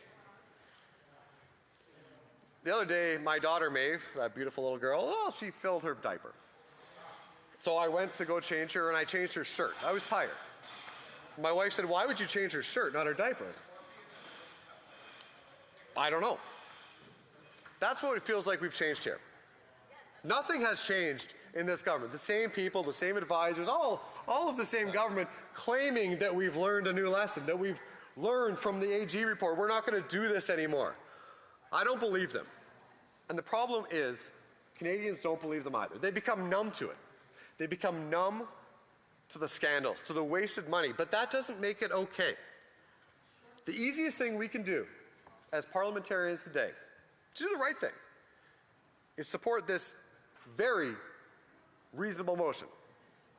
Work to get the money back, ban the people that ran a scam on Canadian taxpayers. I encourage, when the vote comes, all my colleagues to support this very reasonable motion. Canadians might have forgotten that that's what's to be expected of us, of government. But let's work to repair that numbness that's been caused by scandal after scandal, waste after waste. We can do better.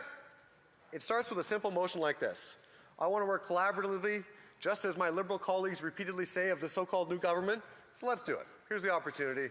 Thank you, Mr. Speaker. I appreciate the opportunity. Questions and comments? Questions et commentaires?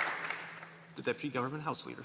Thank you, Mr. Speaker. Obviously, our government has been honest about being ethical in the way that we do procurement. And this matter was actually dealt with last year. Sounds like the member opposite who came to this House in 2023 wants to stay there, but unfortunately Canadians have also decided that, they've sent us back here to talk about the things that are really important, such as the one Canadian economy, because we are faced with unjustified tariffs.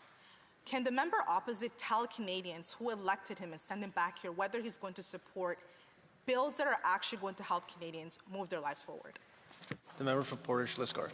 Thank you, Mr. Speaker. You know why I know it's not a new government? Deflection and distraction. The best tactic to try to avoid accountability for the failures. Yes, they happened in the past. That doesn't mean that there shouldn't be a course correction going forward. Yes, but also accountability for the policy failures that led to this. The lack of respect for tax dollars. We live in a country where ministerial accountability is supposed to be a real thing. I have seen no accountability from anybody across on the Liberal side of this government. And that is the numbing effect that Canadians are feeling. Just do the right thing. Ask for the money back, demand the money back, find a way to get the money back, and ban the people that did it in the first place. Questions et commentaires? Questions and comments? La députée pour Beauharnois. The honourable member for Beauharnois, Salaberry, Soulanges, Huntington. Thank you, Mr. Speaker. I don't know whether you were there when I said earlier that today, June 12th, is Buy Quebec Product Day.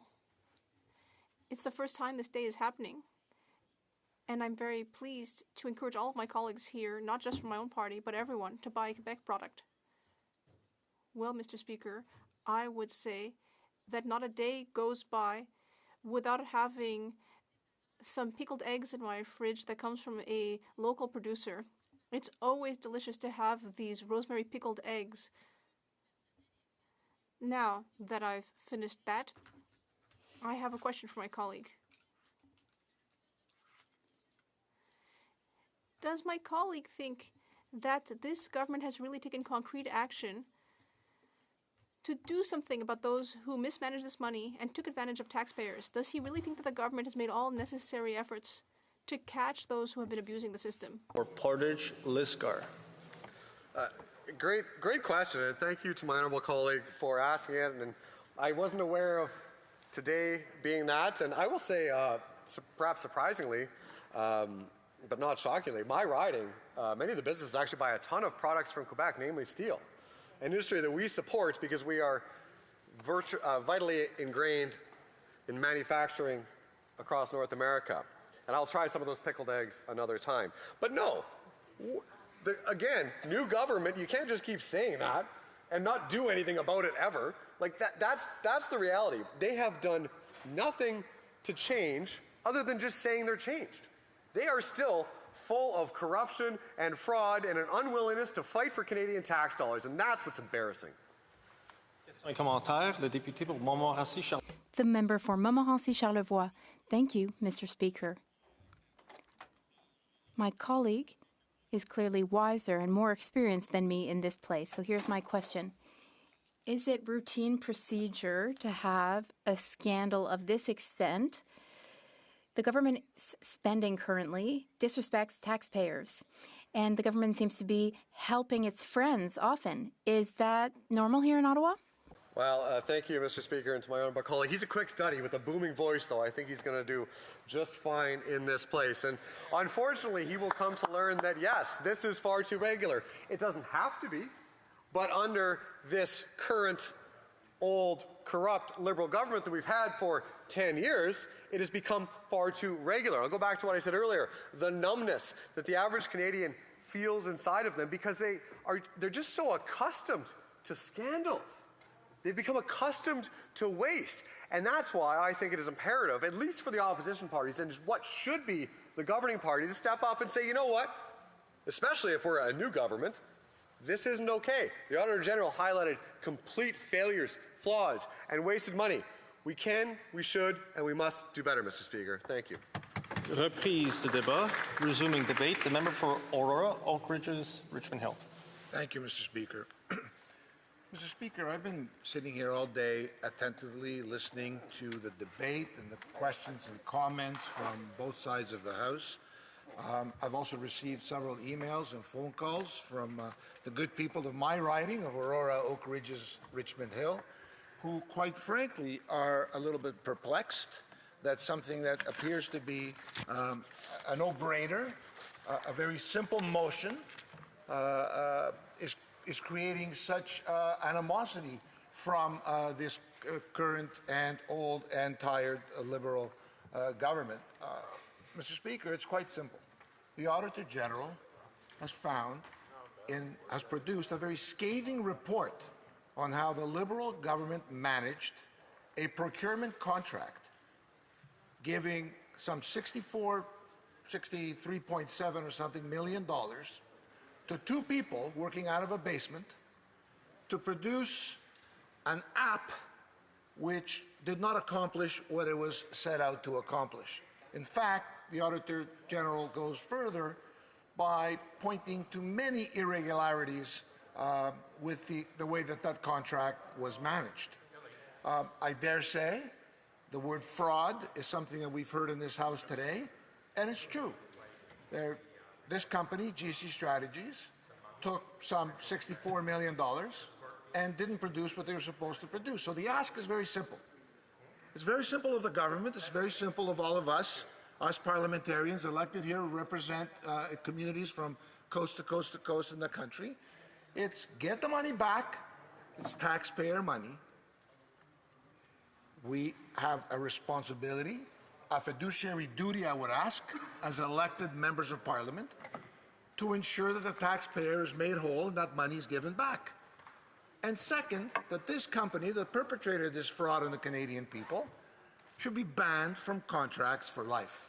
So I ask myself, sitting here all day, why is it that this purported new Liberal government, they're not new because I look across and I see all the same faces on the front bench, The Prime Minister certainly made sure that he elected a lot of the people that had a lot of experience in dealing with scandals like this over the past 10 years.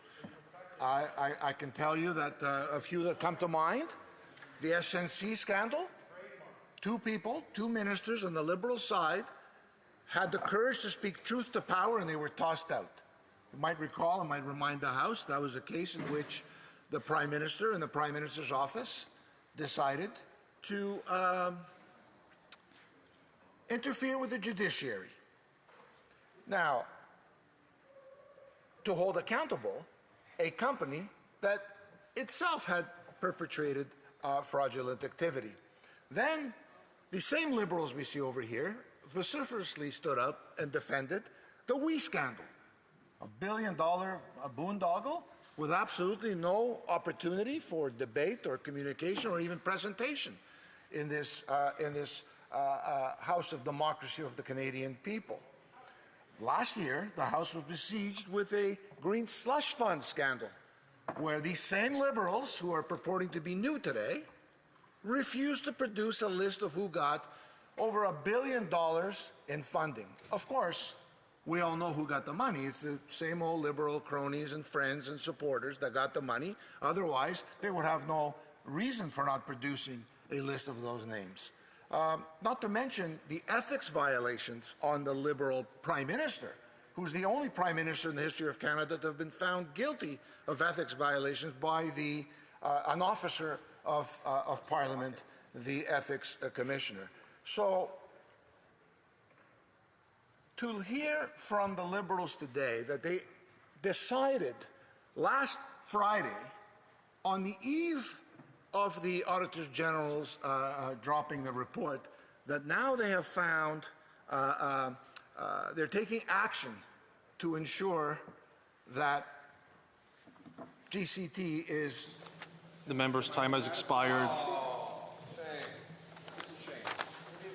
It being 6:27, it is my duty to interrupt the proceedings and put forthwith every question necessary to dispose of the business of supply. The question is as follows. Mr. Baird, seconded by Mr. McCauley, moved that given that... Shall I dispense? That given that the Auditor General found that the Rifcan contractor GC Strategies Inc. was paid $64 million from the Liberal government and in many cases there was no proof that any work was completed, the House call on the government to A, get taxpayers their money back within 100 days of the adoption of this motion, and B, d'imposer une interdiction de marché to impose a lifetime contracting ban on GC Strategies, Inc., any of its subsidiaries, its founders Christian Firth and Darren Anthony, and any other entities with which those individuals are affiliated. If a member participating in person wishes that the motion be carried or carried on division, or if a member of a recognized party participating in person wishes to request a recorded division, I would invite them to rise and indicate it to the chair. The member for Leeds, Grenville, Thousand Islands, and Rideau Lakes. Mr. Speaker, would like to request a recorded division.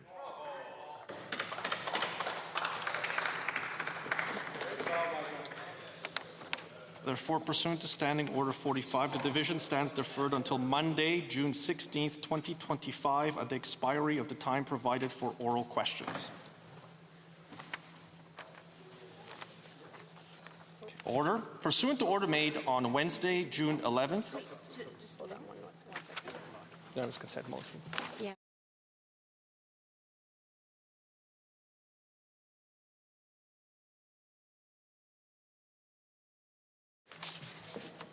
As a reminder to members, it is almost 6:30, and Committee of the Whole will begin later unless there is a unanimous consent motion to see the clock.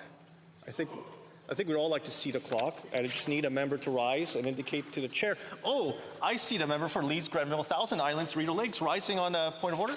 Yeah, Mr. Speaker, would like to see the clock at 6:30. The member meant, of course, 6:42. For indeed. Thank you very kindly to the member. Is it agreed? I see agreement. 6:42. It is agreed. Thank you. Therefore, Pursuant to order made on Wednesday, June 11, 2025, the House will now resolve itself into a committee of the whole to study all votes in the main estimates and supplementary estimates A for the fiscal year ending March 31st, 2026. I do now leave the chair for the House to resolve itself into the committee of the whole.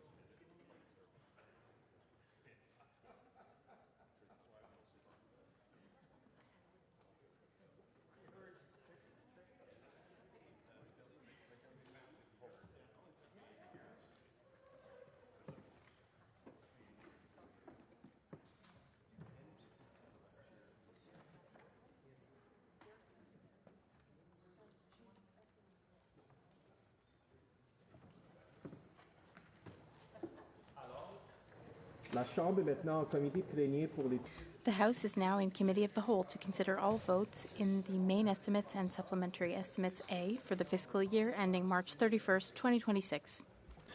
Pursuant to orders made on Tuesday, May 27, 2025, and Wednesday, June 11, 2025, the Committee of the Whole convenes today for the sole purpose of asking questions to the government in regard to the estimates. Les délibérations se dérouleront. The proceedings will unfold in the same manner as on the previous evenings. When members are recognized, they should indicate to the chair how the 15-minute period will be used. Members who wish to split their time with one or more other members shall indicate it to the chair. Lorsque la période est utilisée. When time is to be used for questions, the chair will expect that the minister's or parliamentary secretary's response will reflect approximately the time taken by the question, since this time will be counted in the time originally allotted to the members. The period of time for the consideration of the estimates in Committee of the Whole this evening shall not exceed 2 hours. I also wish to remind members that comments should be addressed to the chair, that no quorum calls, dilatory motions, or requests for unanimous consent shall be received by the chair. Nous pouvons maintenant commencer. We will now begin tonight's debate. I recognize first the member for Calgary-Midnapore. Thank you, Chair. Thank you, and welcome, Minister. Minister, what is the current debt? To the Treasury Board. Thank you, Chair, and I'd like to thank my colleague for being a critic. Honourable member. What is the current deficit in Canada? The debt is approximately $1.4 billion. What is the current deficit, please, Minister? The Honourable Minister. Thank you, Mr. Chair. I had the honour to present main estimate. The details are there. Total spending is 486 plus. Last year's deficit, Minister, was $61.9 billion. Minister, what was the amount requested in the main estimates just 2 weeks ago? Thank you. The Honourable Minister. Thank you, Chair. In the main estimate, it gives all in-depth information. I would suggest my colleague to look into the Honourable Member, and just a reminder about splitting time. Yes, that's right. I will be splitting my time 3 ways. Thank you very much, Chair. Minister, what is the total amount of authorities that require approval by Parliament in the main estimate? The Honourable Minister. Thank you, Mr. Chair. In the main estimates, its voted authorities are $222.9 billion and 200. Thank you, Minister. What is the current expenditure of interest on debt, please? The Honourable Minister. Mr. Speaker, in the main estimate includes approximately 10% of servicing debts. The Honourable Member. $1.1 billion. Minister, what is the dollar amount increase in debt servicing over the last year, please? Honourable Minister. Thank you, Chair. As I mentioned, it's a 10% of 10.1% is the debt service. Honourable Member. Minister, it's $0.7 billion over last year. Minister, what will the public debt charges be in fiscal year 2029-2030 as outlined in the PBO report? What is that amount, please, Minister? Minister. Thank you, Chair. Main estimates are a detailed document. I would suggest and ask my honourable member. Minister, $69.9 billion. Minister, what is the per capita breakdown for Canada's debt interest currently? The Honourable Minister. I would, Mr. Speaker, thank you for the question. And again, I would suggest that the member should. Honourable member.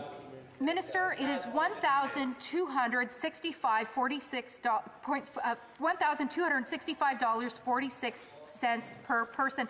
Minister, what is the per capita breakdown for Canada's debt currently, please? Honourable Minister. Mr. Speaker, I would again refer to the main estimate documents. I would suggest my colleague to look into those documents. Honourable member. Minister, how much will the debt grow in the 2 hours that we have committee this evening? Good question. The Honourable Minister. Mr. Speaker, I have taken this job about a month ago, and it was an honor to present. The Honourable member. Minister, have you reviewed the report on GC strategies? The Honourable Minister. Mr. Speaker, Mr. Chair, thank you for the question. We have rules in place, and this particular member. Do you think a 7-year ban is acceptable for a company that defrauded Canadians $64 million, or do you think that time should be longer? Through the chair doesn't think anything. The Honourable Minister. Thank you, Chair. Thank you for reminding we have the rules in place, and that is up to the investigation team to decide what is appropriate. Member. Are you aware, Minister, that your predecessor promised Canadians to recoup that money? The Honourable Minister. Thank you, Mr. Chair. Mr. Chair, as I said, this is a new government with a new ambition, and there's the rules in the place. And Honourable member. Minister, will you make the promise today to recoup that money for Canadians? The Honourable Minister. Mr. Speaker, as you know, investigation into this case is ongoing. And it would not be appropriate for me to comment on that. Thank you. Thank you very much. Has elapsed. The member for Edmonton West. Thank you, Chair. The Treasury Board paid KPMG $700,000 for advice on how to cut consultant spending. The taxpayers get their money's worth. The Honourable Minister. Mr. Speaker, thank you for the question. We have the department. Member. Liberals are increasing spending on consultants to $26 billion this year. Did the government pay KPMG $700,000 to tell the government to increase spending on companies like KPMG? The Honourable Minister. Mr. Speaker, these are the main estimates, and it is the spending for country to run, operate. In 10 seconds and 5 seconds, how can you expect that response? Did KPMG report the government could save money by spending billions more? The Honourable Minister. Chair, can I ask my colleague to repeat the question, please? Honourable member.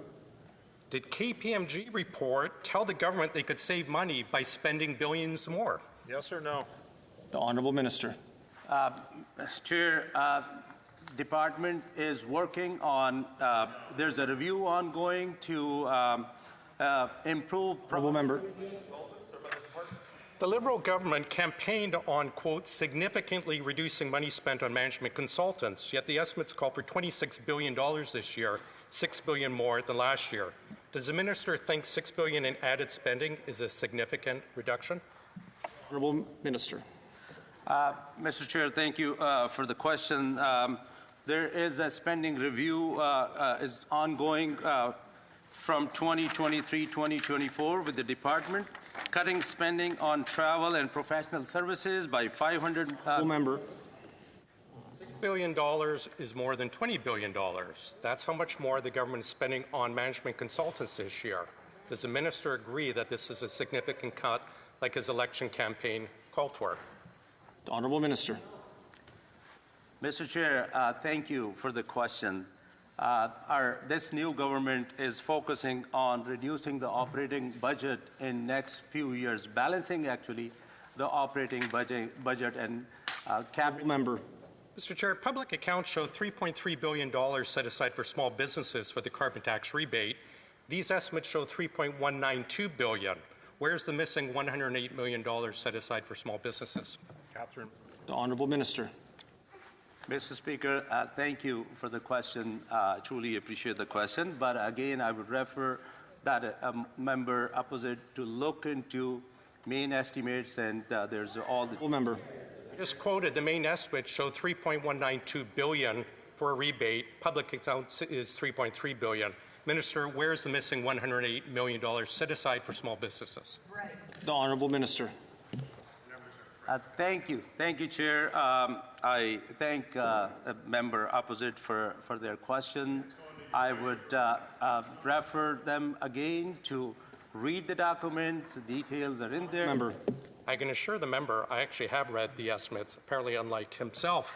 The Liberals called small businesses tax cheats. Is this why the government is cheating small businesses of that $108 million? Honourable Minister. Mr. Chair, this government stood up for the businesses, and actually, the Canadian elected this new government to... Honourable Member. Whose decision was it to reduce the payout by $108 million? The Honourable Minister.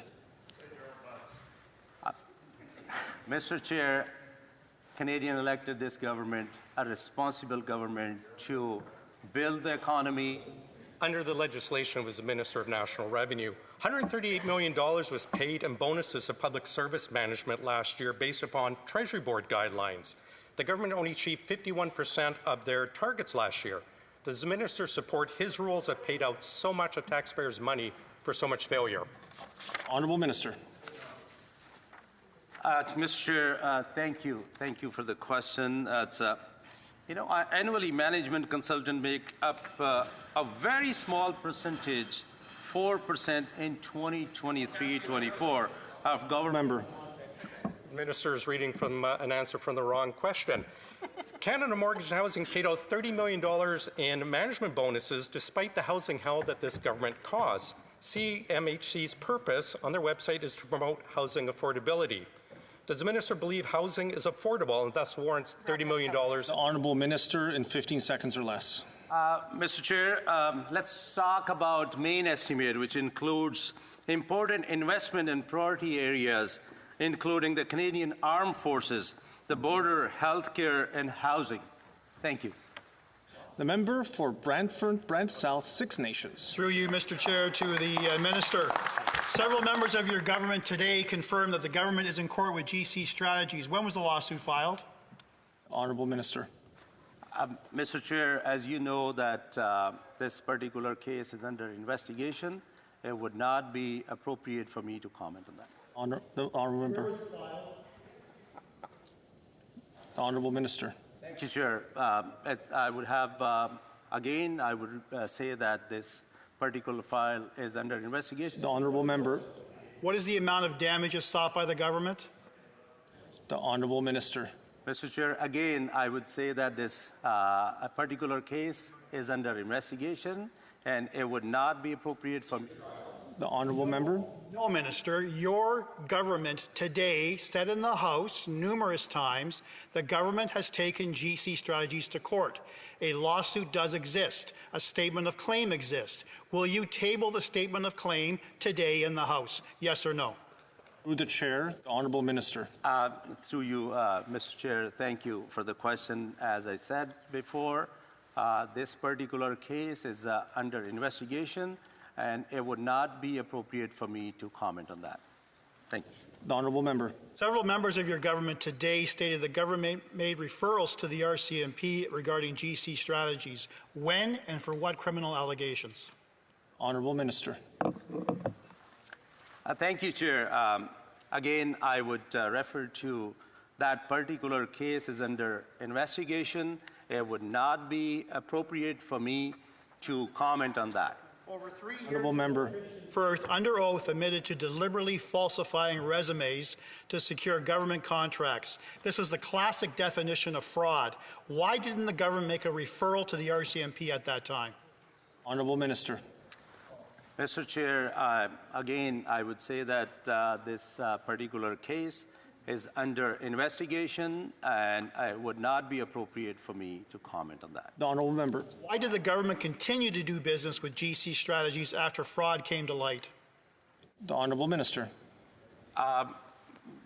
Chair, as you know, that the public service has banned that particular. Does member own and encourage fraud with outside consultants? The honourable minister. Chair, I think as we're having a main discussion on main estimates, and let's talk about main. Member. Why did it take almost 3 years later for the government to end its relationship with GC Strategies? Minister. Again, Chair, I would say that that case is under investigation. It would not be appropriate for me to comment on that. Honourable member, I'm going to freeze the time here for a moment. It is much easier for the chair to be able to recognize members. Only one member is standing at a time, and then when you want to claim your time, you just rise in your seat. The honourable member. Life. Thank you, Chair. Again, I would say the same thing, that this particular case is under investigation. Why were the principal partners, Firth and Anthony, not disqualified for life? The honourable minister. Mr. Chair, thank you. We are here to discuss main estimates, and let's talk about what includes in main estimates. It is the honourable member. How many ministers and parliamentary secretaries who had their hands all over this file have apologized to the House and Canadians for not exercising ministerial responsibility? Honourable Minister. Mr. Chair, I would talk about main estimates 2025-2026. Let's talk. Member. The answer is 0, Minister. How many ministers have resigned? Honourable Minister. Let's talk about a main estimate 2025-2026. The answer is 0, Minister. Minister, as the new president of the Treasury Board of this so-called new government, will you do the honourable thing and apologize to Canadians for not exercising prudent care over their tax dollars? The honourable minister. Mr. Chair, thank you for the question. I understand my colleague wants to have a clip. But here we're here to talk about main estimates 2025-2026. Let's talk about the investment we are making on the priorities which are important most to Canadians. Let's talk about 35.7 billion in planned spending for national defence, reflecting a 5.1 billion increase in voted funding to support Canada's defence priorities. Thank you. So we will go to resuming debate. The President of the Treasury Board has the floor.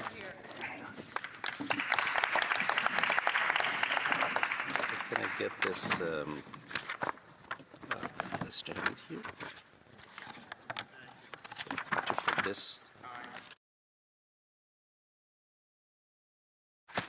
I need Thank you, Chair. I want to take this opportunity to thank the residents of Brampton Chinguacousy Park for their trust in me. And thank you to the incredible team of volunteers for putting their time day and night to send me here. I'm also grateful to the Prime Minister for his trust in me, for appointing me for this job. It is a pleasure to be here today to discuss proposed spending for the government and for the Treasury Board of Canada Secretariat and the Canada School of the Public Service, as outlined in the main estimates for the 2025-2026 fiscal year. It has now been just over a month since I began my role as President of the Treasury Board. And I want to say how grateful I am for the warm welcome and the professionalism I have seen across the department. I want to take this opportunity to thank the public service for their hard work and commitment in service to the entire government of Canada and the people we serve. In my opinion, they are the treasurer of the Treasury Board of Canada Secretariat. Thank you for your service. Mr. Chair, allow me to provide a bit of an overview of the main estimates. The 2025-26 main estimates show how the government plans to invest public resources to meet the challenges and the opportunities ahead and address the priorities that matter most to Canadians. They indicate the areas in which our new government will spend funds and the limits of how much it may spend without returning to Parliament to request more funds. Throughout the year, supplementary estimates are also presented to seek parliamentary approval of the additional spending requirements that were not sufficiently developed in the time of inclusion in the main estimates or were unforeseen. Mr. Chair, overall, the main estimates for 2025-26 present information on $222.9 billion in voted expenditures and $264 billion in statutory spending for the total of $486.9 billion in planned budgetary spending for 130 organizations. Most of these funds are allocated outside federal government organizations. In fact, transfer payments totaling $294.8 billion account for over 60% of expenditures. These payments provide important ongoing assistance to provinces and territories, organizations, and individuals. They include benefits for seniors, the Canada Health Transfer, and the Canada Disability Benefit. Funds that support the operation of the department and the program, activities, and services they deliver for Canadians total $143.1 billion. This includes everything from national security and defense to reconciliation and housing. As members of the committee review the estimates and supporting documentation, they will note that the government's spending plan is closely aligned with priorities of Canadians. For example, $33.9 billion in voted funding is proposed for the Department of National Defense. The main estimates include $12.3 billion to ensure the readiness of our armed forces, $9.5 billion for military procurement, and $4.9 billion for sustainable bases, IT systems, and infrastructure. A further $4.4 billion is proposed to recruit, develop, and support an agile and diverse defense team, and $2.3 billion is planned for operations.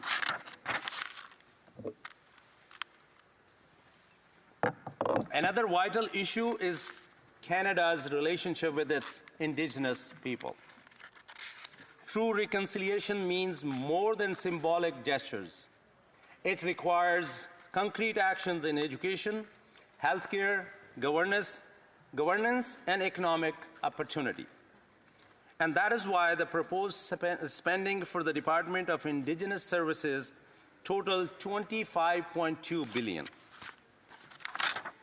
This amount includes investments in broad range of services that support health, children, families, and education.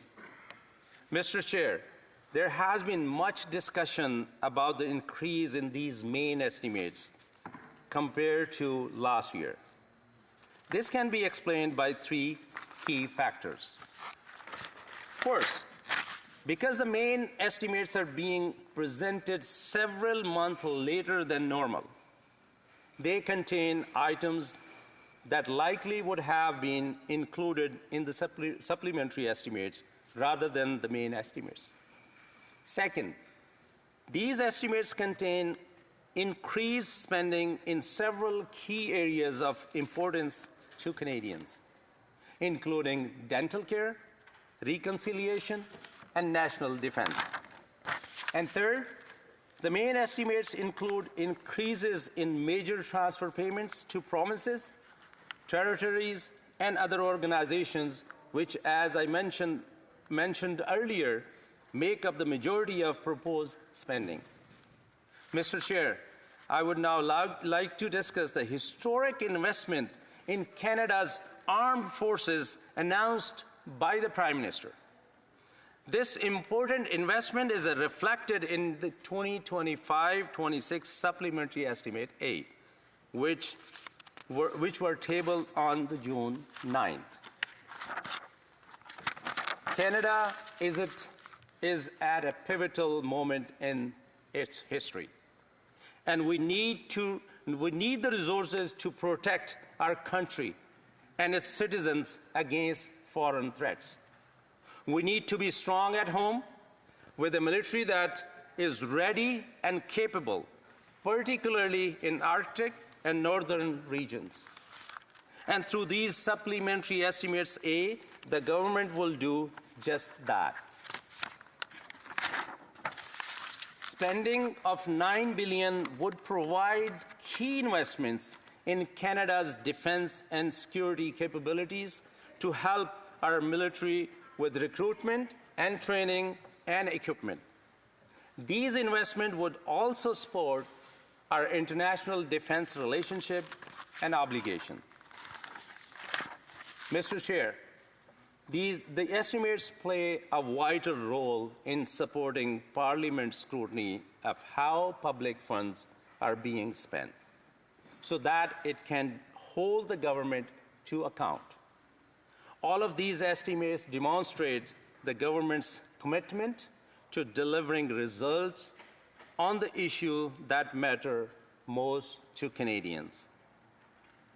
I would be happy to take your question now. Thank you, Mr. Speaker. Hear, hear. So questions and comments. I see the Government Deputy House Leader. Thank you, Speaker. As the Minister knows, we're here tonight, obviously, to talk about the main estimates, but we're also here to discuss about the supplementary estimates, which include landmark investments that will help our government achieve NATO's 2% target this year, which is something that we heard a lot when we were campaigning.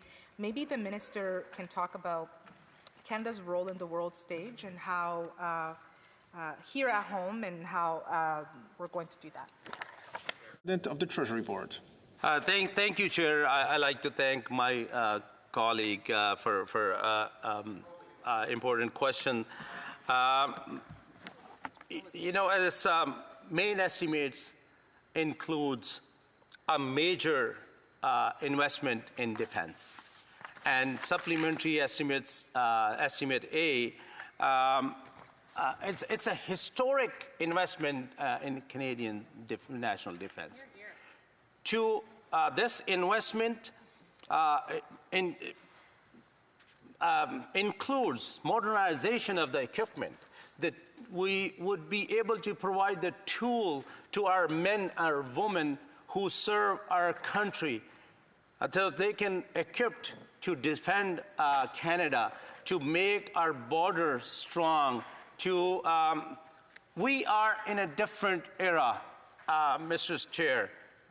This is a time where Canada is faced with unjustified tariff threats and foreign threats to our sovereignty. This investment will make sure that we are prepared for tomorrow to protect Canada. The Government Deputy House Leader. Thank you, Speaker. I feel kind of rude. I didn't get an opportunity to congratulate the Minister in his new role and for his return in Parliament. Minister, through your chair, since the Minister assumed his role and responsibility as the President at Treasury Board, I'm sure you've had ample opportunity to work with the public service and a lot of public servants that keep many of the work that we do here as Parliament. I just want to take the time to also thank them for the work that they do. Maybe the Minister can share his reflection around that experience so far and the importance of, our public servants and the work that they do and the contributions they bring to our country. The Treasury Board. Thank you, Chair, and I thank my colleague for this very important question. My experience, Mr. Chair, I'm the first-generation immigrant here. Built my life from scratch. And every single moment I cherish being a Canadian, I am grateful. And what I see that this country is supported by these public servants who put their heart and soul in operations, in delivery of the services to Canadians, whether it's urgency, whether it's a wildfire, whether it's a COVID, whether it's any situation. They are there to meet the moment. And I like to thank our public servants for doing an amazing job and an incredible job to serve Canadians. Thank you. The Government Deputy House Leader. Thank you to the Minister for that answer, and I think it's the right answer. I have another question for the Minister through you, Chair.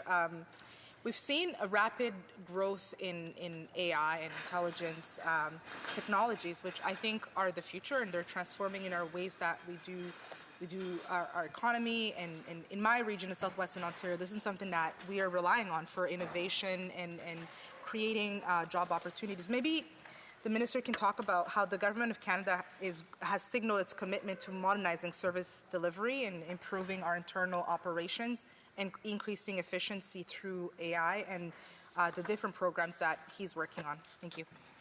President of the Treasury Board. Thank you, Chair, and thank my colleague for a very important question. This new government is committed to use AI and invest in AI to improve productivity and delivery of service to Canadians. This government is committed to ensuring the responsible use of artificial intelligence, ensuring that it is governed with the clear values, ethics, and rules. Canada is a global leader in public sector AI, and we recently published an AI strategy for the federal public service to guide our path forward.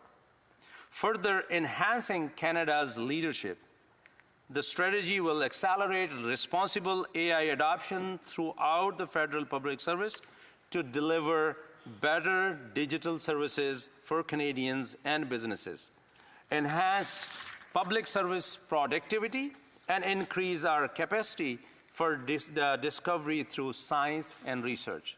The strategy was developed through extensive consultations with experts and public. It will be renewed every 2 years to ensure it remains relevant and responsive to technological advances. Thank you, Mr. Chair. The Government Deputy House Leader has less than 10 seconds. I just want to thank the Minister for being here tonight and answering questions. And if there's anything else he wants to put on the record, I welcome him to do that. Et le temps étant écoulé. Resuming debate. The member for Côte-Nord, Kaowachikamash Nitassinan. Thank you, Mr. Speaker, Mr. Chair, rather. The main estimates show the amounts that the government is asking Parliament to approve. And in addition, it's supposed to say what it plans to do with that money with the departmental plans that it normally tables at the same time. However, we still do not have these ministerial plans. The government has asked us for money, but is not telling us what it plans to do with it. Does the President of the Treasury Board think that it's appropriate to ask for a blank check? President of the Treasury Board. Thank you, Chair, for this important questions. I will be tabling the departmental plans before the House adjourns for the summer. Thank you. L'honorable député. The honourable member. Before asking us to authorize $487 billion in spending, could the President of the Treasury Board tell us how high this year's deficit will be? The President of the Treasury Board. Thank you, Mr. Chair, for the question. I would remind my colleague that over 60% of these main estimates go to the provinces and territories. There's the transfer in healthcare and the dental care. So it is really important to note that over 60% of these payments are going to provinces and territories in various services that Canadians receive.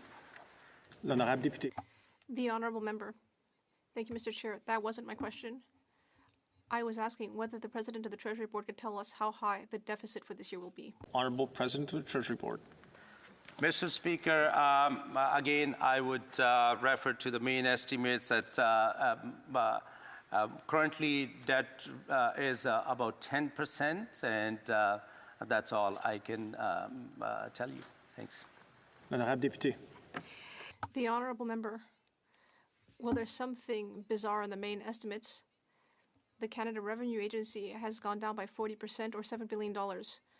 For years, when we've asked the government to do something about tax havens, it has told us that it would add resources to the CRA in order to fight international tax avoidance. But now the government is cutting into that sum. Does this main estimates mean that the government is giving up even further when it comes to the abusive use of tax havens? Report. Thank you, Mr. Chair. Mr. Chair, this new government was elected by Canadians to build a stronger Canada, to build our economy in one economy instead of 13 economy. And that's exactly what we're focusing on, to build Canada strong, to protect our borders and to protect our communities, and to invest in our defense system. L'honorable député. The honourable member.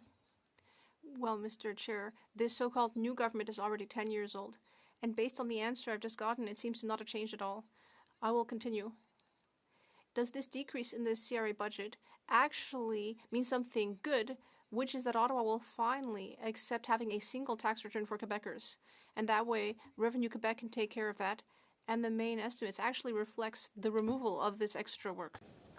Mr. Chair, thank you for the question. I would remind my colleague again that over 60% of main estimates, they are payments of transfers to provinces and territories in delivering their services for healthcare and other aspects.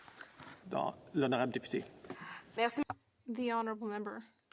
Well, Mr. Chair, once again, I was referring to this decrease in the CRA budget, which may mean that Quebecers would not be as well defended from tax havens. Now, in the budget that gave large sums to the Mackenzie Company, the government said that it would significantly cut the consulting firm's budget. That never materialized. And in addition, the main estimates indicate that the amount for consultants under so-called professional and special services will further increase this year by $7 billion, 26%, going from $19 billion to $26 billion.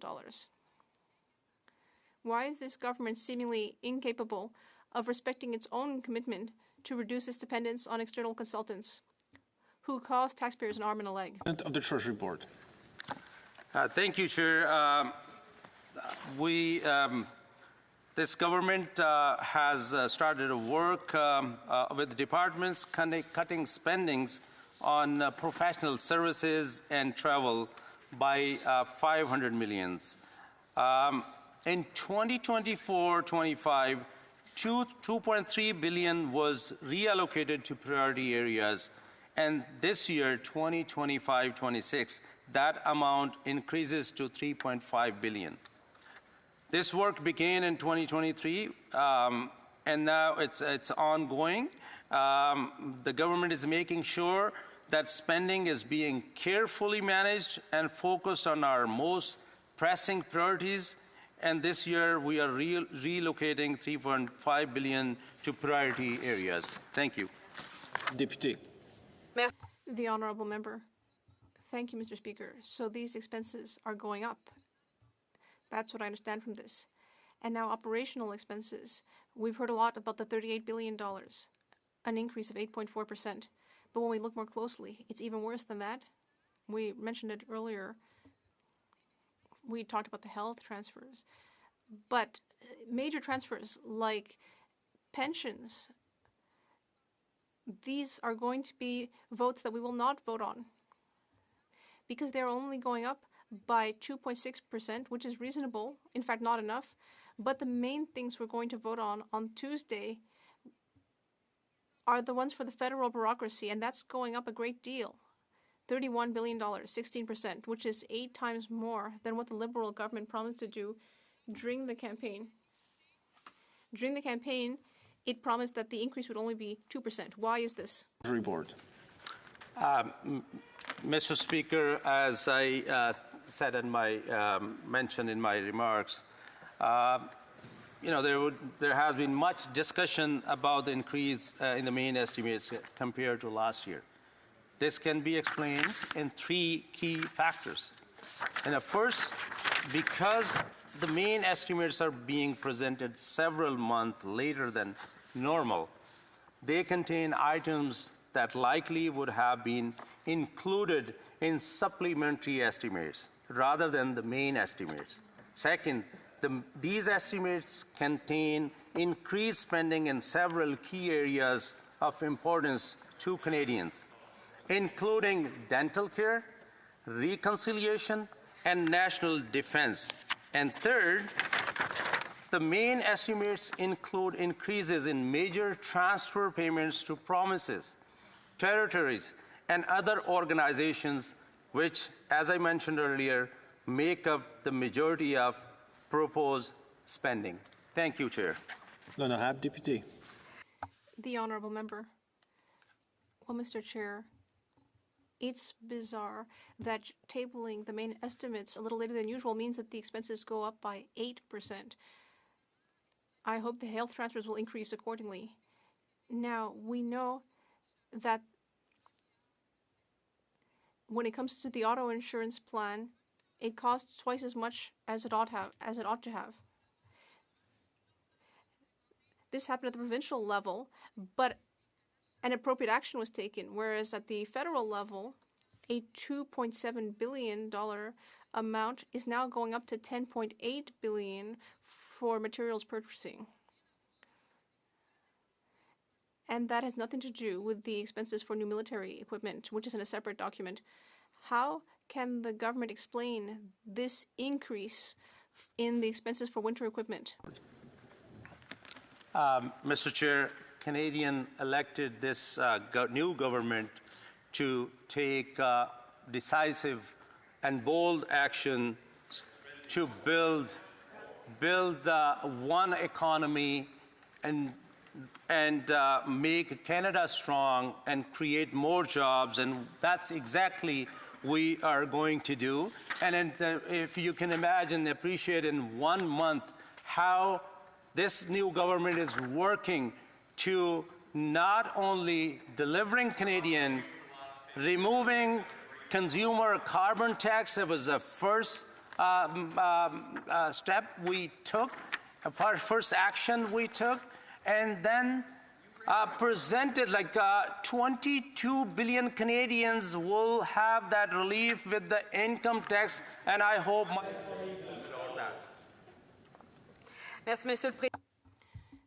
Thank you, Mr. Chair. During the election campaign, these new Liberals promised that retirement could take place after 25 years for customs agents instead of 35 years, as the union has requested. Does the President of the Treasury Board intend to bring about this measure? Thank you, Mr. Chair.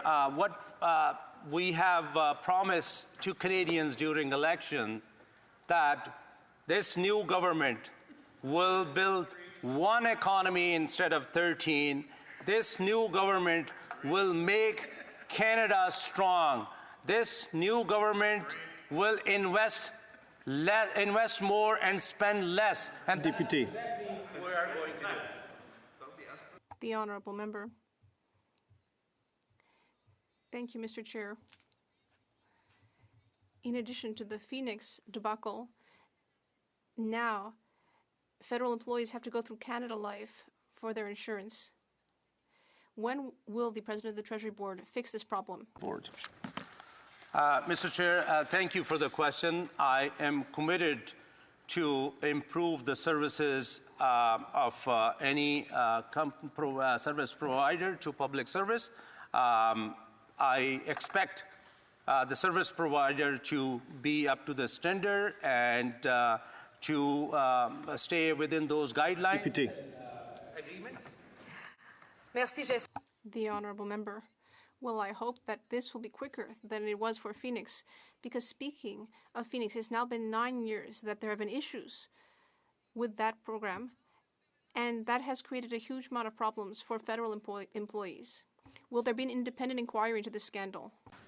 Thank you, Chair. Chair, this is a new government with the ambitious agenda with a very short time. We not only remove the consumer carbon Deputy.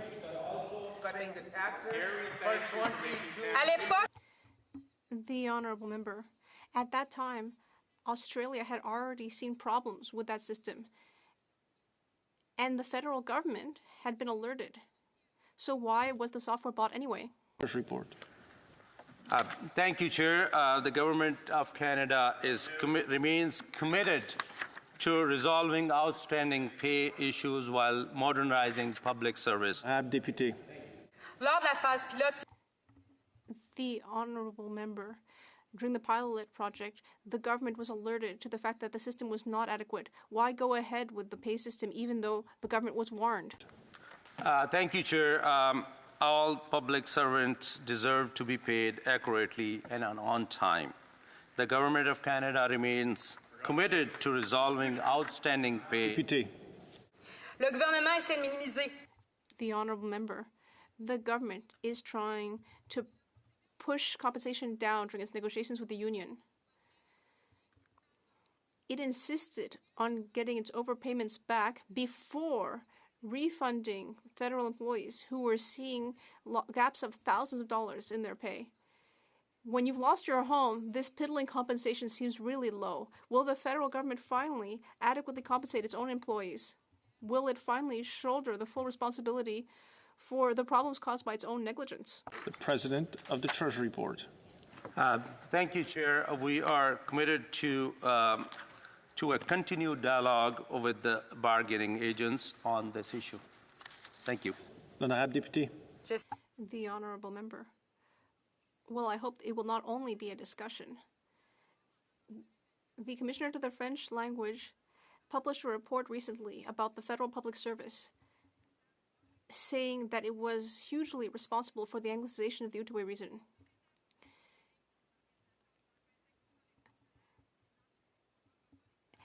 And we know that 25% of employees are Francophone. Is this true? President of the Treasury Board has 23 seconds. Thank you, Chair. I'm committed to ensuring that Official Languages Act is implemented and respected across all federal institutions. Thank you, Chair. We have 10 seconds. L'honorable Deputy à moins de 10 secondes. Under 10 seconds. Well, Mr. Chair, does the Minister agree that we should put an end to hiring employees who have promised to learn French, given that they don't actually meet the job criteria when they're hired? In 10 seconds or less. Thank you, Chair. Again, I'm committed to ensuring that the Official Languages Act is implemented and respected across all federal institutions. Resuming debate, reprise de débat. The member for Oakville West. Thank you, Mr. Chair. It's a pleasure to rise to lend my voice to the debate on the 2025-2026 main estimates. Indeed, the ability to exercise spending oversight is one of the most important responsibilities we have as members of Parliament.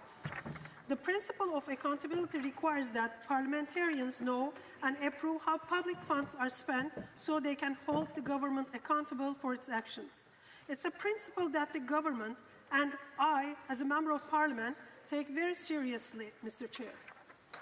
That is why the government continues to make every effort necessary to ensure that parliamentarians and Canadians have timely access to accurate and understandable information about government spendings.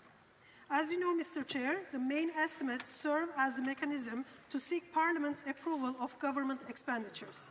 The document has two parts. Part 1 is the government expenditure plan, which provides a summary and highlights of year-over-year changes in departmental spending and transfer payments. This helps provide perspective on the major issues influencing the government's planned spending. Part 2 is the main estimates, which many members of Parliament refer to as the Blue Book.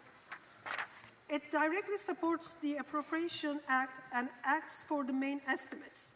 Part 2 also provides a list of resources individual departments and agencies require for the upcoming fiscal year so they can deliver their programs and services to Canadians. And it is forward-looking in that it identifies proposed spendings that will be included in a future appropriation bill that Parliament will be asked to approve. Once approved, these funds will allow federal departments and agencies to continue delivering the critical programs and services the Canadians rely on. Mr. Chair, I would like to take a few moments to talk about what's in the main estimates for the Treasury Board of Canada Secretariat. But first, for those new to the chamber, a quick overview. The Treasury Board Secretariat, or TBS, is a central agency that supports the Treasury Board.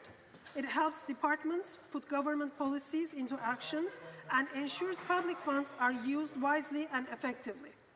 TBS sets the direction for how departments manage people, money, technology, and even their environmental footprint through its administrative leadership role. Some of its responsibilities in this area include providing guidance on financial management, advancing the government's digital transformation, and making government operations greener and more climate resilient. For this work, TBS is requesting $140 million, which includes $12.8 million increase in funding for the low-carbon fuel procurement program, $3.7 million for the renewal of the Office of Public Service Accessibility, and $3.2 million increase in funding to strengthen cybersecurity. Next, TBS plays in a big role as the employer for the core public administration, for which these estimates propose $4.1 billion, primarily for public service insurance plans. It handles compensation, labor relations, and workplace policies, everything from negotiating collective agreements to promoting diversity and inclusion. TBS is also responsible for spending oversight, making sure government programs are efficient, effective, and aligned with our priorities. It reviews departmental spending proposals and advises Treasury Board ministers on funding decisions. Some of the proposed spending in support of oversight responsibility include $3.75 billion for the operating and capital budget carry forward, $1 billion for government contingencies to address urgent and unforeseen pressures such as the natural disasters, and $600 million to reimburse departments for certain payless expenditures, including maternity and parental leaves. And finally, TBS oversees regulatory policy. It works to modernize regulations, reduce unnecessary red tape, and ensure rules protect Canadians' health, safety, and the environment, while also supporting innovation and cooperation with other jurisdictions. For this work, the department is requesting $10.5 million. Altogether, Mr. Chair, TBS is seeking $9.8 billion in these main estimates. With this funding, the Secretariat can continue to support a modern, responsive, and accountable government, one that delivers real results for Canadians and makes smart use of every tax dollar. Mr. Chair, let me now turn to the overall 2025-2026 main estimates. These main estimates present information on $222.9 billion in voted expenditures, meaning spending to be approved by Parliament, and $264 billion in statutory spending already authorized through existing legislation. This adds up to a total of $489.9 billion in planned budgetary spending for 130 organizations. Transfer payments to other levels of government, other organizations, and individuals account for $294.8 billion in these estimates. For their part, operating and capital expenditures total $143.1 billion. And the remaining $49.1 billion in the estimates would be used to pay down interest and administrative costs on the public debt. Mr. Chair, before I conclude, I would be remiss if I didn't also address the Governor General special warrants that were issued to fund government operations during this year's general election, the fundamental element of our democracy. The total amount of the two special warrants issued in this period is $73.4 billion. The first was for $40.3 billion and provided supply for the period from April 1st to May 15th. The second totals of $33.1 billion, which is providing additional supply for the period from May 16th to June 29th. The spending authorized through these special warrants is included in the main estimates total, and the amounts shown for each organization take this spending into account. To support transparency, details on the special warrant issued during the period of time that Parliament was dissolved for the purpose of the 2025 general election are available through the Canada Gazette and the Orders in Council online database. A summary report on special warrants is also tabled in Parliament and posted on canada.ca within 15 days of the return of Parliament. Mr. Chair, ensuring information is readily accessible allow Canadians and the parliamentarians to explore the main estimates and other government financial reports to see how public money is spent. Mr. Chair, these main estimates demonstrate how the government plans to invest public resources to meet the serious challenges and opportunities that are before us and address the priorities that matter most to Canadians. The government is committed to ensuring that the Canadians can continue to rely on the critical services they need. When Appropriation Act No. 1, 2025-2026 is introduced, I urge all members to pass the bill without delay. Thank you, Mr. Chair. Through you, Mr. Chair, I first want to congratulate my colleague for his re-election and his appointment as the President of the Treasury Board. And I would like to thank him for appearing before the committee for the whole this evening to discuss the main estimates for 2025 and 2026. I know Canadians don't often see behind-the-scenes coordination required to ensure that departments are properly resourced to deliver the programs and services they rely on every day. And I think it's important to recognize the central role that Treasury Board plays in that process. Now, as we all know, the main estimates provide Parliament with a detailed snapshot of how government plans to allocate public funds into coming fiscal year, reflecting key policy, priorities, and commitments. With that in mind, Mr. Chair, and recognizing that we are still early in the fiscal year, I would like to ask the President, could you please walk us through some of the high-level themes or priorities that Canadians should take away from the 2025-2026 main estimates? In particular, are there any shifts in spending or areas of focus that you would highlight especially significant in terms of supporting government commitments, responding to economic pressures, or advancing service delivery improvements for Canadians? Report. Thank you, Chair, and I thank my colleague for this question and congratulate her for being elected to have this privilege. Being in this House is a privilege, and congratulations and thank. Some key funding areas in main estimates 2025-26. I would total again is $486.9 billion in budgetary spendings, $222.9 billion in voted authorities, $264.08 be in statutory authorities.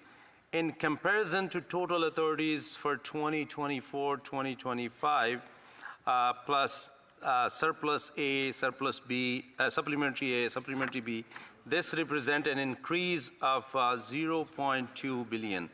The amount is made up of transfer payments, over 60%, 294.8 billion, to operating and capital expenditure is 29.4%, and public debt charges at 10.1%.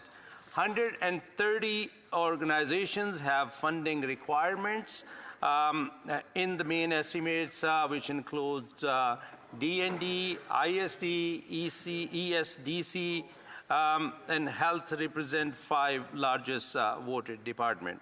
It also includes 105.7 billion in total expenditure for employment and social development Canada.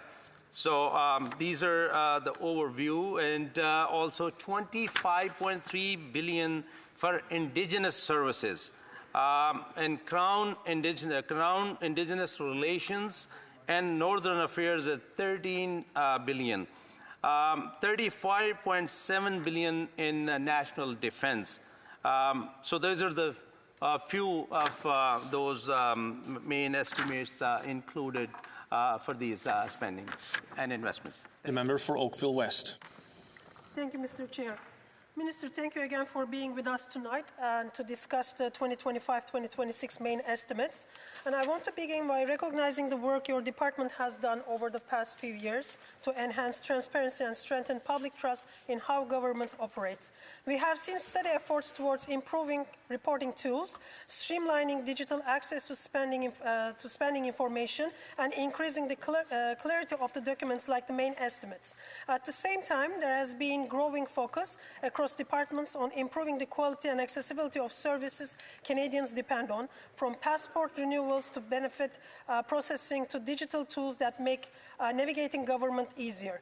These are things that touch people's lives directly and help shape their confidence in public service as a whole. So with that in mind, and the understanding that transparency and services delivery are both central to the Treasury Board's role, I would like to ask, could you please speak to how the 2025-2026 main estimates reflect your ongoing commitment to transparency in government spending, and how that commitment is helping to support improvements in frontline service delivery for Canadians? Are there any particular initiatives or approaches you would highlight that illustrate progress in these areas or set the stage for further enhancements? Before I recognize the President of the Treasury Board, just a reminder to members through the chair and avoid using the word you. The President of the Treasury Board. Thank you, Chair. A working group is currently looking at opportunities to improve productivity so we can improve services to Canadians. I look forward to receiving their recommendations soon. And also, we have a spending review, which started in 2023-2024, with the departments cutting spending on travel and professional services by 500 million in 2024-25. 2.3 billion was reallocated to priority areas, and this year, 2025-26, that amount increases to 3.5 billion. Thank you, Mr. Chair. The member for Oakville West has less than 30 seconds. Thank you, Mr. Chair. I know that the Minister's Department plays a central role in ensuring that the departments across government are held to a high standard of financial management, and that the expenditures align with both policy goals and responsible stewardship of taxpayers' dollars. So with that in mind, I would like to, through you, Mr. Chair, I would like to ask the Minister, how do 2025 and 2026 main estimates reflect the government's commitment to responsible spending? Could the Minister please share some examples of how the department is working to ensure that the funds are being used? The question, there is no more time. Resuming debate, recognize the member for Leeds, Grenville, Thousand Islands, Rideau Lakes. Thank you very much, Chair. I'll be splitting my time 3 ways. My questions are through you to the Minister. Minister, what percentage of pre-qualified IT contractors have no technical abilities like the two-man basement headquartered admitted fraudsters GC Strategies? Honourable Minister. Thank you, Chair. As I have mentioned numerous times before, that this particular case is under investigation, and it would not be appropriate for me to comment on that. Thank you. The honourable member. Through you, Chair, to the Minister, that's an unacceptable answer. I am not asking you about criminal proceedings. I'm asking you about your department's failures to enforce the rules that are specifically under your mandate. You refuse to answer my first question. My next question, through the Chair, is on what basis was GC Strategies, who had no technical capabilities, pre-qualified as an IT contractor based on the rules set out by the department that you oversee? The Honourable Minister. Spend 100 hours in committee on this issue? Thank you, Mr. Chair. I thank my colleague for this question. As I said numerous times, that there are rules in place and rules are being followed, and this particular case is under investigation, and it is not appropriate for a minister responsible for any portfolio to comment on those cases which are under.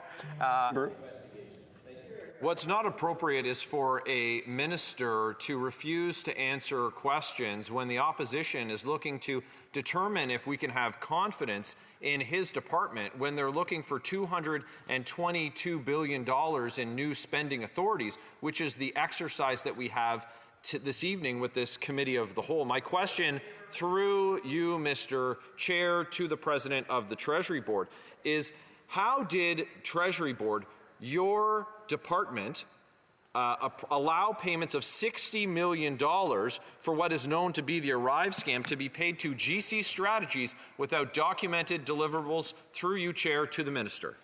The Honourable Minister. Thank you, Chair. Canadian elected us to work together to deliver the priorities the most important to Canadians. Canadians sent us, and tonight, Mr. Chair, I would remind my colleague that we are here to debate or ask questions on main estimates. Let's talk about that main estimates, national defense spending, investment in national defense. Let's talk about. How many times was GC Strategies awarded contracts through Treasury Board approved processes? Honourable Minister. Chair, thank you, and I request that if allow me to respond to question. A main estimate includes. Member. Through you, Chair. Minister, you failed to answer even simple questions when I've given you ample time to do that. Does the Treasury Board have any mechanisms that are in place to make sure that work is completed before payments are made? Honourable Minister. Mr. Chair, we have a robust mechanism of rules in Canadian government, and rules are being followed. Honourable Member. Were the rules followed in this case? The Honourable Minister. Mr. Chair, a main estimate 2025-26 Indigenous Service. Treasury Board employee face discipline in this case? The Honourable Minister. Mr. Chair, we are here to discuss main estimates. The Honourable Member. Will you table a list of all firms that are currently pre-qualified to do IT work? The Honourable Minister. Mr. Chair, again, if you have the same question, I'll have the same answer. We're here to discuss main estimates as top. Member.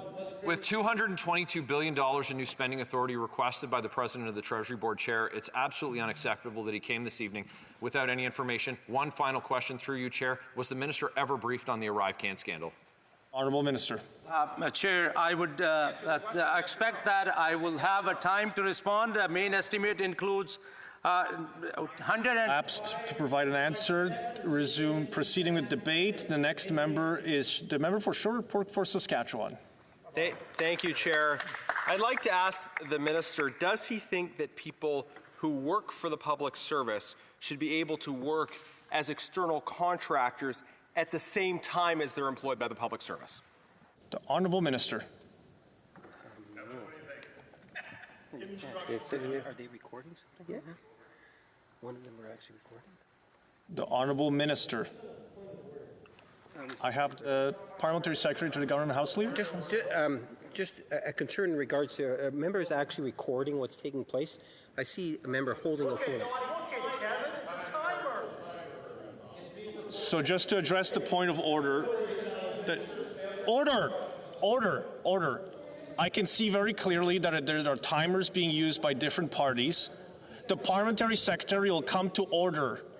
The Parliamentary Secretary will come to order. Order. Both sides will come to order. The rules are being obeyed. There are no pictures to be taken in the House during this time period. I have seen no pictures being taken. There are just timers being used. The President of the Treasury Board. Mr. Chair, I would request my colleague to repeat the question, please. I'm proceeding to the next question now. The Honourable Member. Does the Minister think that people who work for the public service should be able to work as external contractors at the same time as they're employed by the public service? The President of the Treasury Board. Thank you, Chair. As you know, there's a rules in place and there's a conflict of interest rules in place, and I expect everyone abide by those rules. The Honourable Member. Thank you, Chair. It's just a really simple question about the Minister's philosophy in terms of how he thinks things should work. Does the Minister think a person who is employed by the public service should be able to simultaneously work as an external contractor? It's the third time I've asked the question. Could the Minister answer? Does he think that's appropriate, yes or no? Honourable Minister. Thank you, Chair. All public servants must follow conflict of interest rules. As a condition of employment, all public servants must adhere to the directive on conflict of interest. They must identify and address the situation of real, apparent, or potential conflict of interest. As of October 2024, all employees must reach... Honourable Member.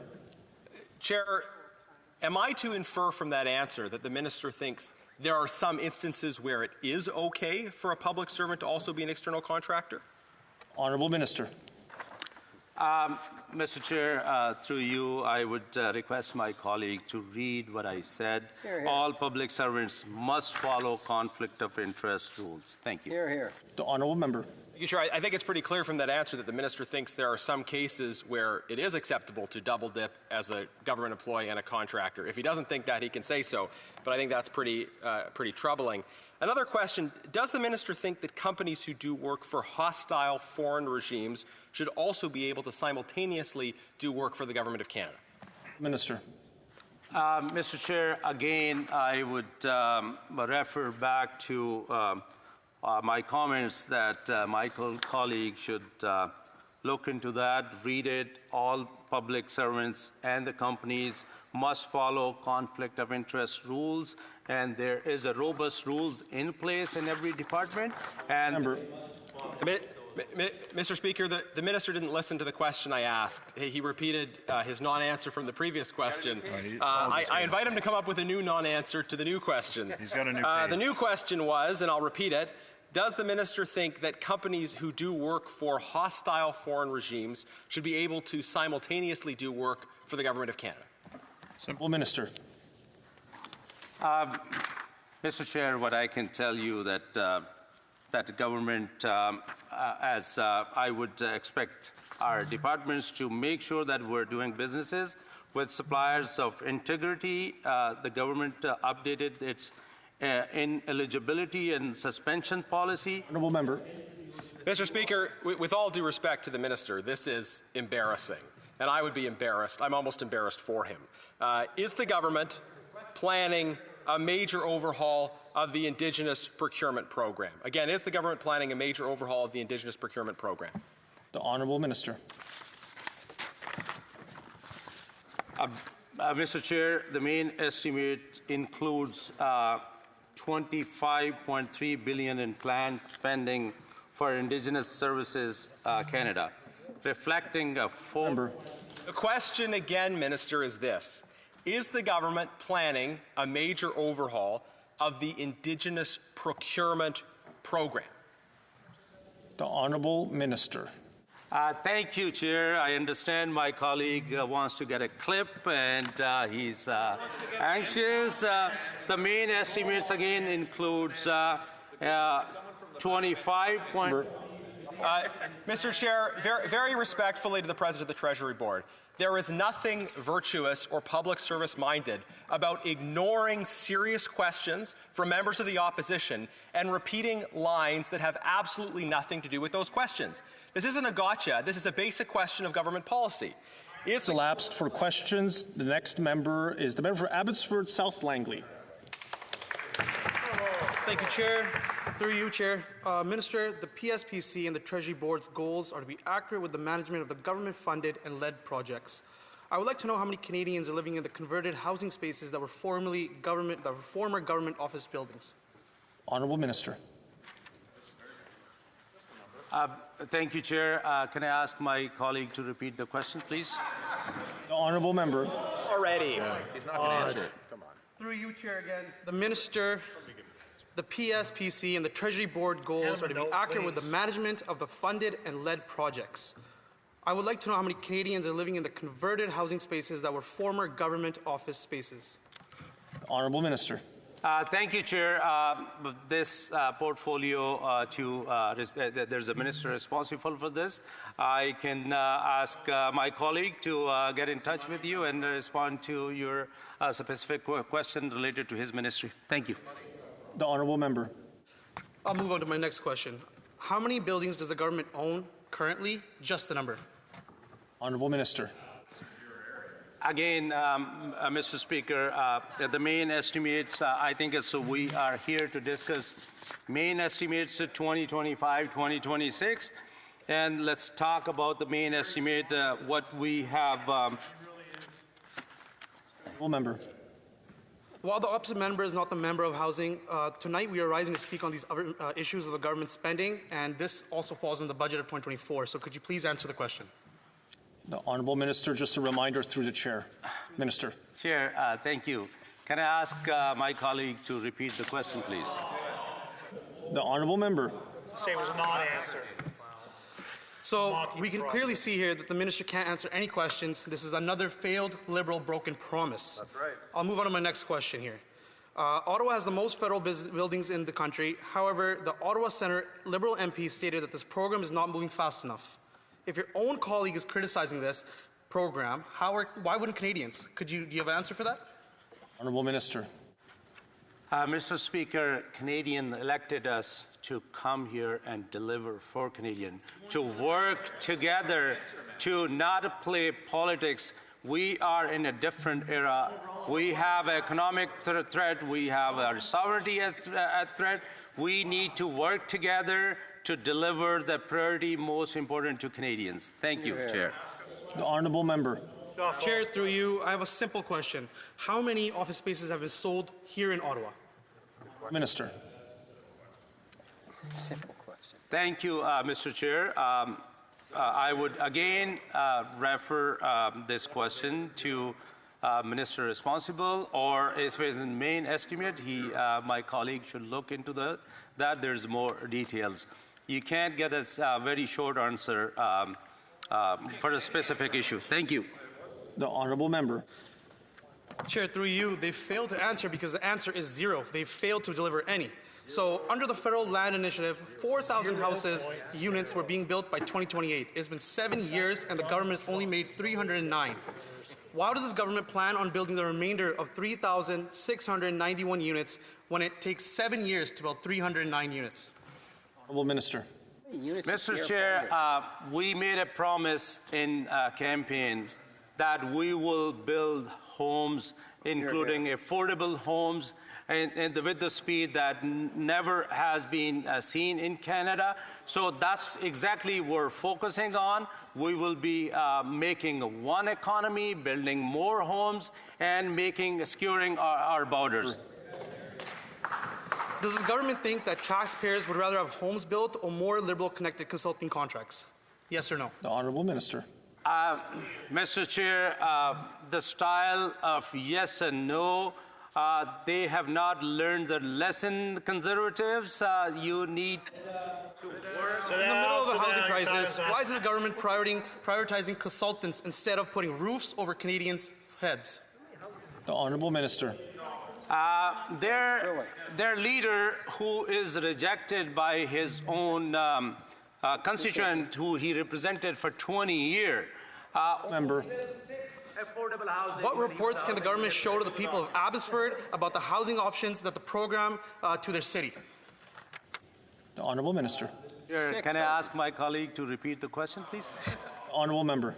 I will. I'm trying to run through my questions because you're not answering. How will this government show the housing options from programs to the city from my city of Abbotsford? 5 seconds or less, Minister. Thank you, Chair. I would ask my colleague, who's Minister responsible for housing, to get in touch with my honourable. Debate. I recognize the member for Saanich Gulf Islands. Thank you, Mr. Chair, participating virtually and sharing my time, which I believe is 15 minutes, with the honourable member for Edmonton Strathcona. And I will start my questions to the honourable President of the Treasury Board, but through you, Mr. Chair. I've gone back to the 2021 mandate letter, last I could find, to the President of Treasury Board. I'm wondering if he can tell us whether pursuit of the greening of government strategy, which was a priority then in 2021, remains a priority for the government. Honourable Minister. Thank you, Chair, and I thank my honourable colleague for the very important question. Mr. Chair, we're committed to government operations that are net zero, climate resilient, and green. We're committed to greening government strategy establishes the Government of Canada's targets and commitments to get net zero and green operations by 2050 and enhance the climate resilience of its operation by 2035. Our efforts have resulted in positive result as of 2023-24. 83% of the applicable light-duty vehicle purchased by federal government were green. Greenhouse gases emissions for our real property and conventional vehicle fleet were reduced by 42% compared to Honourable Member. Thank you, Mr. Chair, because I try to keep my questions short to give the Minister a chance to answer it briefly. In 2021, another priority was to improve whistleblower protection in the Government of Canada. Does that remain a priority, yes or no? The Honourable Minister. Mr. Chair, that is a task force of examining opportunity to improve disclosure process. I look forward to receiving their report in this spring. Thank you, Mr. Honourable Member. To the President of the Treasury Board, through you, Mr. Chair, is whistleblower protection a priority? The Honourable Minister. Thank you, Mr. Chair. The government is committed to promoting a positive, respectful, and safe public sector culture that is grounded in the values and ethics and inspires public trust. Public Servants Disclosure Protection Act protects public servants against reprisals when they report wrongdoing. Member. Thank you, Mr. Chair. Through you to the President of the Treasury Board. He spoke earlier tonight of $9 billion of defense spending, and I would like to ask if, given the Prime Minister's comments that our relationship with the U.S. as it once was is over, does the government have any concerns that putting billions of dollars of Canadian funds in defense systems that require going back to the United States for spare parts is a wise investment for defense? The Honourable Minister. Mr. Chair, that in Supplementary A, we have historic investment in national defense, which is $9 billion. We are at the pivotal time where Canada needs a more automated equipment for our men and women to secure our borders, to secure our future,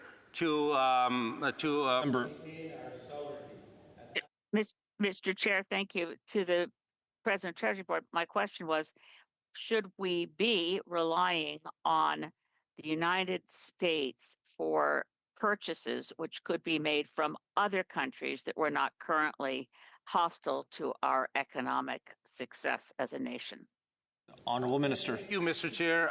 In that announcement the Prime Minister made for the defense, we are diversifying our partners with including Europe and UK, so looking into that, how we could build our defense capabilities together. Thank you. Honourable Member. To President of the Treasury Board, through you, Chair, I learned from our former colleague John McKay when he was touring Scandinavia and as chair of the Defense Committee, he asked why it was that Sweden had such high-tech and successful defense contractors. The Swedish government told him it was because they provided free education post-secondary and therefore attracted a very skilled workforce. Would the President of the Treasury Board consider advocating for free education post-secondary to enhance our capacity economically? The Honourable Minister. Thank you, Chair, for the question.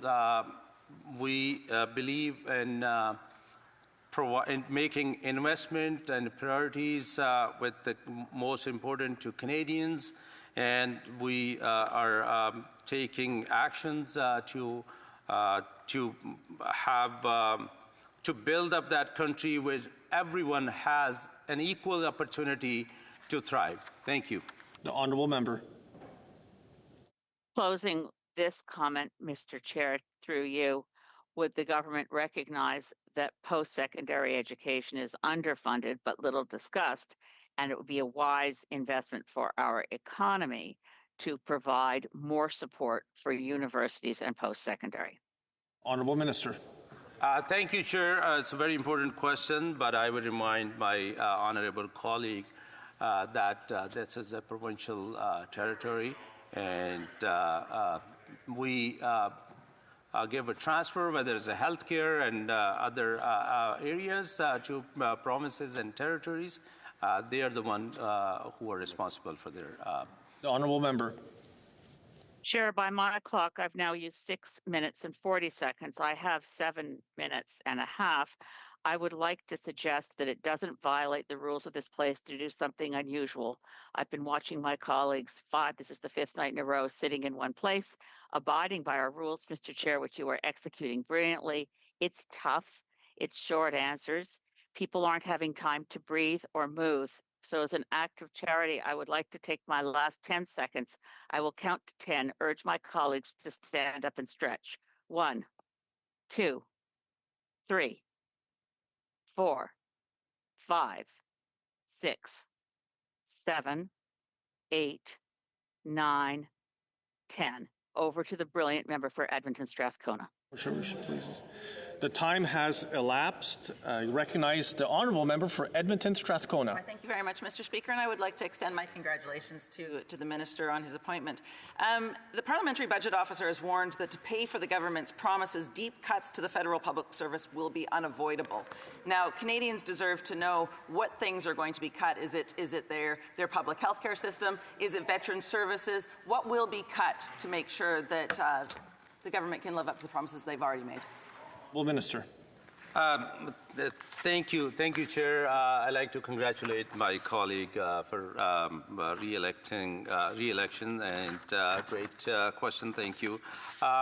Through you, Chair, we will balance our operating budget over the next 3 years by cutting waste, capping the size of public service and using AI to boost public. Member. Without a budget, it's very difficult for any Canadian to take you at your words, to take the minister at his word. The disability benefit was something that had been brought up earlier this evening. You know, the payments are meant to be starting in July, and the process to apply for the disability benefit has not even opened yet. Nothing has been done. How does this minister expect that he will be able to pay people the insufficient but very necessary disability benefit? Honourable Minister. Thank you, Chair. Thank you for the question. This falls under ESDC Minister, but there is a 87.5 billion pension and benefits, including disability benefits. Member. In fact, the minister is responsible for, in fact, ensuring that those benefits are paid to people living with a disability. And I would say those are the people in this country that are most vulnerable and are constantly being asked to wait by this government. The minister also spoke about the important role Canada will continue to play in the world and talked about defense spending. Now, while the New Democrats are happy with the 2% defense spending announcement, I am very, very concerned about an 11% cut to spending on peace and security. How does he account for that? Well, Minister. Thank you for the question, Chair. I would, again, this is the area of Minister of International Development, so I could ask, we can, on the sideline, I can ask my colleague so we can have a discussion with him to see that what is the reality. Thanks. Honourable Member. Mr. Speaker, in addition to the 11% cut to peace and security spending, there is a 5% cut in development spending and a 40% decrease in peacekeeping since 2016. That does not feel to me like a government that is playing a meaningful role on the world stage. In addition to that, the minister knows that there have been recent reports, including from NCCM and the University of Toronto's Underlayered Suspicion, that have revealed troubling evidence that Muslim-led charities are being disproportionately targeted by audits by Canada Revenue Agency. This raises serious concerns about systematic bias and Islamophobia within the CRA. What does the minister have to say about this? Well, Minister. Thank you, Chair. This is a very important question. Hate, discrimination has no place in Canada, whether it's any department or whether it's any community. This government is committed to improve and work on diversity and inclusion and make investment against to remove the barriers and on discrimination. Thank you. The Honourable Member. Mr. Speaker, I wasn't asking if they were going to be working on reducing racism. I was asking if they were going to fix the systems that were systematically targeting Muslim charities within the CRA, and that answer that he provided does not answer the question that I asked him.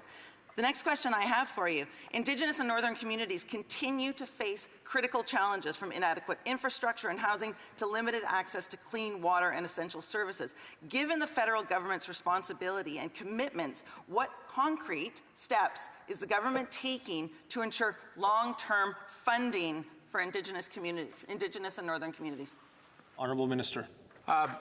Thank you, Chair. I would like to go back to my colleague's question. What I said, that any department, any official should not discriminate against anyone. There's no place of discrimination in Canada. And in regards with the Indigenous services, in 2025-26, main estimates includes $25.3 billion in planned spending for Indigenous Services Canada, reflecting a $4.3 billion increase in voted funding to advance. Last Parliament, I tabled some legislation that would tie federal transfer payments intended for post-secondary education to be used solely for post-secondary education. It was a piece of legislation that was intended to ensure that the transfer payments that we send from the federal government to the provincial government could direct and ensure that post-secondary education became more affordable and made sure that there was adequate staffing. I'm wondering whether the minister would be willing to look at ensuring the transfers that go to provinces are tied to making sure that the post-secondary institutions receive the funding that was intended for their use. Minister. Thank you, Chair. I would remind my colleagues there's a rules in place between federal and provincial and the territories, and the transfers are made accordingly following those rules, and that is, those rules are followed when the transfer payments are made. Thank you. Honourable member. Yes, and those rules can be changed, and that's what our job is here, actually, Minister. In fact, my next question is on Canada Summer Jobs. In Edmonton, Strathcona, 4 out of 5 Canada Summer Jobs are unfunded, despite the fact that we have a youth employment crisis in this country. I'm wondering if the Minister has anything to say about the chronic underfunding of the Canada Summer Jobs program, particularly in urban ridings like Edmonton, Strathcona. Honourable Minister. Thank you, Chair. This portfolio that falls under ESDC Minister's portfolio, and I would advise my colleague to get in touch with the Minister responsible for that. Thank you. Member. I would also like to just point out to you, Mr. Speaker, or to the Minister through you, Mr. Speaker, that in fact the member is responsible for ensuring that money leaves the federal government, and so has oversight on how that is done. So all programs that require funding from the federal government, we have the ability to ask him questions about those funds. The fact that he has not been able to answer very many of those this evening is deeply worrying for many of us. I will ask one more question. It's about the investment in women and girls across this country, because right now what we are seeing is a backsliding on the feminist agenda that the previous government had guaranteed. And questions. Resuming debate. I recognize, the member for St. Albert, Sturgeon Rivers caught my eye. Thank you, Mr. Chair. I will be splitting my time with the member for Elgin, St. Thomas, London South, as well as the member for Chatham, Kent, Leamington. On February 28th last year, this House ordered the government to recover all funds paid to Arrive scam contractors who did no work within 100 days. It's been 16 months since that House order. As of today, how much money has been recovered? Honourable Minister. Thank you, Chair. We are here tonight having a discussion on main estimates 2025-2026.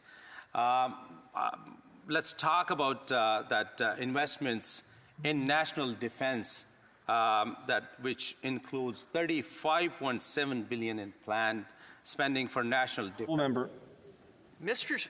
Chair, the Minister has increased through the estimates the budget for contractors by $7 billion.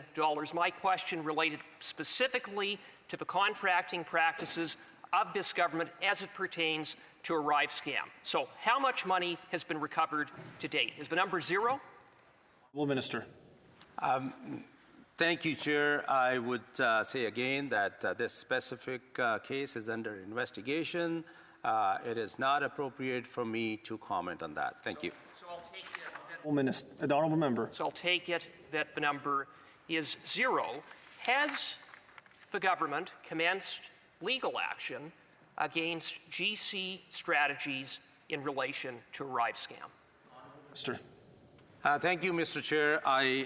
There are rules in place, and every one has to abide by those rules. And if there is any... Mr. Chair, a legal action is a public document. Has the government commenced legal action against GC Strategies in relation to Arrive scam, yes or no? The Honourable Minister. Mr. Speaker, we're here to talk about main estimates, which includes important investments to support key priorities like HR modernization, greening initiative. Member. Millions of taxpayer dollars improperly went out the door to GC Strategies under this government's watch. All day, Liberal MPs referenced this mysterious legal action against GC Strategies. Does it exist, yes or no? The Honourable Member. Mr. Chair, thank you. This is a new government, and I tabled the main estimates, and we are here to talk about main estimates, which includes investments for... The Honourable Member. It sounds a lot like the same old government with the same non-answers and no accountability. So, has the government taken any action, any steps against GC Strategies to recover millions of taxpayer dollars for work that wasn't done? Anything? Mr. Chair, thank you for the question. Again, I would say that that particular case is under investigation, and it is not appropriate for me to comment on that. Thanks. Honourable member. Mr. Chair, what a pathetic non-answer. Has any government officials who authorized payment to GC Strategies without proof of work been dismissed? The Honourable Minister. Mr. Chair, we're here to talk about main estimates 2025-2026. I wonder that my colleague would talk about our supplementary. Any government officials who authorized these improper payments been subject to disciplinary action? Honourable Minister. Thank you, Mr. Chair. I would expecting that my colleague will talk about the main estimates, the payment transfer to provinces, including his riding home promise as well. Honourable member. Has anyone in this government been held accountable for this colossal abuse of millions of taxpayer dollars? Honourable Minister. Mr. Chair, again, we're here to talk about main estimates 2024-2025, which includes. Mr. Chair, no monies recovered, no legal action taken against GC Strategies, no steps taken whatsoever to recover tax. Lapsed. The next member to be recognized is the member for Elgin, St. Thomas, London South. Do I get an answer? Thank you, Chair. How many people work for the Federal Public Service? The Honourable Minister. Thank you, Chair.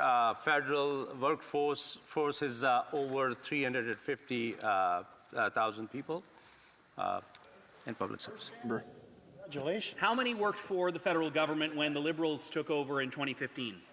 The Honourable Minister. Mr. Chair, the public service has, we have, our population was about 35 million.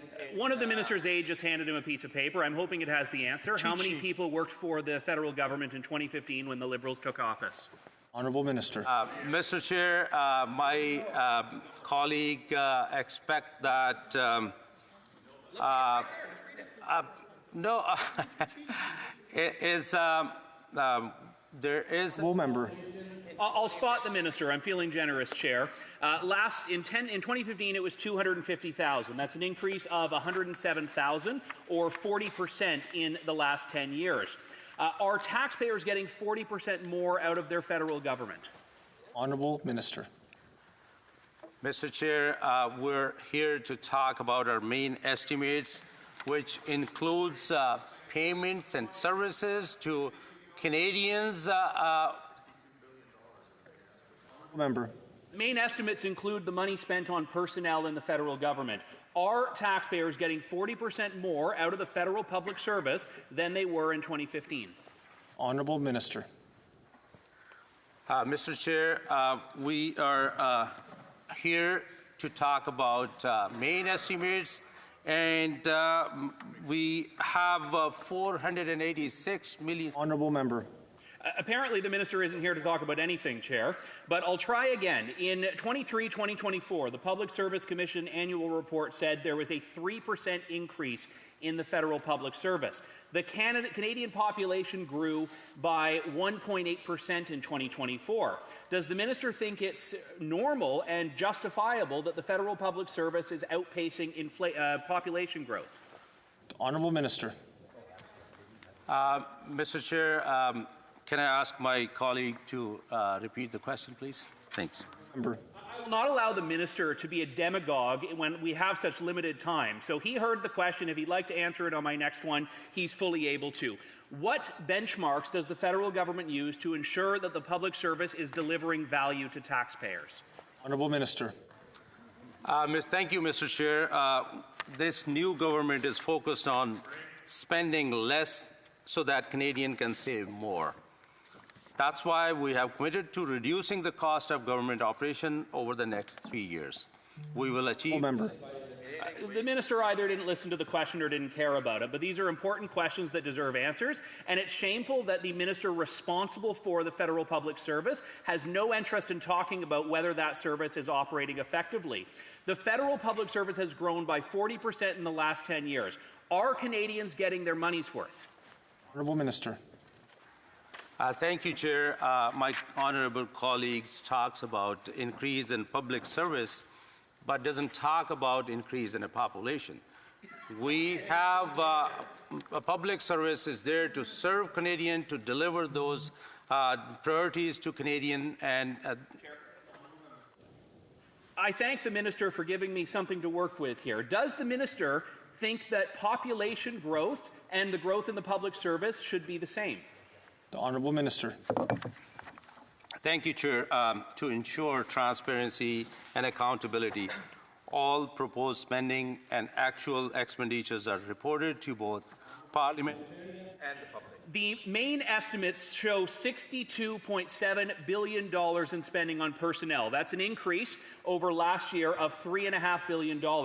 Are Canadian taxpayers getting more from the federal public service this year? The Honourable Minister. Thank you, Chair.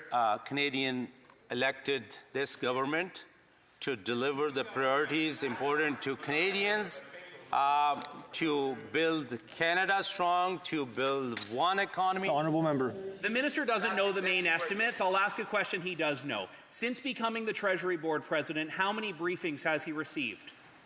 Honourable Minister. Thank you, Chair. I was appointed about a month ago, and I have received many briefings, pretty much every day. Elapsed. The member for Chatham, Kent Leamington. Thank you, Mr. Chair. Through you to the Minister. Canada's debt to GDP ratio has risen from 2014's 80.5% to 110.8% in 2024, the largest increase in the G7. Minister, when do you project a balanced budget? The Honourable Minister. Thank you, Chair. We are committed to balance our operating budget in next 3 years, and that's what we are working on. Thank you. Honourable Member. The Prime Minister has stated he's going to report operating expenditures and capital expenditures separately. Why? The Honourable Minister.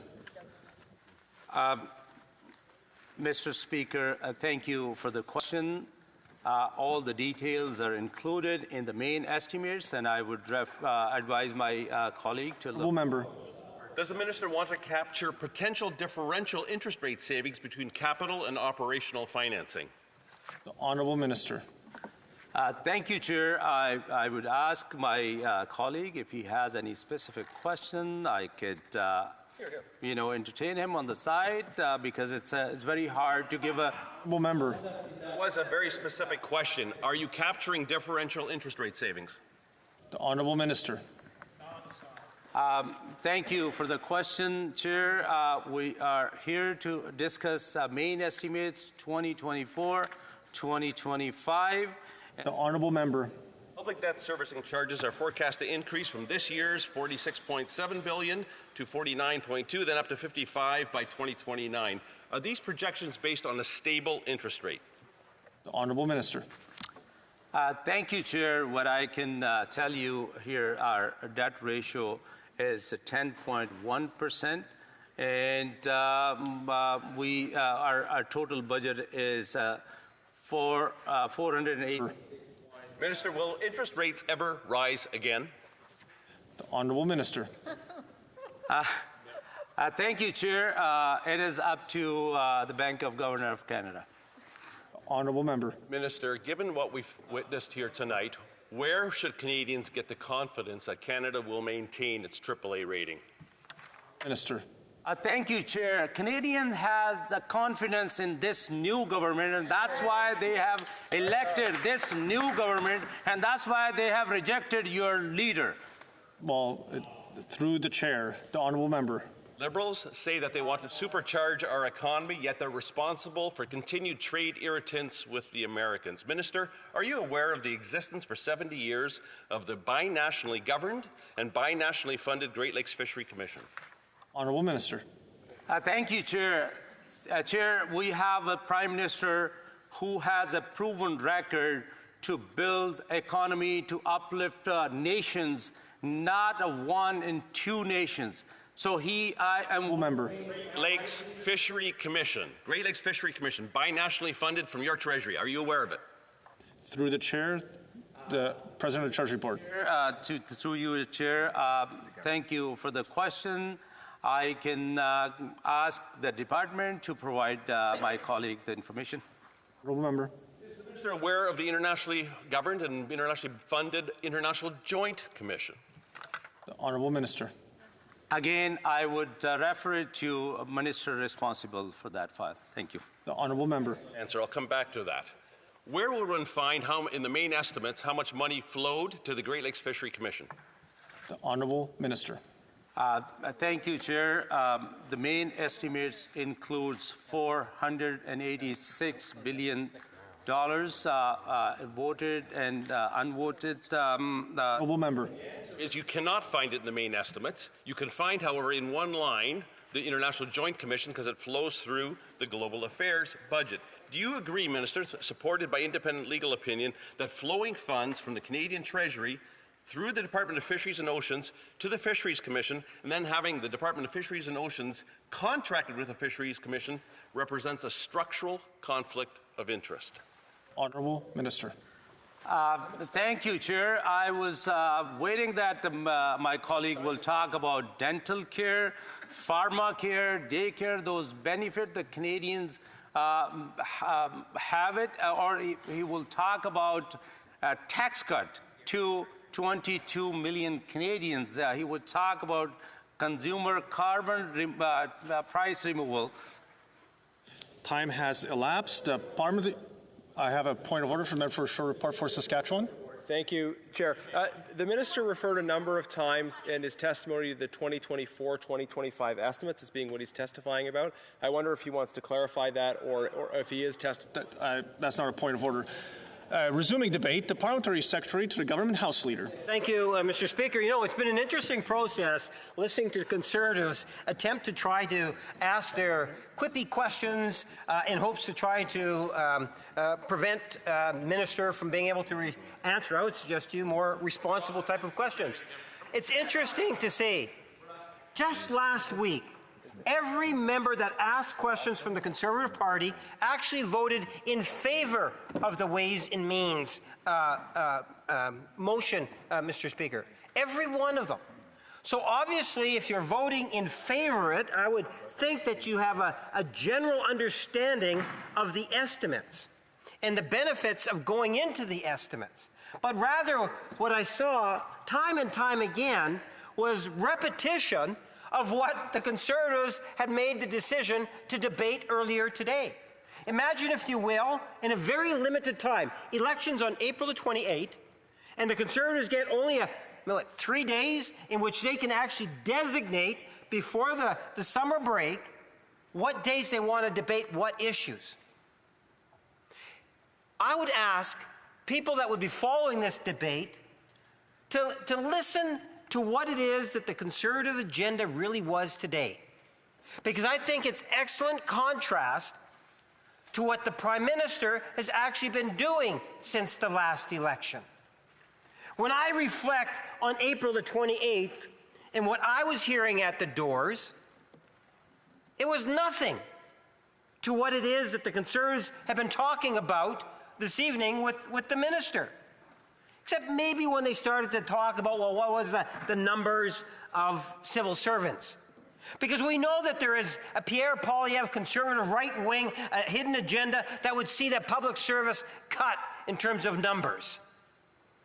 But beyond that, Mr. Speaker, I can't really see how it is that they were delving into the estimates, of which the Ways and Means they actually voted in favor of just last week. Instead, they wanted to talk about the whole issue of ArriveCan and Mr. Firth. And it's interesting when they were saying, well, has any money been collected? You know, we had a number of members of Parliament, including myself, earlier today when we were talking about that particular issue. And in fact, where it has been clearly demonstrated in fraud and overbilling, there's already pursuing GC strategies in court right now. So they know that. Now, it sounds like I'm talking to a hollow room, as if absolutely no one on the Conservative benches is actually listening, Mr. Speaker, because you know what, quite frankly, the truth hurts. And not one of them has the courage to deny that, Mr. Speaker. Not one of them. Because they realize that Pierre Poilievre, their leader, has really missed the mark here. Do the contrast. A prime minister who says going out of the election, people are concerned about Donald Trump, the tariffs, the trade, the economy, jobs. These are the issues that they're concerned about. Yet every member of the Conservative Party today that stood up completely ignored that issue on a day in which they get to designate what's going to be the debate for the day. And they weren't content with that. Instead, they tried to answer more questions, many of which have already been previously answered, or they're asking the wrong minister, Mr. Speaker. I find that unfortunate. And when they're quick to point their fingers in terms of this particular new administration, Mr. Speaker, and that's what it is, new Prime Minister, new administration, they need to reflect on themselves. Mr. Firth was actually receiving government contracts while Stephen Harper was the Prime Minister, and guess what? The current leader, Pierre Poilievre, was a parliamentary secretary to the Prime Minister, and he sat at one point around the Harper cabinet when Mr. Firth was actually, and his company was actually receiving direct grants. But as they tried to do earlier today, is to try to, character assassination, use the word scandal and corruption wherever they can. They would say that Mr. Firth was, government-friendly, liberal-friendly. Was he conservative-friendly when Mr. Poilievre was actually seeing his government, the government that he was a part of, giving out money? But that's what they wanted to focus on. There's a lot of other things that are happening that I would suggest that they should be focusing on. Just the other day, we made an announcement, and the minister responsible, or in part today on Treasury Board, made reference to it in terms of D&D. For the first time, we are actually moving to the direction in a very quick fashion of getting the 2% requirement that NATO's been talking about for a generation. With a new Prime Minister, we have seen a solid commitment towards that. Contrast that to Pierre Poilievre when he was sitting around that cabinet table. In fact, Mr. Speaker, you'll find that Pierre Poilievre, that was the worst ever. They actually were borderline, just under 1% of the GDP. Is that the reason why they didn't want to have a healthy discussion on it today? Because of his abysmal performance on the whole issue of Canadian forces? And then they have the tenacity to bring up the issue of housing with the Minister of Treasury Board. Well, they had the opportunity to do it when the Minister of Housing was here, but no. Instead, they want to kind of duck and deke over here and see if they can score some political points. Well, allow me to remind members of the Conservative Party how abysmal the Conservative Party under Stephen Harper and Pierre Poilievre was during 2010 and 2014 when I sat in the opposition benches, Mr. Speaker. You had a Minister, Pierre Poilievre, of Housing, and he was able to build six non-profit or homes. I don't know if they were non-profit. 6 houses. I still haven't found out where they were built, Mr. Speaker. Yet they believe that they have the moral high ground on housing when they were such a failure.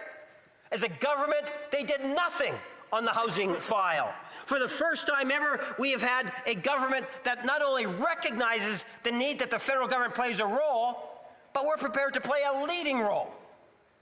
Modular homes, working with municipalities, the Housing Accelerator Program. These are the type of programs that are clearly demonstrating that you have a Prime Minister that is committed on the file of housing. So when we go around and we talk about, what are the priorities of Canadians coming out of the election, Mr. Speaker, you will find, look at the ministerial mandate letters. Very, very clear. Build one Canadian economy. That's what the Prime Minister has been talking about during the election and even now, Mr. Speaker. We continue to push that file. Whether it's the meeting of all the First Ministers in Saskatchewan, to having a G7 meeting that's coming up, not to mention all the other discussions that have been taking place from a number of different ministers, building on making Canada strong, Mr. Speaker. Thanks. That is something in which we continue to push, because that's what Canadians want us to. We know that because it was on April 28th in which we were elected with more votes than any other Prime Minister or political parties ever received in the history of Canada. That's something in which demonstrates actions. And that is what it is we as a government have been working on and focused on and continue to look at ways in which we can improve the system. And that is one of the reasons why I think, when we go into the estimates process, I really respect the fact that, look, opposition can question whatever it is that they want. But this is just a continuation of what I would suggest to you is Pierre Poilievre's misdirected House businesses. They have two House leaders. They have two leaders, one for the House, and I don't quite understand why they cannot reflect on the election and go with those focused priorities. It's in the mandate letters. It talks about the tax breaks. It talks about our border controls. It talks about building one strong Canadian economy, Mr. Speaker. And if I was to ask one question of the minister responsible for tonight's evening, it would be to provide his thoughts on the mandate letter. A mandate letter that is the same within all of the departments, Mr. Speaker. Every minister was given the same mandate letter. Why? Because we have a new Prime Minister with a new administration that is focused on making Canada the strongest country in the G7. We are responding to what it is that Canadians were telling us at the last federal election. And that's what I look forward to continue on over the coming months and hopefully years under this new administration. So if the minister wants to provide his thoughts, if there's still more time, Mr. Speaker, I would be interested in him commenting on the mandate letters. Honourable President of the Treasury Board. Thank you, Chair, and I'd like to thank my colleague for his question and speech. I am truly humbled and honored to learn from my colleague. He has extensive experience of being a parliamentarian and serving Canadians over the time. And also, Mr. Chair, I have the opportunity to work under the leadership of our Prime Minister. The Prime Minister who has a legacy that no one else has. It is a matchless. The only person who was appointed a governor of national banks of two countries because of his resilience, his vision, his strength to build economies. He not only built or helped Canadians avoiding recession a decade ago, but also helped UK to get on their feet.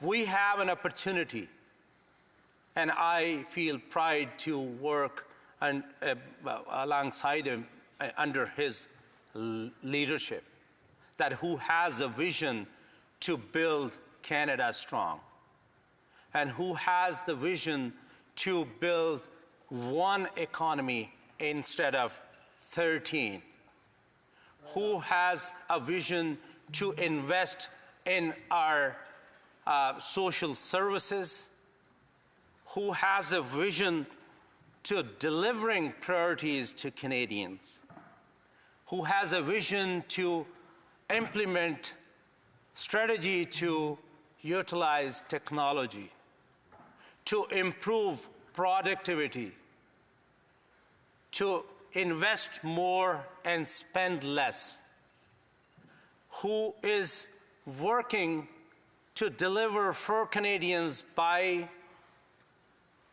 removing consumer carbon tax, by delivering tax break to 22 million Canadians, and investing in defense to make Canada strong.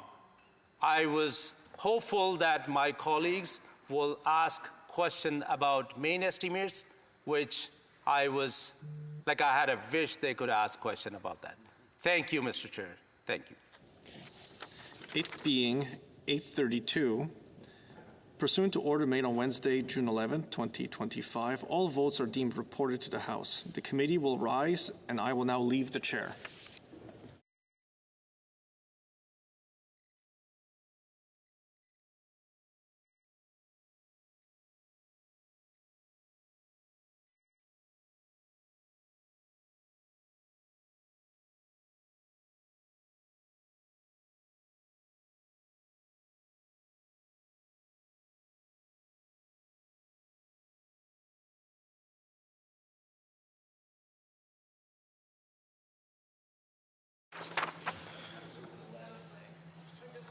La Chambre demeure ajournée jusqu'à... This House stands adjourned until tomorrow at 10 a.m. pursuant to Standing Order 24-1.